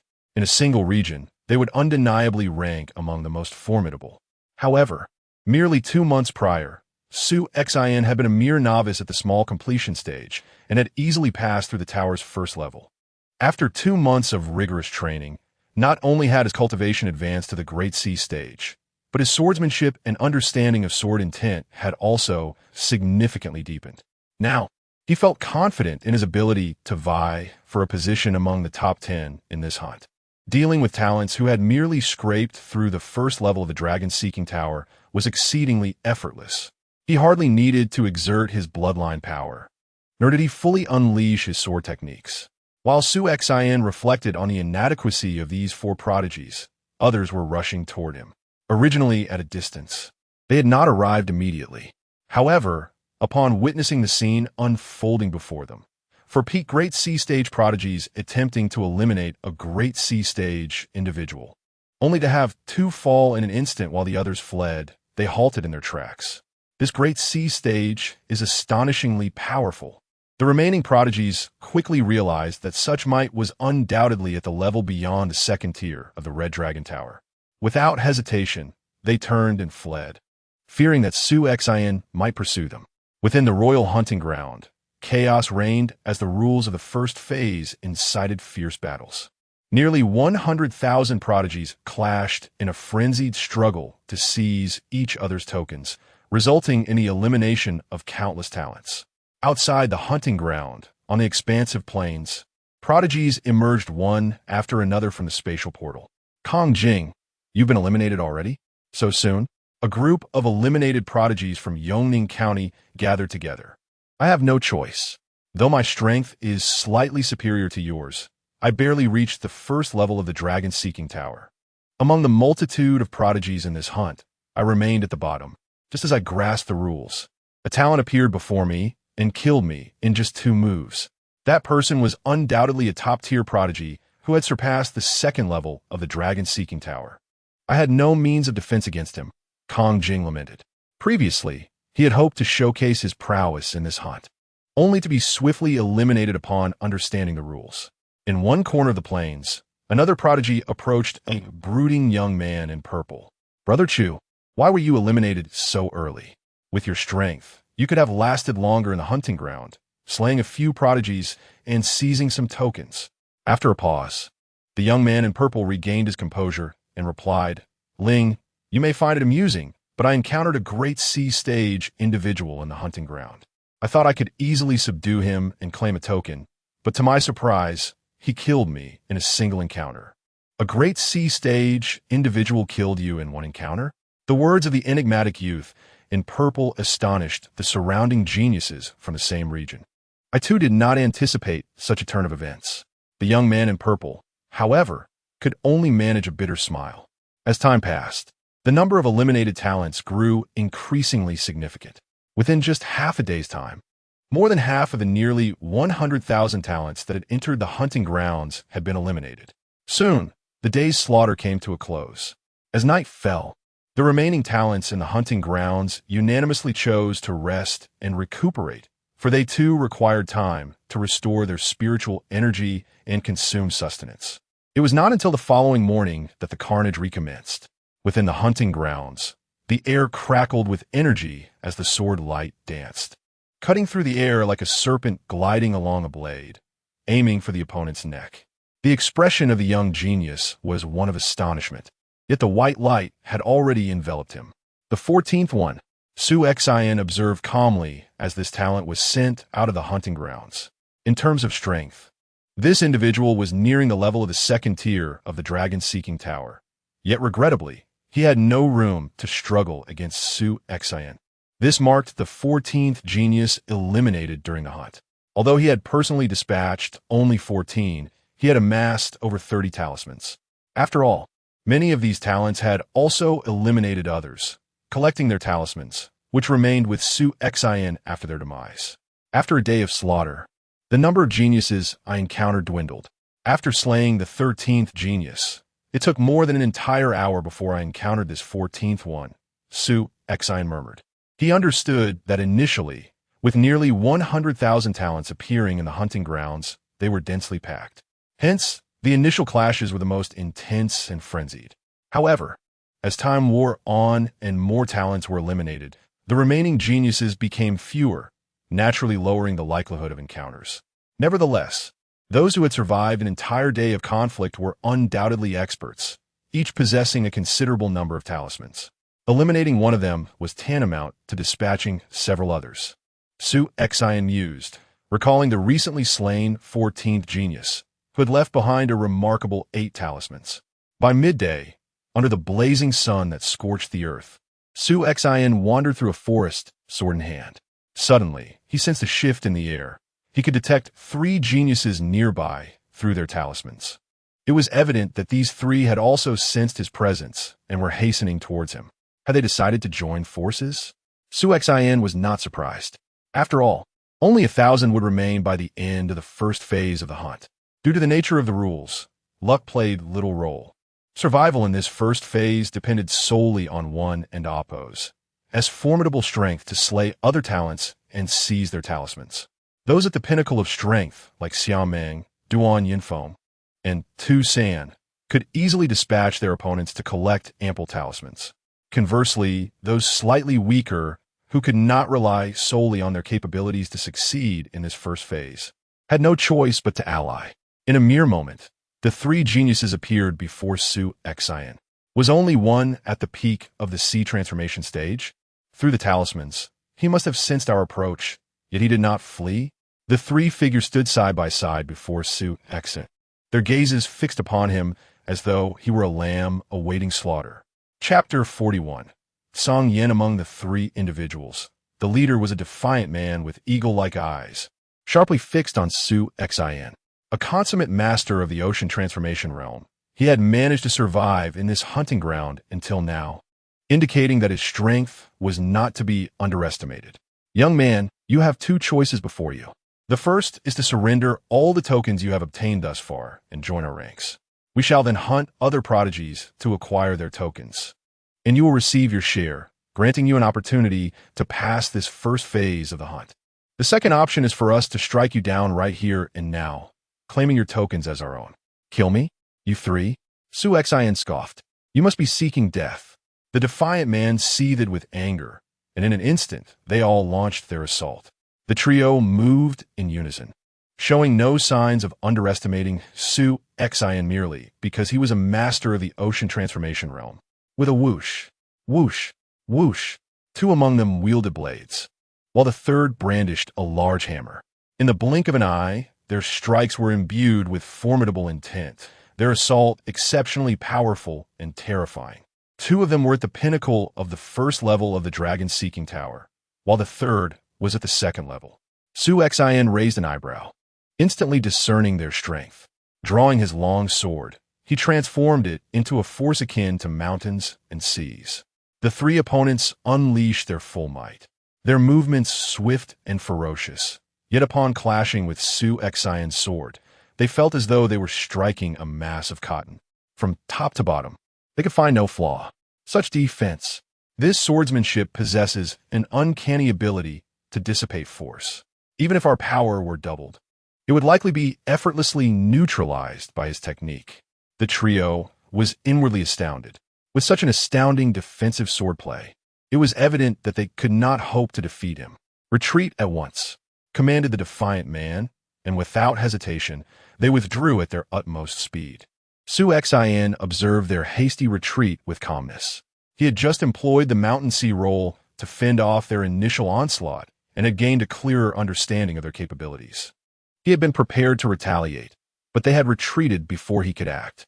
Had they delayed even slightly, a shift in his sword and Appo's momentum would have surely left at least two of them behind. Shaking his head, Su Xian continued onward. Half an hour later, Su Xian's expression shifted. Through the tokens, he sensed four prodigies gathering ahead, seemingly engaged in battle. He hastened to their location. Upon arriving at the edge of the battlefield, he immediately recognized that three of the combatants were the same defiant men he had encountered earlier. They were now facing off against a burly blond man. This formidable figure wore a pair of golden gauntlets, and as he channeled his ferocious spiritual power, his fists resembled two golden meteors, ruthlessly smashing down with incredible might. The trio of defiant men struggled to withstand the onslaught of the blond giant, and their efforts were growing increasingly strained. Song Yin. Su Xian recognized the blond man and found the situation rather peculiar. Given their earlier caution, why were they now engaging with Song Yin? Shouldn't they have fled at the mere sight of him? Song Yin was noted in the intelligence reports as a top-tier prodigy, qualified to compete for a place among the top 20 in this hunt. Such a genius could dominate this hunting ground single-handedly. Even though the trio had formed a strong alliance, confronting Song Yin directly was tantamount to courting death. In truth, the three men were feeling quite disheartened. The tokens they possessed only indicated the presence of prodigies nearby, without revealing their identities. Upon sensing a powerful genius nearby, they had approached, only to encounter Song Yin. Once they recognized him, they had intended to retreat, but Song Yin was relentless, pursuing them with blinding speed.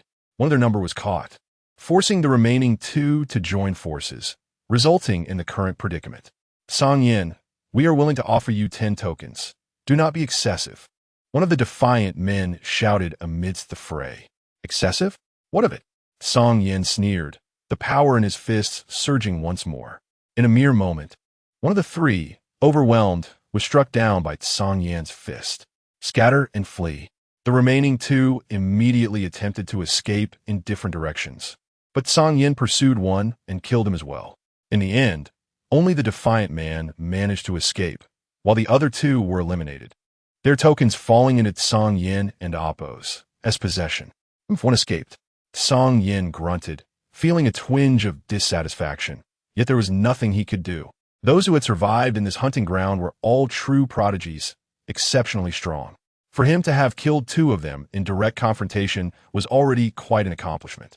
At that moment, Song Yan's fierce eyes, akin to a predatory beast, turned towards Su Exin, who had not fled at the first opportunity, and even dared to remain and observe the battle with other prodigies. Are you a fool full of arrogance, or a true powerhouse? You shall reveal your nature soon enough. Song Yan's icy voice reverberated through the forest. Am I a fool or a powerhouse? You shall find out, Su Xin replied with a faint smile. Song Yin fell silent, his gaze fixed coldly on Su Xin. After 3 breaths, he lunged forward with the ferocity of a wild beast. His fists, akin to colossal golden suns, bearing down upon Su Xin with terrifying force. According to the intelligence reports, Song Yin was remarkable in both speed and strength. His aggressive tactics undeniably fierce. Now, let us see whose might prevails. Su Xin's eyes sparkled with excitement.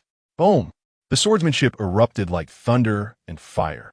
Infused with astonishing sword intent, he unleashed the power of his bloodline to 50%, merging it with the transformed spiritual energy of his cultivation technique, resulting in a force that reached the pinnacle of ocean transformation. Bang! Bang! Bang! Bang! Song Yan's golden fists clashed repeatedly with Su Xin's raging sword.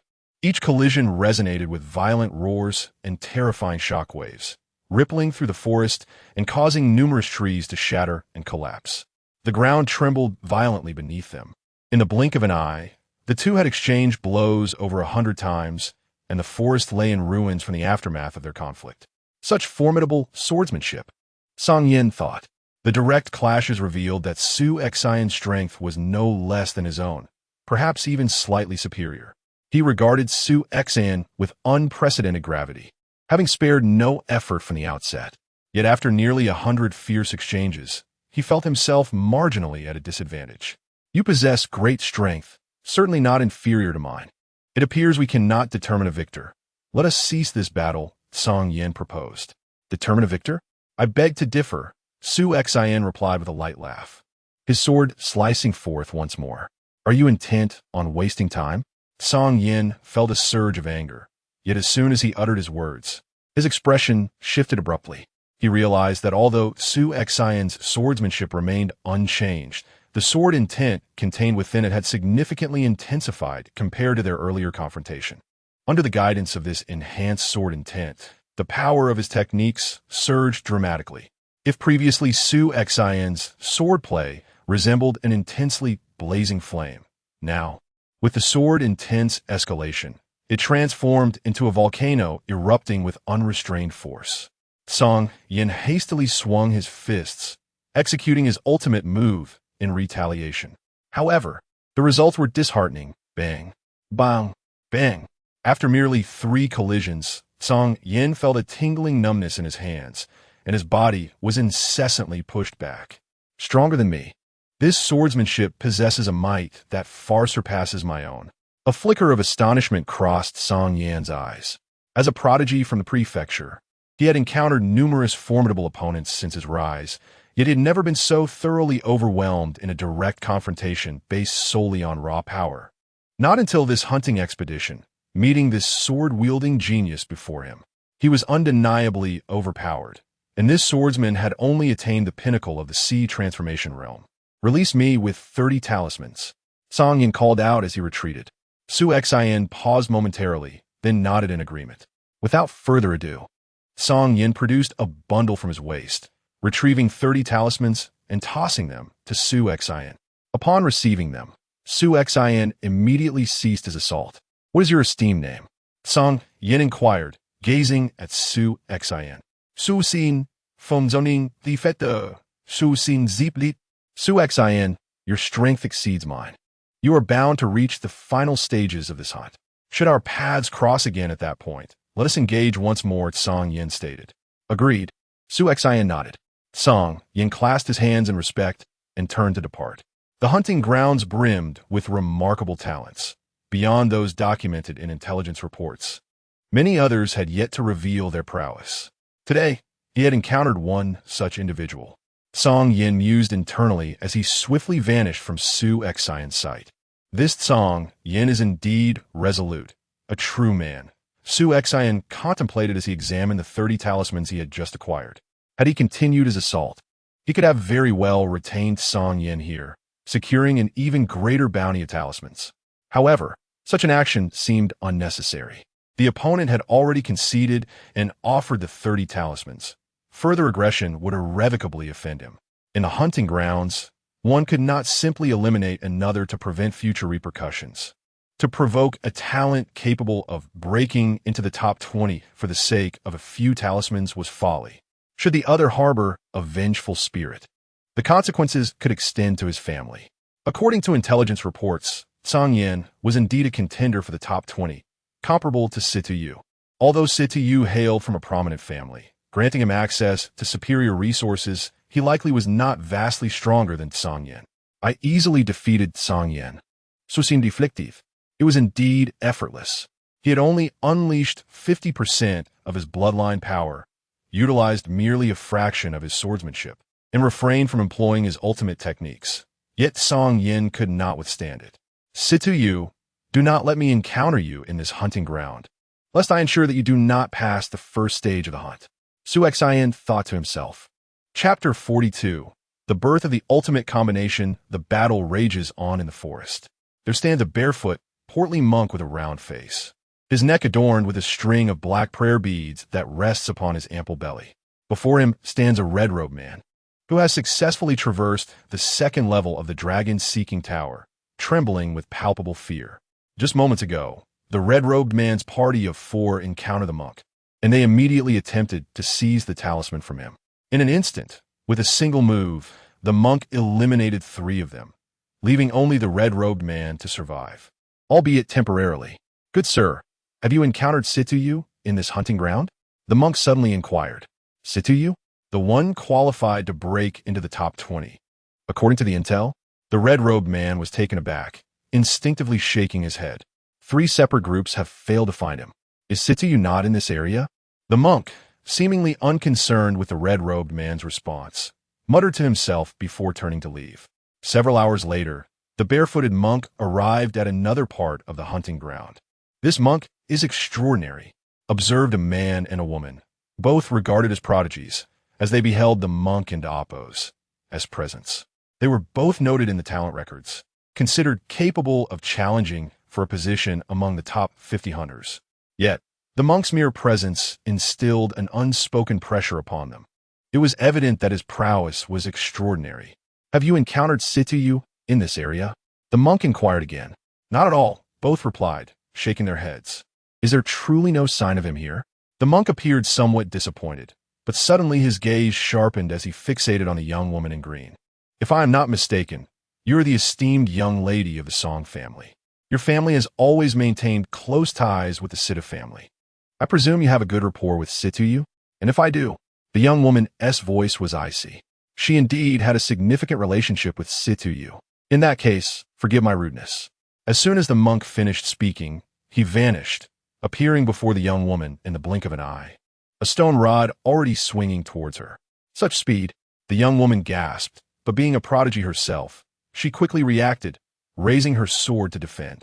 However, the impact was devastating. The rod shattered her weapon to pieces, continuing its relentless assault upon her. With a blinding flash, she was eliminated on the spot. How is this possible?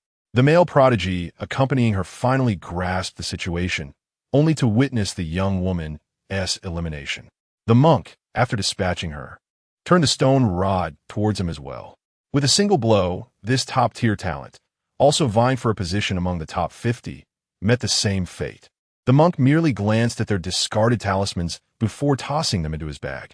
If he could not find Situyu here, he would have to search elsewhere. With 3 days remaining before the first phase of the hunt concluded, he hoped to locate Situyu. Otherwise, he would have to wait for the next phase, wasting precious time. Ah, what a tiresome task. The monk shook his head in frustration before swiftly vanishing into the woods. On the vast plain outside the hunting ground, the two prodigies, the young woman in green and her companion, were expelled one after the other. A throng of previously eliminated talents gathered around them, recognizing their identities. Isin and Apos, T that the young lady of the Song family, along with the first prodigy of the Turning Clouds sect. According to the intel, both were qualified to challenge for the top 50. How could they have been eliminated? And they were expelled simultaneously? What happened? Who could have defeated them? Many talents were left bewildered. By all accounts, those documented in the intel, provided they weren't exceptionally unlucky and exercised a modicum of caution, should easily endure the first phase of the hunt. The elimination of two prodigies, both capable of breaking into the top 50, was indeed surprising. The young woman and her companion stood together, still in disbelief. One blow, and my weapon was shattered? How could this be? Who was that monk? They could hardly believe they had been so effortlessly dispatched. The display of strength from the monk left them in awe. Unbelievably strong, far stronger than any other sea transformation realm individual I have encountered. Even that Siam Mang, ranked among the top 3 in the hunt, pales in comparison. With a single strike, there had been no room for struggle or resistance. The sheer power of the monk sent shivers down their spines. Most troubling was their ignorance of his identity. His name was absent from the talent records, and they had never heard of him before. Is that monk searching for Situyu? The young woman's brow furrowed slightly. Meanwhile, Su Xin continued to wander through the hunting ground alone. Suddenly, his expression shifted. Through the talisman, he sensed the presence of another prodigy approaching at an alarming speed, having also detected him and heading in his direction. What astonishing speed! Su Xin noted that this individual was closing in rapidly. Alone, they must indeed be a true powerhouse, he mused. After days of conflict, Su Xin had come to understand that those who traveled in groups often lacked exceptional strength. Even if they banded together, he was unperturbed. Conversely, solitary figures were frequently the genuine forces to be reckoned with. Like Song Yen, whom he had faced previously, possessing the strength to challenge for a position among the top 20, he dared to roam the hunting ground alone. Soon, the individual drew near. Su Xin prepared for battle. But upon seeing the other's face, he broke into a smile. Duan Yinfeng, he exclaimed cheerfully. Susin? Duan Yinfeng was initially taken aback before a grin spread across his face. They sheathed their weapons, for a confrontation was not on the agenda. The two were equally matched prodigies, sharing a bond of camaraderie and understanding, and any true contest of strength would have to wait until the final stages of the hunt. Huh, Su Xin, what a coincidence. In such a vast hunting ground, we meet ahead of time, Duan Yinfeng laughed. Please, if you were a woman, I might find that acceptable, Su Xin quipped playfully. Their friendship allowed for such banter, and Duan Yinfeng's straightforward nature meant he took it all in stride.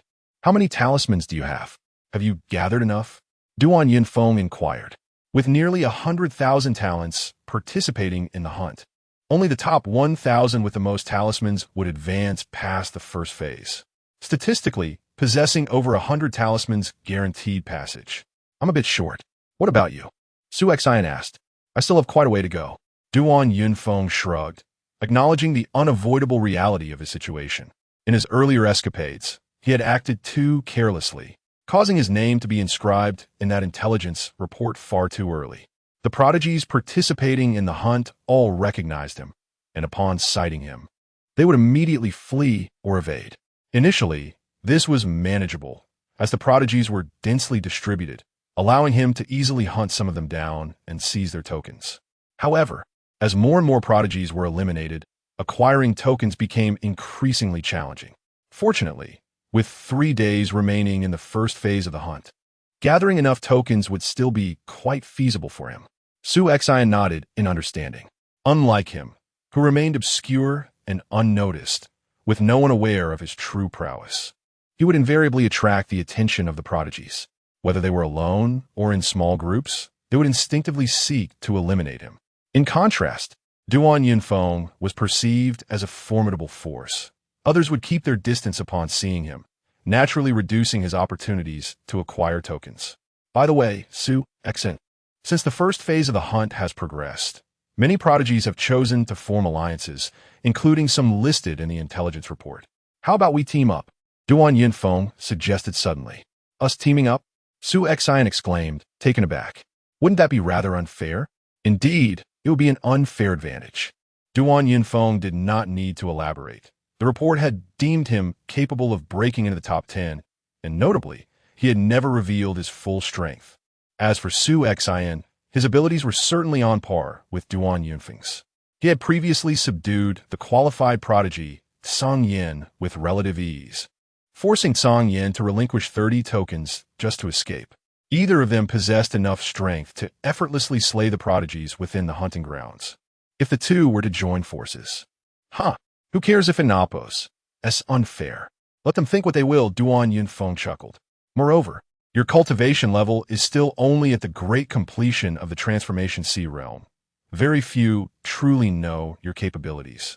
Even if we ally, who can accurately gauge our combined strength? Together, we could dominate this hunting ground. Even if we encounter those vying for the top 10, including the reputed strongest Xiaomeng, we could devise a strategy to eliminate them, clearing the path for our subsequent hunts. Su Exen felt a flicker of excitement. Duan Yinfeng's words held merit. This hunt was filled with elite prodigies. If he were to face them alone, even if he could defeat them, they could simply escape. However, if he allied with Duan Yinfeng, the chances of their opponents escaping would diminish significantly. They could systematically eliminate those elite prodigies they encountered, ensuring they would not face them again in the later stages. Even against the formidable Xiaomeng, while Xiaomeng was indeed powerful, the two of them together could certainly inflict considerable damage. With a stroke of luck, they might even manage to eliminate Xiaomeng early. All right, let us join forces. Susinakyistev. What a decisive agreement. Duan Yinfeng laughed heartily. With their alliance, the strongest combination in this hunt had finally come to fruition. Chapter 43. Tang Xian within the hunting grounds, a solitary figure was detected. The adversary has also sensed our presence, and, realizing the futility, has commenced their retreat. Let us pursue. A team of 4 prodigies, having sensed the fleeing individual through their tokens, immediately set off in pursuit. Before long, they caught up with their quarry. Only a consummate master of the sea transformation, the 4 geniuses were taken aback, yet the individual they pursued had halted and turned to face them, a playful smile playing across his lips. Something is amiss. The 4 sensed an anomaly, and simultaneously noticed another figure rushing towards them, appearing in their line of sight in mere moments. It was Duan Yinfeng, a contender certainly qualified to rank among the top 10 in this hunt. A trap. This realization dawned upon the 4 prodigies. They were astute enough to discern that the sea transformation master before them was merely bait, despite their formidable composition. With 2 having breached the 2nd level of the dragon-seeking tower, they felt no confidence in facing Duan Yinfeng. We must flee. The 4 immediately began their retreat. However, the so-called sea transformation master charged directly at them, seeking death. Duan Yinfeng is one thing, but a mere sea transformation master dares to obstruct our path. Let's eliminate him. The 4 launched their attacks simultaneously, executing their lethal techniques. Yet, against their combined might, Su Exen appeared utterly unfazed, his sword sweeping forth. His stance was as immovable as a boulder, the sword intent swirling like a torrent of waves. Clang, clang, clang, clang. The sounds of their strikes echoed as Su Exen effortlessly deflected their assaults, not retreating an inch, but instead pressing forward. The relentless tide of his sword intent forcing the 4 to defend desperately. How is this possible? Bewilderment washed over them. Logically, their full force endeavors should have been sufficient to contend with the top-tier geniuses capable of breaking into the top 50. Yet this sea transformation master not only thwarted their attempts with ease, but also compelled them to defend with haste. With Su Exen as their obstruction, the 4 could not escape in time, and Duan Yinfeng swiftly closed in. In a matter of moments, The four were eliminated by the combined efforts of Su Xian and Duan Yunfeng. Haha, how delightful. Duan Yunfeng laughed heartily as he counted the tokens left behind by the four. If it were merely me alone, the moment they laid eyes upon me, they would have fled immediately. Even if I exerted myself to pursue, they could scatter, and I might only manage to slay one. Yet now, with you serving as bait, you have successfully intercepted them. None shall escape. Su Xian nodded in agreement. Without Duan Yunfeng, should he have been alone?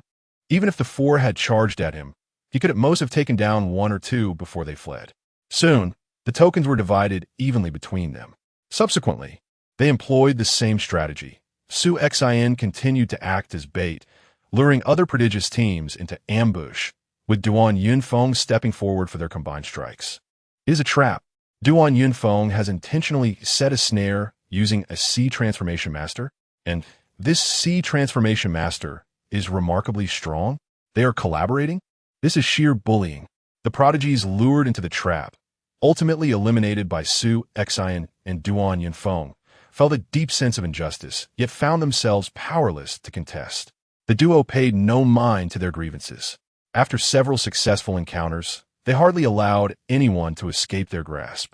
Their collection of tokens had surpassed 100, indicating that as long as they were not eliminated, they would undoubtedly pass the initial phase of the hunt. Of course, the number of tokens was not their primary concern. They scarcely regarded this initial phase. Their true anticipation lay in encountering formidable top-tier opponents during this stage, allowing them to devise a means to eliminate these strong contenders. Su Xian, I have noticed that your defensive sword techniques have been consistently employed in your recent engagements, Duan Yunfeng suddenly inquired. He observed that Su Xian, while obstructing the escape of those prodigious teams, relied on the Shanghai Scroll. However, Duan Yunfeng had previously sparred with Su Xian and was aware that Su Xian possessed a greater mastery over the Thunderfire Scroll, which could have been utilized from the outset to eliminate those geniuses. I shall not conceal this from you. My defensive sword technique, the Shanghai Scroll, has reached a bottleneck, and a breakthrough is imminent. I sense that if I were to engage in a few battles against true top-tier experts, my swordsmanship might finally transcend its limits. Su Xian replied. Is that so? Duan Yunfeng comprehended. When swordsmanship encounters a bottleneck, it naturally requires rigorous honing to attain a breakthrough. The duo of Su Xian and Duan Yunfeng continued to traverse the hunting grounds with impunity. As the third afternoon of the initial phase of the hunt unfolded, they finally encountered a genuine top-tier genius, Tang Xian, a contender with aspirations to breach the top 10 in this hunt. In terms of strength, he was nearly on par with Duan Yunfeng.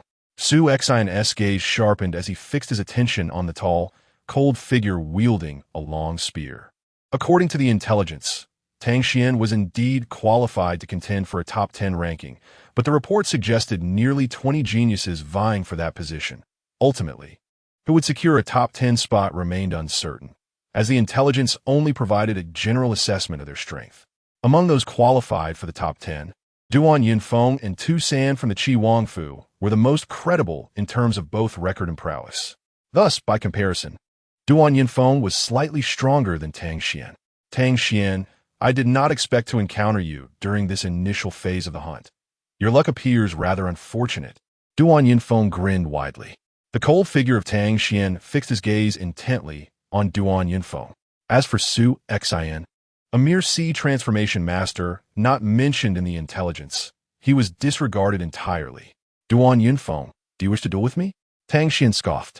While Duan Yunfeng might possess a slight edge in strength, the difference was negligible, and he was unafraid of genuine combat. A duel with you? No.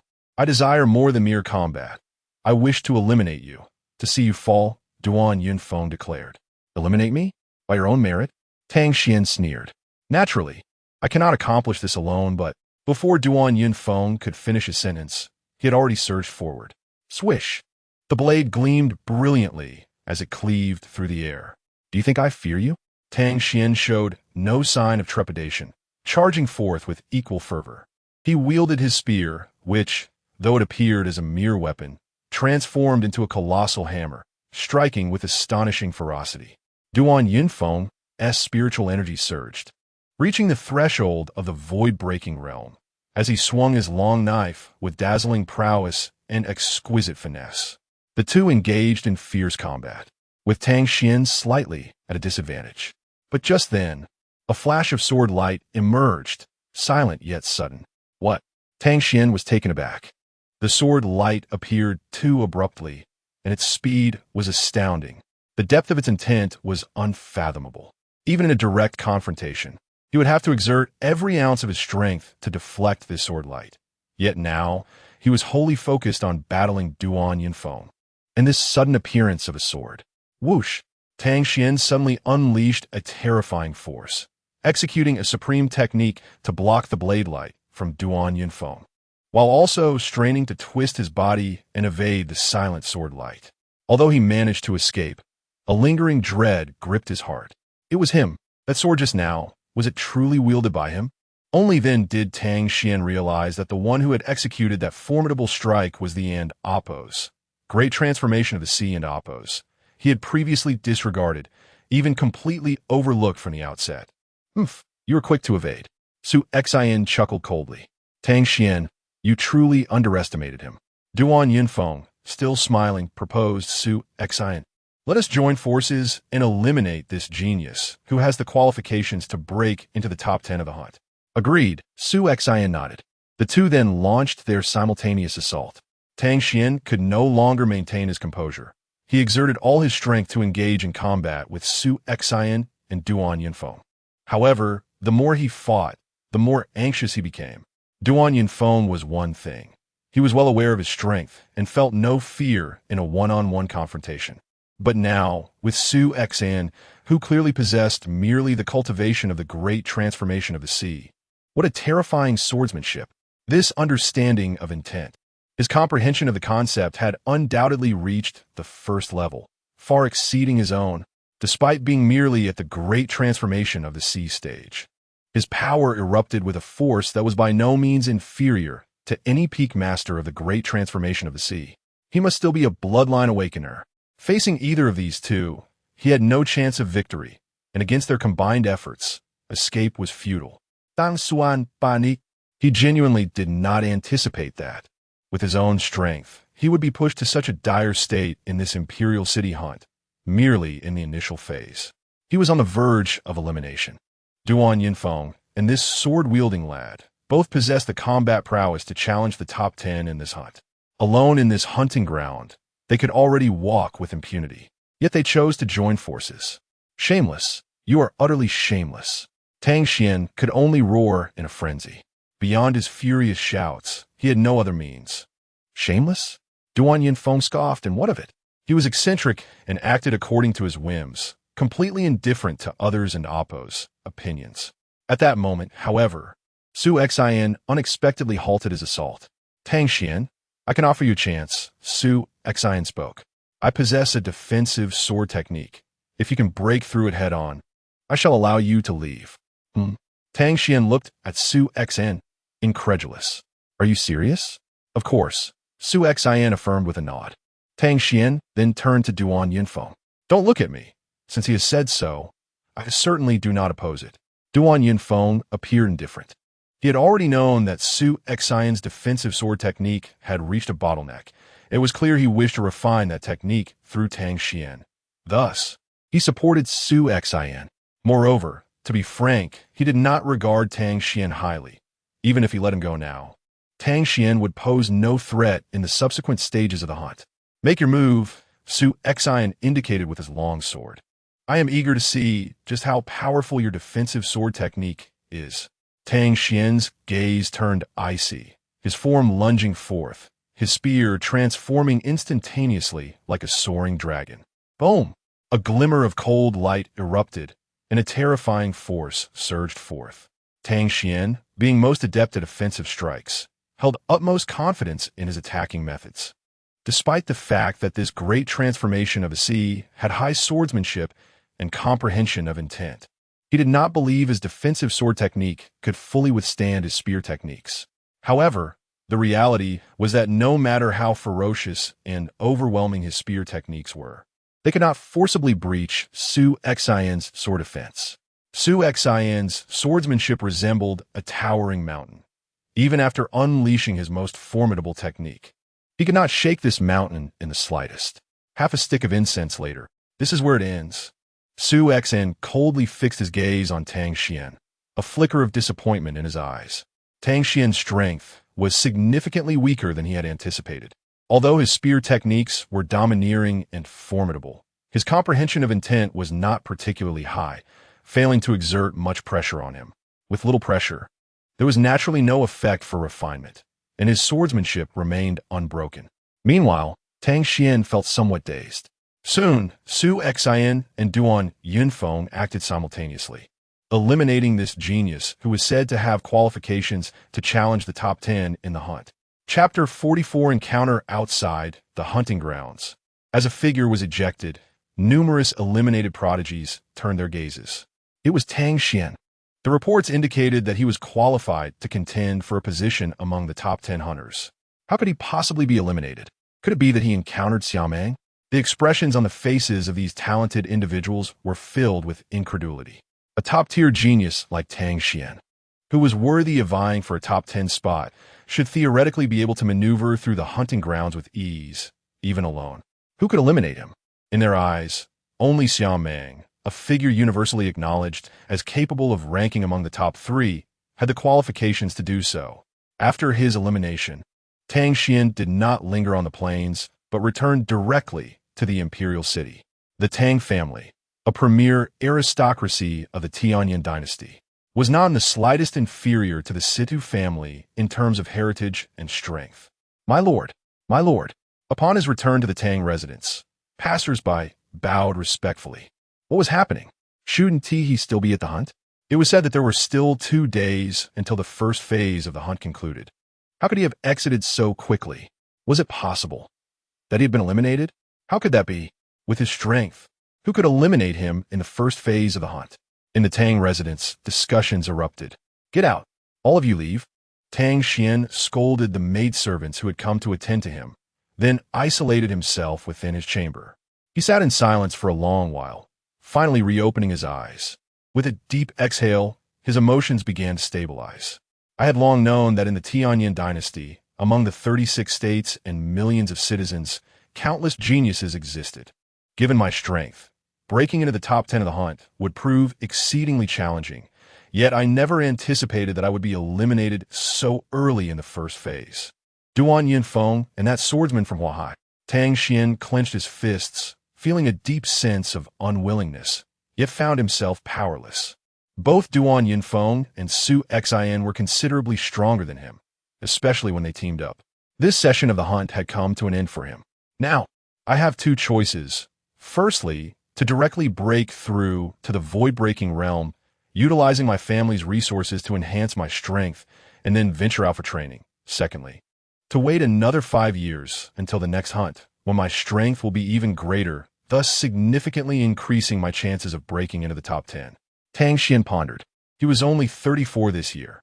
In 5 years, he would be 39 and still eligible to participate in the Imperial City Hunt. As for the void-breaking realm, a genius like him had long met the conditions for a breakthrough. With a little time, he could easily achieve it. Yet, to break through just like that, he felt a profound reluctance. Despite the Tang family's status as a top-tier family with certain resources, they were incomparable to the Tianyin Palace. That was the true sanctuary for cultivation in the entire Tianyin dynasty.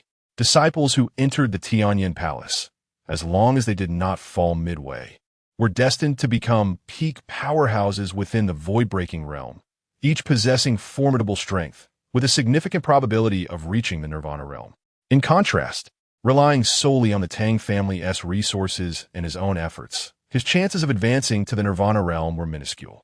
Thus, I shall wait. I will wait another 5 years. Dan Suan the Son Vet for me Li. Duan Yunfeng and that swordsman from Huahai would undoubtedly secure their places among the top 10 in this hunt, and then enter the Tianyin Palace for cultivation. They would start ahead of me, but the path of cultivation is fraught with challenges and uncertainties.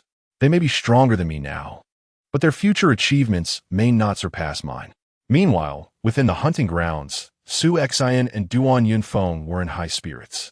Su Xin, our alliance in this hunting ground is simply invincible. Tang Xian, though not our equal in strength, could have posed a significant problem had we encountered him later in the hunt, but now he has been eliminated ahead of time. Duan Yunfeng grinned, referring to Su Xin as his brother. Su Xin was equally pleased. Although Duan Yunfeng had a rather eccentric temperament and was somewhat whimsical, he was straightforward and sincere, making him a suitable companion. I now truly look forward to encountering that Xia Meng in this hunting ground. When we do, we must ensure his elimination as well. Duan Yunfeng declared. With their combined strength, they faced few threats in this hunt, with Xia Meng undoubtedly being the most formidable among them. The hunting grounds are vast, and with only 2 days remaining, it may be quite challenging for us to cross paths with him, Su Xin remarked. Let us try our luck, Duan Yunfeng chuckled, as they continued searching for prey nearby. While they celebrated their triumph over Tang Xian, a barefooted, portly monk adorned with an enormous string of prayer beads had already arrived in the vicinity. 3 days have nearly passed, and I have searched most of the hunting grounds without encountering Sitiyu. My luck is truly abysmal. Alas, this task is exceedingly arduous, the monk lamented. Wandering through the area, before long, he sensed the presence of 2 individuals through his talisman. 2 more benefactors have arrived. I hope they can provide information on Sitiyu's whereabouts. The monk approached eagerly. Su Xin, someone is coming. One person? Both Su Xin and Duan Yunfeng sensed the presence of the newcomer and promptly advanced to greet him. They soon encountered each other. Oh, it is a monk. Duan Yunfeng chuckled. This monk, upon seeing you, did not flee at the first opportunity? Su Yin's brow puckered. Previously, they had only sensed each other without a direct encounter. It was normal for the monk to approach. However, now that they were face to face, the monk must have recognized Duan Yunfeng, but showed no intent to escape. Not even a hint of tension on his face. Moreover, as they drew closer, Su Xin instinctively felt a formidable pressure emanating from the monk. Duan Yunfeng, be cautious. This monk's strength is likely not to be underestimated, Su Xin warned. Regardless of his strength, we will deal with him as necessary, Duan Yunfeng replied dismissively. With his prowess, only a handful of talents in this hunt, including Xia Meng, could truly intimidate him. Now, with Su Xin by his side, he felt invincible. With a leap, Duan Yunfeng surged forward, his long blade tracing a dazzling arc through the air. The blade's brilliance, infused with incredible might and intent, cleaved directly towards the monk's head.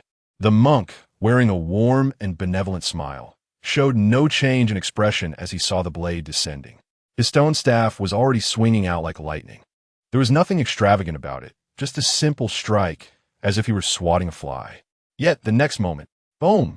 A terrifying force erupted, causing Duan Yunfeng's blade light to dissipate in an instant, and he was sent hurtling away like a shooting star, crashing into the forest behind him. Bang! Bang! Bang! Bang! A series of crashing sounds echoed, each impact accompanied by the splintering of trees, sending up immense clouds of dust, completely engulfing Duan Yunfeng. How is this possible? Su Xin was stunned. That was Duan Yunfeng, a force to be reckoned with in this hunt, a living embodiment of destruction. Yet now, he had been casually struck away by the monk, as if swatting a fly. With the swiftness of a teleportation, without a sound, the stout monk appeared right in front of Su Xin. The same stone staff, devoid of any embellishments, was casually hurled towards Su Xin. Without hesitation, Su Xin retaliated with a strike that resembled thunder and fire.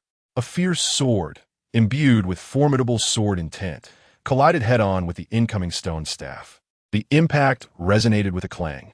In that fleeting moment, Su Xin felt a numbing sensation in his arm as an overwhelming force surged through his long sword and into his body, sending him hurtling away. Thud! He crashed against a large tree, which splintered but did not collapse entirely.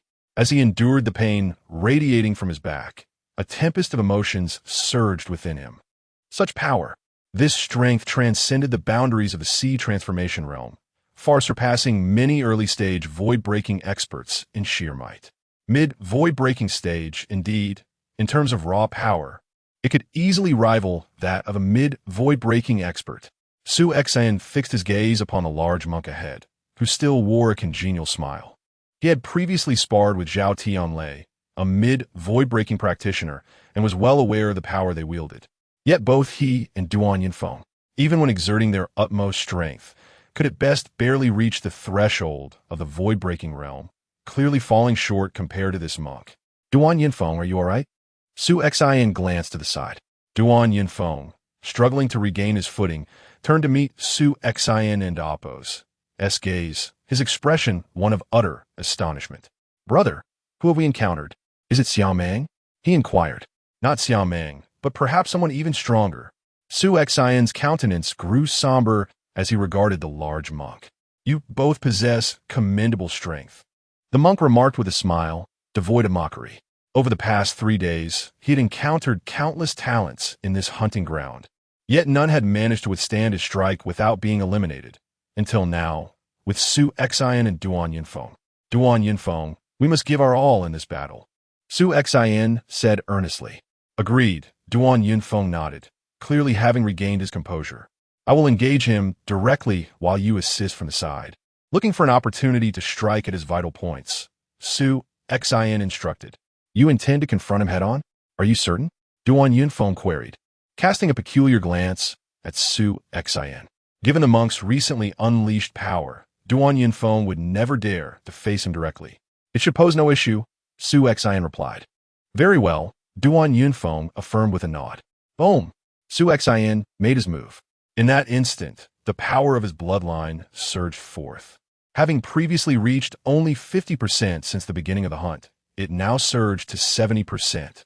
With his cultivation and the unique characteristics of his bloodline heritage technique, 50% was already enough to grant him strength comparable to the peak of the sea transformation realm, and at 70%, his explosive power reached the threshold of the void-breaking realm.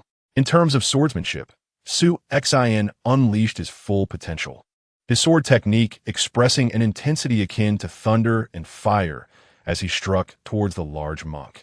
Meanwhile, Duan Yinfeng moved like a specter, a mysterious red glow enveloping him, evidently employing some means to significantly enhance his power, though he had yet to fully unleash his bloodline potential.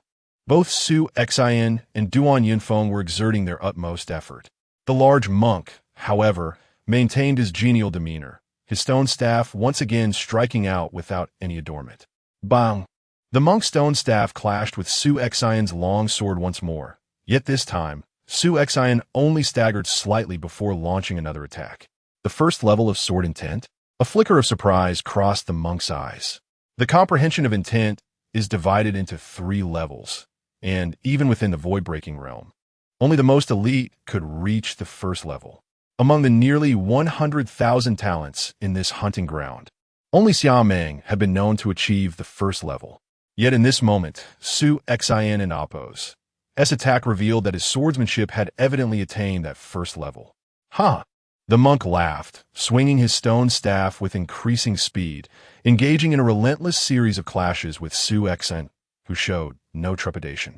Yet at that moment, Duan Yinfeng erupted. He wielded his long knife, its light both enigmatic and formidable. Initially, the monk could withstand it, but Duan Yinfeng's technique grew increasingly rapid and unpredictable. Gradually, the monk found it difficult to fend off the onslaught. Finally, Duan Yinfeng seized the opportunity. Monk, allow me to escort you, he declared with a chilling smile. A dazzling arc of light from his blade aimed directly at the monk's head. However, the monk, preoccupied with Su Xian's swordplay, could not raise his stone staff to deflect the incoming strike.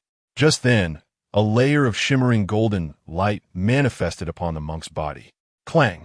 Duan Yinfeng's long knife struck against the golden barrier, producing a metallic sound, as the monk turned his head, playfully winking at Duan Yinfeng. What the? Duan Yinfeng exclaimed, his eyes widening in disbelief. Chapter 45. The monster Duan Yinfeng was utterly astounded, so much so that he involuntarily uttered a curse. His most formidable strike, aimed directly at the head of the towering monk, had failed to breach the radiant golden barrier enveloping the monk's form. Surely, not even a genuine mid-stage void-breaking expert could withstand such an assault solely through a layer of golden light. Could they? Suddenly, The monk's eyes shimmered with a flash of golden light as he swung his stone staff with great force. The simplicity of his technique belied an overwhelming might that was significantly more potent than before. Su Xian's gaze sharpened, and he immediately unleashed his ultimate technique, the mystic art of thunder and fire. Starfire burning heaven, with a single sword, dragon annihilation. A terrifying sword shadow howled as it sliced through the air. Boom! The very void trembled. The stone staff descended upon him like a mountain weighing billions of pounds. And despite Su Xian's desperate effort, he was still sent flying. Duan Yunfeng, terrified, quickly retreated, with Su Xian being struck down. He lacked the courage to confront the monk head-on. With a heavy breath, Su Xian regained his footing, his sword hand still tingling from the impact. Truly, an abomination of strength, he thought bitterly. In their direct confrontation, even with Duan Yunfeng's assistance and Su Xian channeling 70% of his bloodline power, they could not gain the slightest advantage. Alone, he would have surely been overwhelmed by this monk. The earlier scene replayed in his mind. Duan Yunfeng's full-powered strike had been effortlessly deflected by the monk's golden light. What a display of strength! The monk's defense was utterly disheartening. The stone staff, seemingly simple and brutal, embodied profound principles and high-level intent. When wielded, it could effortlessly knock away Su Xian's mystic art of thunder and fire. In every aspect, the monk was flawless, devoid of any weaknesses. He was, without a doubt, a living monstrosity. Yes, a monster. No other term could encapsulate the essence of the towering monk before them. Your skills are remarkable, but I cannot contend with both of you. However, attempting to seize the talisman from my grasp will prove equally challenging. Perhaps it will be best to cease hostilities. The monk chuckled amiably. Cease hostilities? Su Xian's expression shifted as he glanced at Duan Yunfeng. I have no objections. Duan Yunfeng nodded repeatedly. Although their skirmish had been brief, both he and Su Xian had yet to reveal their hidden trump cards. Yet, it seemed the monk had already shown his. The monk's staff techniques had appeared casual until that final, genuine display of skill. However, it was clear he had not truly exerted himself. Most crucially, Duan Yunfeng had been profoundly shaken by the earlier encounter. Typically reckless, he now regarded the monk with a hint of trepidation. Very well, we shall cease. Su Xian sheathed his sword. The monk, still smiling, secured his staff at his waist and inquired, Have you two encountered Situyu during this hunt? No. Duan Yunfeng shook his head. Situyu? Su Xian's expression shifted, curious as to why the monk sought this individual. There is a reason. Since you have not encountered him, I shall not impose further. Alas, it appears I must change locations yet again. Such a tiresome task. The monk lamented before striding into the nearby thicket. Su Xian and Duan Yunfeng dared not impede him, and soon the monk vanished from their sight. Once the monk departed, Duan Yunfeng could no longer maintain his composure. Brother, what kind of monster did we just encounter? Together, we couldn't even hope to defeat him, let alone secure a victory. Even Xiao Meng pales in comparison, doesn't he? And that golden glow surrounding him. My full-powered strike couldn't he even breach it. Does that mean he could simply stand there, allowing me to strike, and I would be utterly powerless? The number of prodigies participating in this royal hunt from the Tianyan dynasty is truly staggering, beyond those recorded in prior intelligence. Many more conceal their true strengths. Even a mighty Xiao Meng is merely acknowledged as likely to rank in the top 3. No one dares declare him the absolute strongest. This is not without reason. We have now encountered an individual whose strength is at least equal to, if not superior to, Xiao Meng, Su Xian replied. While Xiao Meng was formidable, had he faced both Su Xian and Duan Yunfeng together, he would undoubtedly have suffered greatly. Yet the monk had faced them both and left without breaking a sweat, revealing that he was clearly stronger than Xiao Meng. We must do our utmost to avoid this monk in the subsequent stages of the hunt. Otherwise, Su Xian's expression turned grave. Confronting such an opponent, one whose power, speed, defense, and staff techniques were all absurdly strong, with no discernible weaknesses, will be a formidable challenge for anyone. The monk was searching for Situyu. What would he want with him? Su Xian pondered, intrigued by the monk's words, which suggested he had been searching for Situyu for quite some time, moving from location to location. He also mentioned a tedious task. Who had assigned him this duty? Shaking his head, Su Xian decided not to dwell on it further.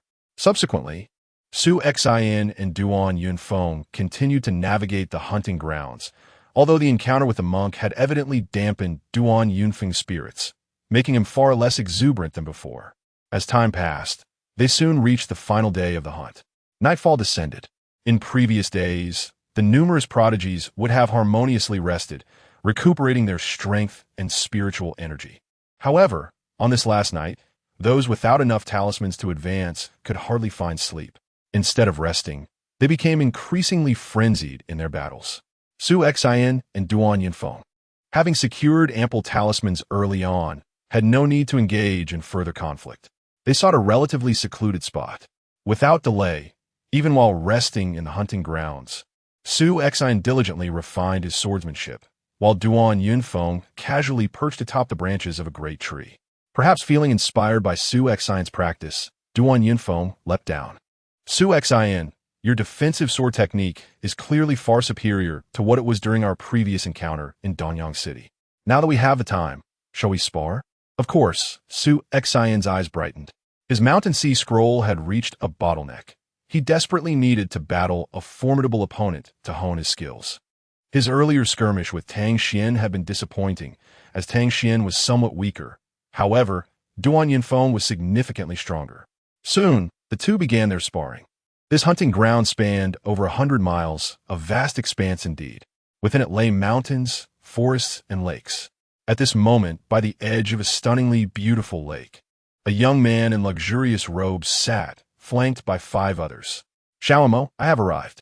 Who would you like me to assist you against? Inquired a wild-looking man with disheveled hair and a scruffy beard. Xiaomo was deemed a top prodigy, with a chance to break into the top 20 in the hunt, and he boasted significant backing within the Tianyin dynasty. The wild man, known as Ba Jio, was also a contender for the top 20. Let us wait until everyone is gathered, replied the elegantly dressed Xiaomo. More people? Ba Jio expressed surprise. The 6 individuals lingered by the lakeside for a brief moment before a stunning woman clad in a green robe approached gracefully. It was the renowned Luo Xianzi. Upon recognizing her, Ba Jio and the talented individuals behind him were taken aback. Luo Xianzi, the foremost genius of the Ziyun sect, was also deemed capable of contending for a position among the top 20. Furthermore, as a bloodline awakener, she possessed significant advantages in strength, rendering her superior to both Xiao Mo and Ba Jio in terms of power. Some asserted that the intelligence report had underestimated her prowess. In truth, she was more than qualified to vie for a spot among the top 10. Xiao Mo, what grand display have you orchestrated to confront? Ba Jio's expression turned solemn. With Luo Xianzi, Xiao Mo, and himself, 3 individuals with the potential to break into the top 20, alongside 3 other formidable talents. Their assembly was formidable enough to challenge even the mightiest Xiaomeng. Now that everyone is present, I shall not conceal the truth any longer. Xiao Mo finally stood. Speaking softly, the person I aim to confront is Duan Yunfeng. What? Luo Xianzi, Ba Jio, and the others gasped in astonishment. Duan Yunfeng, while not as powerful as Xiaomeng, was undeniably one of the most exceptional talents in this hunting endeavor. No wonder Xiao Mo had summoned so many strong allies. Xiao Mo, do you harbor a grudge against Duan Yunfeng? Ba Jio inquired. A grudge? Certainly. Xiao Mo's gaze darkened with resentment. He could never forget what Duan Yunfeng had done to him. On the day of his wedding, before the bride had even left her home, Duan Yunfeng had barged in and abducted her. When Xiao Mo pursued, Duan Yunfeng had mercilessly humiliated him. It was the most humiliating day of his life, a disgrace he had never endured before. Most infuriatingly, when he sought to exact revenge through his connections, his backers had refused to provoke Duan Yunfeng, indicating that Duan Yunfeng's influence surpassed his own. In terms of background and strength, he had been thoroughly outmatched. He had found no opportunity to retaliate against Duan Yunfeng until now, during this Imperial City hunt, where he could finally seek vengeance. Duan Yunfeng, while I cannot confront you directly in this hunt, I can find a way to eliminate you beforehand, extinguishing your hopes of entering the Tianyin Palace, Xiao Mo thought bitterly. Xiao Mo, even if you wish to take revenge on Duan Yunfeng, the hunting grounds are vast, and this is the final night. How can you ensure you'll find him? Luo Xinzi questioned. Rest assured, since I have invited all of you, I will certainly locate Duan Yunfeng's whereabouts, Xiao Mo replied, glancing at the seemingly inconspicuous young girl among them. The fragile girl stepped forward, saying, Esteemed guests, I hail from the Yuling sect. The Yuling sect? Luo Xiandi, Bazu, and the others exchanged glances. The Yuling sect was merely a minor sect within the Tianyin Empire, lacking the deep-rooted heritage of the Ziyun sect. However, their beast-taming skills were quite remarkable. Many of the purple wind beasts they had ridden on their journey to the imperial city had been tamed by the Yuling sect. During my time in the hunting grounds, I encountered Duan Yunfeng once. I had my tamed beast leave a trace of scent on him, which will take several days to dissipate. I can follow this scent to locate him, the fragile girl explained. Is that so? The group nodded in understanding. There's one more thing, the fragile girl continued. When I met Duan Yunfeng, he was accompanied by another person. Another person? Even with such formidable strength. Duan Yunfeng requires a companion? Ba Jiao and the others were astonished. The one accompanying him is a sword-wielding genius, though his cultivation is relatively low. At the peak of the sea transformation stage, his strength is not to be underestimated, the fragile girl stated. She recalled how, during an earlier encounter with several others, they had intended to eliminate this individual, but were surprised when he managed to withstand their combined attacks. When Duan Yunfeng arrived, her team was decimated, leaving her the sole survivor by sheer luck. Haha, a mere sea transformation cultivator cannot be that powerful. Among us, any one of us could easily defeat him. One of the talented individuals chuckled. Xiao Mo, Luo Xinzi, and Ba Jiao paid little heed to this. Then let us set forth, Xiao Mo declared. Soon, the group of 7, guided by the fragile girl, swiftly made their way toward the location of Duan Yunfeng and Su Exan. Chapter 46.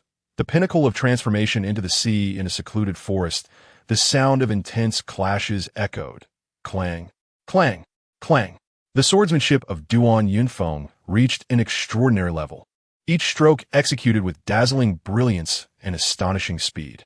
Meanwhile, Su Xian wielded the Mountain Sea Scroll, transforming it into a manifestation of the mountains and seas. His long sword swirling with profound sword intent, effortlessly parrying the relentless onslaught of blade light. Compared to earlier, Su Xian's swordsmanship appeared remarkably steadier and more substantial.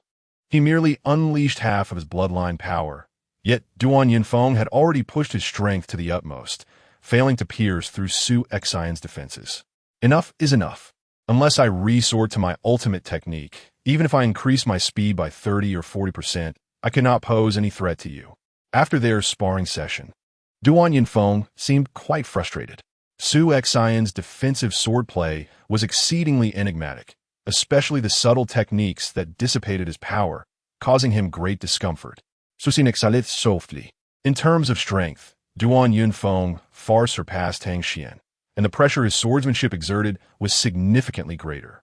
This exchange deepened Su Xian's mastery of the Mountain Sea Scroll, yet he still could not achieve a true breakthrough.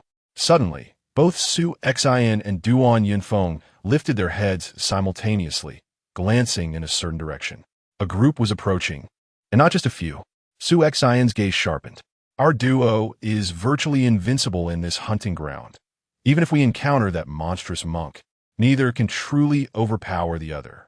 On this final night, it would be wise for us not to seek trouble, yet someone dares to come to us seeking death. A glint of hostility flickered in Duan Yunfeng's eyes. He was no saint. He was a true harbinger of doom. He refrained from provoking others. Yet someone had the audacity to provoke him. Soon, a group of 7 appeared before Su Xian and Duan Yunfeng. Is it him? Su Xian raised an eyebrow, having recognized the leader and understanding why they would seek him out. Xiao Mo, a genius qualified to contend for a place in the top 20 of this hunt. Su Xian recalled that Duan Yunfeng had humiliated Xiao Mo on the day of his wedding, even stealing his bride. I thought it was someone formidable. But in Oppos, "Es just you, the ways to can oppose, to even keep his own wife." Duan Yinfeng mocked derisively. He had always looked down on Xiao Mo, believing his wife had been coerced into a relationship with him, not acting of her own volition. After taking her, he had let her go. Duan Yinfeng. Xiao Mo glared at him with deep resentment. "I may not know your background, which makes my family hesitant to act against you. But today, I will sever your hopes of entering the Tianyan Palace. Attack!" With a command from Xiao Mo, one of the talented individuals behind him stepped forward and threw a talisman into the air. A powerful aura immediately surged forth. An array? Su Xin and Oppos. S expression shifted. It was merely a low-level array designed to temporarily restrain, as higher-level killing arrays or those significantly enhancing one's strength were prohibited during the hunt, unless personally crafted. Prepared with an array, they truly come well-equipped, Su Xin thought, smiling faintly. "Apologies, Su Xin. It seems I may drag you into this." Duan Yinfeng glanced at Su Xin. Su Xin shrugged and smiled nonchalantly. Being embroiled in trouble during a hunt was of little concern to him. Moreover, despite the formidable appearance of the seven, facing both him and Duan Yinfeng simultaneously might prove insufficient. "Let's strike together. Duan Yinfeng must not be given any chance. We must be wary of his desperate counterattack, lest he take down one or two of us." Xiao Montag instructed. "Luo Xiao, take care of that transformation into the sea individual. Do not entangle with him. Eliminate him swiftly, and then join us to take down Duan Yinfeng." "Understood." Luo Xiao nodded, and the other five, excluding the timid girl leading the way, charged toward Duan Yinfeng, while Luo Xiao darted towards Su Xin. "Just one opponent for me, and it and Oppos as the weakest among them?" "How dismissive," Su Xin chuckled. The seven attackers, aside from the weak girl, were all top-tier talents recorded in the intelligence reports. However, Xiao Mo, Luo Xinzi, and Bajio were the most renowned, while the remaining three ranked lower. Su Xin had merely glanced at the intelligence before, and it was evident that Luo Xiao was the weakest among them. Though underestimated, Su Xin took no offense and advanced directly to confront him. "Duan Yinfeng, you cannot escape. Today, you are destined for elimination." Xiao Mo's cold voice reverberated through the forest, while Luo Xinzi, Bajio, and the other two talents launched their attacks. "Humph, do you think I fear you?" Duan Yinfeng showed no signs of trepidation. A crimson glow enveloped him. His gaze turned blood-red. Suddenly, a terrifying display of swordsmanship erupted, the blade light shining brilliantly like a galaxy against the night sky. Alone, he countered the combined offensive of five, truly deserving of the title of an unparalleled genius, certain to break into the top 10 of this hunt. Luo Xinzi internally acknowledged, recognizing the gap in strength between her and Duan Yinfeng. Had it not been for their combined efforts, she would never have dared to confront him. After a round of exchanges, the five were about to strike again when suddenly, "Impossible!" A startled cry rang out. The five surrounding Duan Yinfeng instinctively turned to see Luo Xiao, who had charged at Su Xin, now standing wide-eyed, enveloped in shimmering white light, soon to be expelled from the hunting ground. This, Xiao Mo, Luo Xinzi, and Bajio were taken aback. Though Luo Xiao was the weakest of their six, he was still among the top talents vying for a place in 100. How could he be eliminated after just a brief encounter? This transformation into the sea. The five instinctively turned to Su Xin, who stood with a sword in one hand, radiating the aura of someone at the transformation into the sea level. Yet, to eliminate Luo Xiao in a single exchange, was this really a mere transformation into the sea? Such strength might even surpass that of the strongest among them, Luo Xinzi. "Ha! Sending the weakest to handle my brother alone? Xiao Mo, you truly are foolish." Duan Yinfeng laughed heartily, calling out, "Brother, hurry over. Let us join forces and eliminate them all." "Of course," Su Xin replied with a smile. "Luo Xinzi and I will engage Duan Yinfeng, while Bajio, you three go after that transformation into the sea individual," Xiao Mo instructed. Their original plan was to jointly subdue Duan Yinfeng completely. Who would have imagined that the previously overlooked Hua Hai de Cheng possessed such formidable strength, compelling him to alter his strategy immediately? Whoosh, whoosh, Whoosh! At that moment, Bajio and two other prodigies of intelligence charged towards Su Xian. They recognized Su Xian's immense power and dared not underestimate him any longer. All three exerted their utmost effort. Among them was Bajio, a genius deemed capable of breaking into the top 20. Su Xian raised an eyebrow. His Shanghai scroll offered exceptional defensive capabilities. In a one-on-one confrontation, even Duan Yunfeng, without resorting to his ultimate moves, could not pose a significant threat. However, should the three of them join forces, Su Xian promptly unleashed his swordsmanship to fend off their attacks. Xiao Montag was targeting Duan Yunfeng, and he was merely caught in the crossfire. Having already eliminated one of his adversaries and held off the three, he felt justified in his actions. This was also due to his recent encounters, which revealed the terrifying strength of Duan Yunfeng, far beyond what the intelligence suggested. It was evident that the combined might of Luo Xianzi and Xiao Mo would not suffice to deal with Duan Yunfeng. Su Xian even hoped that their alliance would compel Duan Yunfeng to reveal his true trump card, such as the ultimate technique he had previously mentioned. He was eager to witness it firsthand. Bang! Bang! Clang! Within the forest, the fierce echoes of their clash and the sounds of weaponry colliding rang out incessantly. The prowess of Xiao Mo and Luo Xianzi was indeed extraordinary.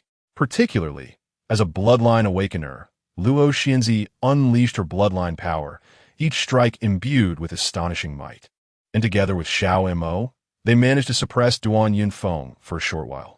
Yet, this was merely suppression. To truly eliminate Duan Yunfeng and eliminate him from the competition, they alone could not accomplish it. Xiao Mo could only hope that Bajio and the others would swiftly deal with Su Xian and come to their aid.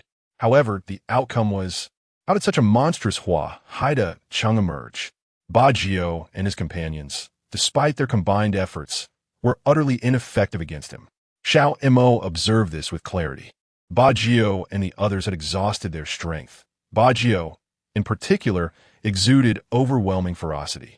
Yet, against the tempest of his ferocity and the attacks of the other two prodigies, that Hua Haida Chung appeared utterly unfazed. His swordsmanship was too enigmatic, akin to a vast ocean encompassing all.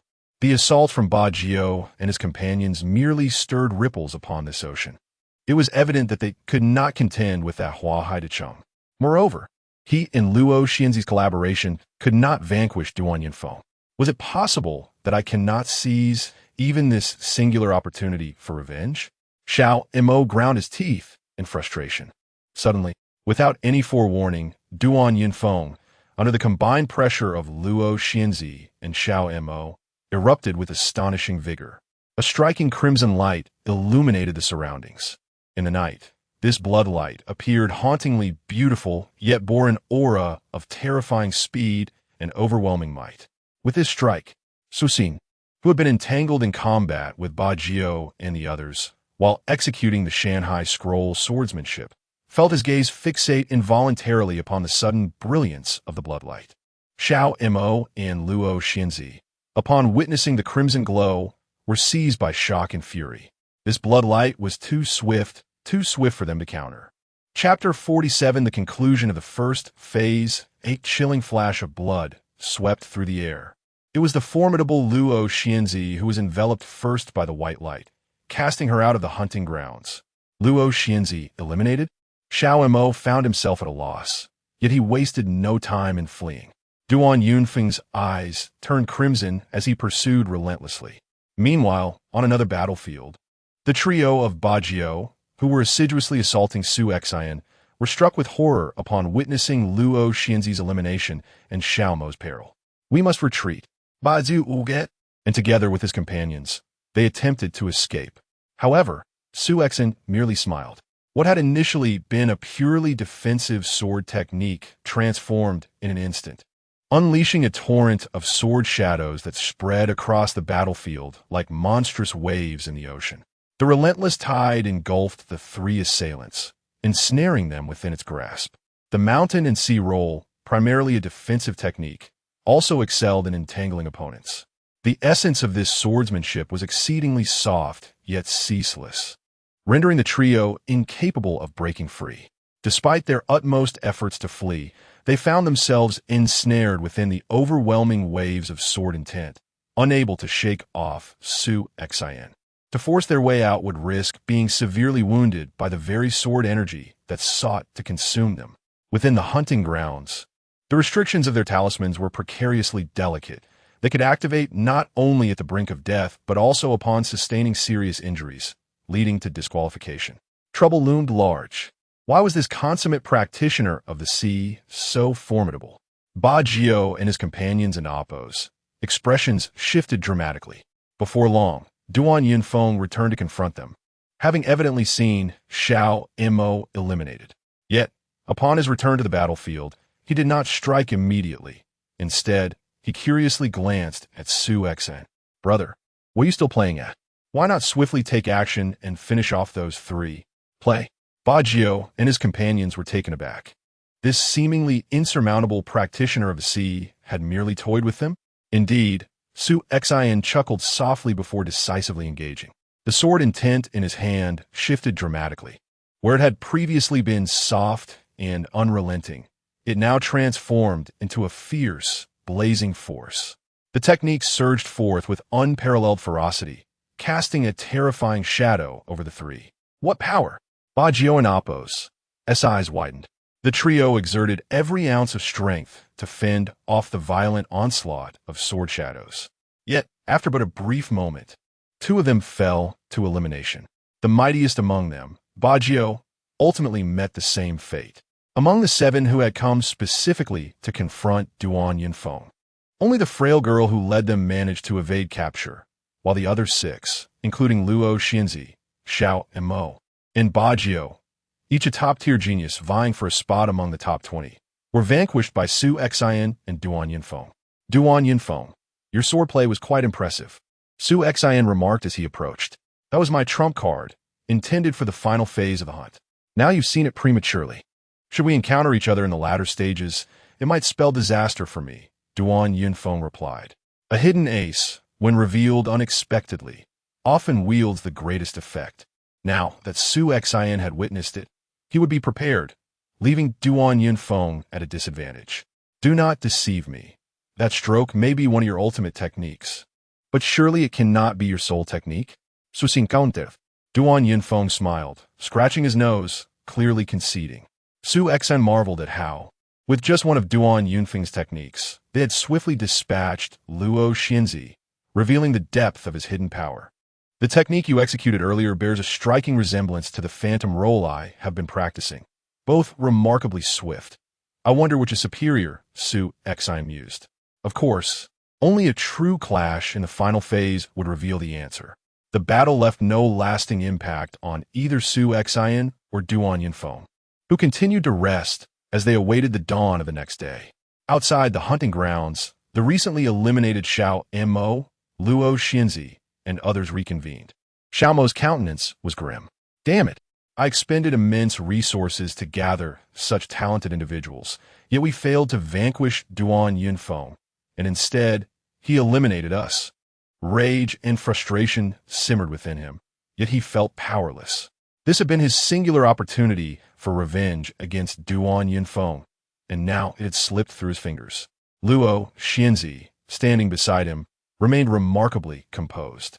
My master sent me to partake in this imperial city hunt to strive for entry into the Tianyin Palace for training. However, this year's competition is clearly more formidable, with an abundance of top-tier geniuses. Given my strength, breaking into the top 10 seems almost impossible. Ultimately, I cannot enter the Tianyin Palace. Being eliminated early holds little consequence. Besides, I have gained considerable advantages from Xiao Mo, and more importantly, I have established a connection through him to the influential duke. Though the Ziyun sect possesses some heritage, it is merely a significant sect within the Tianyin dynasty, which holds absolute authority over these sections. The current duke, a figure of immense power, stands among the highest echelons of the dynasty. Cultivating a favorable relationship with such a powerful figure is a quest most coveted by the Ziyun sect. As night swiftly passed, the dawn of the second day heralded the conclusion of the first phase of the hunt, which had lasted a full 5 days. The surviving talents were expelled from the hunting grounds, and based on the talismans they carried, 1,000 individuals were promptly selected for the second phase. Naturally, both Su Xin and Duan Yunfeng were among this number. The group then returned to their camp. Following the conclusion of the first phase of the hunt, there would be a 3-day respite before the commencement of the second phase. Within the camp, Su Xin addressed Long Dao, Qiu Zhe, and Ling Yu, who had come to bid farewell. "Are you three really heading back to Yongning County? What choice do we have?" Long Dao replied, clearly disheartened. "Among the 10 geniuses selected from Yongning County, aside from you, all others were eliminated in the first phase, and their eliminations were quite tragic. Indeed, Qiu nodded solemnly. The Tianyan dynasty boasts an abundance of talents. We, who merely passed the first level of the dragon-seeking tower, are the pinnacle of Yongning County. Yet we are inconsequential in the grand scheme of the Tianyan dynasty. This hunt has left us utterly demoralized. Leaving now allows us to mitigate our disappointment. If we remained and witnessed the prowess of these true top-tier geniuses in subsequent hunts, our disheartenment would only deepen," Ling Yu added. "Among the 10 geniuses from Yongning County, only you have survived the first phase of the hunt and can still strive for further success. As for us, we merely wish to break through to the void-breaking realm. The Tianyan Palace is no longer in our aspirations," Long Dao said with a smile. "Su Xin, I hope you truly manage to enter the Tianyan Palace. When you return to Yongning County, we can share a drink together." "Very well," Su Xin nodded. Soon after, Long Dao and the others departed on the Zifeng beast. Not only the 3 of them, but among the numerous prodigies eliminated in the initial stage, most chose to depart. When they first arrived, these gifted individuals were filled with fervor, each aspiring to break into the top 10 and seek training in the sacred realm of Tianyan Palace. Yet, as they departed, most left with a profound sense of despondency. Many of these prodigies suffered setbacks during this hunt. However, such setbacks bear both advantages and disadvantages. The benefit being that through adversity, one may gain a timely awakening and a clearer understanding of oneself, leading to smoother cultivation in the future. The downside, however, is the possibility of being unable to recover. Out of nearly 100,000 prodigies, nearly 99% were eliminated in just the first phase of the hunt, leaving only 1,000 exceptional talents. Su Xin could not help but feel a twinge of regret. Nevertheless, the remaining 1,000 prodigies were all extraordinarily gifted, the weakest among them likely possessing the strength to conquer the second level of the dragon-seeking tower. The upcoming competition in the hunt would undoubtedly be more intense. Su Xin clenched his fists. In that hunting ground, he had encountered numerous top-tier talents, including the likes of Tsang Yin and Tang Xian, as well as the formidable monk who left him utterly astonished. There were also others like Xiao Meng and Tu San, already recognized as terrifying geniuses with unparalleled prowess. Yet, regardless of who they were, none could hinder his path forward. Tianyan Palace was his unequivocal goal. As night fell, the camp was illuminated with bright lights. Although a significant number of prodigies had already departed, the camp remained bustling with activity. At the center stood a towering black spire, known as the Red Dragon Tower. This tower was the overseer of the realm. The Imperial City Hunt also fell within its jurisdiction, and many aspects of this hunt were orchestrated by the Red Dragon Tower. For instance, the widely circulated intelligence on prodigies, which had attracted the attention of many, originated from the Red Dragon Tower. A delicate young girl approached the Red Dragon Tower. "Young lady, do you require assistance?" inquired the steward responsible for reception. "I come to sell information on a prodigy from this hunt," the frail girl replied. "Selling prodigy intelligence?" The steward's expression shifted. The information on prodigies during the hunt was collected by the Red Dragon Tower through various means, including their previous performances in the dragon-seeking tower and their publicly recorded achievements. Given the multitude of prodigies engaged in combat during the first phase of the hunt, it was impossible for the Red Dragon Tower to monitor each individual, nor could it ascertain the strength of every talent involved. Thus, the tower offered a reward for those willing to provide intelligence that it did not yet possess. The value of the information would depend on its significance. The fragile girl quickly recounted everything she knew about a certain prodigy. "Are you saying that among the 1,000 talents from the first phase of the hunt, There is one who, despite being at the pinnacle of the Transformation C stage, possesses the strength to contend for a place in the top 10. The steward stood up, looking at the young girl in disbelief. After further inquiry, he assured her, "We at the Red Dragon Tower will promptly send someone to verify your claims. If what you say proves true, we will compensate you accordingly." The girl nodded and then turned to leave. The Red Dragon Tower acted swiftly. Within an hour, they had verified the girl's information. In a tavern within the camp, Su Xian sat alongside Duan Yinfeng. "Everyone, this is the latest intelligence from the Red Dragon Tower, detailing numerous emerging prodigies from the first phase of the hunt. Shouldn't you all purchase a copy to peruse?" Vendors nearby were selling the latest prodigy information. Su Xian and Duan Yinfeng quickly acquired a copy.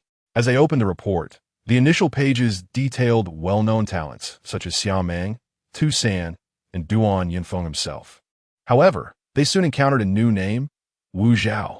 Wu Zhao, origin unknown, at the pinnacle of the Transformation C stage, wielding a stone staff, had struck multiple times during the first phase of the hunt, with none able to withstand his blows, definitely possessing the strength to vie for a top 10 position.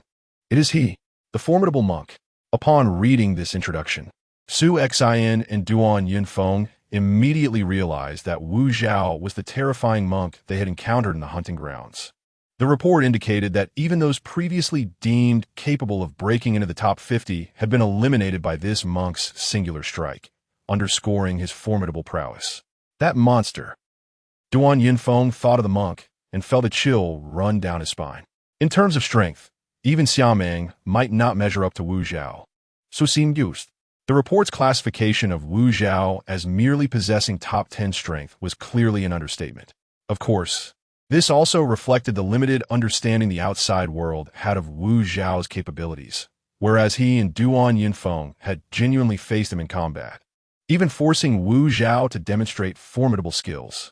As they continued to peruse the report, Duan Yinfeng flipped to a new page and was momentarily taken aback by the name he saw. "Brother, you must look at this." Su Xian immediately glanced over, his expression turning astonished. The page read, "Su Xian, hailing from Yongning County in Yunzhou, 19 years old, at the pinnacle of the Transformation C stage, suspected to possess top 10 strength in this hunt." Chapter 48. Doubt my name? Su Xian was taken aback. He had displayed considerable strength during the first phase of the hunt, and it was only natural that the Red Dragon Tower recorded this in their intelligence report. However, he did not expect his ranking to be so high. Did they suspect he possessed top 10 combat power? Su Xian murmured to himself. Top 10. He certainly had the potential for such strength, but he had refrained from showcasing his ultimate capabilities throughout the first phase of the hunt. The Red Dragon Tower merely suggested a suspicion, indicating they lacked absolute certainty. Su Xian, you see, this report states that you defeated Luo Xiao in a single encounter, subsequently faced off against 3 other geniuses, including Ba Jiao, without losing ground. Hence, they believe you should possess top 10 combat power. However, beyond that, there is little else to substantiate this claim, Duan Yinfeng remarked. Susin smiled. Indeed, the achievements listed in this intelligence report were rather scant. It only chronicled the climactic battle of the last night, wherein he killed Luo Xiao and blocked the trio of Ba Jiao for Duan Yinfeng, but it merely stated that he contended evenly with them. In reality, he was the one who ultimately eliminated all 3. During that encounter, 7 opponents had come at him, and his achievements were likely conveyed by those who had been the first to be eliminated, such as Luo Xianzi, Xiao Mo, or the girl who had fled when the situation turned dire. Susin spicchiolati di internet. Regardless of whether it was Luo Xianzi, Xiao Mo, or the timid girl who escaped, they had only witnessed him kill Luo Xiao and engage in a stalemate with Ba Jiao and his companions, unaware of the fact that he had single-handedly dispatched them. Even if the Red Dragon Tower sought to verify the events later, the trio of Ba Jiao, being proud and egotistical geniuses, would likely refuse to admit that they had been eliminated by a single individual at the peak of the Transformation C stage, instead claiming that Su Xian and Duan Yinfeng had worked together to eliminate them. Such meager accomplishments were sufficient to suggest Su Xian could contend for a spot in the top 20, but top 10? That was indeed hard to believe. Nevertheless, Su Xin paid little heed to these matters and continued perusing the intelligence report on other geniuses within the camp. Following the announcement of the Red Dragon Tower's latest intelligence on geniuses, the entire encampment erupted in fervent discussion. Who was this Wu Zhao? With no introduction to his background, yet exhibiting such formidable prowess, it was astonishing. Indeed, he was powerful. According to the report, few could withstand his blow. The young lady from the Song family, though capable of contending for the top 50, had been effortlessly struck down by him. It was terrifying. In terms of combat power, Wu Zhao was undoubtedly deserving of a top 10 ranking. Yet who was this Su Xin? How could a mere peak transformation C practitioner possibly rank among the top 10? To eliminate Luo Xiao in a single encounter and simultaneously hold his own against 3 other geniuses, including Ba Jiao, was impressive enough to contend for a spot in the top 20, but for a top 10 ranking, it felt somewhat lacking. Indeed, a top 20 ranking sufficed. Many considered to be contenders for the top 10 had far superior records. The ranking methodology of the Red Dragon Tower was perplexing, but perhaps Su Xin had some hidden abilities. What abilities could a peak transformation C practitioner possess? Many within the camp could not fathom how Su Xin could possibly hold a top 10 ranking. Throughout the camp, discussions thrived, predominantly centered around Wu Zhao and Su Xin. Following the first phase of the hunt, numerous geniuses had emerged, with Wu Zhao and Su Xin ranking highest among them. Wu Zhao's combat prowess was undeniably impressive, and his achievements were convincing, garnering admiration. In contrast, while the talents in the camp were astonished by Su Xion's strength, many felt that the Red Dragon Tower had ranked him too highly. They believed he lacked the qualification for a top 10 position, even doubting his potential to break into the top 10. Fools! In a corner of the camp, a robust, golden-haired man stood, listening to the discussions around him, particularly the disparagement directed at Su Xin, his lips curling into a disdainful smirk. They had no idea of Su Xin and Appo's true strength and believed he was unworthy of a top 10 ranking. How ludicrous! Song Yin scoffed, anticipating that when the next hunting phase commenced, those who belittled Su Xin would come to realize the truth. Unlike the others, he had encountered Su Xin in the hunting grounds and had genuinely clashed with him. The result had forced him to concede 30 tokens to Su Xin in order to escape. He was acutely aware that Su Xin and Appo's strength far surpassed his own, a talent genuinely deserving of a top 10 ranking. Of course, he understood this, but would never voice it. Even Tang Xian, when questioned by the Red Dragon Tower about his elimination, would only assert that he had been eliminated by the combined efforts of Duan Yinfeng and Su Xin, perhaps offering a slight commendation of Su Xion's abilities, but refusing to admit that he had been outmatched by a peak transformation C practitioner. Within the royal city, in a beautiful estate encompassing a serene lake, a man in gray robes, wearing a conical hat, quietly fished with a bamboo pole. The surface of the lake lay still, devoid of any ripples, and the entire estate was enveloped in a profound silence. The gray-clad man maintained a serene gaze, fishing quietly for over half an hour without a hint of movement, as if the scene were frozen in time. Suddenly, a figure streaked through the air, landing behind the gray-clad man. The wind rustled, causing the surrounding trees and branches to sway, and the surface of the lake began to ripple gently in response to the gust. The gray-clad man's gaze shifted slightly, breaking free from his previous state of complete stillness. My lord, a frail old man, who had suddenly appeared, bowed respectfully before him. This old man, with a weathered face and an advanced cultivation level, had reached the pinnacle of the void-breaking realm. However, before the gray-clad man, he appeared exceedingly humble and respectful. Is there something amiss? The gray-clad man inquired, turning his head slightly. My lord, this is the news just returned from the hunt. The frail old man respectfully presented a slip of paper. The hunt? The gray-clad man's brow furrowed. The royal city's hunt was merely a competition among some youngsters. When had it warranted his attention? He gestured lightly, and the slip of paper floated into his hand. After a cursory glance, the gray-clad man smiled. The young man I previously praised has actually qualified to contend for a top 10 position in this hunt. However, why is it merely a suspicion? The gray-clad man queried. In response, my lord, the Red Dragon Tower determined that based solely on the verified records, he is slightly short of truly contending for the top 10. However, during the verification process, we noticed some peculiar expressions from the geniuses who had faced him, including Baggio. They acknowledged that their combined efforts had only matched Su Xin, but they were reluctant to elaborate on the final elimination process, almost suggesting that Su Xin had single-handedly eliminated the three of them. Later, we obtained additional information from Tang Xian, which led us to conclude that Su Xin possesses top 10 potential, but due to the lack of unequivocal public records, we used the term suspected, the frail old man explained. Is that so? The gray-clad man nodded. The Red Dragon Tower has always been meticulous in their operations.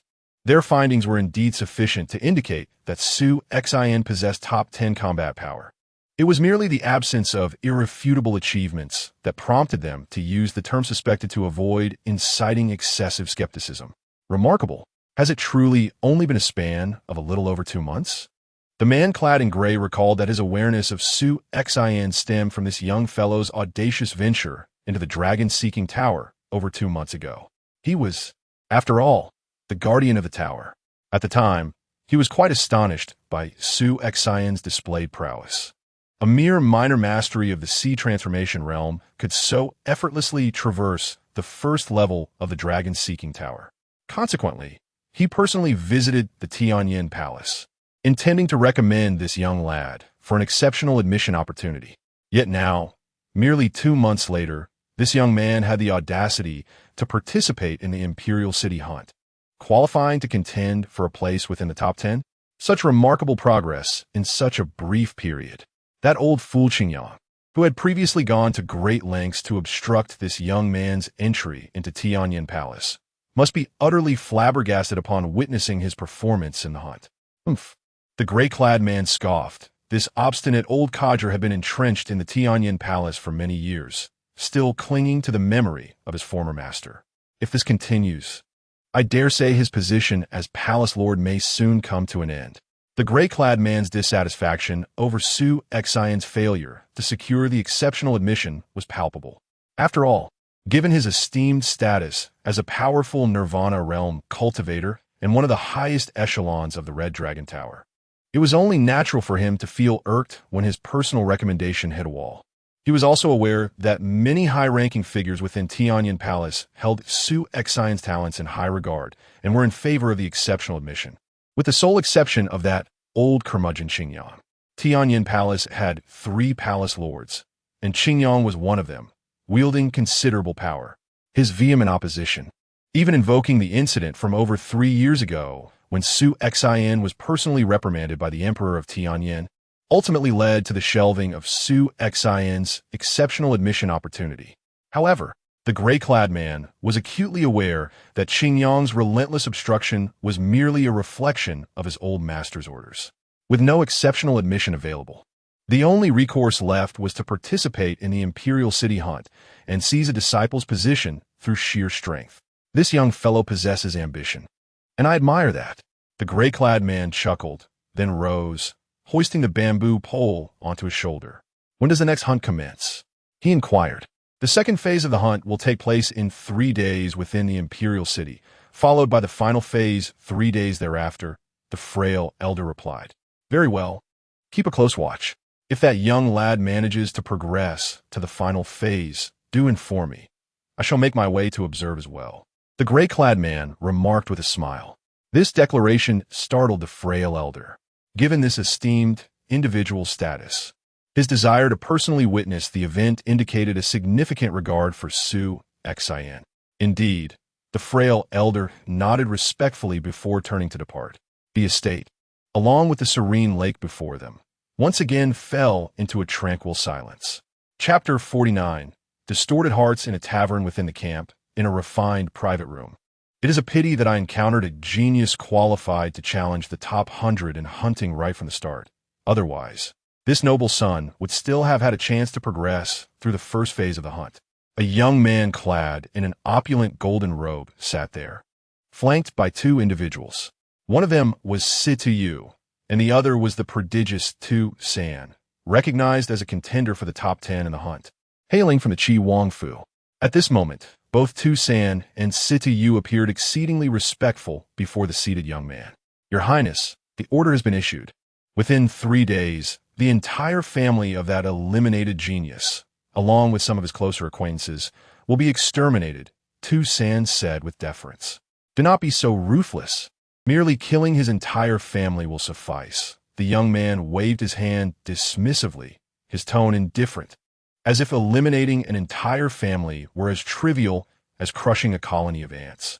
Situ Yu, standing respectfully nearby, could not help but inwardly marvel at the situation. The Imperial City Hunt was originally designed to allow the talents within the Tianyin dynasty to compete fairly based on their own abilities. Even if one were eliminated during the hunt, it would only be due to their insufficient strength.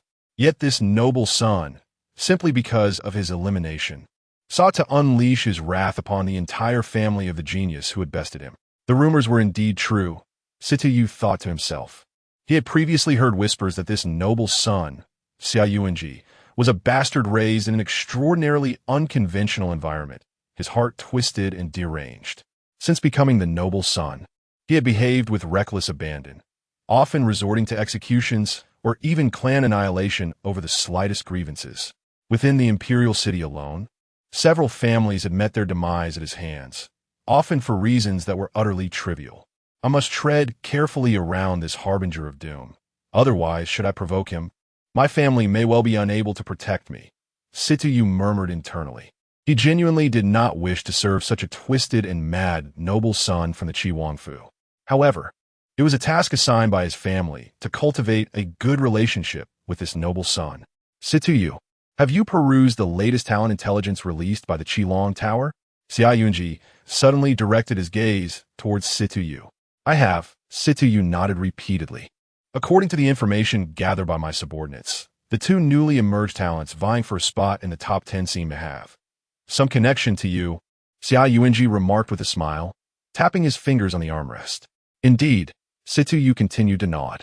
Among those two, the one named Wu Zhao. I do not even know him. We have never had any dealings before, and I am unclear why he seeks me out with such hostility. After the first phase of the hunt, Situ Yu learned from the eliminated Miss Song that an extraordinarily formidable monk had been searching for his whereabouts throughout the first phase. Miss Song had even remarked that it was due to their acquaintance that the monk had directly intervened to eliminate her.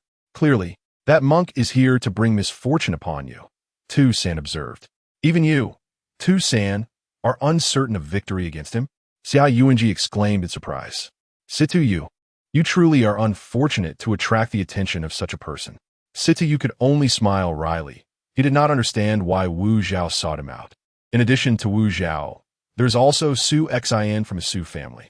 Xia Yuanji's expression suddenly turned cold. The Su family, a clan long past its prime, has lost even its Nirvana realm ancestor. Yet recently, according to your family's request, a team of Yinglong guards was sent, and they were all annihilated there. That was an entire team. Xia Yuanji's tone was clearly laced with anger. Situ Yu felt a tremor at the mention of the Yinglong guards. That team had been dispatched by the Qi Wang, and their demise had incited the Qi Wang's wrath, consequently dragging the Situ family into turmoil.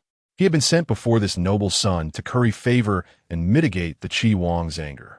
And Su Xian, merely at the great transformation stage, is even weaker than this noble son.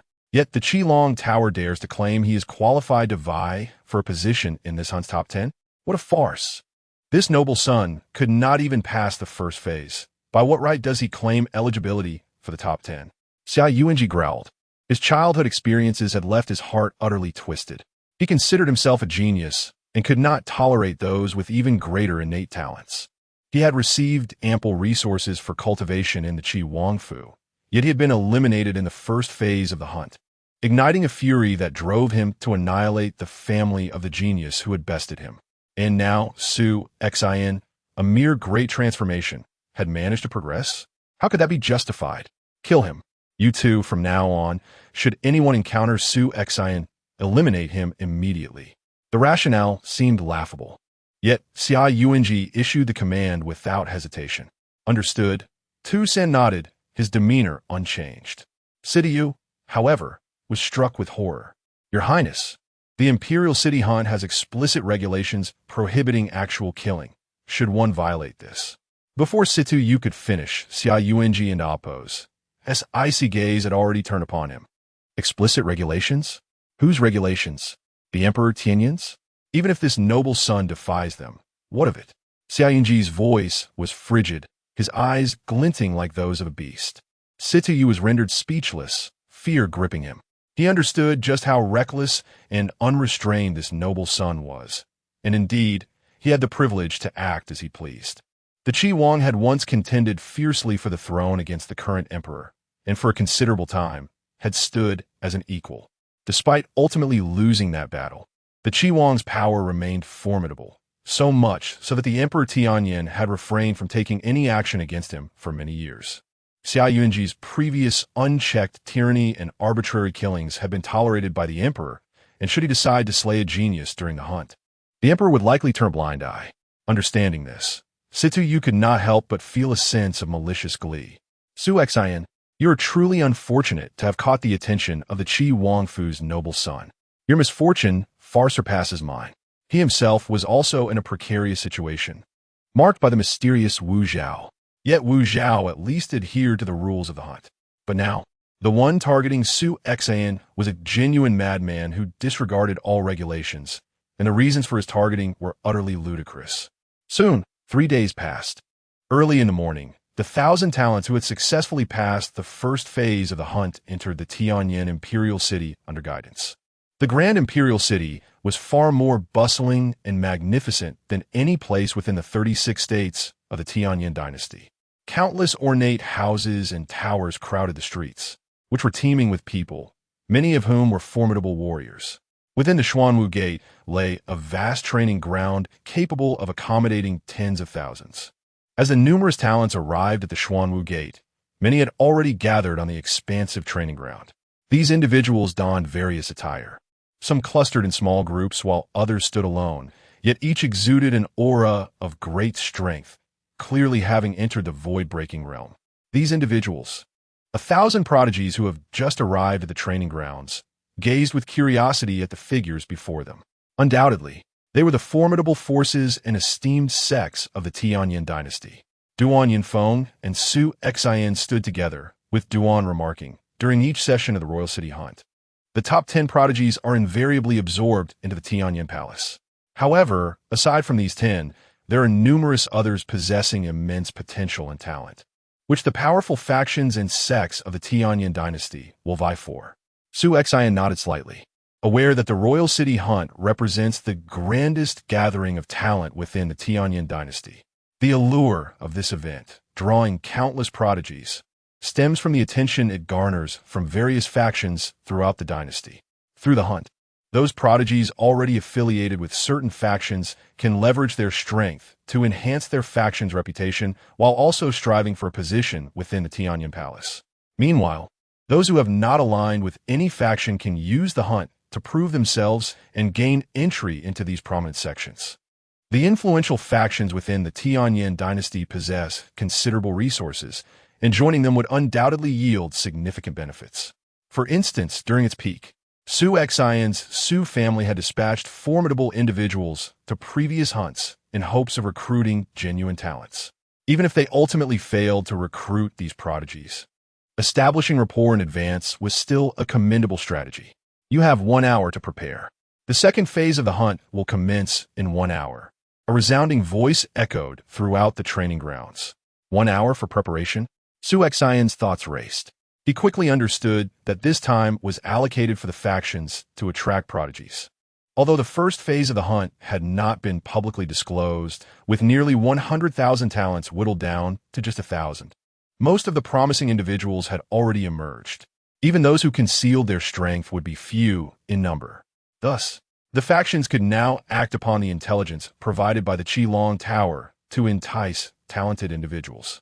Indeed, the numerous powerful figures who had already gathered were now mobilizing. In a corner of the training grounds, Elder Mo remarked, "I never anticipated that you would personally attend this year's Royal City Hunt. It was unavoidable. The talents in this session are evidently more exceptional than those of previous years. Thus, the sect naturally places greater emphasis on it. As two familiar individuals conversed casually, one inquired, "So, have you spotted any promising talents?" The elder, known as Elder Mo, smiled as he held a report detailing the talents provided by the Qilong Tower. This intelligence was considerably more detailed than what circulated among the prodigies.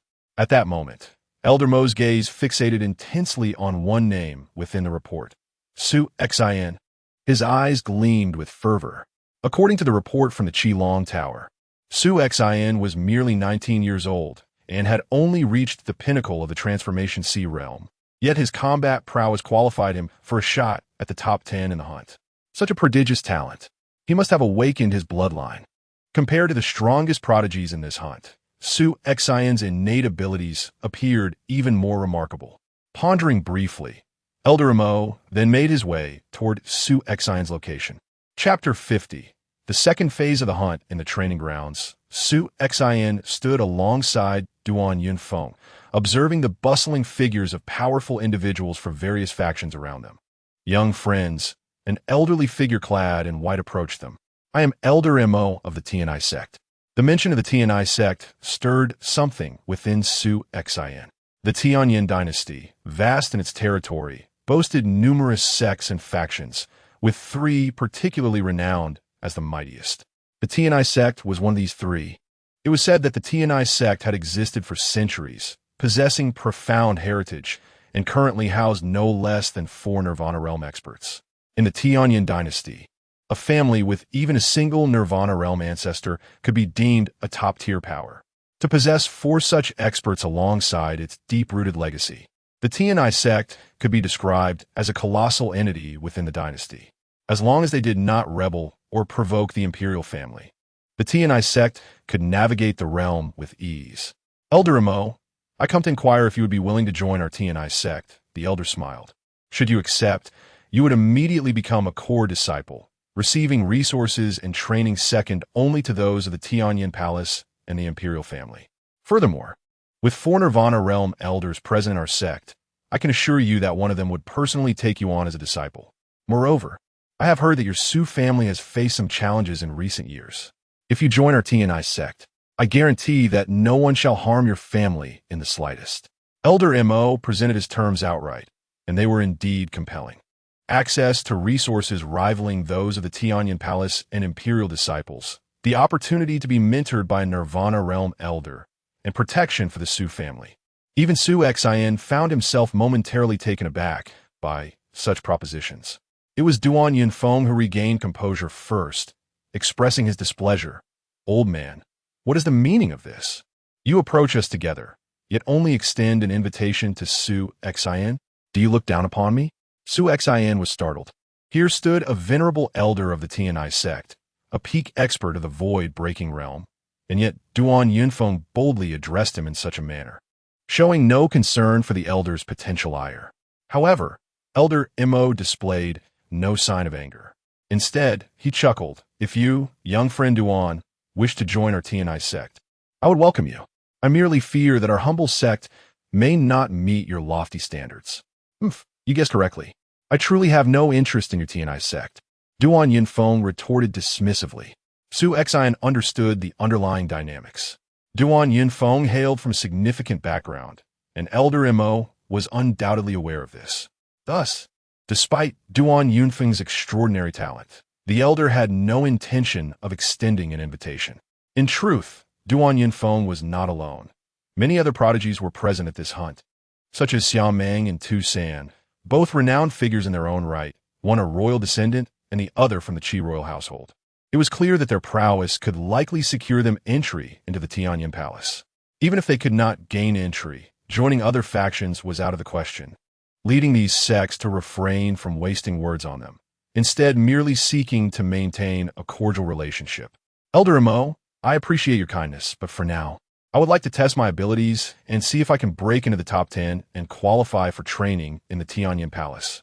If I am unable to do so, I will then consider the Tianai sect," Su Xion stated. "Of course," Elder Mo replied with a smile. "Then let us wait until this hunt concludes, and you may make your decision." With that, Elder Mo took his leave. Following his departure, Several other powerful figures from various sects approached Su Xian, including representatives from another of the three strongest sects, who also offered enticing terms. Naturally, these factions understood that Su Xian would not immediately accept their offers, but rather evaluate his chances of entering the Tianyin Palace first. Thus, they merely extended their olive branches in advance. For Su Xian, the invitations from these sects were a boon. Even if luck were to abandon him, preventing him from reaching the top 10, he could still choose to join one of these factions, ensuring a degree of safety for his family. An hour swiftly passed, and 1,000 prodigies had gathered once more. The individual presiding over the second phase of the hunt held a peculiar white orb in his hand. He tossed the orb into the void, and it expanded, emitting a blinding white light that enveloped all 1,000 prodigies before they simultaneously vanished from the training grounds. The Tianxin realm? Some powerful figures from various factions recognized the origin of the white orb. The Tianxin realm was a trial space designated for the imperial family's descendants. The white orb served as a conduit, transporting the 1,000 prodigies into the Tianxin realm. As the prodigies were transported into the Tianxin realm, the orb suspended in the air emitted beams of white light, projecting mirrored images into the void above the training grounds. These images depicted scenes from within the Tianxin realm, albeit only a fraction of what was occurring. Using the Tianxin realm as the second phase of the hunt? How intriguing. Elder Mo stood in a corner of the training grounds, hands clasped behind his back, smiling as he observed the unfolding scenes. Within the vast trial space, the ground was composed of smooth blue stones, stretching nearly 100 feet in both length and width. At the edges of the blue stone expanse, a white luminescent barrier enveloped the surroundings. Su Xian found himself standing at the very center of this trial space. A grand voice resonated in the ears of the 1,000 prodigies scattered across the trial spaces. After 10 breaths, your opponents will emerge from the white barrier surrounding this space, attacking you in waves. These opponents will vary in nature and number, and your task is to withstand their onslaught. The more waves you endure, the greater your chances of passing through the second phase of the hunt. Such a simple explanation, devoid of detailed rules. The first phase of the hunt had clear regulations, explicitly stating that only 1,000 participants would succeed. However, in this second phase, no information was provided regarding how many would ultimately remain, leaving them to endure as many opponents as possible. Su Xian furrowed his brow in contemplation. 10 breaths passed in the blink of an eye, and from the surrounding white barrier, 2 shadows surged forth. Swish! Swish! These 2 shadows moved with astonishing speed, akin to raging storms, darting toward Su Xian from 2 directions. As they drew near, Su Xian discerned their true forms. They were not human, but rather beasts. His pupils contracted in realization. The 2 shadows were formidable black wolves, each over 2 meters in length, their crimson eyes radiating a bloodthirsty aura as they lunged forward. In an instant, Su Xian unsheathed his sword. Swish! Swish! The sword gleamed with an ethereal light, cutting through the air with incredible swiftness. Before the 2 giant wolves could reach him, their heads were severed, and they let out a mournful howl before transforming into white light and dissipating within the trial space. Not true beasts, but rather manifestations created through some arcane means. Su Xian was secretly astonished. The methods employed were truly remarkable. It was evident that the creator of this trial space was extraordinary. After the 2 colossal wolves dissipated, several figures swiftly emerged from the surrounding white light. This time, however, from monstrous birds with beaks as sharp as swords appeared. In terms of speed, these 4 creatures surpassed the earlier wolves. Su Xian acted decisively, and soon dispatched the 4 avian foes, causing them to vanish. Subsequently, waves of peculiar opponents continued to emerge from the white light. Mythical beasts, strange birds, and flying insects, each formidable in their own right. Yet none posed a significant threat to Su Xian. Before long, he had methodically eliminated 5 rounds of adversaries and had now entered the 6th round. In this 6th round, he faced 2 human assassins, both clad in black robes. Not only were they swift, but their movements were extraordinarily elusive. The terrifying speed, coupled with their agility, made it challenging for Su Xian to track their forms. Their silent attacks were unpredictable and left him on guard. If he were to focus intently and employ his swordsmanship, he could indeed eliminate them. However, after 6 consecutive rounds of combat, Su Xian had begun to sense something amiss. His spiritual energy had been continuously depleting without any opportunity for replenishment. Furrowing his brow, he recalled that he had relied solely on his own strength to vanquish the previous 5 rounds of foes, which had significantly drained his energy, especially during the 5th round against the countless flying insects. He had exhausted a considerable amount of spiritual energy exterminating them, and the relentless waves of opponents offered him no respite to recover. The 2 assassins presented an even greater challenge. Using his true abilities would incur even more energy consumption, and he remained uncertain about how many more rounds of adversaries awaited him or under what conditions he would be deemed to have passed this second phase of the hunt. The rules previously divulged by that individual stated that they were to endure the onslaught of successive opponents. The more rounds one survived, the greater the chance of advancement, not merely to eliminate foes at a rapid pace. This meant Su Xian's gaze sharpened, and he halted abruptly. He had lost interest in pursuing the 2 assassins and chose to stand his ground, allowing them to approach him. With a swift motion, 2 icy daggers lunged silently towards him. Su Xian drew his sword, and with a wave of intent, he effortlessly deflected their attacks, as if summoning mountains and seas. The assassins pressed on with their assault. Clang, clang, clang. Each strike was easily parried by Su Xian. Remarkably, after just a brief moment without him retaliating, the 2 assassins dissipated on their own. Indeed, witnessing the 2 figures dissolve into white light within the trial space, a smile crept upon Su Xian's lips. He had come to understand that the essence of this second phase of the hunt was not to engage in relentless combat with these adversaries, but rather to survive amidst their frenzied attacks. As long as he could endure for a while, the opponents would eventually vanish. This second phase of the hunt relied not only on one's strength, but also on endurance and insight. Should one fail to recognize the traps inherent in this phase and blindly engage in battle, expending vast amounts of spiritual energy, even those capable of overcoming the second phase could ultimately face elimination. Susimpandev, with this newfound understanding of the true rules, he realized that the subsequent encounters would be considerably simpler to navigate. Chapter 51. The last 4 in the training grounds. After 1,000 prodigies were ushered into the realm of Tianxin, it did not take long before many were gradually expelled. Have I been eliminated? That cannot be. My strength should have allowed me to withstand that round of attacks. Yet my spiritual energy has been completely exhausted. How many rounds did you endure? 8. Those who had already been expelled gathered, conversing among themselves, their expressions predominantly grim. Before long, the number of prodigies sent out from the Tianxin realm had exceeded half. At that moment, a towering man with golden hair was also expelled. His appearance instantly captivated the attention of all present. It's Sangyan. Is it really him? To be expelled so early? Many prodigies were astonished. Sangyan was a top-tier prodigy qualified to contend for a place among the top 20 hunters. His strength should not have led to such an early expulsion from the Tianxin realm, especially with over 100 still remaining inside. Damn it! Sangyan clenched his teeth. His fists tightly balled, his face a mask of despair. I was too reckless.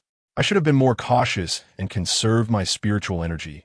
Otherwise, I could have easily endured the 10th round of attacks.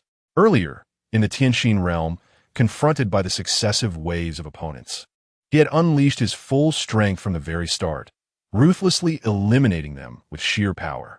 Although this allowed him to swiftly pass through the 8th round, he had already depleted a significant portion of his spiritual energy. It was only then that he realized something was amiss, but it was too late. He barely scraped through the 9th round, yet upon reaching the 10th, the strength of his opponents surged dramatically. With only a small amount of spiritual energy left, he was promptly eliminated by his adversary in that round.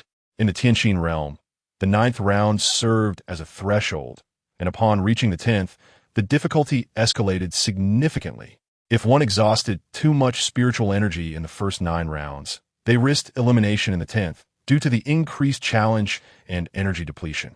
Elder Mo of the TNI sect stood with his arms crossed, observing the prodigies being expelled from the Tianxin realm, shaking his head in quiet disapproval. He understood the purpose of the Tianyin dynasty in using the Tianxin realm as the second phase of their hunting assessment. A prodigy's innate talent and strength are undoubtedly vital. But if they lack even the most basic judgment in a crisis or overly sluggish in response within a unique environment, such talent, no matter how exceptional, will not carry them far. Song Yin, with his reckless approach, relying solely on brute force without comprehending the rules of the second phase of the hunt, squandered his spiritual energy. Thus his early elimination was deserved. As time slipped by, the number of prodigies expelled from the Tianxin realm grew. After a brief interval, Duan Yinfeng was also expelled. What a pity. I knew I should conserve my spiritual energy, yet I could not refrain from showcasing some formidable sword techniques to vanquish my opponents. If only I had a bit more energy to execute a couple of my ultimate moves, I could have endured the 13th round and even held on for a while in the 14th. Duan Yinfeng sighed. He had navigated through 12 rounds, enduring most of the 13th before being eliminated. This outcome placed him among the few who had fared better among those already expelled. Now, only 4 images remained suspended in the void above the training grounds, indicating that only 4 prodigies continued to brave the Tianxin realm.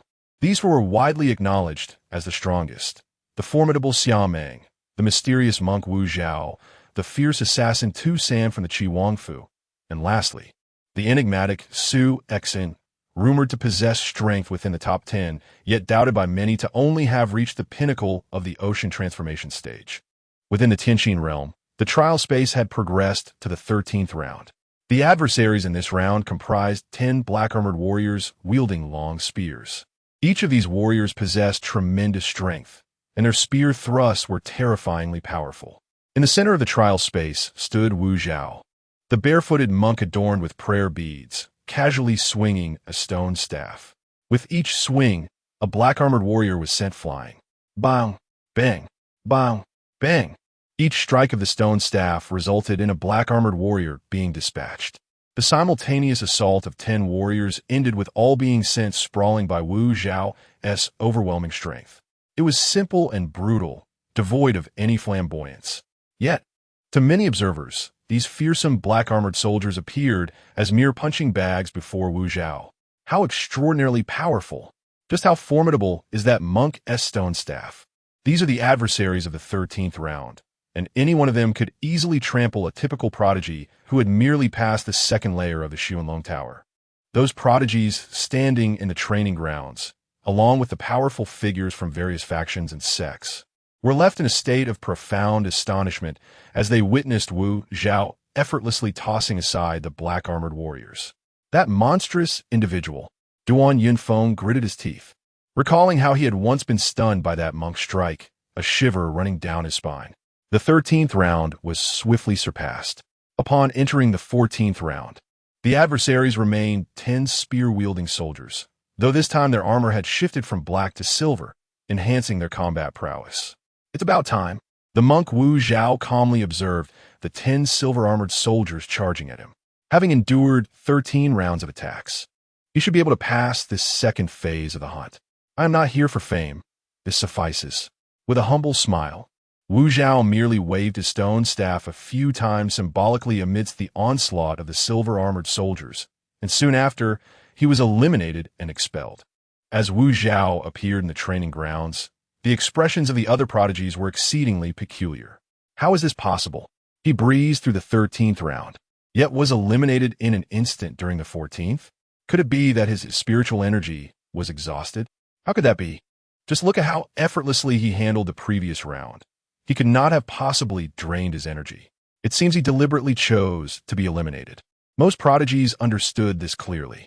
Wu Zhao evidently had no intention of continuing, thus he chose to be expelled.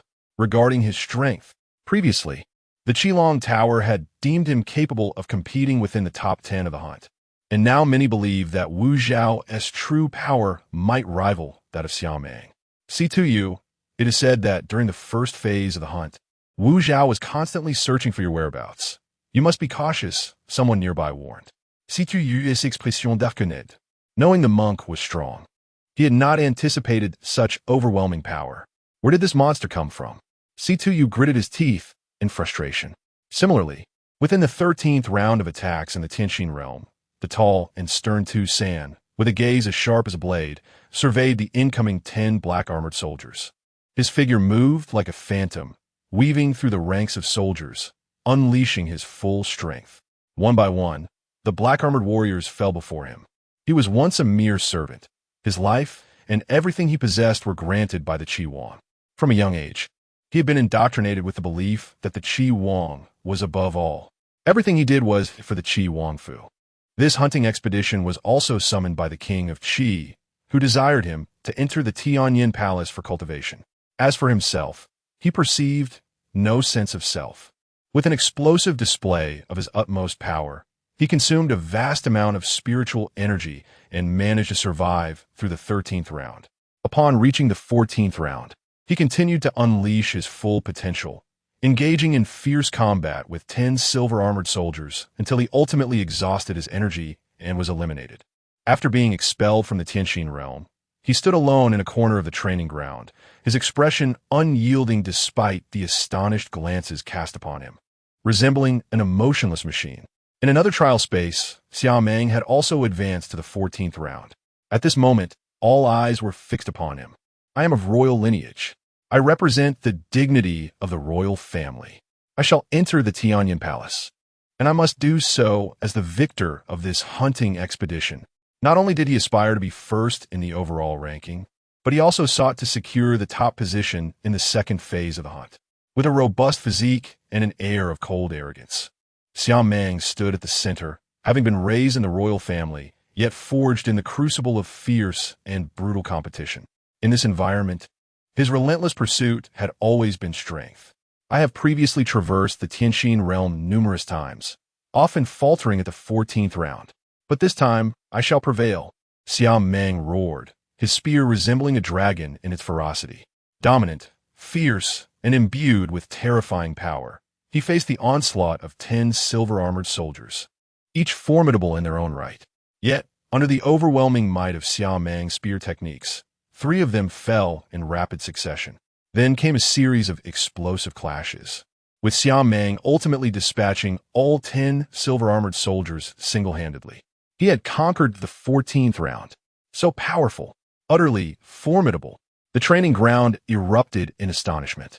Until now, even the most exceptional talents like Tu San and Wu Zhao had only managed to pass the 13th round, barely enduring in the 14th before their elimination. However, Xiao Meng had not only surpassed the 14th round, but did so by directly overpowering the 10 silver-armored soldiers with sheer strength.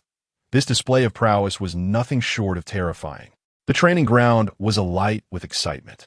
No one had anticipated Xiao Meng and Appo's strength to be so extraordinary.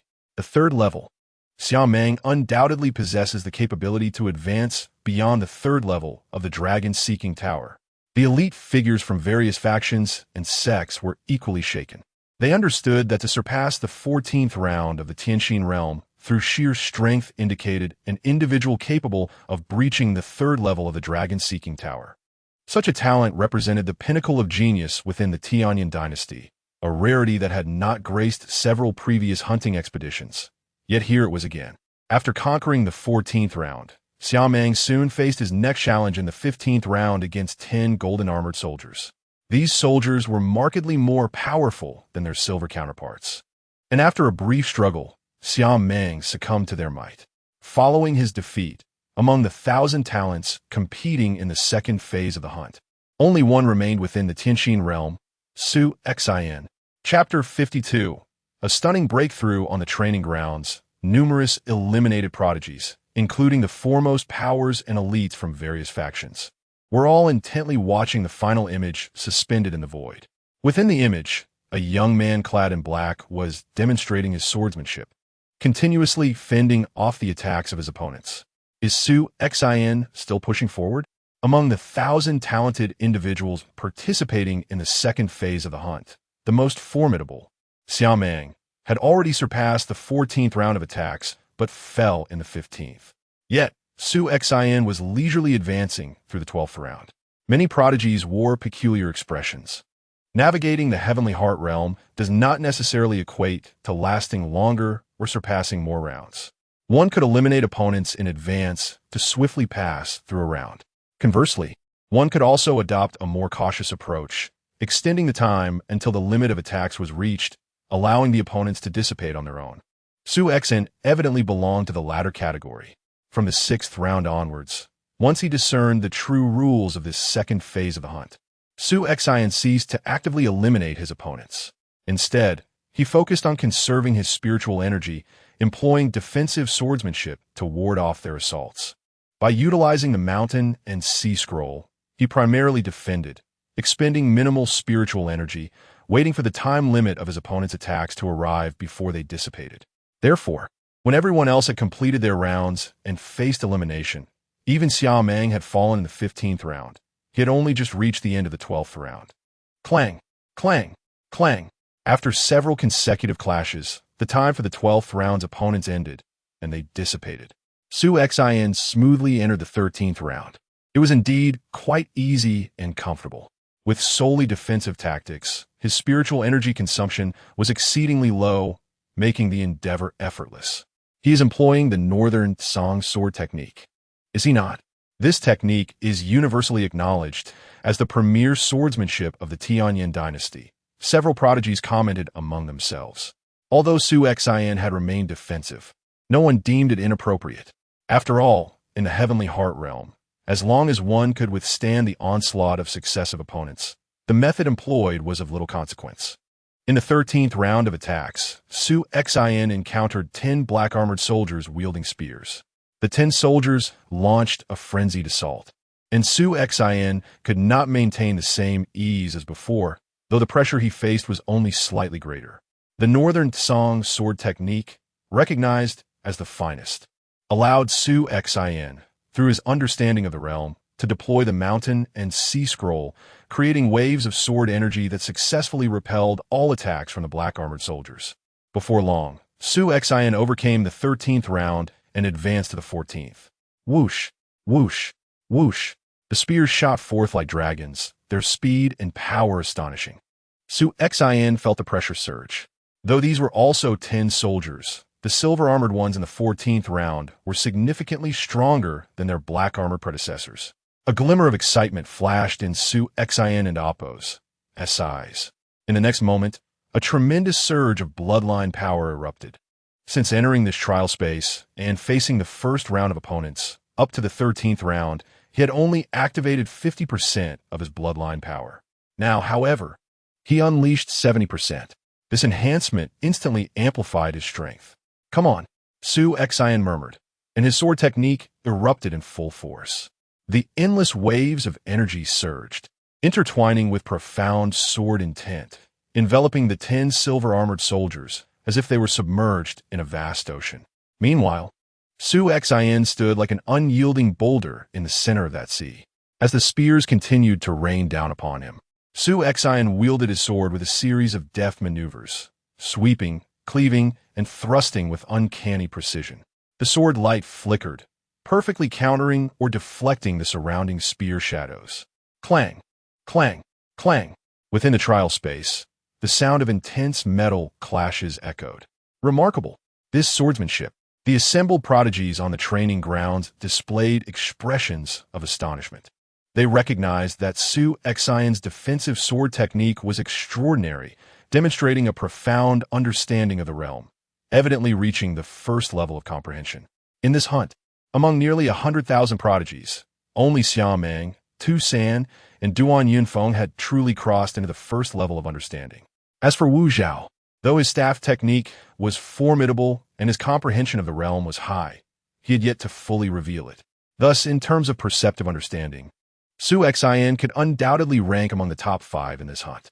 The first level of comprehension, combined with the Northern Song sword technique's Mountain and Sea Scroll. His swordsmanship resembled the vast seas, and most crucially, his ability to dissipate force meant that even if his opponent's attack was significantly stronger, he could still withstand it. However, his cultivation was still slightly lacking.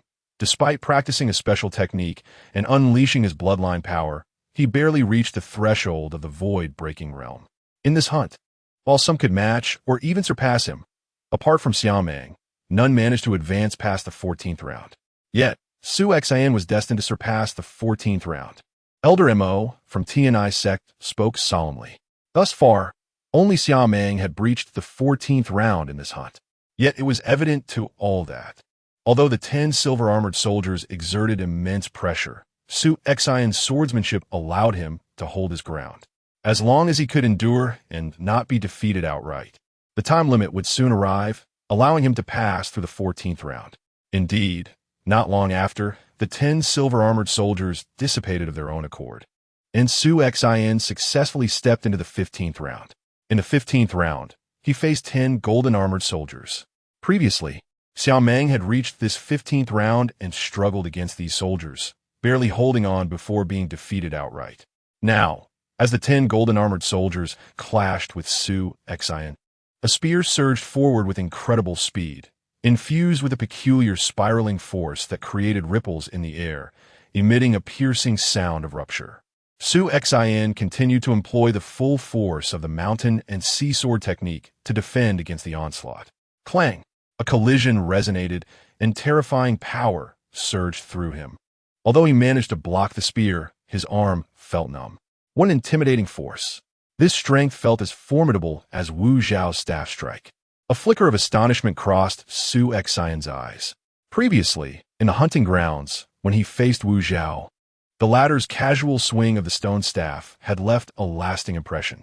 One strike had left Duan Yunfeng dazed, and now, Su Xian sensed that the power within the spear from the golden-armored soldiers was no less than that of Wu Zhao and Appo's blow. The crucial difference was that while Wu Zhao was but a single adversary here in the 15th round, he faced a full 10 golden-armored soldiers. Boom, boom, boom, boom. The 10 golden-armored soldiers charged simultaneously, their spears either crashing down or piercing forward, tearing through the air with astonishing force. Su Xian, still relying on 70% of his bloodline power, could only exert himself to the utmost with the mountain and sea sword technique to withstand this barrage of terrifying attacks. This is where it ends. The spectators on the training grounds sighed inwardly. They could all discern that under the relentless assault of the 10 golden-armored soldiers, Su Xian had already been pushed to his limits from the very beginning. Unless a miracle occurred, he could hold on for only a brief moment before being completely overwhelmed and defeated. In the realm of Tianxin, the challenges intensify as one progresses deeper. A cultivator at the sea transformation stage reaching the 14th round is already at their utmost limit. As for the 15th round, it is simply beyond the capabilities of one at the sea transformation level. Moreover, Su Xian is merely at the great completion of sea transformation.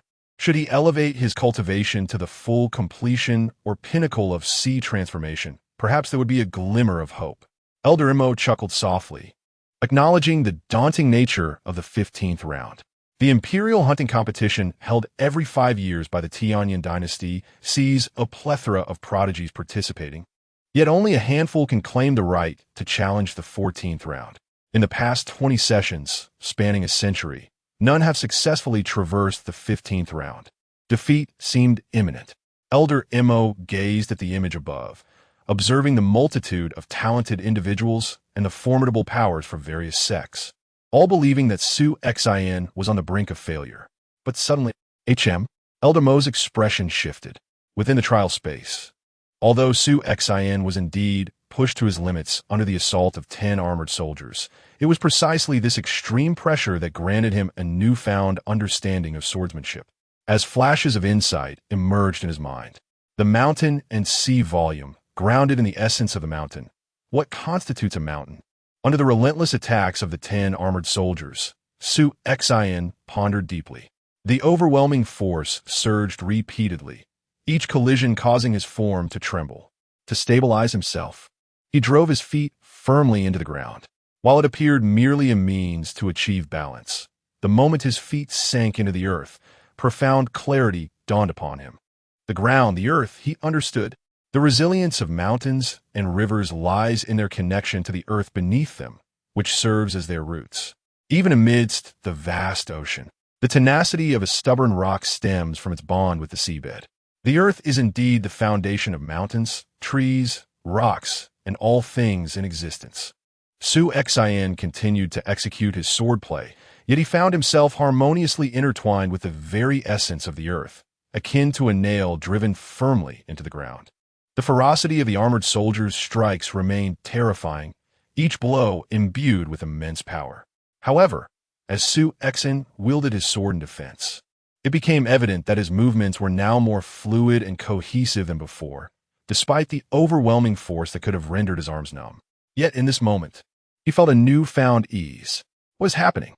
This swordsmanship, the spectators in the training grounds, including the powerful figures from various sects, displayed expressions of astonishment. They could all sense that Su Xian's swordplay had undergone a transformative metamorphosis. He had broken through. Elder Mo from Tianai sect gazed at Su Xian in disbelief, recognizing the significance of his unity with the earth, a manifestation of the perfected mountain and sea volume. This swordsmanship, revered as the foremost in the Tianyin dynasty, requires not only profound comprehension of the artistic conception, but also an unparalleled understanding of swordplay and innate talent. Even among the peak practitioners of the void-breaking stage, wielding the Northern Song sword technique, few have mastered the mountain and sea volume to this extent. Yet, Su Xian had achieved it. A genius, a true prodigy in the realm of swordsmanship. Elder Mo and Oppos. His eyes gleamed with fervor as he regarded Su Xian, akin to beholding an extraordinary treasure. Within the trial space, as Su Xian's mastery of the mountain and sea volume reached fruition, he found himself effortlessly countering the assaults of the 10 armored soldiers. Soon, he surpassed their attack limit and progressed through the 15th round. In the 16th round, he faced yet another 10 soldiers, clad in blood-red battle armor and wielding crimson spears. The force of their combined assault was significantly more formidable. Su Xian, like a steadfast nail embedded in the ground, summoned the profound essence of the perfected mountain and sea volume to its zenith, fervently withstanding the onslaught of the 10 soldiers. Each collision ignited a surge of exhilaration within him. This was the kind of pressure his swordsmanship yearned to endure. With fervent passion, Su Xian grappled with the overwhelming strength of the blood-armored soldiers. Yet, through his mastery of the mountain and sea volume, he managed to withstand their assaults with remarkable difficulty. Even while exerting only 70% of his bloodline potential, he fought until the very end, pushing himself to the limits.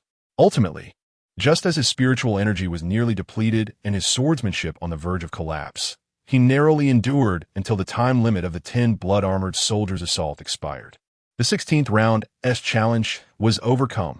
Su Xian, a mere cultivator at the great completion of sea transformation, perceived as young and inexperienced by many, had previously been doubted despite being regarded by the Red Dragon Tower as a contender for the top 10 combatants. Yet today he astonished all. When he chose to remain silent, he unleashed an unprecedented revelation. Chapter 53. Fearless once again, the training ground was teeming with people. Numerous prodigies participating in the second phase of the hunt, along with the foremost experts from various factions and sects, fixated intently on the shimmering image in the void. As the 15th round of attacks unfolded, they all believed that Su Xian had reached his limit and would falter here. To their astonishment, Su Xian suddenly unleashed his power. His swordsmanship transcended expectations, not only breaching the 15th round, but also surmounting the 16th with ease. Everyone was left in utter disbelief. A profound silence enveloped the arena. One could hear a pin drop. The 16th round? How could this be possible? Even the formidable Xiao Meng wore an expression of incredulity. Just moments ago, when Su Xian surpassed the 14th round, they seemed evenly matched, yet Xiao Meng had approached the challenge with apparent ease, relying solely on defensive sword techniques to endure. In contrast, he had unleashed a full frontal assault to obliterate his opponents in the 14th round. Even if both were to falter at the 15th level, any discerning observer would undoubtedly deem Xiao Meng the stronger. Yet now, surpassing the 16th round, the Tianyin Empire had witnessed countless prodigies over the years striving to conquer the Tianxin realm. Yet Su Xian stood as the first to achieve such a feat, albeit through sheer defensive prowess. strong defense is still a remarkable skill. Undoubtedly, in this second phase of the hunt, he shone even brighter than Xiao Meng. Xiao Meng clenches fists. Throughout his life, he had always aspired to be the strongest, regardless of the time or stage of competition. He had consistently emerged as the most formidable. This hunt was not solely about the final ranking. He aimed to be the most radiant presence on the stage during this second phase. Yet now, his brilliance had been overshadowed entirely by Su Exan. Suxin? Xiao Meng murmured, the name firmly etched in his mind. The prince commanded that anyone who encounters Su Exan during this hunt must eliminate him. Tu Sin stood there, his expression cold and indifferent. Despite the extraordinary performance displayed by Su Exan in the image, his heart remained unperturbed. Merely relying on defensive sword techniques to conquer the 16th round posed no threat to him. He would need to employ his strongest trump card, sacrificing everything to ensure Su Exan and Appo's demise. Tu San and Appo's resolve was as unyielding as iron. For him, the prince and Appo's command was paramount, even at the cost of his own life. He must fulfill it. In a corner of the training ground, the monk Wu Chao, adorned with massive black prayer beads, stood smiling as he gazed at the image above. Upon witnessing Su Exan's breakthrough in swordsmanship, overcoming both the 15th and 16th rounds, Wu Chao couldn't help but sigh in admiration. Such formidable defensive techniques could withstand even his full force. The Tianyan Empire indeed harbored numerous prodigies.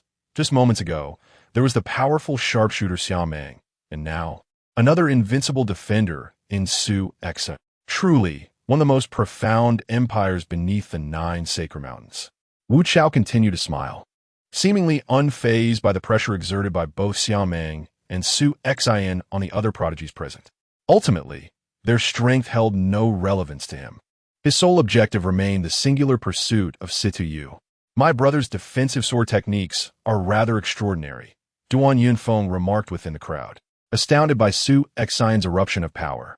He had long recognized Su Exan's prowess in defensive swordsmanship, which had already reached a plateau during the first phase of the hunt.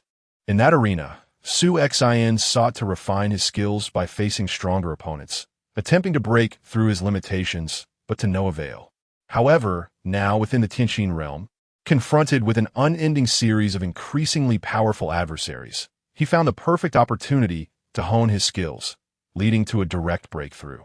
The moment his swordsmanship advanced, the level of defense he exhibited left even Duan Yunfeng feeling a tinge of despair. If he encountered Su Exan in the subsequent hunt, even unleashing all his might would likely yield no impact. Duan Yunfeng chuckled ruefully, foreseeing the hardship he would face should he cross paths with Su Exan. After surpassing the 16th round, the opponent for the 17th round emerged. Unlike the previous encounters, this time there stood but one adversary, clutching a long spear with one hand. The figure glided forth from the white luminescence, swiftly closing the distance to Su Exan. The spear sliced through the air, then thrust forward. The seemingly simple attack concealed profound intricacies, ones that the numerous prodigies present, including Su Exan, could not comprehend. Although Su Exan's defensive sword techniques appeared impeccable, they faltered before the spear. In a mere exchange, Su Exan was defeated and swiftly ejected from the arena. As Su Exan reappeared on the training ground, countless gazes converged upon him, most filled with admiration. This Su Exan, regardless of other attributes, possessed a terrifying defensive sword technique. Indeed, relying solely on his defensive swordsmanship to navigate through the 16th round of the Tianxin realm, who could possibly breach such a defense?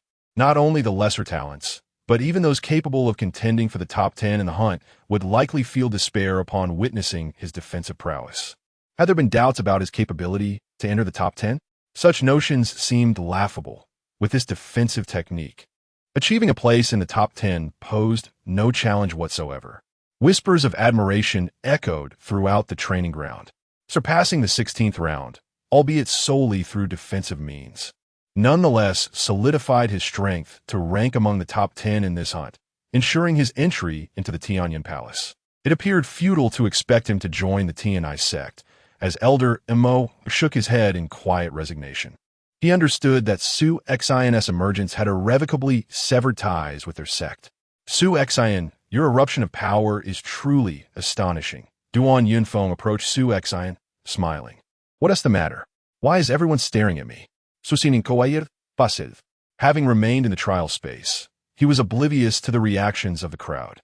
As Duan Yunfeng elucidated the situation, Su Xin quickly grasped the significance of his feat. I am the only one to have surpassed the 16th round, while even Xia Meng only managed the 14th. No wonder so many eyes are upon me. Su Xin chuckled lightly. In truth, his breakthrough in the Shanghai Scroll sword technique to a consummate level had enabled him to conquer the 16th round with great difficulty. Had his swordsmanship not evolved, he would have been limited to the 14th round, never breaching the 15th. At that moment, the purple-haired elder presiding over the hunt ascended into the air, proclaiming, "The second phase of the hunt concludes here. All who have surpassed the 10th round in the trial space may advance to the third and final stage of the hunt. I shall now announce the names. Su Xin, Xiaomeng, Tusan." Following the performance of this stage, the elder recited the names one by one. After listing 36 names, he paused. Thus, only 36 prodigies advanced to the final stage of the hunt. The surrounding sects and factions murmured, yet they could comprehend the outcome. Despite Su Xin having successfully navigated through the 16th round, the Tianqin realm presents a formidable challenge. Surpassing the 9th round is already a significant milestone, and the difficulty escalates dramatically upon reaching the 10th round. Coupled with the factor of spiritual energy consumption, breaching the 10th round is far from a trivial endeavor.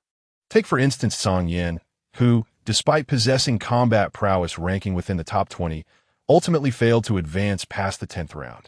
In the second phase of the hunt for 1,000 prodigies, securing 36 advancements is already commendable. Following the conclusion of the second phase, a 3-day respite is granted. The talented individuals return to their encampment. Within the tavern, Su Xin shares a table with Duan Yunfeng. Haha, Su Xin. Have you seen the latest talent report released by the Qilong Tower? Previously, it merely suggested your strength might be within the top 10, but this time, not only has the word suspected been omitted, your name is prominently featured at the forefront, even ahead of mine. Moreover, the report asserts that, in terms of defense, you are the undisputed champion among this cohort of geniuses. Duan Yunfeng exclaims. Su Xin glances over the report, a smile gracing his lips. Although many talents displayed their abilities in the first phase, the Qilong Tower could only derive information from match outcomes or hearsay from other prodigies, resulting in a lack of precision in the details. However, during the second phase, all talents performed within the Tianqin realm, their actions scrutinized by various factions and sect leaders, allowing for a more accurate assessment from the Qilong Tower. Xia Meng, having decisively defeated his opponents and progressed past the 14th round, remains a prominent figure in the talent reports, without question. In contrast, Su Xin, if Xia Meng is recognized for his overwhelming offensive prowess, then Su Xin stands as the unequivocal master of defense. His defensive swordsmanship, witnessed by many, is enough to instill despair in the majority of his peers. After all, with such formidable defensive techniques, even if he solely focuses on defense, most talents would find themselves powerless against him, securing his position as invincible. To be honest, I may not necessarily be the top defender in this hunting expedition, Su Xin suddenly remarks. Remember that formidable monk, Wu Zhao, we encountered in the hunting grounds? His defensive skills are truly formidable. Duan Yunfeng nods in recollection. He had struck the monk with all his might. Yet the monk's protective golden light had effortlessly absorbed the blow without so much as a scratch on his scalp. Indeed, that monk's defense is genuinely terrifying, Duan Yunfeng agrees. Su Xin's defense primarily relies on his sword techniques, particularly the subtle art of deflecting force. Even if his opponent possesses several times the strength, or even tenfold, he remains within Su Xin's capacity to endure, having mastered the Shanghai Scroll to a great extent. Most adversaries within the Tianqin realm merely enhance their strength and speed, yet their technical skills remain lacking prior to the 17th round. When faced with a singular opponent in the 17th round, despite the opponent's force not significantly increasing, He was swiftly defeated due to their unparalleled skill. Among the prodigies in this hunt, while none may definitively surpass him in technical skill, there are several whose abilities are comparable, such as Xiaomeng, Tu San, and Duan Yinfeng. They possess skills on par with Su Xin and could potentially devise ways to breach his defenses. In contrast, Wu Zhao's protective golden light is decidedly more extreme. However, only Su Xin and Duan Yinfeng are aware of Wu Zhao's extraordinary defense. The other talents, including the Qilong Tower, remain oblivious. Regardless, with our strengths, as long as luck does not betray us and we don't encounter the top talents too early, breaking into the top 10 should not pose a problem. Duan Yinfeng asserts with a smile. Indeed, Su Xin nods in agreement. As night falls, the moonlight casts a hazy glow on an unnamed hill surrounding the encampment. Su Xin practices his swordsmanship in solitude. Each night, he dedicates 1 to 2 hours to his sword training, a habit he has cultivated. It is precisely this diligence and commitment that have facilitated his rapid advancement in swordsmanship, a feat that transcends mere innate talent. Swish, swish, swish. The sword radiates with a swift brilliance, akin to raging flames. With each stroke, Su Xin pours forth all his strength, each movement executed with fervor. As time passes, he loses count of the number of strikes he has unleashed, until, in a moment of sheer intensity, a torrent of spiritual energy erupts from within him. Akin to a surging river, his body trembles. This is the culmination of the sea transformation. Su Xin's eyes widen in astonishment as he feels the overwhelming surge of energy within him and is filled with unrestrained joy. Just 2 months prior, he had barely achieved minor success in sea transformation, but with the rapid cultivation speed of his bloodline heritage and the aid of numerous first-grade sea transformation pills, his progress has been remarkable. After a brief period of solitary training in Yongning County, he has now attained major success in sea transformation. And through continuous encounters with other prodigies during this hunt, his cultivation has reached a state of saturation. Su Xin had initially believed that he would need to wait until the hunt concluded to break through to the pinnacle of sea transformation. Yet, perhaps due to the immense pressure he faced today within the Tianqin realm, not only did his swordsmanship experience a breakthrough, but the bottleneck in his cultivation also showed signs of loosening. That night, during a particularly vigorous practice session, he unexpectedly achieved the peak of sea transformation. Clenching his fists, Su Xin revels in the surge of power coursing through him. Previously, as a major success in sea transformation, he was confident in his ability to secure a spot within the top 10 of this hunt, even daring to confront the likes of Xiaomeng and Wu Zhao. Now, having reached the pinnacle of sea transformation, should he awaken the power of his bloodline, even at just 50%, his strength would likely rival that of Xiaomeng, who is trained in the imperial element art. With such formidable power, combined with his swordsmanship and comprehension of intent, he stands unyielding against Xiaomeng, if not surpassing him. Standing atop the hill, gazing down at the vast encampment below, a surge of audacity wells within him. This time in the hunt, I shall fear nothing. Chapter 54. The long-awaited duel. 3 days swiftly elapsed. In the imperial city, within the grand arena, a vast venue capable of accommodating hundreds of thousands of spectators stood ready. The final stage of the imperial city hunt transpired within this arena. Traditionally, each session of the Tianyin dynasty and Appo's imperial city hunt is divided into 3 stages. The rules governing the first 2 stages often vary, yet the final stage remains largely unchanged. This concluding phase relies solely on strength, comprising one-on-one duels. The first stage of the hunt is concealed from public view, while the second stage permits only the strongest from major factions to attend as spectators. However, the third stage is entirely open to the public. Countless nobles and commoners alike flock to the arena, provided they can procure tickets. At this moment, the audience seats are densely packed with spectators. As the 36 prodigies who advanced to the third stage, guided by attendants, appeared in the central area of the arena, an uproar ensued. All eyes converged upon these remarkable individuals. Among them, a few stood out prominently. Is that Xiaomeng? He is rumored to be the strongest in this hunt, allegedly a royal descendant. Securing a position in the top 3 is certain, though claiming the title of strongest is debatable, as one can never truly ascertain the hidden capabilities of these prodigies until the very end. I believe Xiaomeng to be the mightiest. Observe his demeanor. He appears utterly unconcerned with the other talents present.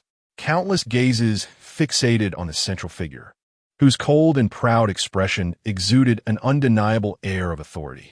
Despite being the focus of many stares, Xiaomeng's countenance revealed no trace of apprehension. Look, there stands the stout monk, Wu Zhao, barefoot yet smiling warmly, emanating an inviting aura. And there is Duan Yunfeng. His swordsmanship is said to be exceptionally formidable. One by one, the prodigies were recognized. Where is Su Xian? Which of these talents is he? Ah, there, the young man clad in black, wielding a sword. He is indeed Su Xian, remarkably youthful, only 19 years of age, yet his prowess is unparalleled among this year's talents, save for Xiaomeng. At such a tender age, to possess such strength. Many were keenly observing Su Xian. Following the conclusion of the second stage, the Qiong Tower released the latest talent information, not merely for the participants but for the entire audience.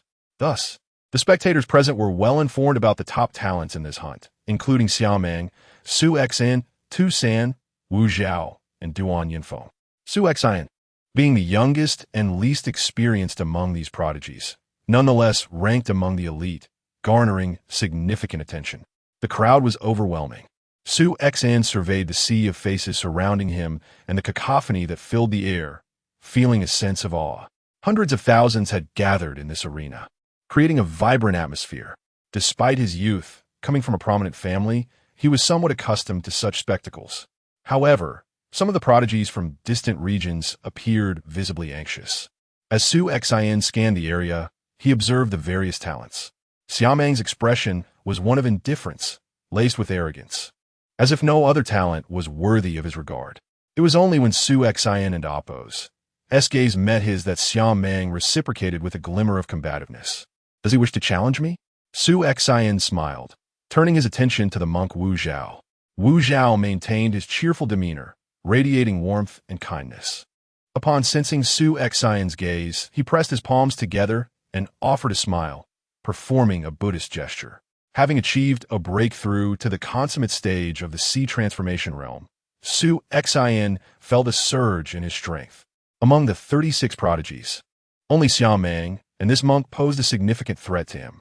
Su Xian regarded Wu Zhao with a serious expression, inexplicably feeling that the monk was even more formidable than Xiaomeng. During the second stage, it became evident that Wu Zhao had not exerted his full capabilities, intentionally conceding in the 14th round. Apart from these two, the other talents, Tu San, while formidable, posed no real challenge to Su Xian. As for Duan Yunfeng, he had concealed much of his strength, having only witnessed his ultimate move once.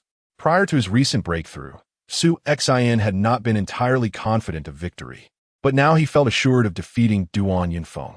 Suddenly, Su Xian and Appo's gaze locked onto an individual, his eyes growing frigid. That person was none other than Situ Yu. Su Xian. Situ Yu's face darkened as he stared at Su Xian. Their eyes met, each reflecting a deadly intent. The Su and Situ families were sworn enemies, their feud having escalated to a point of no return. As the foremost prodigies of their respective clans, destiny had decreed that one must fall. In this moment of confrontation, their animosity was palpable. Were it not for the Imperial City hunt, they would have undoubtedly clashed at once. I hope that in the final stage of the hunt, I will have the opportunity for a one-on-one duel with you. Su Xian's voice was low yet unmistakably heard by Situ Yu. We shall see. Situ Yu merely scoffed, offering no further words. Suddenly, two figures appeared on the elevated platform at the forefront of the arena, near the center. One was a man clad in green robes, his gaunt face adorned with a meticulously trimmed beard. Although a smile graced his lips, an air of coldness lingered about him. The other was a graceful woman, her figure alluring despite her age, her every movement captivating, particularly her crimson lips that seemed to beckon. The appearance of these two figures immediately captured the attention of all present. They were the palace masters of Qingyang Palace and Diyue Palace from Tianyin Palace. Traditionally, a palace master attends the final stage of the hunt. Yet this time, two had come. The masters of Tianyin Palace were said to be top-tier experts of the Nirvana realm. A murmur of astonishment swept through the crowd. Many distinguished nobles and powerful figures from various factions, including Elder Mo from Tianyi sect, rose to their feet in respect upon the arrival of the two palace masters. The 36 prodigies standing at the center of the arena, with the exception of Wu Zhao, lifted their gazes, their eyes ablaze with anticipation for the esteemed palace masters. Their ultimate aim in participating in the Imperial City Hunt was to gain entry into Tianyin Palace. The caliber of talents in this year in Oppos, as Hunt surpasses previous sessions, remarked the Qingyang Palace Master. Indeed, they are notably outstanding. Otherwise, there would be no need for both of us to be present. The two palace masters exchanged casual remarks as they settled into their seats. Suddenly, the Diyue Palace Master, the enchanting woman, shifted her attention towards a corner of the arena. Her expression shifting. That individual has also arrived? The Qingyang Palace Master followed her gaze and spotted a seemingly inconspicuous figure in gray, leisurely resting his chin on his hand, tapping rhythmically on the armrest of his chair. He is seated there? The master of the Imperial Moon Palace wore a peculiar expression, given the identity of the other party. He was entirely qualified to sit among them. Although perplexed, the master of the Imperial Moon Palace offered a smile as a greeting. The man in gray nodded slightly in return. As for the master of Qingyang, he too wished to greet him with a smile. But the man in gray disregarded him entirely, turning his head away. The master of Qingyang's countenance immediately grew awkward. "Ha ha, Qingyang, it seems you offended him last time. He now harbors considerable resentment towards you." The master of the Imperial Moon Palace chuckled. "I must say, considering his status, he personally came to our Tianyin Palace to recommend you. You ought to show him some respect. Moreover, the individual he recommended, Su Xin, indeed possesses remarkable talent and meets our Tianyin Palace's special recruitment criteria. Look now, he holds such a grudge against you, while his recommended Su Xin is participating in the Imperial City Hunt and is almost certain to break into the top 10 of our Tianyin Palace. I've heard that in the second phase of the hunt, Su Xin, relying on his defensive swordsmanship, managed to withstand the 16th round of attacks from the Heavenly Heart Realm. Simply astonishing. Enough! Enough! The master of Qingyang waved his hand and spoke in a somber tone. I admit that I underestimated Su Xin's talent. I never anticipated that in just over 2 months he would progress so remarkably. However, at that time, he barely met the special recruitment standards of our Tianyin Palace, and he had previously been personally punished by His Majesty. It was only just that he was not granted a special recruitment quota. Oh, is it truly only that?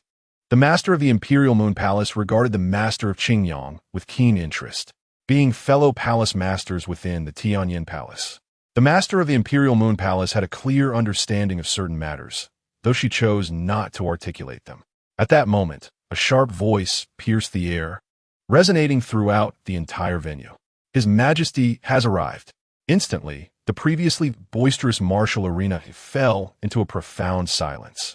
Under the scrutiny of all, a middle-aged man clad in imperial robes and sporting a handlebar mustache ascended to the grand throne at the center of the venue.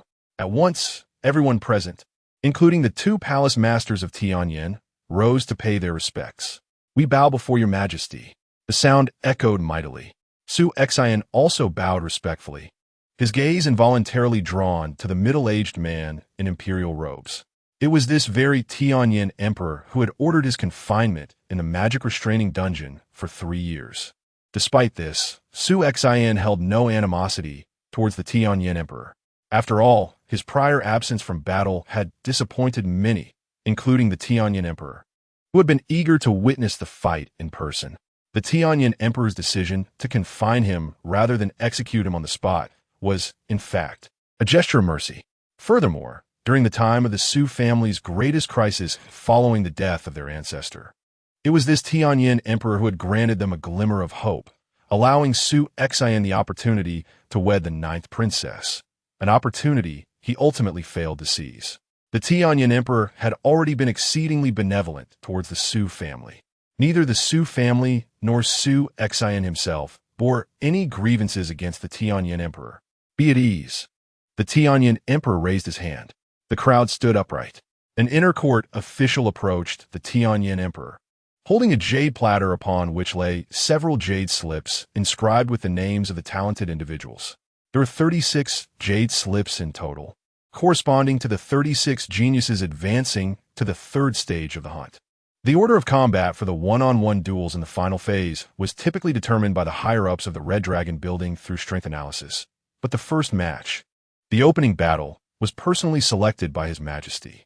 Everyone eagerly anticipated which two geniuses would be chosen for this inaugural confrontation. The Tianyin emperor casually perused the jade slips before selecting two, handing them to the inner court official. The official then proceeded to the center of the venue, delivering the slips to the elderly purple-haired host overseeing the hunt. After reviewing them, the host's resounding voice echoed throughout the arena. In the third stage of the hunt, we shall have a one-on-one duel. The first match, Su Xian versus Sityu. Upon hearing this announcement, both Su Xian and Sityu in the center of the arena instantly looked up. A glimmer of excitement and surprise flickered in Su Xian's eyes. Just moments ago, he had hoped to encounter Sityu in this final one-on-one duel, and now, unexpectedly, he was facing him first. Clenching his fists, Su Xian's gaze sharpened and became fierce. Sityu, this long-awaited duel, delayed for over 3 years, I, Su Xian, have arrived. Chapter 55, A Sword, the First Battle. As the violet-haired elder announced the details of the first duel, a wave of commotion swept through the venue. Su Xian against Sityu? In terms of strength, Su Xian undoubtedly ranks among the top 10 hunters, with an exceptionally formidable defensive sword technique. In contrast, Sityu merely qualifies to contest for a position within the top 20, lacking the absolute prowess to secure a place therein. The outcome of their confrontation seems devoid of suspense. What significance could this battle hold? Why did His Majesty specifically designate these two for the inaugural match? Many were intrigued. If the subsequent battles were to follow suit, there would be no issue with their encounter. However, this was the first duel, handpicked by the Emperor himself. Historically, the Emperor's chosen opening match always carried weight. While it may not feature the strongest contenders clashing head-on at this stage, it should at least possess some profound meaning. At this juncture, those in the know began to share insights. Ladies and gentlemen, Su Xian hails from the Su family, once the prominent clan within the Tianyin dynasty, although now it has fallen into decline.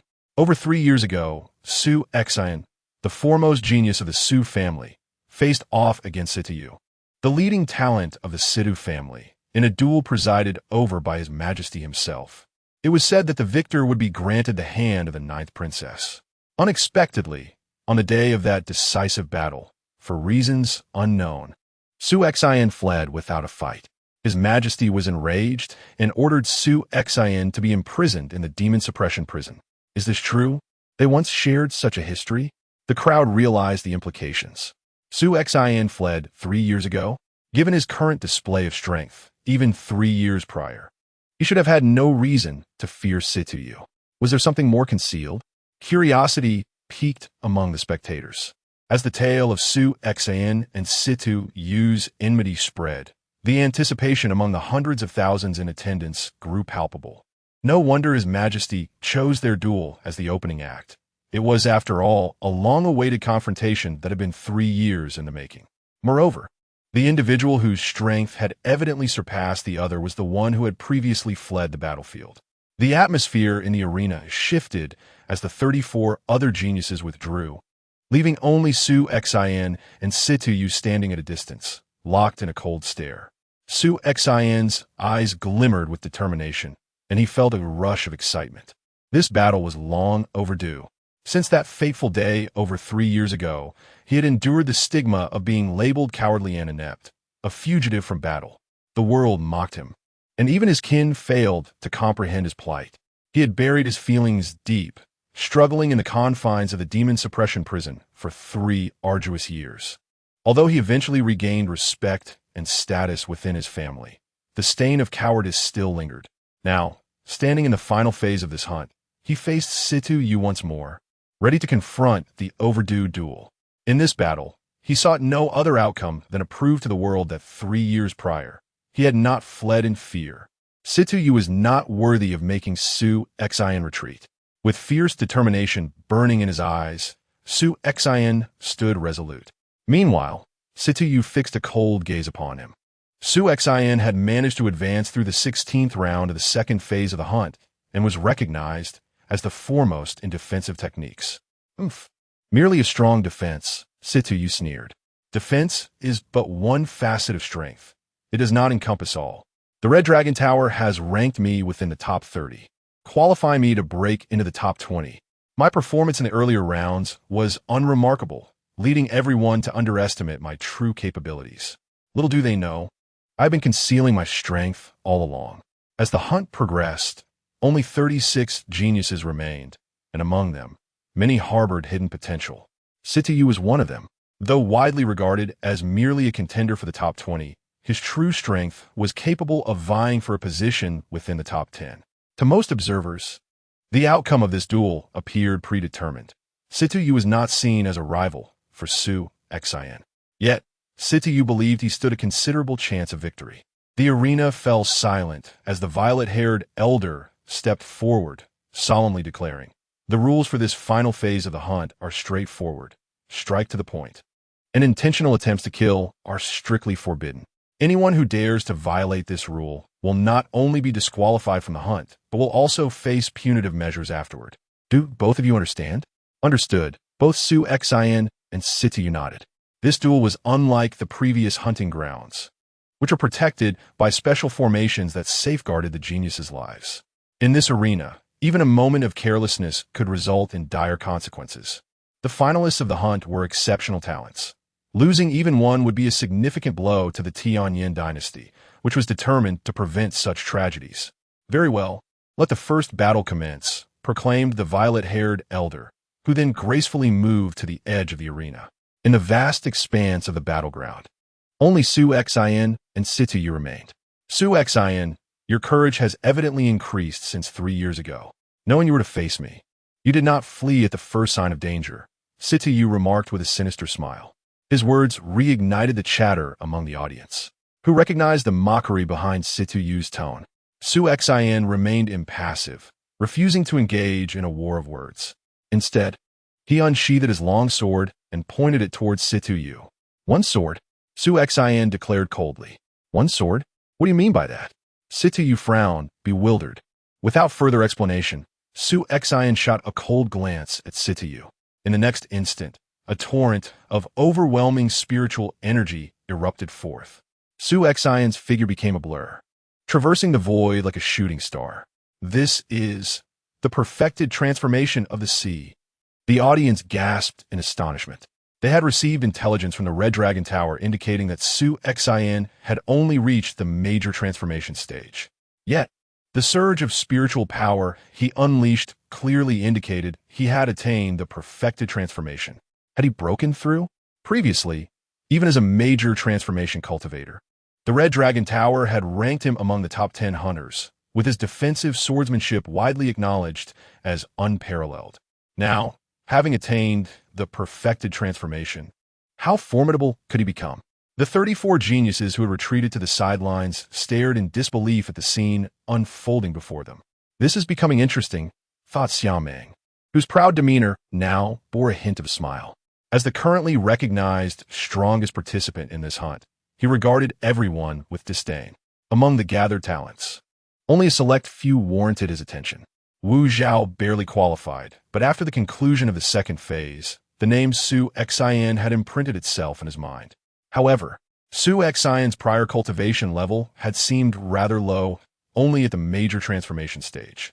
Now that he had broken through, he had become a formidable contender, no longer inferior to Xiaomeng in many respects, and certainly worthy of being his opponent.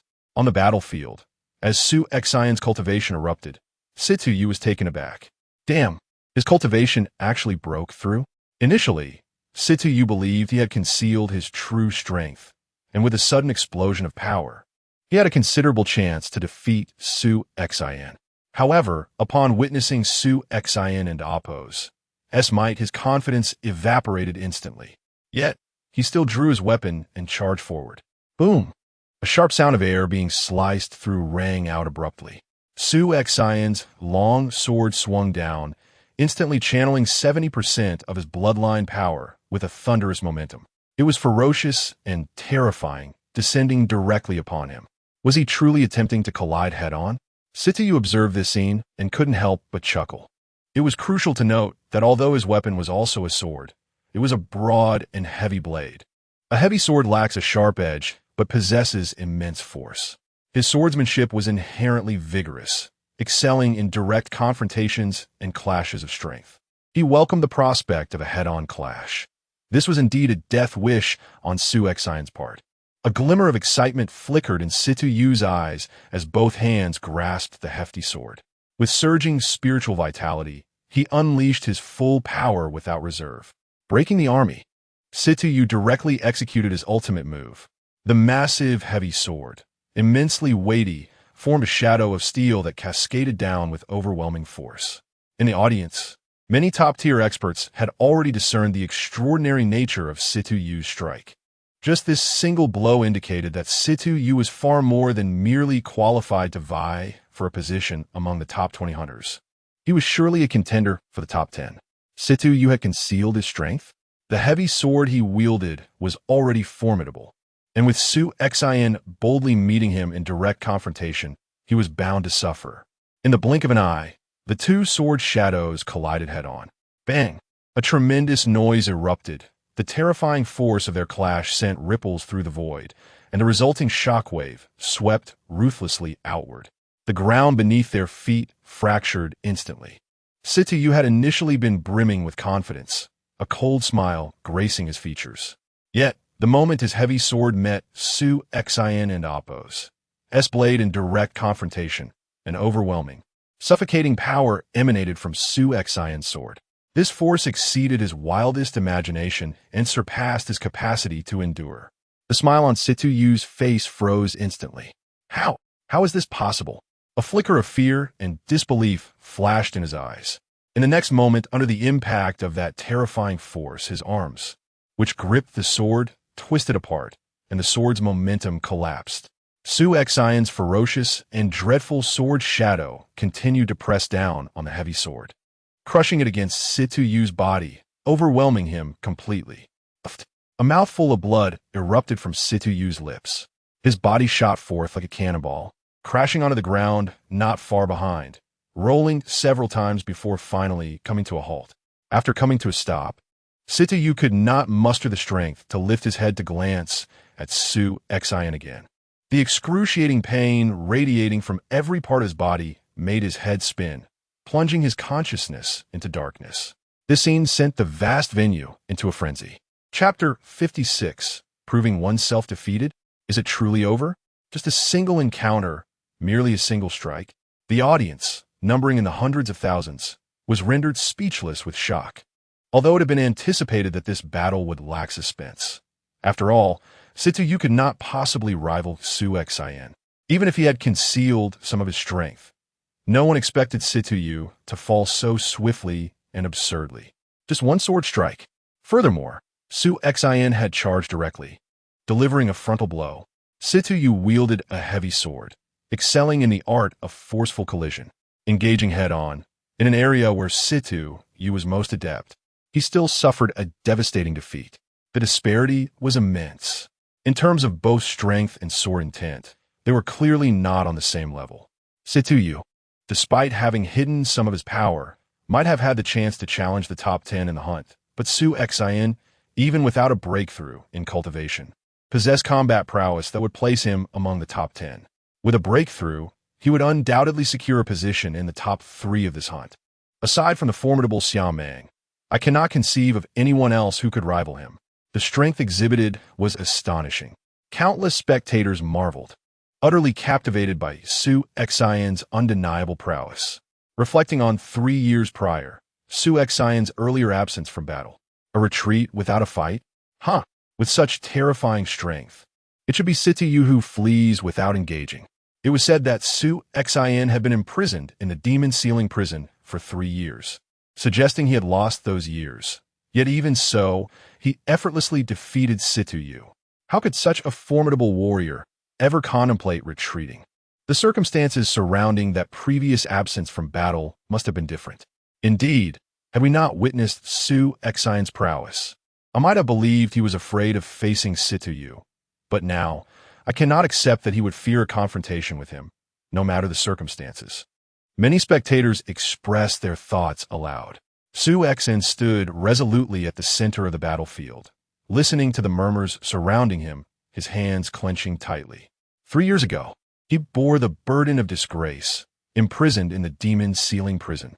Due to the peculiar nature of his bloodline, he could neither argue nor explain himself. But today, there was no need for debate or explanation. He required no justification. With a single sword strike, he proved himself. This strike had thoroughly cleansed his shame.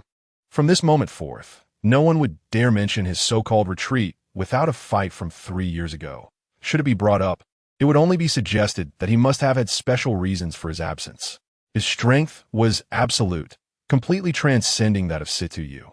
Thus, the grand opening battle of this hunt concluded with a mere encounter, a single strike from Su Xian.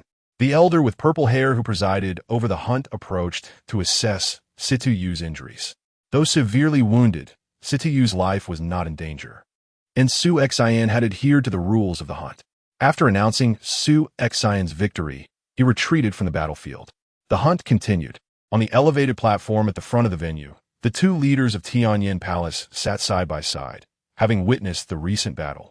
"Qingyang, did you see the sword technique Su Xian just displayed?" inquired the master of the Emperor Moon Palace. "Indeed," nodded the master of Qingyang Palace. The Thunderfire Scroll of the Northern Tsang sword technique, although lacking the deployment of its profound secrets, was evidently mastered to a remarkable degree, as discerned from the sword and Appo's momentum. As he spoke, a shadow flickered across Qingyang's expression. The duel between Su Xian and Situ Yu was brief, a single clash. And since Situ Yu had been struck and sent flying, most spectators, including many from various sects and powers, failed to grasp the intricacies involved.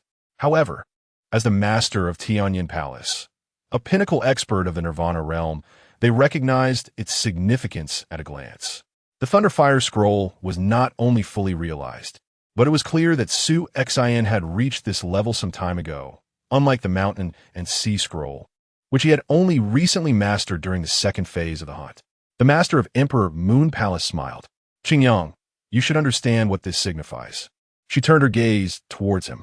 "This is the Northern Tsang sword technique. You are well aware of its origins.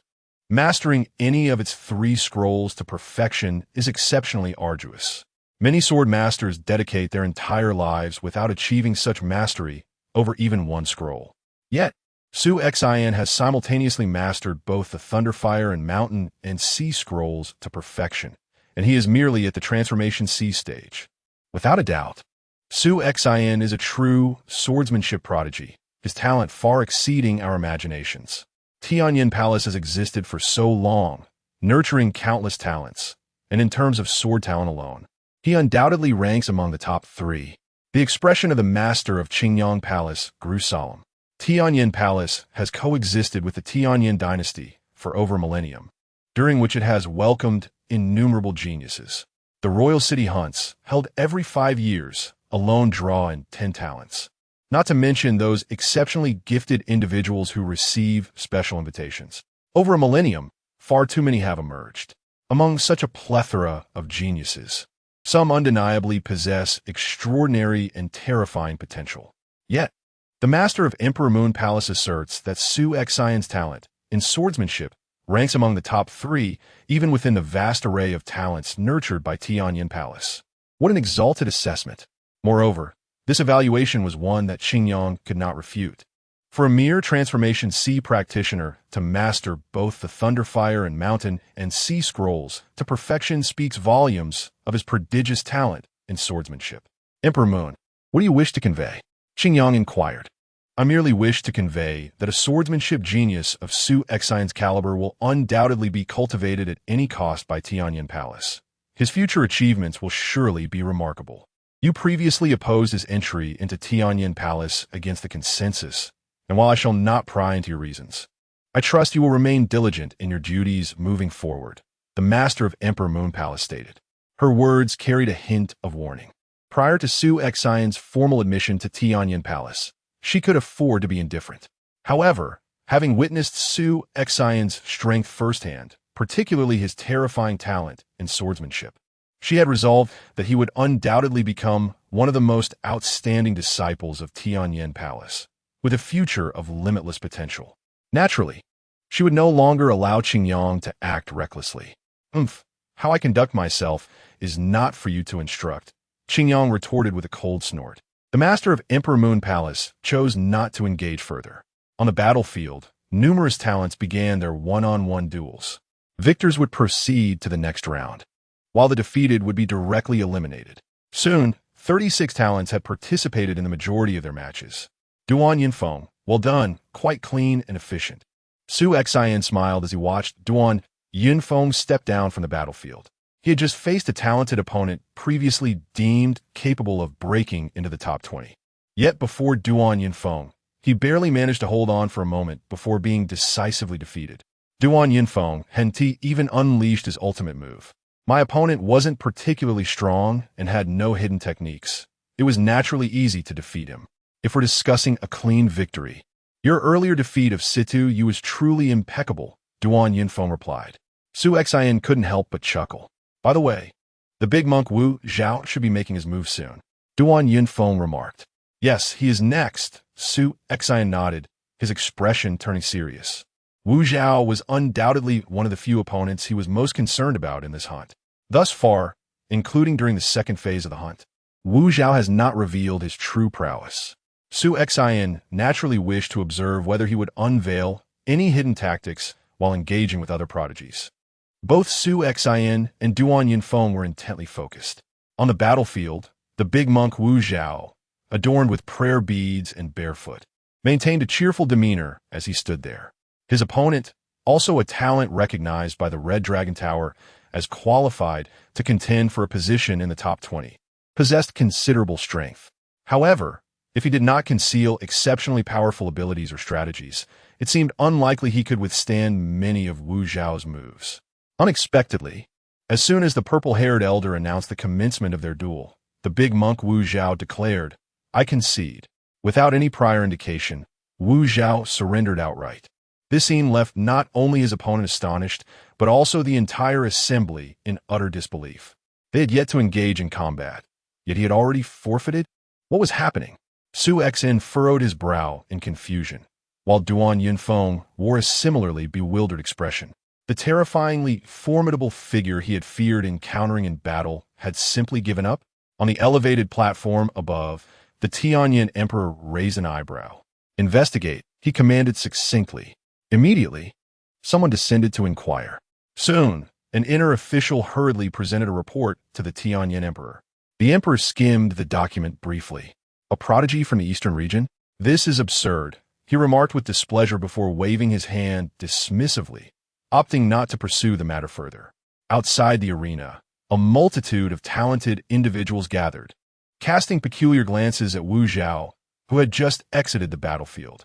Yet, Wu Zhao still bore a gentle and affable smile, seemingly unconcerned by the astonishment of those present. In his heart, he felt quite content, having initially anticipated expending considerable time and effort, only to learn that Situ Yu had already been defeated by Su Xian in a most devastating manner, rendering his own involvement unnecessary. At last, this troublesome task was concluded. Wu Zhao murmured to himself, and upon spotting Su Xian, he paused to offer a slight smile, saying, "Thank you, benefactor." "Thank me?" Su Xian was taken aback. For what? Was he expressing gratitude for having just vanquished Situ Yu? Regardless, Wu Zhao's concession had indeed alleviated a significant adversary for Su Xian in this hunt. Before long, all 36 prodigies had each participated in a duel, with the victorious 18 advancing to the second round, which would also consist of one-on-one battles. In this round, any triumph would secure a place among the top 10 of the hunt, granting the privilege of training within the Tianyin Palace. On the elevated platform, an inner official presented the battle roster to the Tianyin Emperor. "Your Majesty, This is the combat sequence devised by the Red Dragon Tower for the 18 prodigies. Please review. In previous instances, the Tianyin Emperor would merely glance at the list and proceed with the matches as scheduled. However, this time, he pointed to 2 names on the roster. Exchange these 2 names, the Tianyin Emperor instructed. Understood, the inner official nodded. Soon, the revised matchups were announced. First match, Duan Yunfeng versus Luo Bingyun. Second match, Xiao Meng versus Zhu Tao. Third match. There were a total of 9 matches, and the first 8 proceeded as expected. However, the 9th match, Su Xin vs. Du San, Chapter 57, Su Xan vs. Tu San. Upon the announcement of the matchups, a stir erupted within the venue. The initial 8 bouts were unremarkable, yet the final 9th contest sparked intrigue. Su Xian against Tu San? How could they face each other so soon? What was the rationale behind the arrangements of the Qilong Tower? Many were perplexed. In the decisive phase of the hunt, the one-on-one duels were structured to ensure that the most exceptional talents would avoid premature elimination. However, even at this early stage, with the competition only having progressed to the second round, the pairing of Su Xian and Tu San raised eyebrows. Su Xin, Xiukasin formidable prowess, appear to have only one contender among the remaining talents, Xiao Meng. Conversely, while Tu San's strength might slightly lag behind Su Xian's, he was nonetheless one of the most distinguished competitors in this hunt. Prior to the commencement of the first phase, Tu San was already deemed a likely candidate for the top 10, and his performance in the second phase had solidified this expectation, trailing only behind Su Xian and Xiao Meng. Under normal circumstances, both would have advanced to the final round of 9, destined for Tianyin Palace. Yet, now they were set to clash prematurely. What could be the motive behind this? Was it an attempt to suppress the Qi royal household? On the elevated platform, the 2 palace masters of Tianyin Palace wore peculiar expressions. Seated beside the Tianyin Emperor, they had witnessed the preceding events. It was clear to them that the Qilong Tower had not orchestrated this matchup. It was a deliberate arrangement by the Tianyin Emperor himself. The second round of battles commenced. One by one, the talents stepped forward. Xiao Meng continued to dominate with his aggressive and precise marksmanship, effortlessly overcoming his opponent without exerting his full strength. Duan Yunfeng faced a formidable adversary, initially gaining only a slight advantage, but later unleashed his ultimate technique. A dazzling, tragic crimson light erupted, and within 3 swift strikes, he triumphed over his opponent.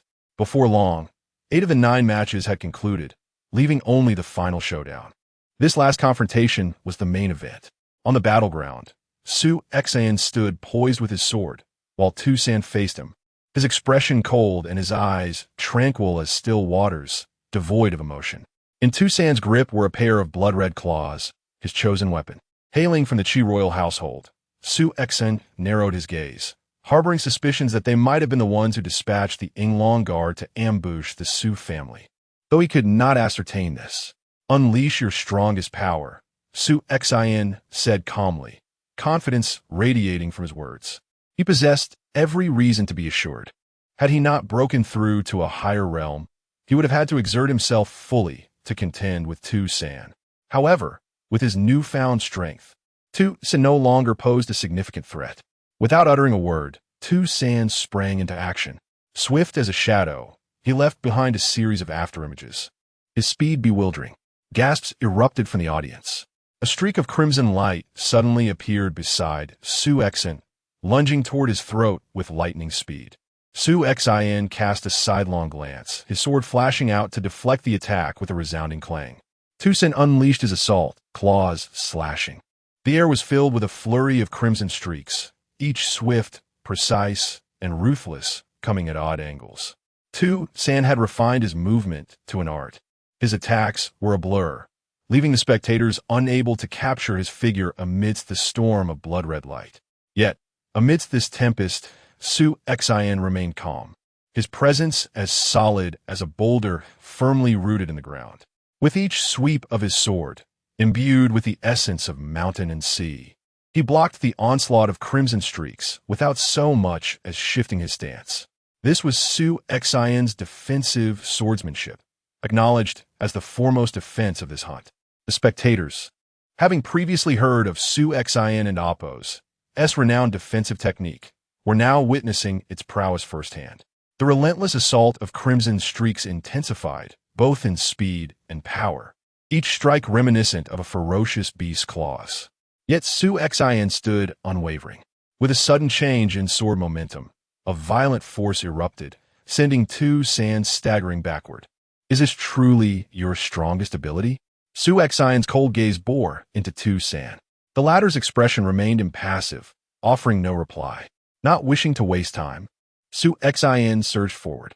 His sword cleaved through the air, radiating an indescribable fervor, the atmosphere growing increasingly scorching as his sword intent surged, creating waves of heat.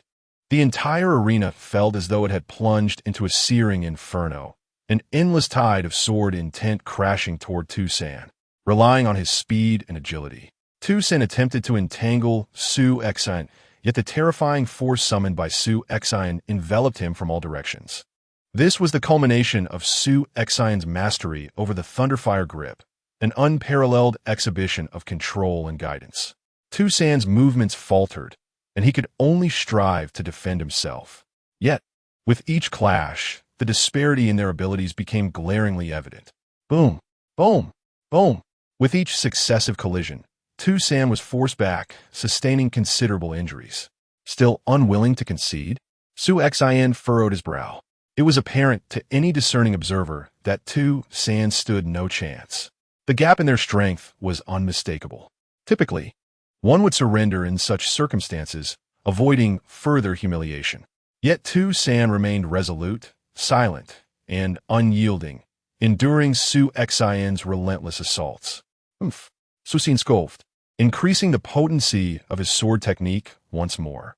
A ferocious attack sent Tu San flying, and as he was cast aside, he coughed up a mouthful of warm blood. Su Xian had no intention of prolonging the struggle. After sending Tu San hurtling away, he took a swift step forward, a chilling beam of sword light erupting. The first form of the illusory shadow, dark light. This strike was executed with such speed that Tu San, in his retreat, could not hope to defend against it. In a true battle, Su Xian could easily have delivered a fatal blow with this strike. However, adhering to the spirit of the hunt, he refrained from taking a life, altering the trajectory of his sword just before it reached Tu San's body, merely leaving a faint scar on his shoulder. As Tu San regained his footing, he suddenly lunged forward, his right hand sweeping. From beneath his sleeve, a burst of black light shot forth. The dark flash revealed itself to be an exceptionally sharp black needle, measuring a formidable half-foot in length. Despicable! Gasps of astonishment echoed from the audience. It was all too swift, too sudden. No one anticipated that Tu San would harbor such a lethal trick. The crux of the matter lay in the fact that Su Xian had clearly been holding back, and the proximity of the attack heightened the stakes. The terrifyingly cold needlehead shot directly towards Su Xian's head.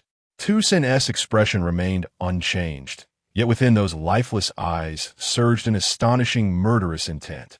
The prince's command was clear. Su Xian must die. In Tu San's mind, only the edict of that noble prince resided. The unexpected peril caused Su Xian's countenance to shift.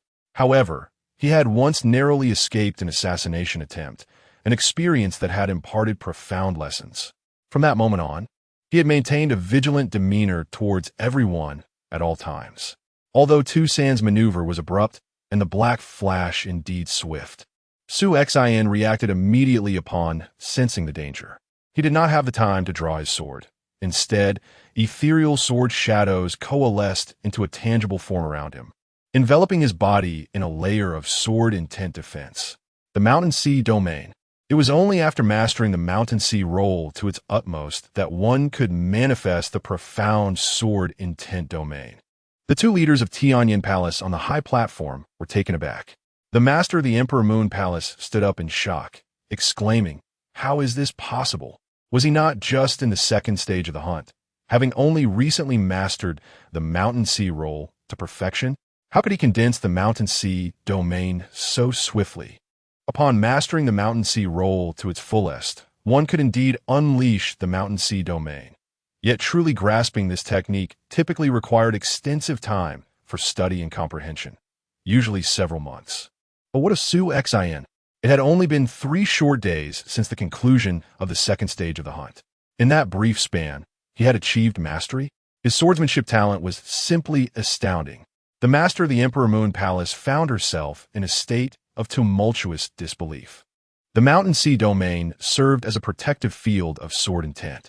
The chilling, menacing Black Needle collided fiercely against the Mountain Sea domain, failing to breach its defenses, and instead was repelled to the ground. The needle embedded itself into the earth, instantly producing a hissing sound as if boiling water were poured onto snow. The ground began to erode at a terrifying pace, revealing a vast pit in mere moments. Poison. The needle was laced with a potent toxin. The expressions of the hundreds of thousands of spectators, as well as the numerous esteemed experts and dignitaries on the platform, shifted drastically. In an instant, the ground melted away. Such a terrifying toxin, if it made contact with a person's body. Had Su Xin not relied on the Mountain Sea domain to deflect the Black Needle, allowing it to pierce his flesh, even a mere scratch would yield dire consequences. You seek death. Su Xion's heart surged with indignation, a torrent of murderous intent flooding within him. His eyes, cold as if under the gaze of death itself, locked onto Tu San before him. Chapter 58. Intent to kill with a swift motion, Su Xian struck with lethal intent. A vague glimmer of sword light ignited, dreamlike and ethereal, moving in astonishing speed. The second stance of the Phantom Shadow technique, Shadow Play. Alarmed, the elder with purple hair, overseeing the duel, felt a sudden shift in his demeanor and rushed to intervene. Yet, Su Xion's swordsmanship was too rapid. The already gravely injured Tu San was momentarily stunned, having not anticipated that his trump card would fail to eliminate Su Xian, leaving him momentarily dazed. With a chilling swiftness, the icy sword light sliced through, severing Tu San's head from his body. It was only when Tu San's head thudded to the ground that the purple-haired elder reached Su Xian. Gazing upon the fallen form of Tu San, the elder's expression darkened. Su Xian, you possess great audacity to kill during the hunt. What a farce. He sought to end my life, and I am to refrain from retaliating? Su Xian rebutted with a fierce tone, unyielding in the face of danger. He was consumed by a righteous fury. The elder furrowed his brow. Although he had declared rules against lethal force prior to the hunt, the recent events were unmistakable. It was evident that Tu San had initiated the treachery, wielding his attacks with ruthless intent. Su Xian had shown restraint initially, but Tu San had seized the opportunity to deliver a fatal blow, employing a black needle infused with a horrific poison, an attempt to ensure Su Xian's immediate demise without any chance of survival. Such malevolence would enrage anyone. The elder's gaze shifted toward the throne where the Tianyin emperor sat. The current situation was beyond his control. The emperor waved his hand, declaring Tu San struck first, intending to kill Su Xian. Su Xian's retaliation that resulted in Tu San's death is justified and does not breach the rules. Remove Tu San's body and let the hunt continue. Understood, the purple-haired elder nodded. Soon, others approached to collect Tu San's remains, meticulously disposing of the black needle and the lingering poison. Meanwhile, Su Xian, with a grim expression, slowly descended from the battlefield. The audience erupted in hushed whispers.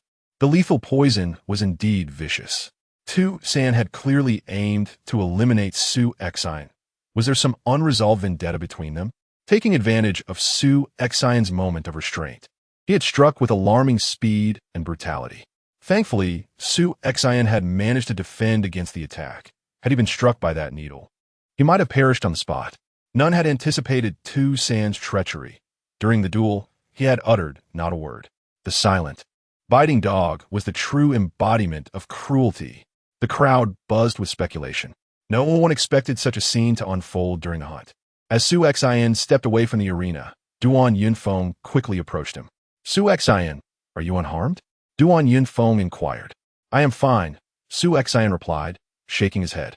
What enmity exists between you and Tu San that he would go to such lengths to kill you? Duan Yunfeng asked, his brow furrowed in concern. Enmity? Su Xian and Apos. S. gaze sharpened. What grievance could I have with Tu San? If there is any animosity, it lies with the Qi Wangfu behind him. Su Xian had previously suspected that the Qi Wangfu had developed close ties with the Situ family. Perhaps it was indeed the Qi Wang who had dispatched the Yinglong guards to ambush the Su family. With Tu San's actions now laid bare, he had no doubt that the Yinglong guards were sent by the Qi Wang.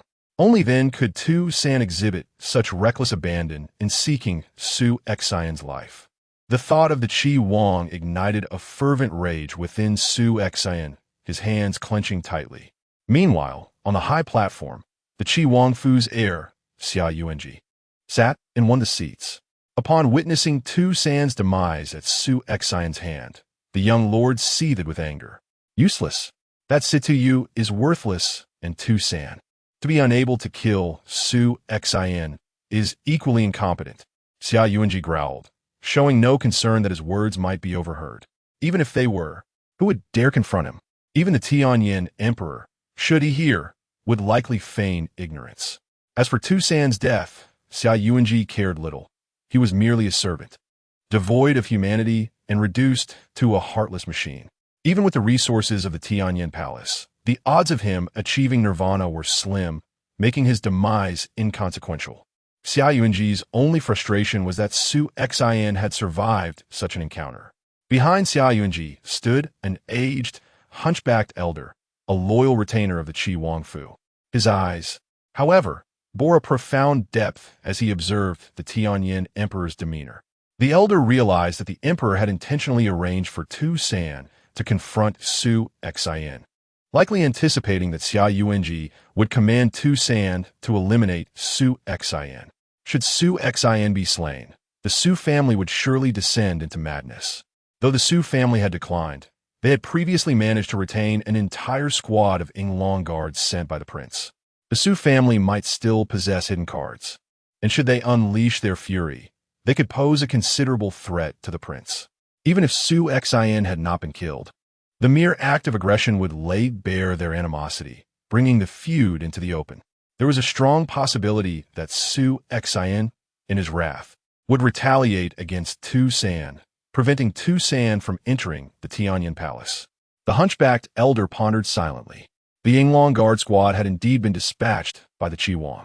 However, this remained concealed, and while the Su family might harbor suspicions, they would not dare confront the Qi Wangfu based on mere conjecture.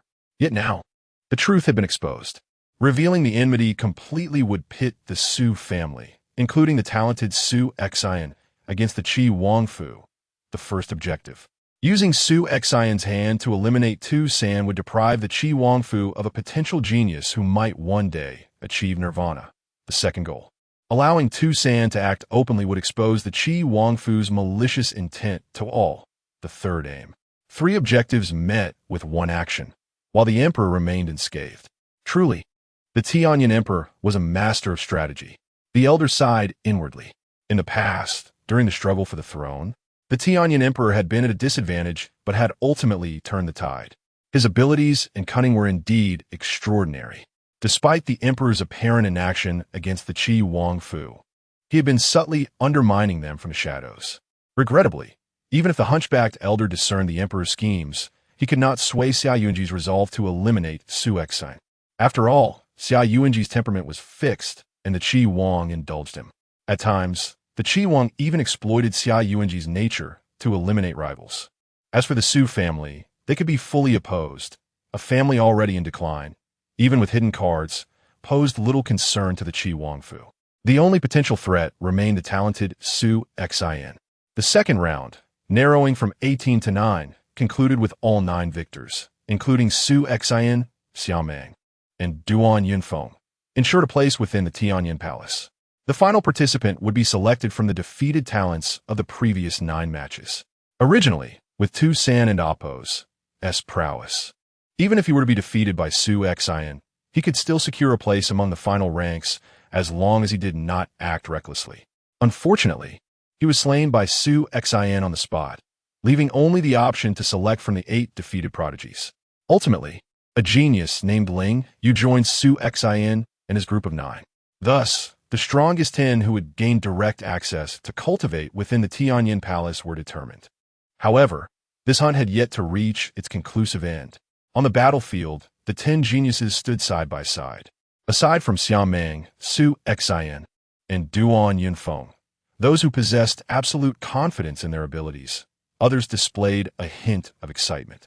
Suddenly, a figure gracefully descended onto the battlefield. It was the esteemed master of the Emperor Moon Palace from Tianyin Palace, who regarded the 10 prodigies with a gentle smile. You 10 have been assured entry into Tianyin Palace as disciples, where the most crucial aspect is the fire points. Tianyin Palace will allocate each of you a different initial amount of fire points based on your rankings in this hunt. From 6th to 10th place, 1,000 fire points. 4th and 5th places, 2,000 fire points. 3rd place, 3,000 fire points. 2nd place, 5,000 fire points. And the 1st place can directly obtain 10,000 fire points. As for how many fire points each of you ultimately receives, that depends on your own efforts.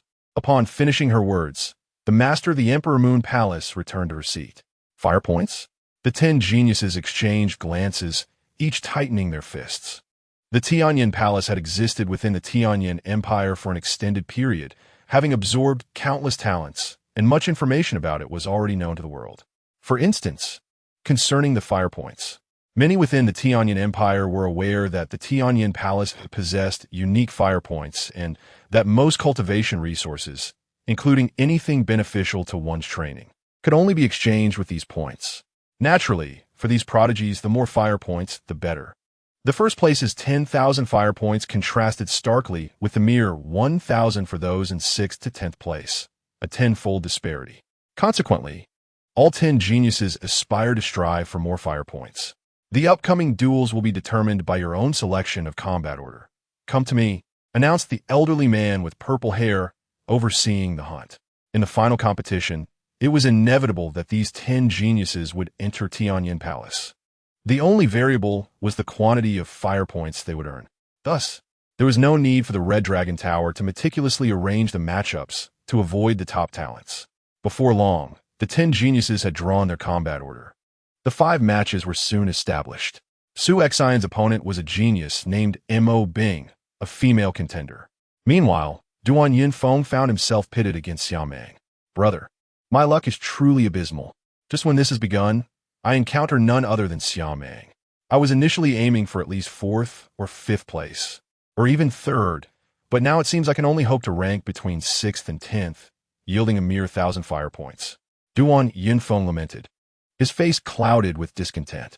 Even 3rd place only offers 3,000 fire points. The difference isn't substantial. Shortly thereafter, he and Mo Bing appeared on the battlefield. Chapter 59. Duan Yunfeng's swordsmanship, although aware that she was no match for him. She still wished to give it her all.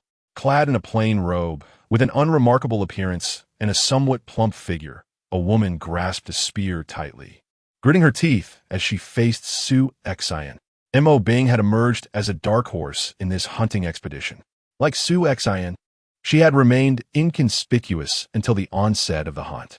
Even after showcasing some strength during the first phase, she was merely regarded as someone worthy of entering the top 100. It was only in the second phase that she began to reveal her capabilities, and by the third phase, she had successfully advanced, earning her place in the Tianyin Palace. However, in terms of strength, the gap between her and Su Xian was still quite evident. During their battle, Su Xian showed her some courtesy, not allowing her to suffer a devastating defeat. After a time of intense combat, she conceded upon realizing she had no hope of victory. Su Xian smoothly entered the top 5. Observing the other matches among the talented contenders, Su Xian noted that their abilities were on par with Mo Bing's, perhaps slightly stronger, yet not significant enough to warrant his concern. His primary focus remained on the final confrontation, Xiaomeng versus Duan Yunfeng. Xiaomeng needed no introduction. He was Su Xian's greatest rival in the pursuit of victory in this hunt. Most spectators believed that Xiaomeng's prowess was slightly superior to Su Xian's. As for Duan Yunfeng, although his displayed strength was comparable to the earlier contender, Tusan, Su Xian understood that Duan had yet to reveal his true capabilities. He eagerly anticipated the unveiling of Duan Yunfeng's hidden techniques. In the arena, Xiao Meng and Duan Yunfeng faced each other at a distance. "Show me your strongest abilities, or you shall have no chance," Xiao Meng declared, exuding an air of cold arrogance. "You think your weight intimidates me?" Duan Yunfeng's irritation at Xiao Meng's demeanor was palpable. The two soon clashed. From the outset, Duan Yunfeng unleashed his power. A crimson glow enveloped him, resembling a shroud of blood mist, as he surged forth with terrifying speed, far surpassing the earlier display of agility from Tusan. Simultaneously, his swordsmanship unfolded, dazzling and resplendent. The speed and might of his strikes were formidable. Xiao Meng remained impassive, advancing his spear with lethal precision, effortlessly dispersing the brilliant sword light, the force of his strikes even causing Duan Yunfeng to stagger. It was clear that Xiao Meng was the first in nearly a century from the Tianyin royal family to cultivate the emperor's origin technique to the third level.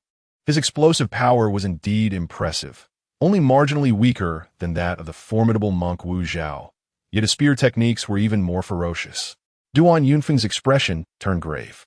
Recognizing that conventional swordplay would not suffice against Xiao Meng, he promptly unleashed his ultimate technique.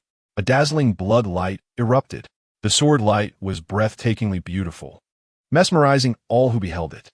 "Is this swordsmanship?" Spectators gasped in admiration. Following the initial strike, he immediately executed a second and a third, each cut forming a river of crimson blades in the void. Xiao Meng's demeanor shifted. He sensed the terrifying power embedded within those exquisite sword lights. This power was not to be underestimated, even by him. With a sudden burst of strength, he summoned forth his formidable spiritual energy, his spear resembling a roaring dragon. Each thrust appeared deceptively simple, yet was intricately refined, overpowering the incoming sword lights with ease. In the blink of an eye, Duan Yunfeng unleashed 9 stunning sword strikes, each more splendid and powerful than the last. Xiao Meng responded with full force, and after the series of strikes, he found himself forced to retreat several steps under the weight of Duan Yunfeng's might. Had he truly forced Xiao Meng back? Xiao Meng, known for his relentless advance, had never been pushed back even an inch in these third-phase battles. Yet Duan Yunfeng achieved this feat. The audience erupted in excitement. Despite only a slight retreat, many considered Duan Yunfeng's accomplishment remarkable. "Your strength is commendable," Xiao Meng remarked, regarding Duan Yunfeng anew. "Commendable? Then receive my next strike." Duan Yunfeng's gaze hardened, and the blood mist enveloping him surged violently. The rich crimson light coalesced around him as he gripped his long knife with both hands, his expression fierce with a hint of madness. "Blood Spectre," he bellowed, merging completely with his weapon. The blade cut through the air like a massive blood moon, imbued with haunting beauty, aimed directly at Xiao Meng. Xiao Meng's pupils constricted. The approaching blood moon evoked a sense of trepidation within him. Meanwhile, in a nondescript corner of the vast audience, a man in gray sat, occasionally glancing at the battlefield, seemingly disinterested. He typically paid little attention to hunts of this nature, reserved for those at the sea transformation stage. His presence was solely due to a recommendation for a young contender who was performing admirably. Even during the clash between Xiao Meng and Duan Yunfeng, he was initially reluctant to watch closely. However, when Duan Yunfeng unleashed his blood moon-like strike, the man's eyes sharpened with sudden interest. This swordsmanship, Blood Spectre, it is the signature move of that monster. The realization struck him hard. This young man could wield the famed technique of that terrifying figure. Most likely, he was the disciple of that monster. The gray-clad man's expression grew serious. He had once witnessed someone wielding the same sword technique, a being so fearsome that it had left him in awe. His disciple has come to the Tianyin Empire to participate in this hunt? The man's expression was a mix of intrigue and concern. In the center of the battlefield, the colossal blood moon descended with overwhelming might. Xiao Meng's eyes sparkled with fierce determination as he advanced, thrusting his spear forward with oceanic force. Bang! A tremendous sound reverberated throughout the venue, as if shaking the very foundations of the arena. An immense wave of power surged forth. In the arena's center, the blood mist around Duan Yunfeng dissipated, leaving him pale and weaponless on the ground. In contrast, Xiao Meng stood proudly, his expression still haughty. as a towering dragon's phantom flickered behind him, amplifying his already formidable presence. The dragon's phantom, an embodiment of a dragon's strength. Xiao Meng's dragon point spear technique could now channel the might of a dragon. He had not demonstrated this during the second phase of the hunt. Monster. Those with discerning eyes, including the two palace masters of Tianyin Palace, displayed expressions of shock. The dragon point spear technique was universally recognized as the premier spear technique of the Tianyin Empire, akin to Su Xian's northern Tsang sword technique, which was revered as the foremost sword technique. The dragon point spear technique, when cultivated to an advanced level, allows one to condense the ethereal form of a colossal dragon and harness its formidable power. Of course, at its pinnacle, this technique can manifest 9 dragon apparitions simultaneously, channeling the strength of the 9 dragons. However, Xiao Meng has only managed to condense a single dragon apparition, wielding the power of 1 dragon, which seems rather insufficient by comparison. Nevertheless, for someone at the Sea Transformation realm to achieve this feat is indeed astonishing. It was precisely with this dragon's power that Xiao Meng was able to withstand and even shatter Duan Yunfeng's recent strike. As for the second stage of the hunt, he refrained from employing it, for the exertion of a single dragon's strength demands an exorbitant amount of spiritual energy. And by the time he reached the 14th wave of attacks in the Tianxin realm, his spiritual energy had nearly depleted, rendering him unable to execute that move. You have compelled me to reveal my trump card. You are indeed formidable. But this is where it ends, Xiao Meng declared coldly, fixing his gaze on Duan Yunfeng. The latter could only manage a bitter smile. That last strike was his ultimate move, yet it was still countered head-on by Xiao Meng. The outcome of this battle was now all but certain. I concede, Duan Yunfeng stated, opting for surrender. His admission sent ripples of chatter through the audience. Standing at the edge of the battlefield, Su Xian had been intently observing the clash. So that was Duan Yunfeng's strongest technique? It is indeed impressive, he mused silently.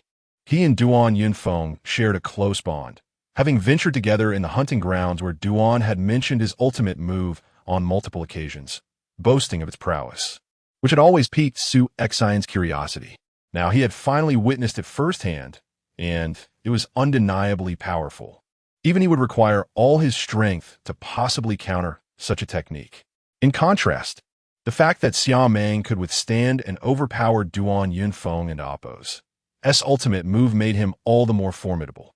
Xiao Meng and Appo's strength surpassed Su Xian and Appo's initial expectations significantly. Su Xian's expression grew solemn as he focused on Xiao Meng, who happened to meet his gaze. Their eyes collided in the void, igniting a surge of combat fervor. One impressive opponent, Su Xian thought, a hint of excitement bubbling beneath his calm demeanor. While Duan Yunfeng possessed considerable strength, he had only managed to force Su Xian to draw upon the power of 1 dragon. It was Xiao Meng who truly represented the challenge he sought. Xiao Meng's gaze burned with intensity as well. As the 5 rounds of combat concluded, the defeated were ranked 6th to 10th, and upon entering the Tianyin Palace, they would receive a mere 1,000 fire points. The 5 victors would continue on to the next phase of battles. This subsequent round would not be a series of one-on-one matches, but rather a rotation among the 5 participants. Each individual would engage in a battle against the other 4, with their final records determining the rankings from 1st to 5th. As the contest resumed on the battlefield, Su Xian faced off against 4 other prodigies in succession. The first 3 opponents, although possessing formidable prowess, one even concealing certain techniques, were ultimately vanquished by Su Xian, despite their combat ability being closely aligned with Duan Yunfeng's. In no time, 3 of the 4 matches had concluded, with Su Xian achieving victory in all, leaving him with only one final match against none other than Xiao Meng, who had also triumphed in 3 encounters. Their upcoming duel would mark the ultimate confrontation between the 2 most exceptional talents of this hunting event. Chapter 60. The ultimate battle as Su Xian and Xiao Meng, the 2 most formidable geniuses, took their positions on the battlefield. The previously lively venue fell into an unusual silence. Every spectator held their breath, captivated by the sight of the 2. Both Su Xian and Xiao Meng had unsheathed their respective weapons. Xiao Meng, his voice cold yet laced with authority, declared, "Among the nearly 100,000 talents participating in this hunt, you are the only one worthy of being my opponent. Do not disappoint me in this battle." Su Xian responded with a faint smile. "Since I joined this hunt, I have heard your name countless times. Everyone claims you are the strongest in this competition, with some even dubbing you the most brilliant genius of the Tianyan dynasty in the last 50 years. I am curious to see just how formidable you truly are." Without further exchange, both harbored a deep desire to gauge each other's strength, their excitement palpable in the air. The venue remained hushed, the tension thickening. Suddenly, a gust of wind swept through, stirring the debris on the ground. With a thunderous explosion, the ground beneath Xiao Meng erupted as he lunged forward with incredible force. His movements were both domineering and wild. In an instant, he closed the gap of several dozen feet, thrusting his spear forward with terrifying spiraling energy, akin to a venomous dragon piercing the void. The earth beneath them cracked and shattered under the sheer pressure of Xiao Meng's strike, producing a cacophony of splintering sounds. So swift, the audience gasped in astonishment. With a hearty laugh, Su Xian bent forward, his right hand wielding his sword behind him. As Xiao Meng's spear approached with menacing force, Su Xian's bloodline power surged within him. He swung his sword upward with great might. Clang! The sharp sound of their weapons colliding echoed as the spear's tip was deflected. Su Xian advanced, his sword aiming for Xiao Meng's waist. But Xiao Meng deftly parried the blow with a slight flick of his spear. In that brief exchange, the two seemed to share a profound understanding, vanishing from sight simultaneously. To the majority of the less powerful onlookers, they had entirely disappeared, while only those with greater strength could faintly discern the two figures racing through the center of the battlefield. Such speed! It was astonishing. As the crowd murmured in awe, the two figures reappeared, their weapons crashing together with a fearsome force. Boom! Bang! Clang! The sound of their fierce clashes reverberated, accompanied by visible shockwaves that rippled through the air, shaking the ground and sweeping through the void. Xiao Meng's spear technique was sharp and tyrannical. As he accelerated, the piercing force of his spear became almost absurdly potent. With each strike, the tip of the spear descended, creating a half-meter deep, spiraled pit in the earth before it even made contact. Su Xian's sword was equally razor-sharp. A casual sweep of his blade left a massive, perfectly aligned scar stretching over 10 meters in the ground. After merely dozens of exchanges, the battlefield bore the scars of their conflict, marred by gaping holes and extensive sword marks. Clang! Another fierce collision, and both combatants re-emerged, their gazes filled with an intensified fighting spirit. As Xiao Meng regained his footing, he gripped his spear with both hands, a faint golden light shimmering upon it. With a swift motion, he launched his spear, resembling a dragon unfurling its jaws. Dragon and Apos, roar! He bellowed, unleashing a terrifying force that seemed to resonate through the very heavens. Secret technique of thunder and fire. Starfire burning heaven, sword art, dragon annihilation. Simultaneously, Su Xian wielded his sword with both hands, slicing down with the fury of thunder and fire. As his sword descended, the surrounding air rippled with intense heat, transforming into a sea of flames. One unleashed a dragon's roar, the other a dragon's annihilation. Both were unparalleled techniques that collided in an instant. Boom! The space trembled violently as the two forces clashed, creating an invisible shockwave that swept outward with devastating power. Despite the vast expanse of the battlefield, the impact resonated with the spectators, sending dust swirling into the air and reaching the audience. As the dust settled, the spectators beheld Su Xian and Xiao Meng, who had once again distanced themselves from each other, their auras as fierce as ever, indicating that their recent clash had resulted in a stalemate. Roars erupted from the audience, unable to contain their excitement. The duel between Su Xian and Xiao Meng was nothing short of spectacular and intense. From a moment they unleashed their incredible speed to their relentless exchanges that seemed to defy reality. The sheer force behind their attacks left the audience in awe. A single thrust of Xiao Meng's spear, despite not touching the ground, created a half-meter deep spiral pit from the surrounding pressure. A mere flick of Su Xian's sword carved 10 meter long, perfectly straight slashes into the earth. What extraordinary power is this? Even the once confident talents, who had previously competed, stood in shock, unable to comprehend the sheer level of strength displayed. In the midst of the battlefield, the two greatest geniuses locked eyes, their gazes ablaze with intensity. Su Xian, you have not disappointed me, Xiao Meng remarked with a faint smile as a majestic dragon figure rose behind him. The power of a dragon? The onlookers gasped in astonishment. Xiao Meng had activated his dragon's power so swiftly. Clearly, the pressure Su Xian exerted was far greater than that of Duan Yinfeng. Su Xian, come and face my spear technique. Xiao Meng leaped high into the air, exuding an overwhelming presence. Bring it on, Su Xian declared boldly. Positioning his sword before him as an abundance of sword intent coalesced into a formidable, invisible domain of mountains and seas. Fight! With a thunderous shout, Xiao Meng and Appo's spear erupted forward once more, amplified by the power of the dragon, its might surging beyond measure. Su Xian, having summoned 70% of his bloodline power, unleashed the domain of mountains and seas, anchoring himself as if his feet were nails driven into the earth. Boom, boom, boom.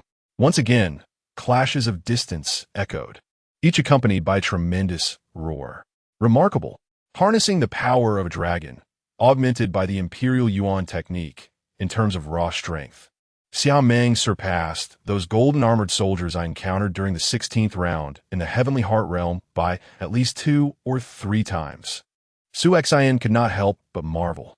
In the earlier second phase of the hunt, he had achieved a breakthrough in his swordsmanship, mastering the mountain and sea technique. Yet, when facing those 10 golden-armored soldiers in the 16th round, he had exerted every ounce of his strength to barely withstand their relentless assault. This demonstrated just how formidable those golden-armored soldiers truly were. Now, Xiao Meng's sheer force was astonishingly greater than that of the golden-armored soldiers. Fortunately, my cultivation has advanced. Otherwise, had I merely achieved the Great Sea stage, I would have been unable to withstand his onslaught, Su Xian mused. With his cultivation breakthrough, his power surged. Should he encounter those golden-armored soldiers again in the Heavenly Heart Realm, he would find it much easier to prevail. Most crucially, while Xiao Meng's strength was indeed 2 or 3 times greater than that of the golden-armored soldiers, and his skills notably superior, the soldiers had the advantage of teamwork with 10 individuals, whereas Xiao Meng stood alone. Amidst the astonished gazes of countless spectators, Xiao Meng unleashed the power of a dragon, executing frenzied attacks. His domineering and fierce spear techniques reached their zenith. Each thrust was extremely